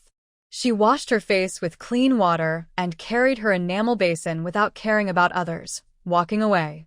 Throughout the whole time, neither of them said a word. However, Hu Jingchuan's eyebrows were tightly knit, and his sharp eyes fixed on Lu Xiongnu's back. At the same time, his strong heartbeat was pounding loudly in his chest. "Third brother, what are you standing there for? Hurry up and finish washing so you can eat. Your sister-in-law and the others have already finished preparing the meal," said De Qing, coming out and noticing his son staring blankly with a cup in hand. He couldn't help but remind him. Hu Jingchuan showed a hint of panic, as if caught doing something wrong, but he quickly hid it. He hurriedly brushed his teeth and washed his face, but his mind kept replaying the figure of the young woman turning back. He couldn't shake her off no matter what. Earlier, during a break while Lu Zhaodi was cooking, she went back to the house quickly, told her daughters to get up, and informed them that their little uncle had returned. Huangzi and Huimei happily jumped out of bed, hurriedly dressed, but didn't have time to fix their hair, and ran out looking disheveled. "Little uncle, you're back. Little uncle, I miss you so much." They crowded around Hu Jingchuan, chattering excitedly, but they all knew to avoid touching him out of mutual understanding. Because they knew that little uncle hated being touched, even their grandparents didn't dare. Hu Jingchuan didn't speak. His mind was still filled with her image, as if he were poisoned, eager to see her again. In this life, he had never been so eager to see anyone. But he had already been in the yard for 5 or 6 minutes and still hadn't seen her come out. He was like an ant on a hot pan, anxious and restless. "You naughty kids, seeing your little uncle makes you so happy that you forget to wash your faces. If you don't tidy up, you won't eat today," said Wang Guiying, scolding but unable to hide her happiness in her eyes. Her little son was back. How could she not be happy? After saying that, Wang Guiying turned back into the house to continue her chores. The little uncle's meal wasn't as important as her children.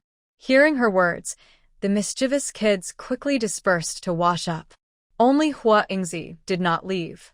She looked around and saw no one. She tiptoed quickly and said to Hu Jingchuan, "Little uncle, keep your head down. I have something to tell you." Hu Jingchuan didn't speak but bent down and lowered his head. "Little uncle, hurry up and marry my sister, so we can be a family," because she liked her sister but she wasn't a boy and couldn't marry her, so she took the opportunity to ask her little uncle. Also, her little uncle and sister suited each other very well. To keep Lu Xiongwan at home, Huangzi thought hard and finally decided this was the best way. "Go wash your face and eat," Hu Jingchuan said casually. At this moment, he didn't realize that the sister Huangzi mentioned was the person he just saw. "Little uncle, you're so silly. I don't want to talk to you anymore," Huangzi said angrily, stomping her foot and walking away. In her heart, she already thought Hu Jingchuan was blind and unlucky. Such a good-looking person was ignored. No wonder he was still single at his age. Lu Xiongwan dried her face and only applied basic moisturizer for children and sunscreen. After finishing, she came out. When she stepped out, she saw the man she had just seen standing in the yard again. She wondered if it was her imagination, but she felt that his eyes were looking in her direction, which made her uncomfortable. Just as Lu Xiongwan was about to look away, their eyes met. Hu Jingchuan's eyes were full of surprise, but he quickly looked away, because he saw a hint of dislike in her eyes. Although she was pretending very well, he noticed it. Deep down, he didn't want her to dislike him. Hu Jingchuan thought he must be crazy, but soon Wang Guiying called him to eat. When he came to his senses, the young man was gone. Hu Jingchuan was very annoyed and tugged at his hair, but in less than 3 seconds, he calmed down and walked into the house with his long legs. When he entered, he saw there was a seat next to the young man, so he quickly went over and sat down beside her, expression unchanged. "Little uncle, you're sitting in my spot." Hu Jiaqing entered and saw his seat was taken, which made him very unhappy, even though the person was his favorite little uncle. "Sit down and eat," Hu Jingchuan said confidently, without any intention of getting up. "Anywhere is fine. Come sit next to Grandma." Wang Guiying said with a big smile, then took half a steamed bun from the basket and handed it to him. Not daring to challenge his grandmother's authority, Hu Jiaqing reluctantly sat next to her, glaring at Hu Jingchuan with hatred, but Hu Jingchuan ignored him. He happily ate his rice, feeling good. Lu Xiongwan went out with Hu's two brothers because today was the day they were building her house.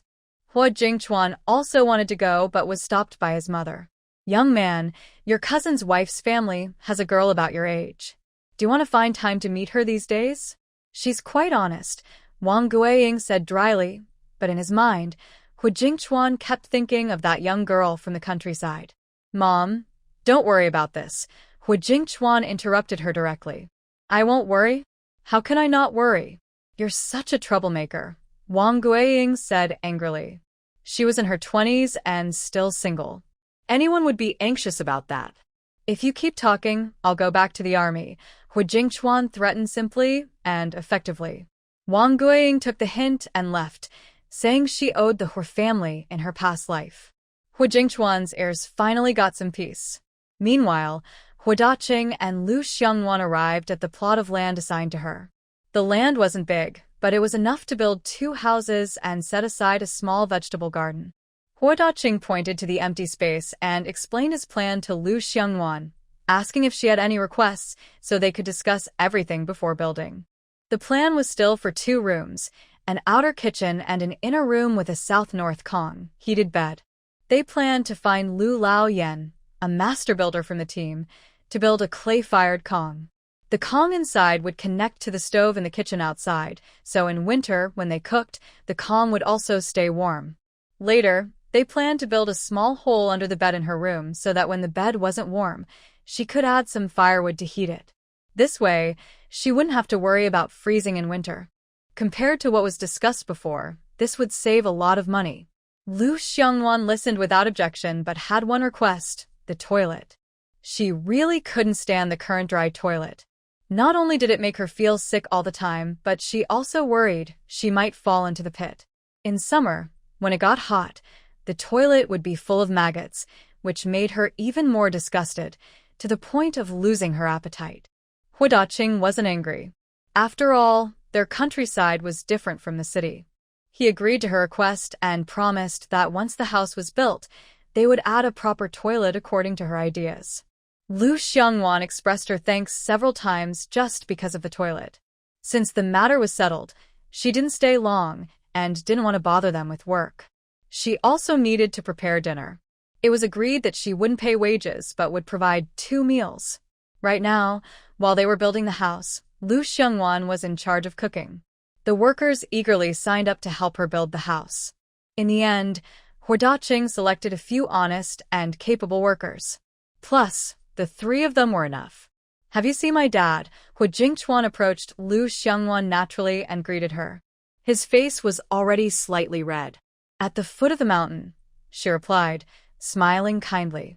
Although he looked cold and didn't smile, she still pointed him in the right direction, considering her respect for his father, the team leader.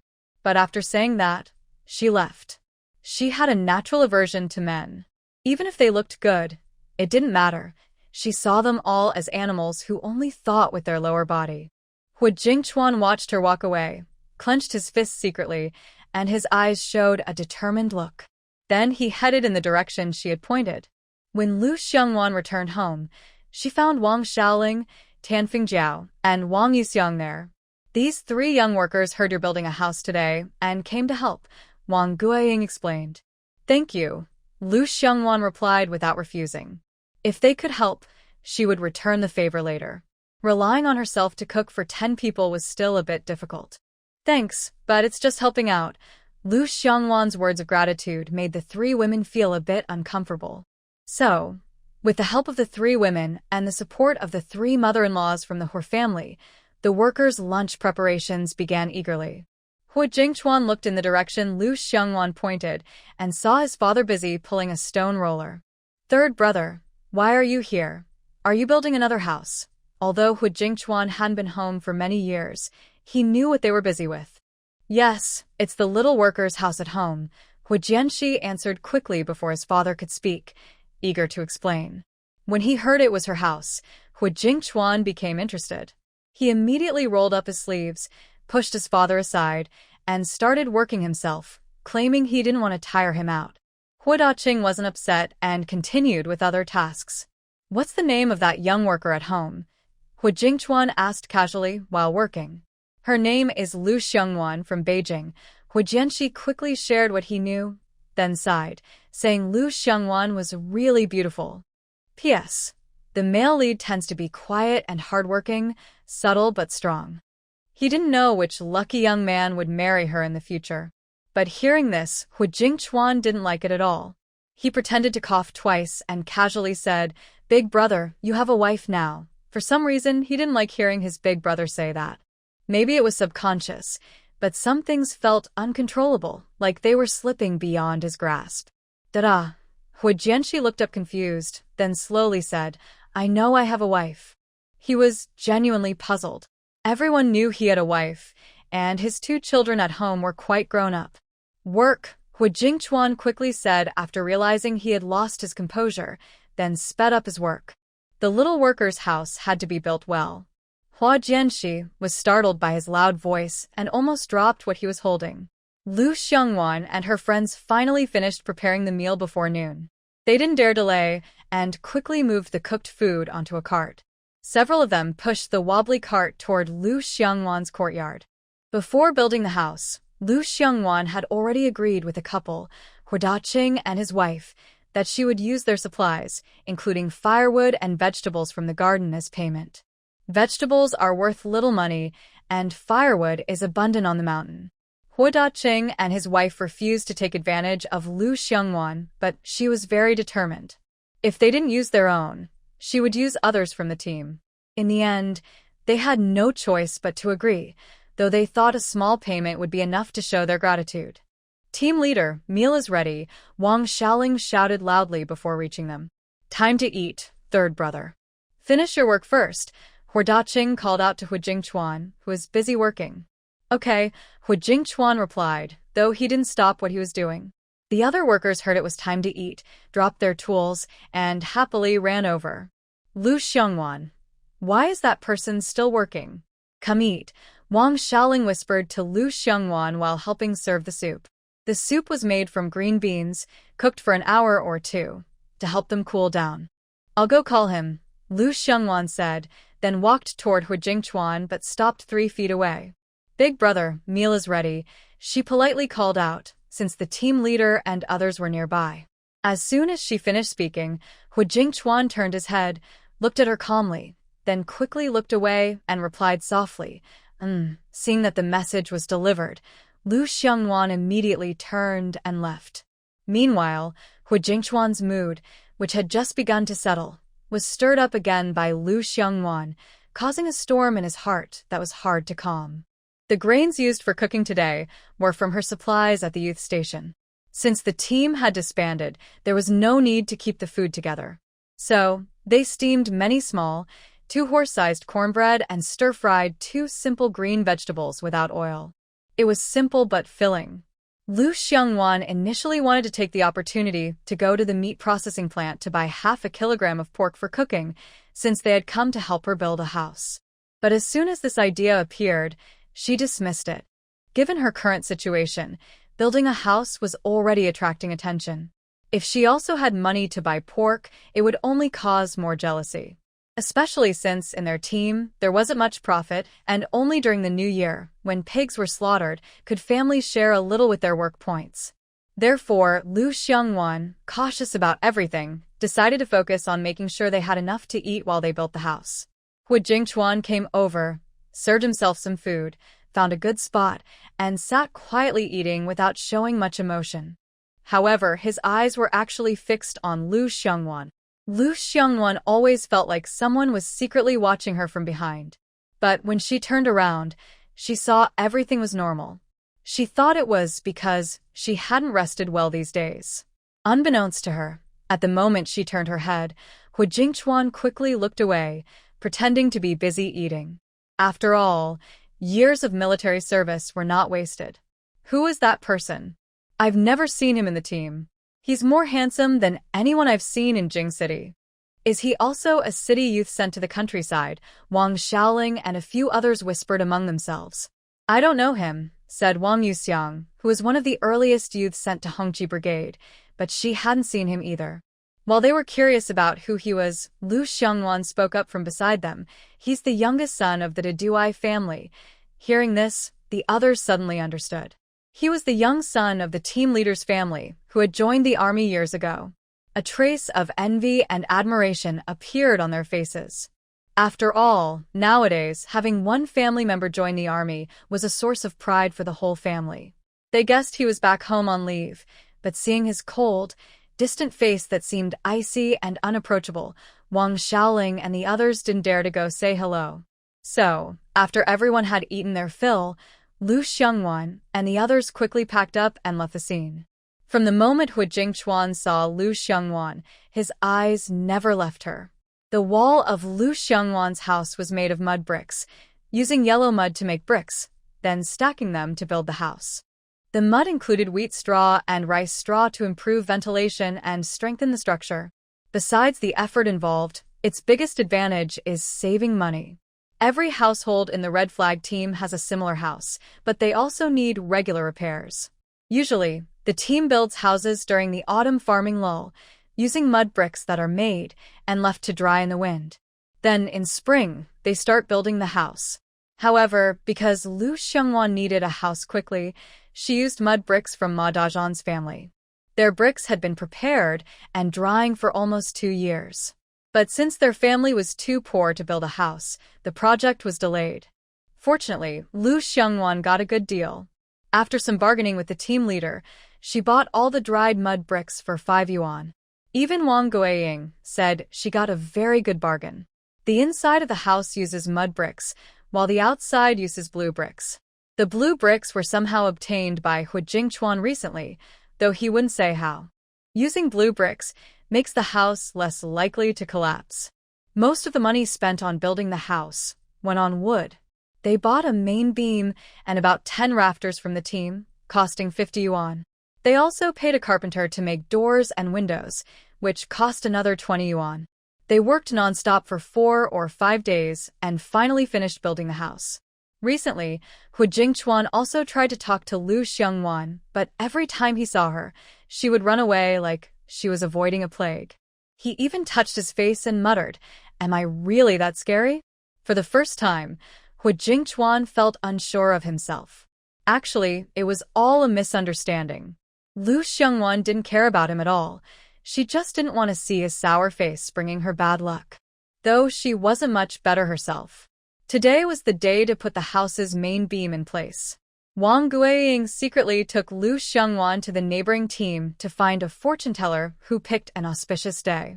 Although Lu Xiangwan believed in science, she had experienced many strange and mysterious things that science couldn't explain, like crossing time and space to others' bodies. So, when Wang Guiying called her, she didn't hesitate and went along just to see if it would bring good luck. At 10 in the morning, the auspicious time for the beam-raising ceremony arrived. The carpenter repeated, "Raise the beam, Lu Band is present. The thick one is for the pillar, the straight one for the beam. Use all the wood, make good use of it." Everyone gradually coordinated and finally placed the beam successfully. One end of the beam was decorated with a red scarf by Wang Guiying. On the newly built roof beam, 2 pieces of paper were pasted, written by the only calligraphy expert in the team, Old Wang. "Thanks for the strong support from the leader. Thanks for the selfless help from the Xian." Hu Jingchuan somehow got some firecrackers. After lighting them, he walked around the house. The basic structure of the house was now complete.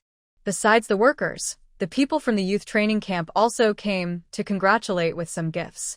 Lu Xiangwan even set up a few tables for a celebration. However, Yang Tianjin did not come, probably because she was worried about the conflict with Lu Xiangwan and didn't dare to show up. After 2 more days of work, the sleeping platform inside the house was finished. Even the toilet Lu Xiangwan mentioned was built by Hu Jingchuan, who cleverly figured out how to make it like the modern rural dry toilet. Moreover, before Lu Xiangwan could ask, Hu Jingchuan also built a shower room for her. He was more active than anyone, building the courtyard wall and a chicken coop. At night, he didn't sleep but sneaked up the mountain with a machete. He cut a lot of thorny bushes and placed them along the courtyard wall, making a dense, intimidating barrier. This way, a girl like her would be safer. Lu Xiongnuan, who seemed poor on the surface, kept thanking him several times. Hu Jingchuan just looked at her indifferently, without saying a word.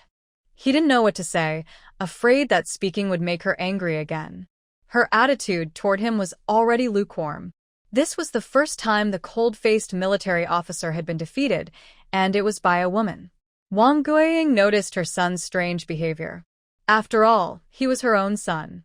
Before breakfast, she secretly pulled Hu Jingchuan aside and thought for a long time before finally managing to say, "Little three, tell your mother, do you like Lu Xiongnuan?" Hu Jingchuan didn't reply, which was taken as an agreement. Although it may seem cliché, he truly fell in love at first sight. From that moment, he wanted to be with her more than anything else. No other time had he felt such a strong desire to be close to someone. But he was also very shy. Because he saw suspicion and dislike in the eyes of the young girl from the countryside. Jingchuan didn't know what she had been through to become like this. He was afraid that if he acted too suddenly, he might scare her away or push her far from him. But he was not the type to hesitate or delay. So, during this time, he kept worrying about what to do. Jingchuan's silence made Wang Guiying nervous. She felt a little nervous herself and said, "If you really like that girl, Lu Jiqing, just say so. Why are you so quiet?" trying to scare her away. Seeing that he still didn't speak, Wang Guiying decided to try her last trick. Maybe I should go talk to Lu Jiqing myself. Before she finished, Jingchuan said just one word, and she stopped. But Wang Guiying didn't know what else to say.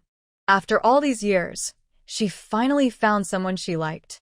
It wasn't easy. She didn't expect her son to have such high standards. He liked a girl from Beijing, a city girl. It was really difficult.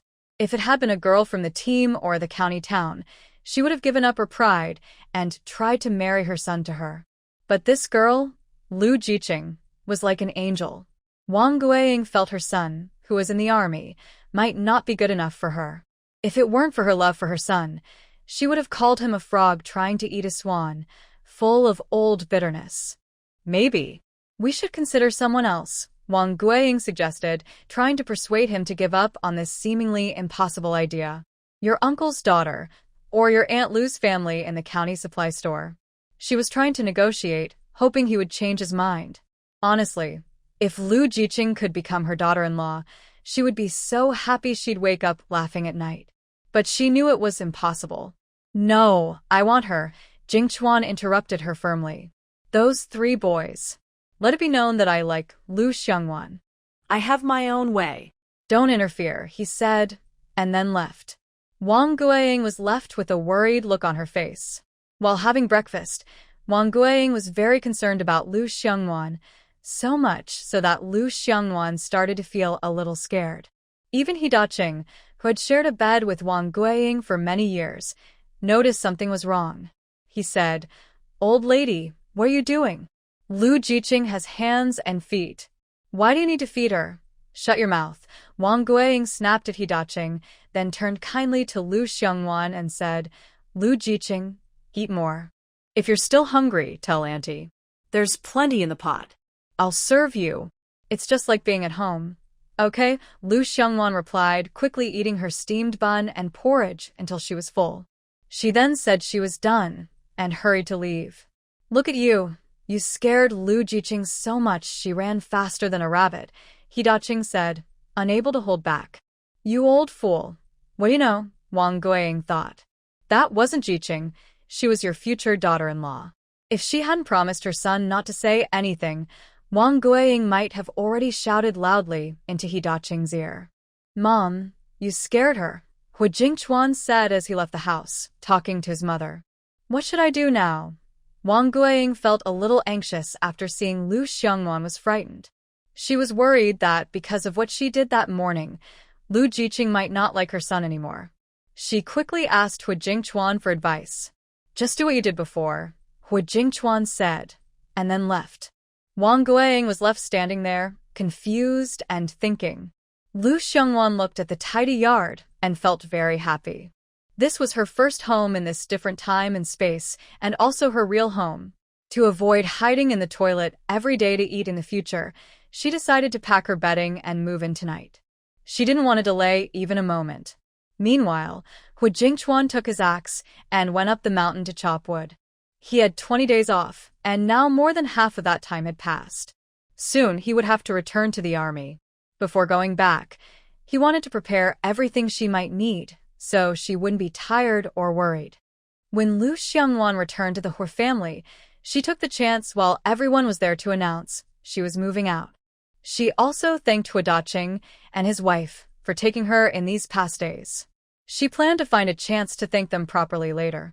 For now, she only had 10 yuan given by Hu Daqing, left over from building the house. Additionally, there was 20 jin of food. This time, after building the house, she used up all the supplies sent by the team. The only remaining 20 jin of food was bought from the black market during her spare time by exchanging fine grains from her space. There's no other way. Now, with Hu Jingchuan, who is difficult to fool, it's clear he has military training. Especially since he is just an ordinary person without any background, it's very impressive that he became a company commander at this time. His abilities are obvious. To be safe, Lu Xiangwan decided to be cautious. The grains she bought in her space, even if they are coarse, are of high quality, much better than the grains available nowadays. For example, the wheat in her space is full and healthy, while the grains given by the team are mostly poor quality and look malnourished. When Hu Jiaqing heard this bad news, he immediately ran forward and hugged Lu Xiangwan's leg, crying and sniffling, saying, "Sister, don't go. I don't want you to leave." Meanwhile, Hu Jingchuan, annoyed by his nephew's behavior, subtly stepped forward and pulled him down, saying, "Stop crying and making a fuss." Stand properly. Hu Jiaqing was so frightened by Hu Jingchuan that he started crying even harder, looking at his uncle with a sad face. After thinking for a long time, he angrily said, "Little uncle, you are a bad person. I don't like you. HM. At this moment, Hu Jingchuan finally relaxed his brows, not realizing he was feeling jealous just now. Wang Guiying thought Lu Xiangwan was scared off by her enthusiasm this morning, so she felt guilty for her younger son. She tried to persuade Lu Xiangwan to stay a few more days at home, but Lu Xiangwan refused without hesitation. The house was already built, and there was no reason for her to stay and disturb them. Lu Jiqing's house is finished. Why not go back? Wife, don't overthink. Since it's close, you'll see each other often. Why worry about it? Hu Daqing saw his wife still wiping tears and felt a bit speechless. He had never seen her like this before. "Auntie, I will come to see you when I have free time," Lu Xiangwan said, feeling uncomfortable with the emotional atmosphere. She wanted to leave. "That's settled then." "You must come often," Wang Guiying said. She liked Lu Xiangwan more and more and wished she could keep her at home. Lu Xiangwan didn't plan to eat dinner at the Hu family, but because of Wang Guiying's insistence, she reluctantly stayed to finish her meal. However, Wang Guiying was a bit more restrained this time and wasn't as enthusiastic as before. Lu Xiangwan casually rolled her belongings with a bedsheet, finishing her packing. Hu Daqing was worried she couldn't carry everything, so he asked his eldest son to help. Just as Hu Jianxi was about to carry her bag, Hu Jingchuan stepped forward and took the bag first, calmly saying, "Let me do it." After saying that, Hu Jingchuan left. Lu Xiangwan quickly thanked Hu Daqing and followed him. Why is this kid so agreeable today? He's even eager to help, Hu Daqing wondered, scratching his thinning hair. He couldn't understand why his usually trouble-avoiding third son was so eager to help. Lu Xiangwan followed behind him, keeping about 3 feet away the whole time. Hu Jingchuan, walking ahead, didn't like seeing her avoid him, so he deliberately slowed down, waiting for her to catch up. When she walked past him confidently without even glancing his way, Hu Jingchuan felt annoyed and muttered a curse in his mind. Then he quickly caught up, pretending to be casual, and asked, "Lu Jiqing, do you dislike me?" He spoke with certainty. "No," she replied. She had helped him build a house and put in a lot of effort, so she didn't dislike him. If she disliked him, It would be in the future. Then why do you stay so far away from me if you don't dislike me? Hu Jingchuan didn't hear her reply and felt a bit relieved. I dislike you, Lu Xiangnuan said, not wanting to talk to him anymore, and she walked away directly. Hu Jingchuan had no choice but to carry his things and follow her. Just give me the bag. Thanks for your help today, Lu Xiangnuan said once she reached her yard. Hu Jingchuan handed her the bag, standing still like a lion unmoving. Lu Xiangnuan carried her bundle into the sleeping room. When she came out, she saw that Hu Jingchuan was still in the yard and hadn't left. Big brother Hua, I'm just a girl. It's not suitable for me to stay here with you. If someone sees, there might be rumors and I wouldn't be able to live with that, she said politely. If someone sensible heard her, they would probably leave immediately. But after she finished speaking, Hu Jingchuan stood there like a mountain eagle, unmoving. Big brother Hua, Lu Xiangnuan got angry. Her eyebrows were so furrowed they looked like they could catch a fly. Take care of yourself tonight, Hu Jingchuan said, then turned and left. 2 seconds after he left, Lu Xiangnuan quickly locked the big gate of the yard. Phew, now it's quiet, she sighed. She didn't rest, though. She started cleaning the house thoroughly, sweeping every corner and hidden spot. Her house was the best in the team. No one else in the team had used blue bricks for the walls because they were too poor to afford it. The only problem with the yard was that there was no well. She had to go to the team every day to fetch water. She could manage washing clothes near the river by the team, but for drinking water, she couldn't. Now, she only drank small amounts of water from her space. Thinking of this, Lu Xiangnuan felt worried. Digging a well would cost at least 50 or 60 yuan, and she couldn't afford to spend that right now. Sometimes, she thought pretending to be poor is really hard, like guarding those dead things in her space, just like a miser. Outside the door, Hu Jingchuan's lips curled into a faint smile, then he quickly left. After she finished tidying up, it was already dark. She wiped herself down a little, then put on her pajamas and went to bed. The quilt she used was taken from her space, but she had made some adjustments. The cotton inside was from cotton she had stored in the new city before, and the cover was patched many times. This way, even if someone came into her house, Lu Xiangnuan wouldn't have to worry about being discovered. Lu Xiangnuan got off the bed nervously, checked that the doors and windows were all closed, and then felt relieved. She also placed a hunting trap, commonly used by hunters, at her door. Under her pillow, there was a sharp fruit knife.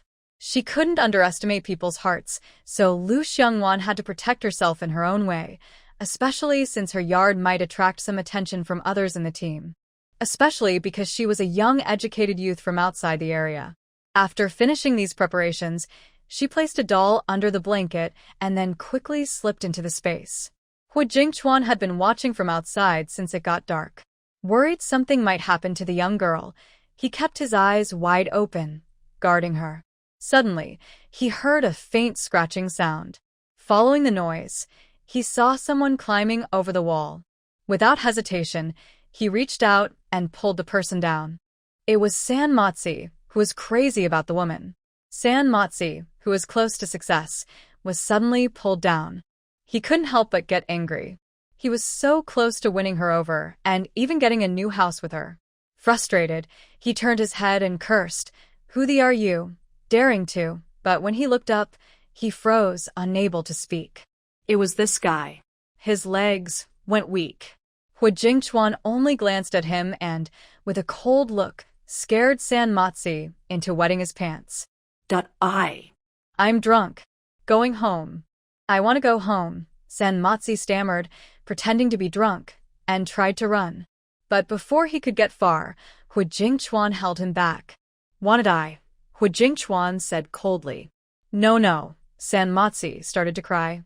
He realized today was not going well, and he wished he hadn't come out at all. Under a little pressure from Hu Jingchuan, San Motzi finally revealed all his secret thoughts. It turned out that San Motzi had recently taken a liking to Lu Xiangnuan. He wanted to take advantage of her moving into her new house, where she was alone, and make his move now. He thought she wouldn't dare to make a fuss. If she did, he wasn't afraid. He would just insist that she was shamelessly seducing him, and she would be called a homewrecker. So, in order to survive, she finally decided to submit to him and become his third wife. Also, Sanmatsi was very eager to have Lu Xiongwan's house. When they were together, he, as her man, could move in too. This way, both the wife and the house were secured, and no one in the team would dare to insult Sanmatsi again. I've already said it. Just let me go. I won't do it again, he begged. Another time? Ho Jingchuan looked at him with a fierce, bloodthirsty gaze. No more. Sanmatsi was frightened by his look and stammered. But Ho Jingchuan couldn't hold back his anger anymore. He couldn't imagine what might happen if he wasn't there today. So, he tore Sanmatsi's clothes apart and shoved a piece into his mouth. To avoid disturbing Lu Xiongwan's rest, Ho Jingchuan took Sanmatsi up the mountain. In the deep forest, wild wolves howled loudly, scaring Sanmatsi so much that he wet himself. He kept begging Ho Jingchuan to let him go. Since he had already set his sights on the girl he liked, Ho Jingchuan wouldn't let him go easily.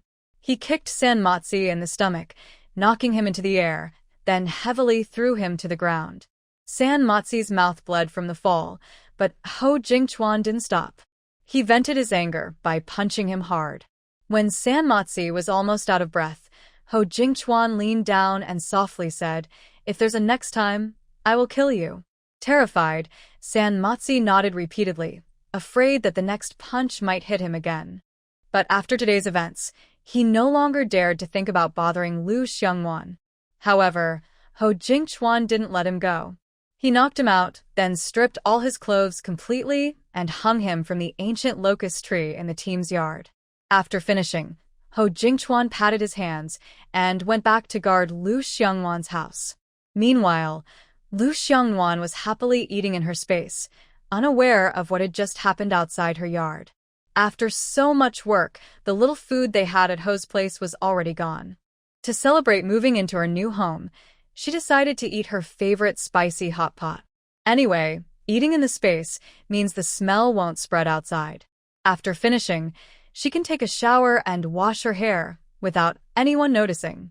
She tried some fresh beef tripe, layered tripe, duck intestines, and spicy beef tripe, but she still couldn't resist her favorite fish roe dumplings. Worried she might get tired of it, Lu Xiongwan washed a bowl of red strawberry fruit and placed it in front of herself. She also had her favorite soda. After the meal, she felt very satisfied. To avoid feeling uncomfortable at night, she took 2 stomach medicine pills. Lu Xiongwan packed up her trash in a bag, planning to burn it later, or her space would turn into a trash heap. Then she took a refreshing shower, casually washed her clothes, and dried her hair with a dryer before leaving the space.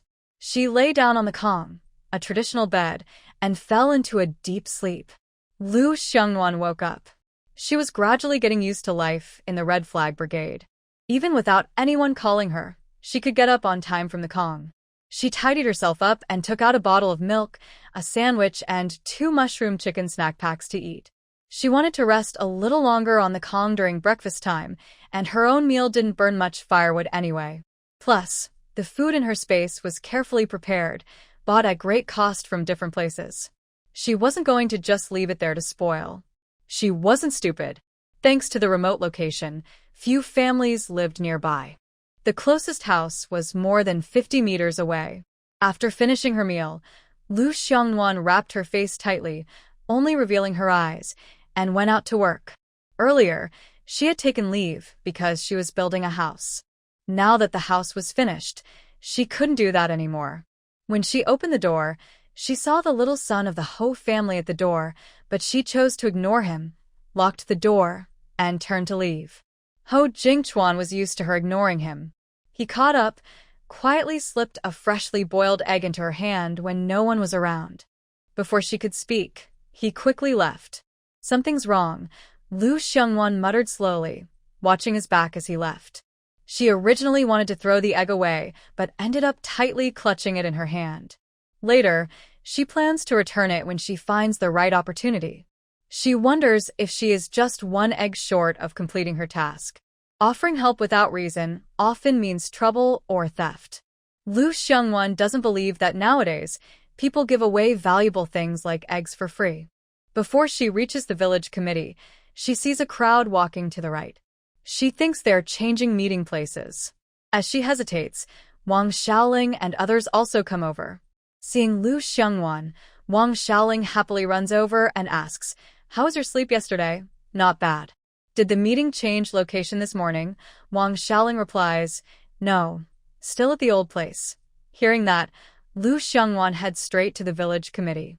But after a few steps, Wang Xiaoling calls her back, and they go together to the crowded area. In the morning, San Motzi wakes up to find himself hanging from a tree. Without much thought, he knows it was the third son of the Hua family who did this.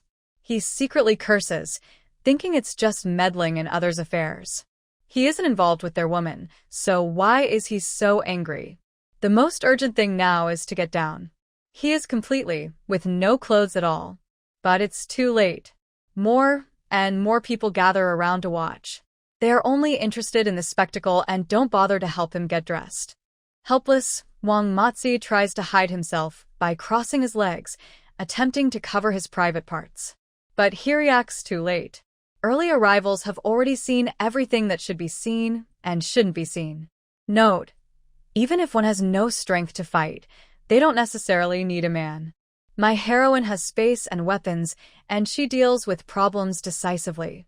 When danger arises, she can even destroy her cradle. Otherwise, why would she go back through time and space in a complicated way? My heroine is also a victim of emotional pain. Her unhappy family background makes her believe in love without reason. But she was betrayed by a scoundrel who wanted to kill her husband and fake insurance. She no longer trusts love. All her misfortunes stack up. Some readers have analyzed this before. Under these circumstances, my heroine is prone to extreme reactions. As for love, she now prefers simple things like bread or buns. She has a natural aversion to men. So, the male lead is on a long journey to win her heart. He is strong, but he is willing to humble himself to stay close to her. There is no explicit content in this text. Here is the corrected and simplified version. She keeps her space private and doesn't get caught up in love. Everything she does is based on weighing the pros and cons to make the best choice. She is very selfish. Later in the story, her personality might change a little, but don't expect my main character to be kind-hearted and use her space as things to help others or be overly nice. In front of others and herself, she still chooses herself, even if that person is the male lead. San Motzi, I didn't expect you to be so bold, Urgent teased, whistling like a rogue, which made everyone laugh. Everyone's direct looks made San Motzi, who is usually shameless, turn red like a monkey on fire. Right now, he just wanted to quickly cover himself and sneak home. But the women all turn their heads away, not wanting to look at his dirty thing, even covering their children's eyes to prevent them from learning bad habits. Old Lady Lu spat an old, dirty spit at him and, after calling him shameful, slowly walked home with her cane. Everyone laughed again, but no one went to help him down. Who knew what trouble San Motzi had gotten into now? The team members didn't like him much. They thought he was lazy and dishonest. He had even stolen a few chickens from the team. They knew it was him, but they had no proof, so they could only watch helplessly. Now that he was in trouble, they secretly hoped to celebrate. Look at you, how big your head is. If you keep staring, I might dig out your eyes. San Motzi couldn't take it anymore and cursed loudly. At this moment, Wang Xiaoling and Lu Xiongwan arrived. Before they got close, they overheard others teasing. Curious, Wang Xiaoling wanted to step forward and see what was happening, but Lu Xiongwan held her back. Don't get involved, Lu Xiongwan said coldly. Wang Xiaoling looked at her confused, but decided to listen. Just then Wu Shengli, who had pushed his way in, came out holding his broken glasses. What's inside? Wang Yuxiang asked quickly. It's. Wu Shengli hesitated, unable to speak clearly, but his handsome face was flushed red. Wu Jiqing, why are you so slow today? Just say what's on your mind directly. Tan Fingjiao couldn't stand it anymore. Seeing him hesitate, She stepped forward to see what was going on. It was enough to make a young man blush. Wu Shengli saw this and quickly stepped in to block her way. Don't go in. Inside, there's a man who's not wearing any clothes. He stomped his foot and finally said it out loud, feeling much better afterward.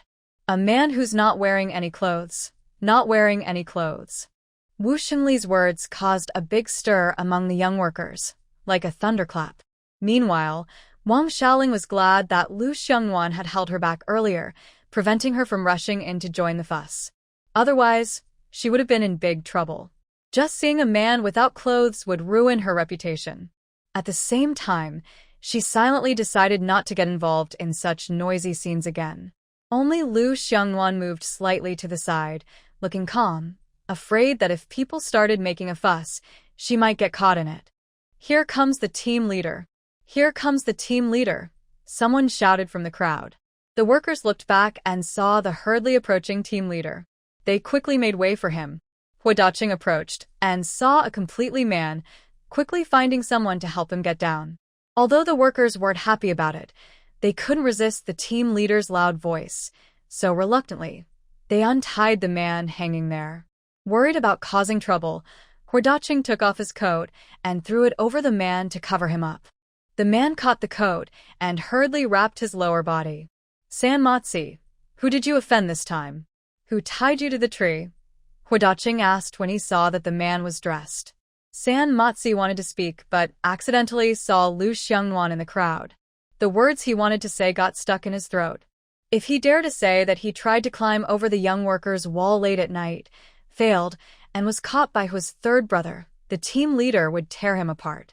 By then, he would probably be thrown into the pond, and he wouldn't dare to expose Hu Jingchuan either. Everyone in the team knew how fierce his third brother was, and he hadn't forgotten how badly he was beaten yesterday. So Sanmatsi hesitated and said, "No one." I tied myself up.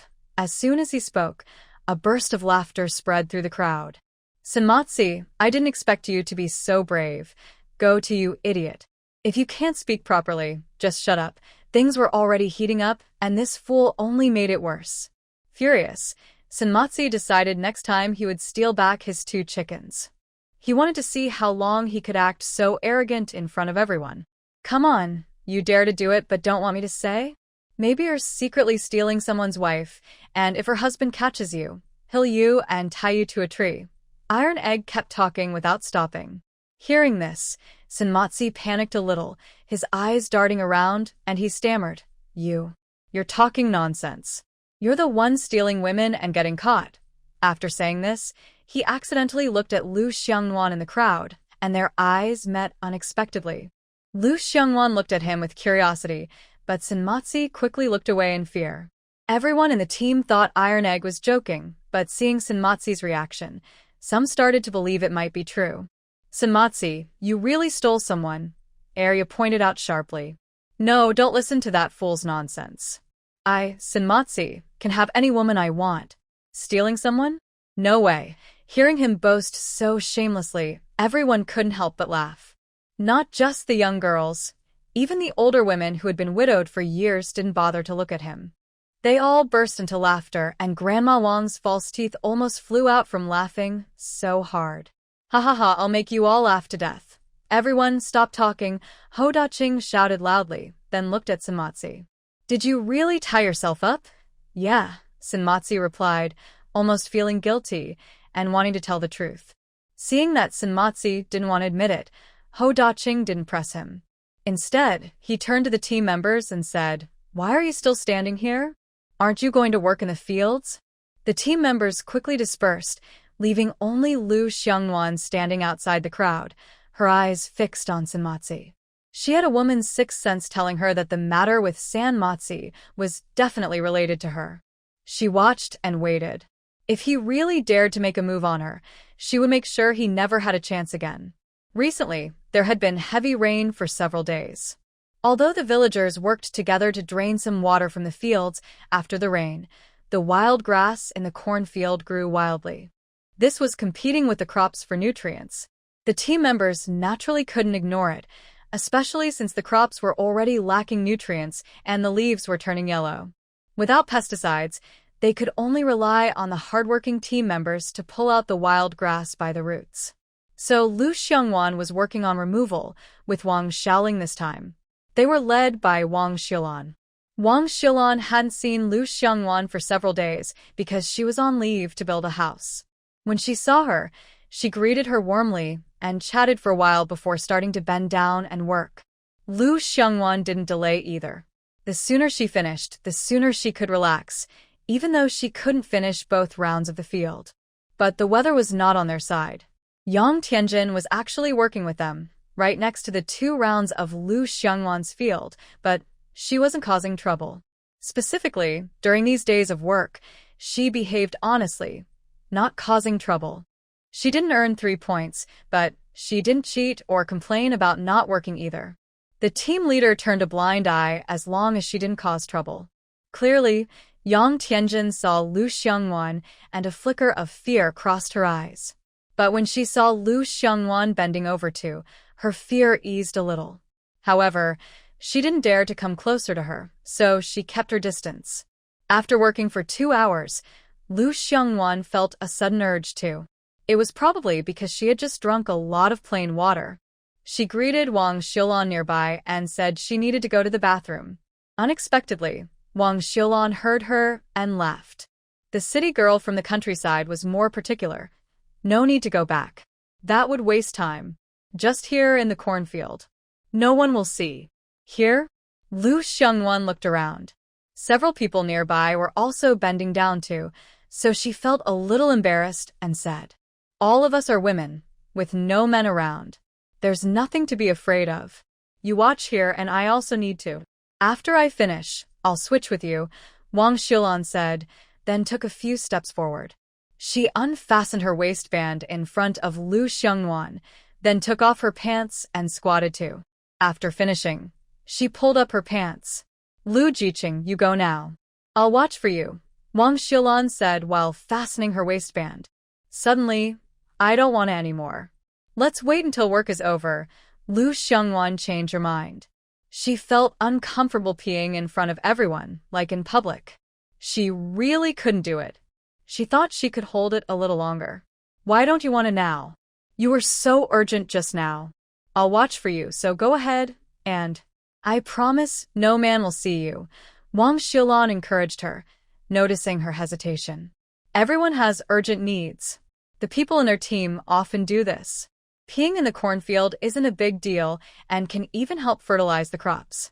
Plus, there are some shameless people who can't resist loneliness and roll around in the cornfield. Their team has had such incidents before. "Andy, let's get to work," Lu Xiongwan quickly changed the subject, tired of talking about peeing. "What are you guys talking about?" Wang Xiaoling, carrying A, came over and asked. "Lu Jiqing wants to," someone explained. "Then go quickly. Don't hold it in, and wet your pants," Wang Xiaoling kindly reminded. The field was a bit far from their home, so she was worried. She thought something was wrong and hurried over. When she heard it was just peeing, her face showed some embarrassment. "No need to go back. I can do it right here," Lu Xiongwan said. "Here?" Wang Xiaoling pointed at the ground, thinking she heard wrong, and asked again. Now Wang Xiaoling was confused. No wonder Lu Xiongwan didn't want to. If it were her, she wouldn't have the courage to squat and in public. It seemed better to drink less water during work in the future. This topic wasn't very proper, and Lu Xiongwan didn't want to argue about it anymore. She quickly said that if she didn't start working soon, she would lose her work points, which caught Wang Xilan's attention. She stopped persuading her and picked up her to go the field. Under Lu Xiongwan's anticipation, the work break finally arrived. As soon as she heard the copper bell, she immediately grabbed her and ran away, without looking back. "That young worker says there's no rush, but look at her, holding her and running so fast," Wang Xilan teased, pointing at Lu Xiongwan, who had already disappeared ahead. "She's probably hungry," Wang Xiaoling added to comfort her. As for Yang Tianjin, she kept her head down and said nothing. Her hands were full of bloody blisters, and the pain made her want to cry. But the team leader said that if she dared to slack off again, she would be sent to the farm for reform.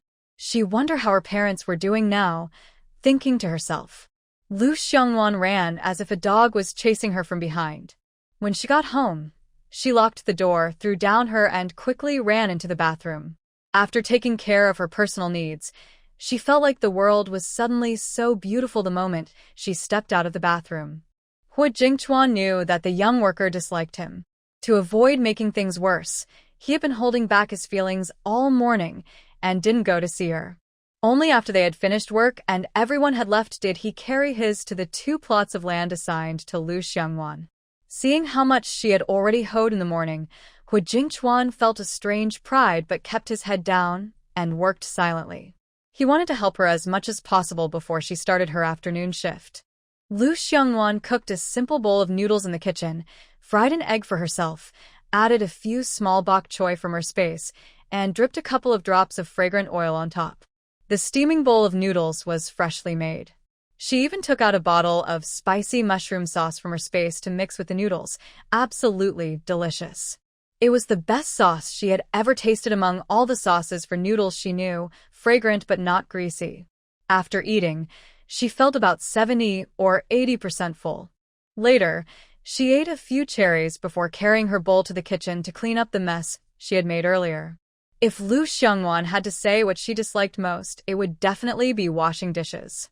She hated cleaning greasy bowls. She enjoyed cooking for herself, though. After finishing everything, Lu Xiongwan took a short nap in her room. To avoid sleeping too long, she set an alarm, just in case she was late for work. After Lu Xiongwan was awakened by her alarm, she quickly armed herself, carried her, and went to work, not forgetting to bring her water bottle. Inside was cooled boiled water she had prepared earlier, since she couldn't drink too much soda. At this moment, Hu Jingchuan looked up at the sun, feeling it was about time. Worried that the little young workers might discover him later, he grabbed his tools and left immediately. Wang Guiying watched her younger son all morning without seeing him, worried sick. She went over and pulled the towel hanging around his neck, scolding. "Where did you run off to, you little rascal? I couldn't find you at mealtime, and you're all sweaty." Although she sounded annoyed, Wang Guiying was worried he might go hungry, so she left some food in the pot for him to eat quickly while it's hot. After giving instructions, Wang Guiying hurried off to work. She thought, since she's still young, earning a bit more now is good. When she's older and less able, she can help reduce the burden on her son and daughter-in-law. Hu Jingchuan entered the kitchen, lifted the lid of the pot, and quickly finished the food in the bowl. He washed up and headed toward the city. Meanwhile, the sun was scorching. Lu Xiongwan was still bundled up tightly and working in the cornfield, almost fainting from the heat. She was sweating all over. After working for a while and feeling she couldn't go on, she sat on the ground, breathing heavily. She then lowered her head and secretly ate a small square cake. The coolness instantly spread through her body, making her feel a bit better. Right now, she felt like a donkey grinding a mill. She couldn't stop even for a moment. Although she wore gloves, her delicate palms had developed a few blisters from the friction. Lu Xiongwan planned that after work, she would puncture the blisters with a needle and then cover them with some antiseptic ointment. For now, she could only take it step by step. After resting a little, she started to lift her and work again. Her strong learning and adaptability meant she was now working as efficiently as a local person. Maybe because she was exhausted, her swings with the were weak and soft, but at least she cleared the weeds. However, the more she worked, the more she felt something was off. She noticed that just a short distance ahead, someone else had already cleared their area. Turning her head to look around, she saw everyone else was busy working, heads down. So she silently bent down to continue weeding, but she had a plan in her mind. She didn't the entire field at once but worked in sections, leaving some parts untouched. Lu Xiongwan followed the path, weeding the areas that hadn't been cleared. Soon, she caught up with Wang Xiaoling, but she instinctively kept a certain distance from them and didn't rush or work too hard. If she earned full points today, what about tomorrow? If she went back to her old ways, people would say she was lazy again, and that label would stick to her forever. After work in the afternoon, the scorekeeper Lu Guiqiang checked and gave Lu Xiongwan 5 points. Wang Xiaoling, on the other hand, earned 6 points, and she was so happy she couldn't hide her smile, constantly bragging in front of Lu Xiangwan about her 6 points. Lu Xiangwan found her noisy and annoying, so she instinctively took a step back, but a faint, almost unnoticed, gentle smile appeared in her eyes. It was just a quick flash, so brief that no one could really see it. Meanwhile, Yang Tianjin, who was working with them, also managed to earn 3 points despite twisting and turning all day. This was because Lu Guoqiang, seeing how hard she was trying as a young worker, decided to give her an extra point. Her face was so dirty it looked like a little raccoon, and her whole body was as if she had just been pulled out of water, with big, blinking eyes looking at Lu Guoqiang. Lu Guoqiang softened his heart and added an extra point. By the time he realized it, the points had already been recorded. It was too late to change, so he just turned a blind eye and let it go. Hua Jingchuan walked to the county town on foot, not stopping along the way. When he arrived, he went straight to the Public Security Bureau to find Wang Jiefeng. Wang Jiefeng was the director of the bureau. Years ago, he had served in the same military unit as Hua Jingchuan. Later, he was injured on the battlefield and was transferred to a local position. Over the past few years, Wang Jiefeng had become resourceful and well-connected, which helped him climb the ranks quickly. In just a few years, he reached his current position. When Wang Jiefeng saw Hua Jingchuan, he was so excited he couldn't hide it. In his heart, Hua Jingchuan was his idol, his hero. If he had to name the person he admired most in his life, it would definitely be Hua Jingchuan. Hua Jingchuan had fought his way through enemies with bravery, saving their unit and giving them a chance to survive. He became a legendary hero after his first battle and was unstoppable afterward. With many years of successful military achievements, he became the youngest regimental commander in their military district. In Chinese history, the youngest regimental commander was usually over 30 years old. Wang Jiefeng was injured during that mission, which left him with a leg disability, causing him to leave the army. In a way, Hua Jingchuan was Wang Jiefeng's lifesaver. Otherwise, he might have died in that mission. Wang Jiefeng quickly went out to ask Wang Yuefu to bring some tea, while he happily chatted with Hua Jingchuan. "Commander Hua, when did you come back? Why didn't you tell me before? I wanted to come see you." Wang Jiefeng secretly rubbed his hands with excitement. At this moment, he was no longer the calm director he usually was. "I just got back not long ago," Hua Jingchuan finished speaking, just as Wang Yuefu brought in the tea. Seeing his leader respectfully facing the person in front of him, he felt a bit confused. In their county, their boss was so powerful that no one dared to disrespect him. But Wang Yuefu only thought this silently and didn't say it aloud. Otherwise, their boss might step on his worn-out shoes and say, "Do you think I am a crab with 8 legs that can walk sideways?" Wang Yuefu glanced at Hua Jingchuan sitting beside him, then quickly looked away. It was too intimidating. Hua Jingchuan only glanced at him without saying a word, lowering his head to drink tea. He was indeed thirsty after walking such a long way. "Wang Yuefu, do you have something to say?" Wang Jiefeng looked at Wang Yuefu, who seemed clueless today, and asked in a serious tone. "Director, I want to ask for leave tomorrow. There's something urgent at home that needs my attention. Very urgent." Wang Yuefu deliberately chose this moment to speak. Recently, villagers kept coming to the office to report thefts. Someone stole chickens, or grain was taken. Everyone in the office was busy investigating, so they were short-handed and overwhelmed with work. Today, since the boss was in a good mood, maybe he could get approval. Then he could also explain things to his parents. He didn't know where his father got the news, but he said this year's harvest was poor. His parents were worried that their newly adopted daughter might go hungry, so they wanted to go to the countryside to check on her. The old couple had everything ready, just waiting for his approval to leave. "Approved, approved.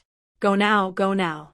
"Don't let me see you again," Wang Jiefeng said, eager to get Wang Yuefu out of the way. He was annoyed because Wang Yuefu was disturbing his chat with He Tuan. "Thanks, boss," Wang Yuefu said, happy that his goal was achieved. He quickly slipped away, not forgetting to close the door behind him. Outside, he made a victory sign. The people below are still young, a bit mischievous. "Don't take it to heart," Wang Jiefeng said with a smile after Wang Yuefu left. He Jingchuan replied casually.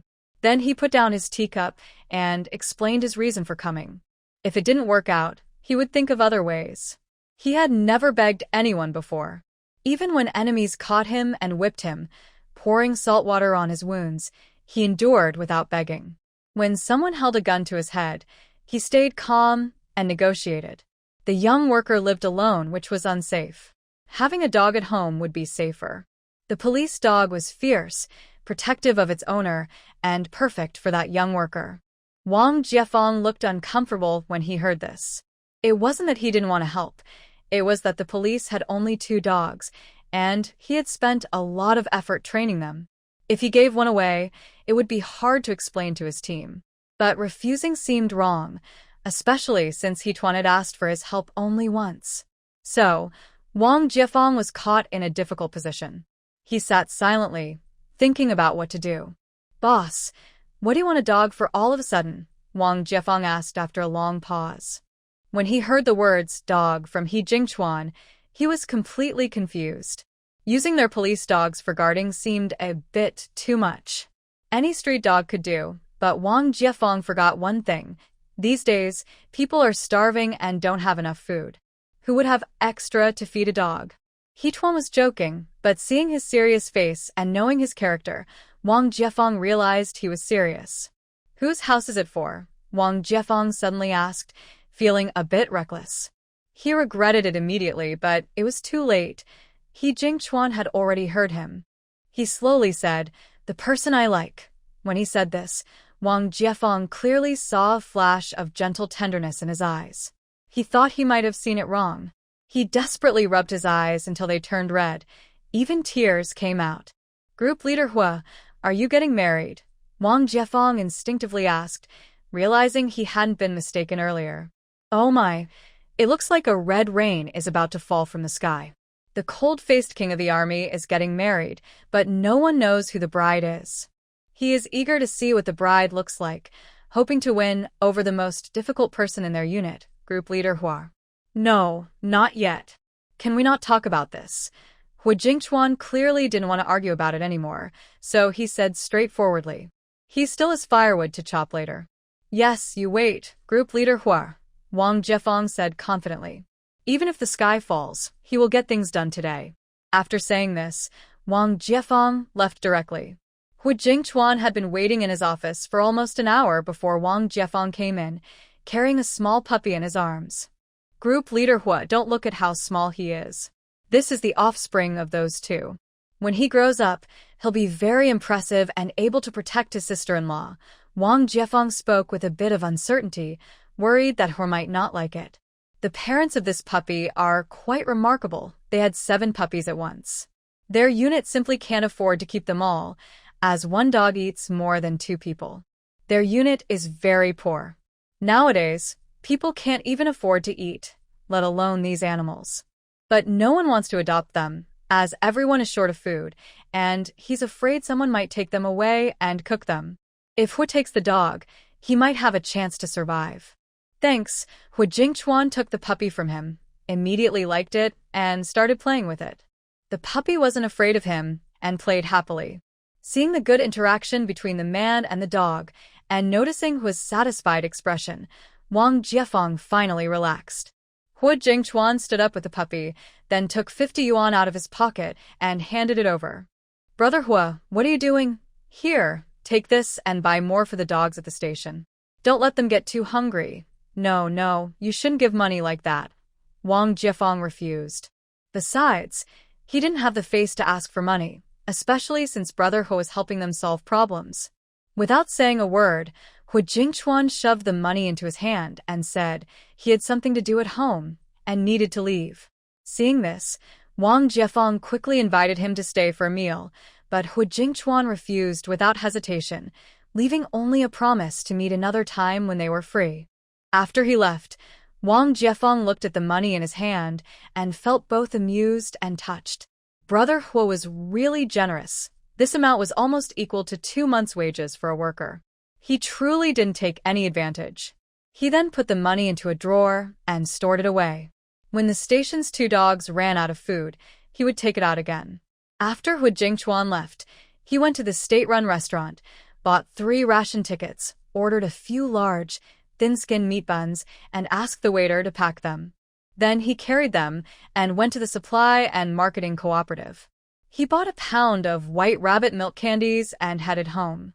Lu Xiongnuan hadn't thought much when stocking up, mainly focusing on drinks.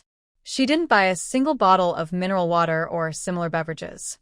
Plus, since she had reduced her use of the space spiritual spring, she went straight home after work, took the wooden bucket she had asked the carpenters to make, and went out again.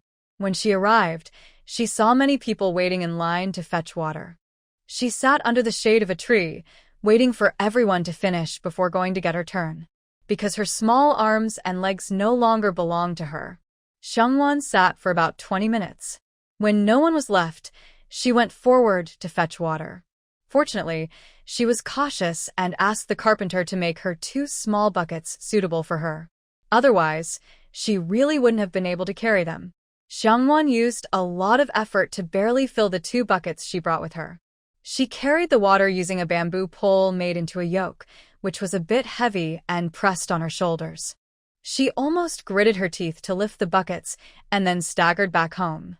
Until she felt like she had truly come back to life, she got up and went straight to the kitchen.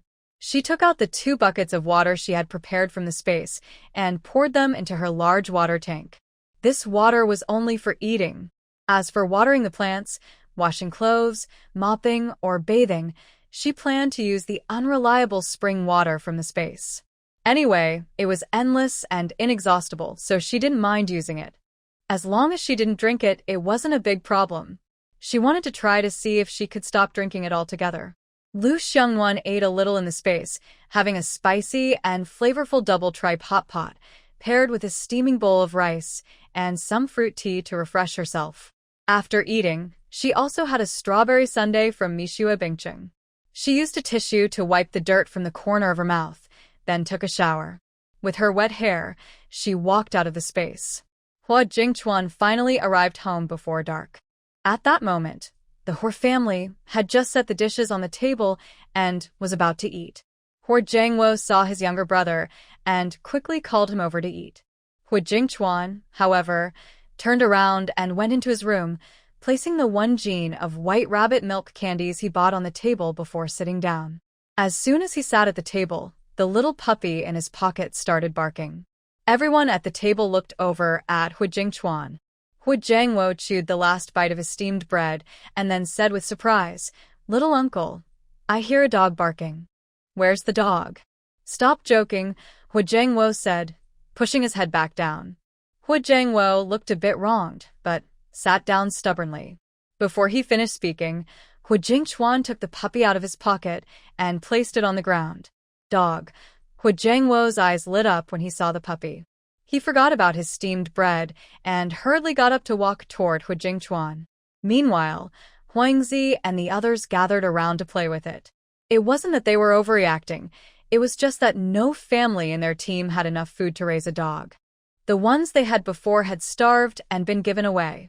In fact, the entire Red Flag Brigade couldn't even produce a single dog. Every household kept 2 chickens, no more. It wasn't that they didn't want to raise more, it was because policies didn't allow it. If anyone raised more than they should, even just 1 extra chicken, they would get into trouble and be taken away for education. Raising chickens is useful because they lay eggs and the family can trade those for small household items. But keeping a dog these days is only good for guarding the house, and since everyone in the team is struggling to get by, no one really needs a guard dog. "Old Third, where did you get that dog?" Wang Guiying asked, putting down her chopsticks. "Found it on the way back," Hua Jingchuan said as he tore his cornbread into pieces to feed the little puppy. Hua Jianxi and the others winced at the sight. This careless boy had no idea how hard it was to earn food. What a waste to feed good food to a dog. But since Hua Jingchuan held a strong position in the family, his older brothers and sisters-in-law didn't dare to say anything. They could only look to Hua Daqing for help. He was the only one who could control his son. Feeling uneasy under their stares, Hua Daqing coughed twice before speaking. "Old Third, you're not planning to keep that thing, are you?" Yes. Hu Jingchuan hadn't expected the puppy to eat so fast. In just a short while, it had finished the cornbread he'd thrown on the ground. Hu Daqing sighed inwardly at his son's wastefulness, but still tried to persuade him. It's a nice animal, but we really can't afford to keep it. If Old Third wants to keep it, let him. It's so small, it won't eat much. Just treat it like a pet, Wang Guiying said, unable to hold back her protective tone. She guessed that her son probably wanted to give the puppy to Lu, the educated youth. Lu had mentioned wanting a dog to guard her house, and her son must have remembered and found one for her. And indeed, Wang Guiying was right. You. Fine, do we want? Hu Daqing said at last. Since his wife had spoken, there was nothing more he could say. He lowered his head and continued eating. Hu Jiangwo and the others weren't surprised by Wang Guiying's words. That was just like their mother, always defending Old Third. Though they felt a bit unhappy, they kept it to themselves. Wang Guiying handed her half-eaten cornbread to Hu Jingchuan, but he shook his head and refused. After finishing his meal, he went outside. Ever since the three educated youths had moved out, the Hu family members had each gone back to their own rooms. Hu Jingchuan now slept in the room he had used before joining the army. Everyone went back to their rooms to rest. Ha Jingchuan took the buns he bought at the state-run restaurant in the afternoon to visit old Ha Daqing and his wife. You're spending money again, Wang Guiying said with concern, but her eyes showed happiness. It was her third son, who understood how to care for them. She thought, he's not wrong. It's not much money, Ha Jingchuan said calmly. If it had been before, he would have bought many buns to share with the family. Money was nothing to him, something you don't take with you when you die. But now, things were different. He needed to think about himself. After a while his father was busy, Ha Jingchuan called his mother out. He asked her to find an excuse tomorrow to send the little troublemaker away. He didn't want Ha Daqing to know because he wasn't confident about that young man. He didn't want any fuss or trouble before things were settled. Telling his mother was because she could help take care of things when he was not home. Just as I thought, don't worry. I'll handle this, Wang Guiying promised confidently. Her third son had finally shown some success. As a mother, she couldn't let him down at this critical moment. She would help him marry Lu Zhixing into the family. Once her goal was achieved, Ha Jingchuan told his mother to go back to sleep early, and then left. Wang Guiying smiled with a few wrinkles on her face, went back to her room, and shared the buns her husband brought with her, giving 2 to each. She didn't leave any for the others at home. While eating the buns, Wang Guiying casually mentioned to Ha Daqing about finding a lighter job for Lu Xiangnu. But Ha Daqing refused without hesitation. As the team leader, he couldn't give special treatment to anyone. Besides, weeding was not a hard job. He also scolded Wang Guiying for her personal thoughts, giving her a lesson in ideological awareness. Wang Guiying rolled her eyes at him, but her words went in one ear and out the other. Finally, she couldn't take it anymore and kicked him off the bed. She turned over and covered her head to sleep. Hua Daqing rubbed his sore backside, still confused about what he had done to upset her again. That night, Lu Xiangwan was very cautious before going to bed. She set several animal traps by the door. She also spread some mud and placed broken glass pieces on top of the thorn-covered wall, making it very secure. Anyone who tried to climb over her wall would definitely regret it for a long time.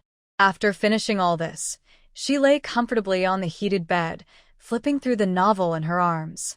Reading was the only bit of entertainment she had in this time and place.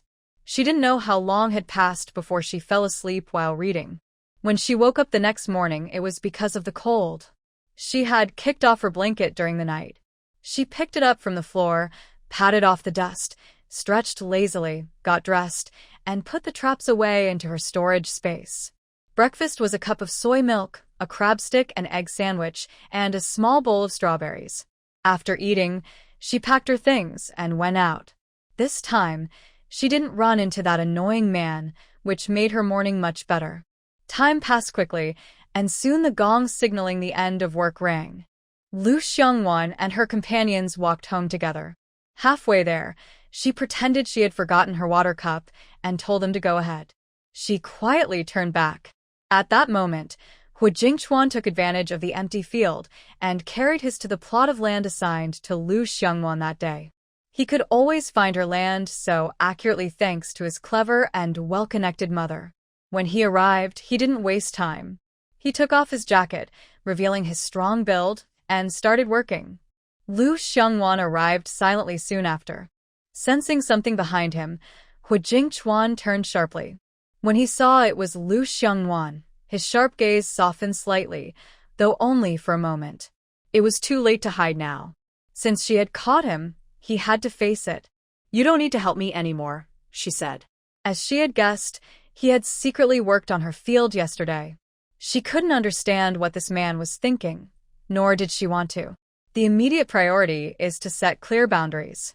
She knows how harsh the women in the team can be, capable of calling black white. If they see him helping her, they will surely gossip behind her back again. To keep her peace of mind, it's better to cut things off quickly. Hassle, Hu Jingchuan muttered this word, his expression hard to read. Lu Xiangwan patiently said, "I can do my own work, no need to trouble you." She then took out the egg he gave her yesterday from her pocket and threw it at him. Hu Jingchuan caught it. "Are you trying to distance yourself from me?" As he said this, a pang of sadness flashed through his mind. Seeing her look at him with dislike, he squeezed the egg in his hand until it shattered. "I'm not involved with you, so there's no need to talk about distancing," Lu Xiangwan said firmly, trying to clarify their relationship. Then she added, "Please don't appear in front of me again or cause me trouble." After saying this, she walked away without bothering to look at him again. But just a few steps later, Hu Jingchuan stopped her. He hadn't planned to say this so soon, but hearing her last words, he couldn't sit still anymore. Lu Xiangwan frowned and looked at him, stepping back 3 steps and even readying her electric baton. "I, Hu Jingchuan, am 26 years old, have no bad habits, and currently serve as a company commander in the army. I receive a monthly allowance of $65. I like you. Can we try to get to know each other better?" Hu Jingchuan said seriously. He liked the first part of his speech and admired him, not because of who he was, but because of his work. Soldiers who defend the country are always worthy of respect and admiration. It's thanks to their bravery at the front that she and others now enjoy a peaceful life. Lu Xiangwan felt the same, but the second part made her feel uncomfortable. "Like me?" Lu Xiangwan asked calmly, but her face showed disgust and impatience. "What do you like about me?" "My face," she scoffed softly. Hu Jingchuan was momentarily speechless.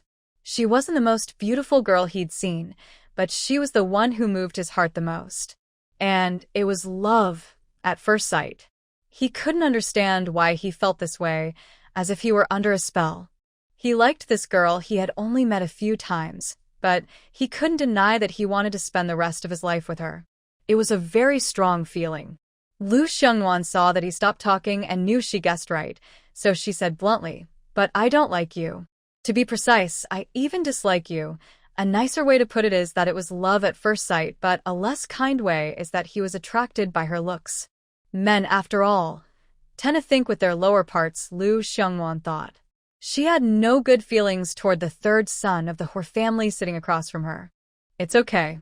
I can wait until you like me," Hu Jingchuan said, not backing down after her words, but instead facing the challenge. "There won't be such a day. And please don't appear in front of me again. I don't need your help with my life, either. That will only make me dislike you more." Lu Xiangwan made it very clear. As for what he wanted to do, that was his business and had nothing to do with her. "Oh, and I am already engaged. I will get married as soon as I return to the city," she finished and walked away without looking back. Hu Jingchuan clenched his fists and stood there, lost in thought. He didn't know how long he stayed there before leaving, but his mind was filled with the fact that she was getting married in the city. Thinking of this, his heart felt like it was about to explode. Usually so strategic and in control, he suddenly felt lost and didn't know what to do. But he wasn't willing to give up easily. Lu Xiangwan, at this moment, felt no guilt for her blunt rejection of Hu Jingchuan. She had long since outgrown her dreamy age. Moreover, she now had her own space. Why bother with love and marriage? She thought about this and pushed Hu Jingchuan out of her mind. He was just an unimportant passerby, and she wouldn't waste any more time on him. Meanwhile, Wang Yuefu and his wife, Li Xiaowan, had already packed everything up. Wang Yuefu even went to the supply store to buy a pound of peach cookies and half a pound of white rabbit candies. His wife just likes to eat a piece of candy to sweeten her mouth when she has nothing to do. I think his sister probably also likes it. He originally planned to buy another jar of yellow peach canned fruit, but his wife quickly rejected the idea without thinking and even complained that he didn't understand the current situation. Now, another big famine is coming soon. Instead of spending money on treats, it would be better to buy a few more pounds of grain for his sister, so she wouldn't have to worry about starving. Wang Yuefu agreed with this idea, so he took some money and secretly went to the black market to buy 20 pounds of cornmeal. That cost him a lot of money, and he felt very distressed about it. Li Xiaowan asked her mother to make a set of clothes for Lu Xiangnu using fabric tickets she had saved for several months. She originally wanted to make herself a traditional cloth dress, but last time she saw her sister's clothes were too small, so she prioritized her. Anyway, she wasn't short of clothes now, so she could wait a bit. The two of them tied these things onto their bicycles. Wang Yuefu rode his bike with Li Xiaowan to meet his parents. Wang Guan and Lu Chui had already packed a lot of things, mostly grain and mostly coarse grain. It was all caused by that big storm, which made the black market grain prices double. When Wang Yuefu and Li Xiaowan arrived, they loaded the things onto the car, and everyone headed to the countryside. During the trip, Lu Chui was worried that giving her daughter so many things might make Li Xiaowan angry, so she kept explaining to her and her husband. But surprisingly, Li Xiaowan didn't get angry after hearing this. Instead, she appreciated her mother-in-law's respect and quickly told Wang Yuefu to stop the bike so her in-laws could see what they brought. Wang Guan and Lu Chui looked at the things and didn't know what to say. Lu Chui happily held Li Xiaowan's hand and kept praising that marrying into the Wang family was a blessing that had been passed down for 8 generations. Li Xiaowan blushed deeply from the praise. She felt she hadn't done much, and the young girl was also to her liking, so she was happy. Finally, Wang Yuefu noticed his wife's embarrassment and quickly said it was getting late, so they should leave now. That stopped Lu Chui from talking endlessly. Both couples rode their bikes, one after the other, and set off.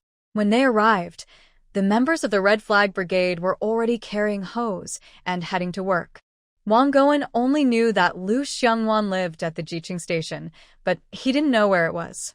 So, he casually stopped someone to ask for directions. "Ma'am, excuse me, where is the Jiqing station?" "What did you say?" "Speak louder. I can't hear you clearly." Lu Jianmin, who was hard of hearing, perked up her ears but couldn't understand what he was mumbling. She has had this hearing problem for over 10 years, as if her ears were blocked with donkey dung. "Ma'am, the Jiqing station, where is it?" Lu Chui pulled Wang Goen from behind her, shouting loudly into Lu Jianmin's ear. This time, Lu Jianmin heard him, but she was rushing to work and didn't have time to guide them. So, she just gestured with her hands. It was a bit complicated and hard to understand, but Wang Yuefu, who had been a police officer for many years, immediately understood. He thanked Lu Jianmin and then took his father and the others and left. After wandering around and finally finding it, the people at the Jiqing station were busy locking up and preparing to go to work, each carrying something on their shoulders. When they saw Wang Goen and his group, they all stopped their actions. Wang Goen was very familiar to them because he was the one who picked them up at the train station when they first arrived. He was also the deputy director of the Jiqing office. "Are they here for something?" Just as everyone was about to greet him, Yang Tianjin suddenly rushed in front of Wang Goen, grabbing his arm with excitement and wild energy on her face. Everyone was stunned by Yang Tianjin's sudden action, but luckily Wang Goen reacted quickly and stepped back behind his wife. That was close, almost a scandal. Although Lu Chui didn't understand what was happening now, she obediently protected her husband behind her, looking at the girl in front with displeasure. "Miss, what are you trying to do?" Since her mother-in-law had stepped in, Li Xiaowan naturally followed and looked at Yang Tianjin with shared anger. "Get out of the way, I didn't come for you." "Move aside." Yang Tianjin acted like she had gone crazy, pushing away anyone blocking her path. However, her strength alone was not enough to face these two people. Seeing that someone was about to hurt her mother-in-law, Li Xiaowan immediately intervened. Since she worked in a textile factory, her hands were naturally stronger, and she pushed the person to the ground. The others at the youth station quickly helped Yang Tianjin to her feet. At least in front of outsiders, they still needed to stick together. They knew that internal fighting would only make others bully them more. Staying united was important. Recently, Yang Tianjin had been behaving better, at least less like a spoiled girl and more honest. But as soon as she was helped up, Yang Tianjin, disgusted by the dirt, shook off their hands and shouted wildly at Wang Guan across from her. "Did my parents send you to pick me up and take me back to Beijing? Tell me, uncle, is that true?" She then started crying. No one knew how hard these days had been for her. Every second was a struggle. She couldn't stand living such a miserable life anymore. He came to the youth station because her parents were probably fine now and sent him to pick her up. She wanted to go back to Beijing, find her parents, and tell them about the suffering she had endured. She wanted those who bullied her to be punished, especially Lu Xiangwan and the team leader. Everyone looked at her, confused by what she was saying. The team leader had said a few days ago that she couldn't go back. Now, what was going on? Wang Xiaoling saw Yang Tianjin acting up again. Afraid she would delay earning work points, she turned to Tanfeng Jiao and said she would carry her tools to the fields to work. "No, Yang Jiqing, you can't go back now," Wang Guan quickly explained when he heard about this, trying to stop her from causing trouble again. He hadn't received any official notice yet. Not long ago, she had been insisting on returning to Beijing, causing chaos at the youth office, making everyone miserable and overwhelmed. It took a lot of effort to send her back, and he even had a falling out with old he, the boss. "I don't believe it. You're lying. Are you lying to me? Tell me the truth, are you lying?" When he said this, Yang Tianjin fell into a frenzy, shouting at Wang Guan.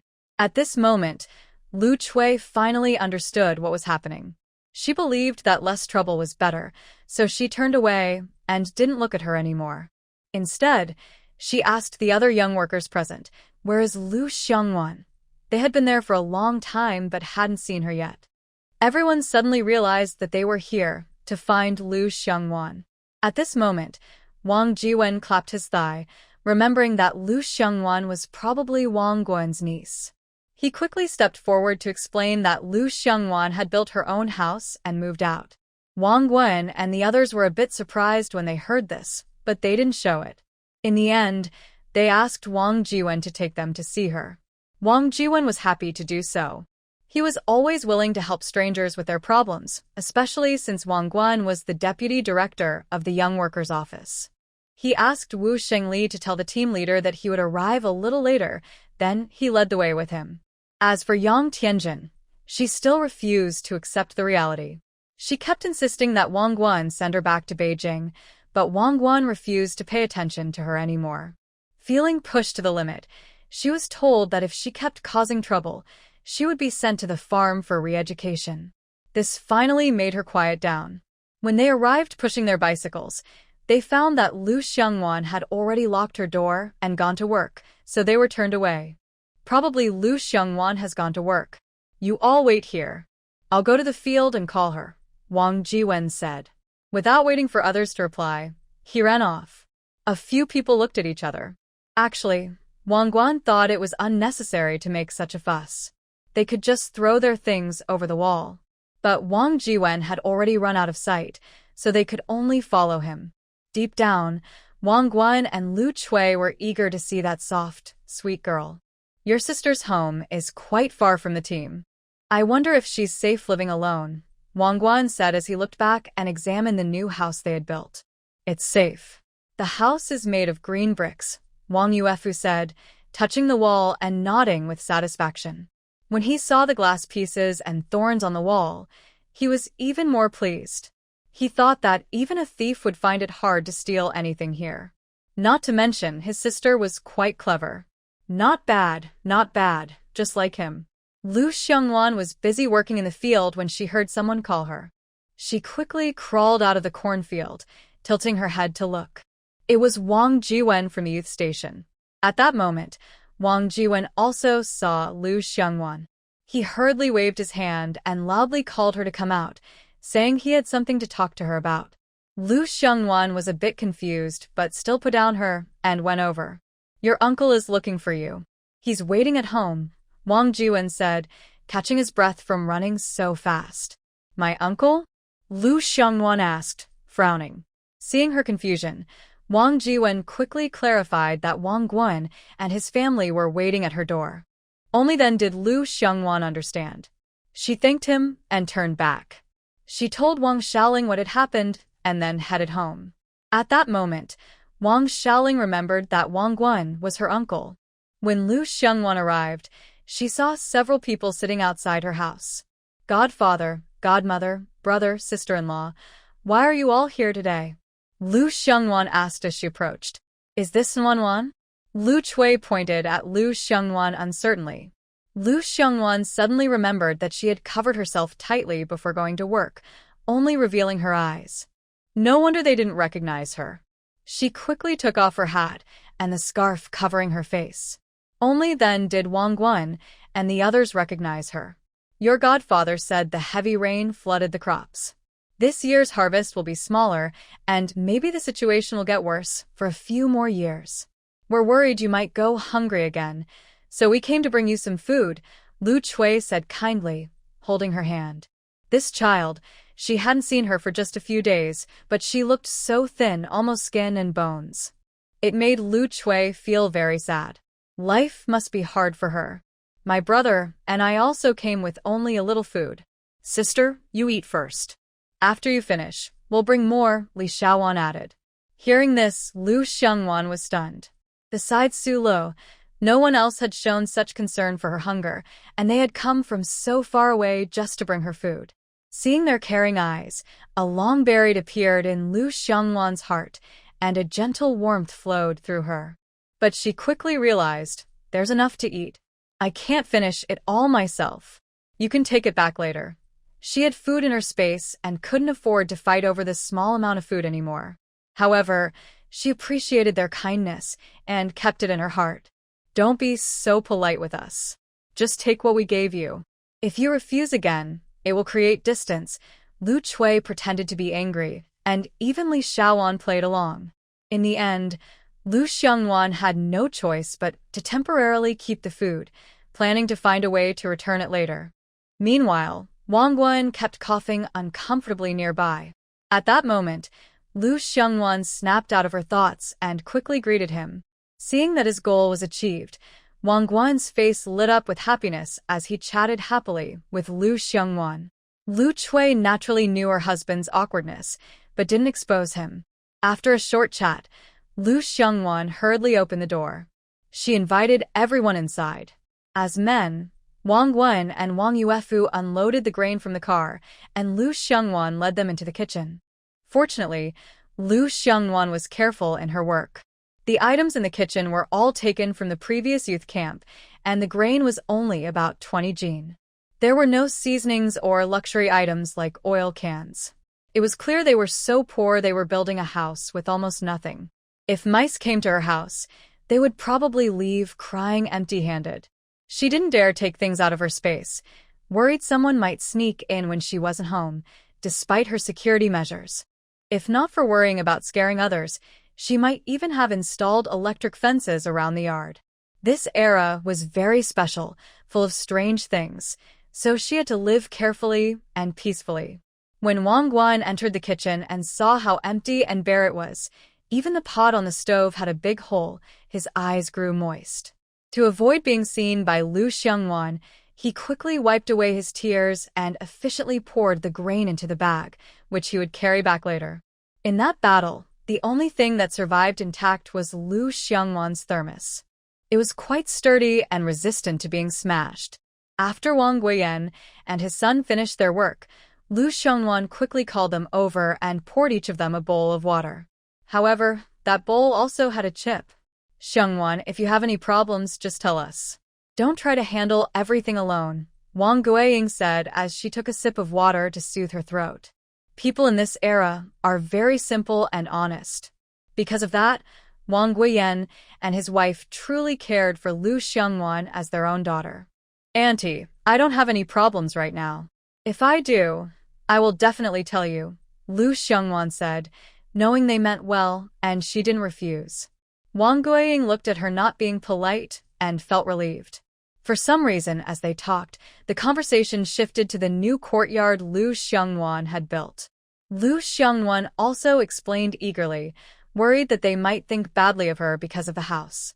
After all, it was incredible that she, a poor girl bullied by her stepmother and father, could afford to build a house in the countryside.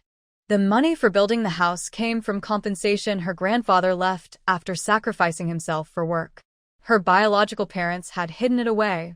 When she went to the countryside, she happened to bring it with her, and she didn't want it to be taken advantage of by others. She also made a special point to mention that her unkind stepfather was a son-in-law who married into the family and was trying to climb higher by associating with powerful people. In this way, her actions weren't stealing but simply reclaiming her own property openly. After she finished explaining, seeing that they didn't speak and showing some signs of panic and fear, she said, "Dad, Mom, did I do something wrong? I will pay them back once I earn money in the future. I just didn't want to hurt my grandfather." As she spoke, tears fell. Thanks to her original body's tendency to cry easily, she could cry so easily. If she had been in her previous body, she wouldn't have been able to cry at all. "You're not wrong. Whatever mistake there is, it's theirs. Don't cry anymore. Seeing you cry like this makes us feel sad." Li Xiaowan took a handkerchief from her pocket and gently wiped her tears. Xiangwan, who disliked being touched, instinctively wanted to refuse, but Li Xiaowan was too quick. "You're right, sister-in-law. Those two scoundrels are lucky to still be alive." Wang Guiying has seen the scars on Lu Xiangwan's body clearly. They are obvious signs of being beaten, so she hates those bad parents very much. If it were her, she would not only take back the money but also destroy their house, so those rotten people wouldn't dare to cause trouble again. "Really?" Lu Xiongwan looked at them with big, innocent eyes, but inside, she was almost bursting with anger. "Really, really." The group quickly calmed Lu Xiongwan down, but worried about delaying her work, they didn't stay long, and left soon after. Lu Xiongwan wanted to invite them to stay for a meal, but she couldn't keep them. However, when they left, Lu Xiongwan took the mushrooms and wood ear she had picked on the mountain recently, dried them, and stored them away. She hurried back inside to clean and pack them into her pockets to take home. These were the best things she could show openly. After the harvest season, she planned to go into the mountains again to look for more good items to send back to Jing City. If it were other things, Wang Guan and the others wouldn't accept them, but since they were mountain products, they took them and told Lu Xiongwan to come to the county town if she needed anything, then they hurried back. Lu Xiongwan didn't rest at home either. After they left, she locked the door and went back to the fields to continue working. Hu Jingchuan was hurt by Lu Xiongwan's words. If she didn't like him, he could wait until she liked him. Anyway, he had plenty of time. But he couldn't understand why she would get married. The thought of her marrying someone he had never met made him want to strangle that man. Feeling frustrated and unable to vent, Hu Jingchuan went straight to the county police station and found Wang Jiefeng, who was about to finish work. Wang Jiefeng saw Hu Jingchuan coming and was very happy. Just as he was about to say something, he noticed that Hu Jingchuan looked a bit off. Of course, anyone could see that. Hu Jingchuan's face was pale, his brows were furrowed, and he looked like a cold mountain, unapproachable. "Captain Hu, what's wrong with you?" Wang Jiefeng was startled by his appearance and asked softly.